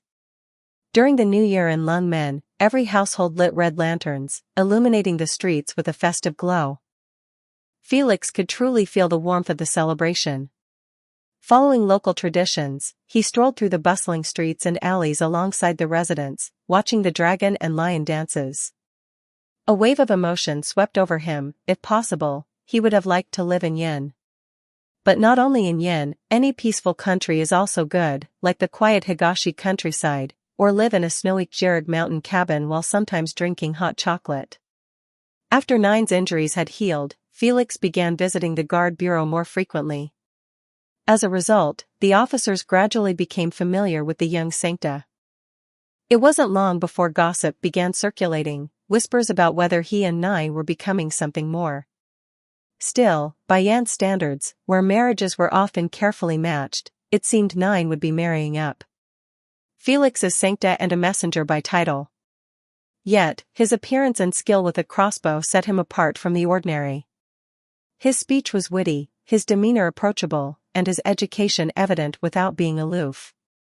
He was clearly a refined young man. Nine, on the other hand, had built a solid career at the Guard Bureau. Under Yenwei's guidance, she was being trained intensively, groomed as a potential future leader of the inspection team. To reach such a position, one needed more than just strength and loyalty, it required political acumen and connections. To the higher-ups in Lungmen, Nine was still just a capable officer with potential, but not yet someone ready to rise to the top. She would have to earn her place through dedication. Her main competitor was a top student from another department, someone who had just returned from the prestigious Victoria Military Academy. Despite all that, Nine remained composed. She performed her duties with precision and seriousness. Whenever Felix came to teach her crossbow techniques, she approached each session as if it were an exam, giving it her full focus. For the guards, this budding connection between the two was a rare source of entertainment. What they found slightly disappointing, though, was that Nine never seemed shy, always keeping her usual calm and serious expression. The results of the interrogation with those infected thugs are out. Felix looked up. Nine had arrived a little late today, likely just finished with a meeting. She carried 2 documents under her arm. An ordinary person with some influence in Lungmen found them, she explained, and offered them considerable benefits to act as bait. He and his accomplices went on to rob a bank. The reward was a large sum of money, enough for him and his family to move to the upper city. "Why are you telling me this?" Felix asked. "I thought you should know." Nine began cleaning the crossbow. "What I don't understand is why the infected would agree to something like this." "When you're desperate," Felix replied calmly, "any offer of help becomes a lifeline. I'm not saying Lungmen's system is inherently flawed. But this is a land of suffering, and in many countries, the infected are rejected outright. Casimir's might turn a blind eye to them entering the cities, but its official stance is still one of exclusion and oppression. Let's not even bring up distant lands. How does Ursus treat its infected citizens? Most infected were ordinary people before they contracted oropathy. They once lived normal lives, and lost it all the moment they became infected. Nothing is more cruel than remembering the good old days." Felix sat beside Nine, watching the sunlight stream through the skylight in the training room. This is their last form of resistance against an unfair fate. As uninfected, we'll never truly understand it. Maybe only when those who don't understand become infected themselves will they begin to see. Nine pursed her lips, letting out a soft sigh. "Pioneer. Sometimes I really doubt you're a Sancta." "I'm a special, rebellious kind of Sancta," Felix replied with a faint smile. "To me, there's no difference between the ordinary and the infected, no difference between races. We're all just people surviving on this land of suffering. The training's starting. Get up.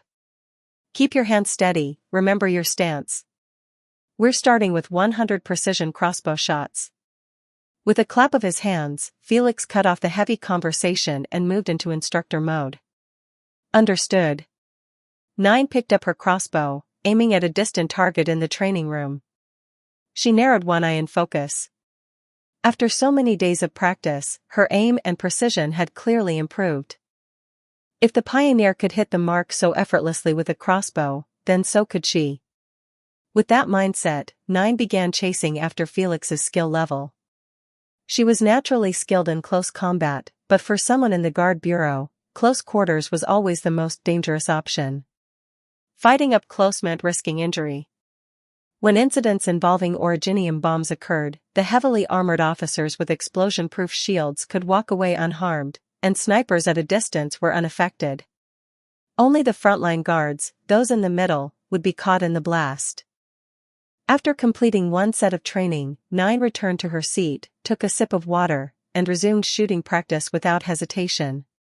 The morning training passed quickly. As Felix prepared to leave, 9 saw him off, stretching her tired limbs. The amount of physical exertion today was just right for someone still recovering. What a shame. It'd be better if you were part of the Guard Bureau. 9 sighed lightly. If you were part of the Guard Bureau. She trailed off, not finishing the sentence. After all, Lungmen's future wouldn't be decided by people like them. Small figures had only to play their part in the bigger picture. Felix, ever the expert in time management, had another engagement that evening. A few days ago, after parting ways with Snowsand at Lungmen University of Technology, she had quietly invited him to visit her home. Felix had naturally agreed. Maybe it was because he had enjoyed his recent time with her, or perhaps because they shared similar interests. Regardless, Snowsand seemed to like him quite a bit. This would be the first time Felix had ever been invited to a girl's home, but he hadn't thought about it in any inappropriate way. Snowsand was still a high school student, and most of their conversations revolved around mechanical engineering. He saw her more as a little sister, or a junior. He had no intention of crossing that line. During the lunch break, Felix opened the forum and immediately noticed a new post by Magic ZX. It had already been pinned to the top of the page and was highlighted in red. Clicking into it, he discovered it was a new video created by Magic ZX. The title read, Type 0 Rainy Night Pioneer/Black Knight Party Raid Progress. Seeing this, Felix was immediately intrigued.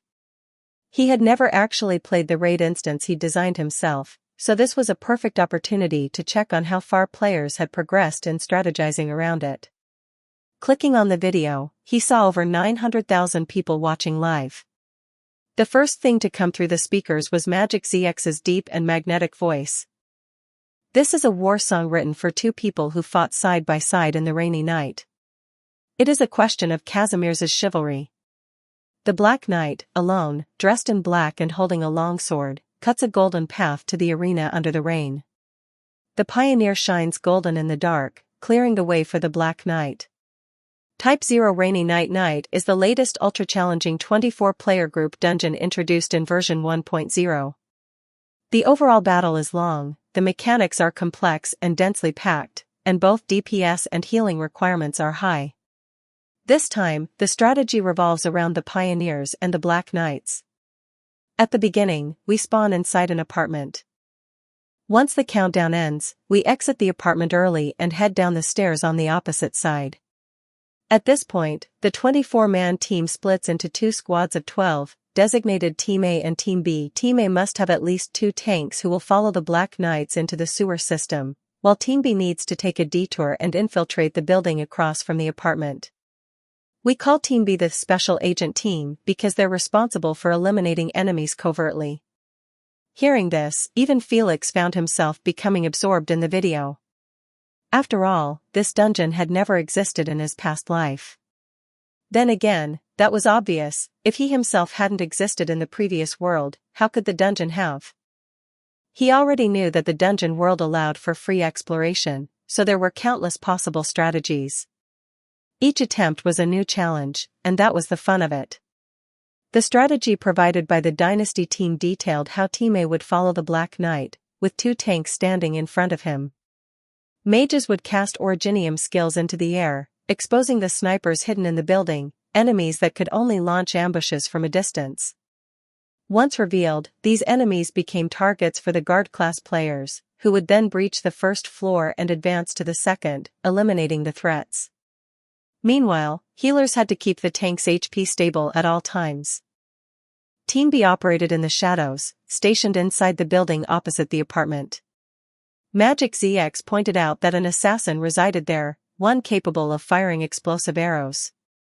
If he landed a hit, the Black Knight would suffer severe damage, possibly rendering him unable to complete the subsequent mechanics. As Team B moved stealthily through the structure, warlocks were unable to use originium-based skills due to the building's unstable condition. Any vibration could trigger a full collapse. Magic ZX cut to a clip showing exactly that, the building crumbling, followed by a full party wipe. He quipped, "If you feel sorry for us, deduct 1 from your sympathy meter and hit us with a 1-click triple combo, alright?" The explosive arrow assassin functioned essentially as a mini-boss, with elite-tier capabilities. Magic ZX detailed several ways to handle the mechanic. One was to throw oil barrels within the building, causing a controlled detonation to interrupt the assassin's skill cast. Another involved having a tank activate their defensive skills and absorb the explosion, hoping the blast radius would catch the elite assassin as well. After eliminating the elite assassin, Teams A and B finally regrouped. The Black Knight's health remained in excellent condition, 87%. Amazing. We already cleared the first phase like this? Damn, the Dynasty team is insane. The dungeon hasn't even been out that long, and they've already figured out the first phase strategy? Are you kidding me? This is the Dynasty team plus Magic ZX plus a bunch of top-tier players. Honestly, with that lineup, this pace isn't even surprising. Wow, how did they even come up with this solution? Splitting into 2 teams, there aren't even any hints in the dungeon. Messages like Neil and Kowtow flooded the live comment feed. Even Felix was impressed. To be fair, the strategy was incredible, but it also demanded an extremely high level of coordination. Still, considering it came from a group of professional players and top-tier strategy experts, it wasn't all that shocking. The screen faded to black again, and Magic ZX's deep voice returned. The Black Knight dodged the explosive arrow. The ground trembled, and we were forced to fall into the underground waterway. More assassins awaited us in the darkness. Here, the requirement is that the Black Knight's HP must not drop below 60%. Enemies are attacking from both the front and rear. We're still working on this phase. As his voice trailed off, the screen lit up once more. At the end of the shadowy waterway, a golden light shimmered. 2 familiar drones hovered into view. Weren't these the Pathfinders sold by Pioneer? But they looked a bit different. The standard Pathfinders weren't that large. Black Knight, it's me. A soft golden glow lit up the entire sewer. The Dynasty team players who had entered the underground area for the first time now saw a Sancta figure emerging from the shadows. A golden halo hovered above his head. He wore a black coat with white accents, and the moment he stepped forward, the team couldn't help but exclaim in astonishment. They hadn't expected the Pioneer to appear so early. And just as described in the lore, the Pioneers and the Black Knights were allies. This also explained why the Black Knight and the Pioneer moved together. The Pioneer had aided the Black Knight during his darkest hour. Damn, that Pioneer gear looks incredible. I want to wear it. He's so cool, so cool, so cool, so cool. I'm soaked down there, what do I do? Anyone relate? Daddy's home. Both the players in the instance and the audience watching the stream were absolutely electrified. They had finally encountered the familiar NPC they had longed to see. The Pioneer, drenched in rain and emerging within the dungeon, carried a trace of edge. His golden eyes seemed to blaze with fire. No one could deny how breathtakingly handsome he was in that moment. The Black Knight's health was steadily maintained thanks to the players' support. They could already imagine how many explosive arrows she had endured before finally escaping into the sewers. It was precisely in this moment of desperation, wounded and cornered, that she encountered the pioneer, her savior. As Magic ZX continued explaining the next mechanism, it became clear that this phase wasn't as thoroughly mapped out as the first. The team was still in the process of figuring it out. However, one advantage of the dungeon crystal system was that each one granted players 2 full hours of dungeon time. Within that window, if a team cleared the first stage but was wiped out in the second, they wouldn't have to start over. Upon resurrection, they could skip directly to the second phase. This feature undoubtedly saved players a great deal of time. The video concluded with a wipe scene. Magic ZX and the rest of the Dynasty team had reached a wide underground plaza.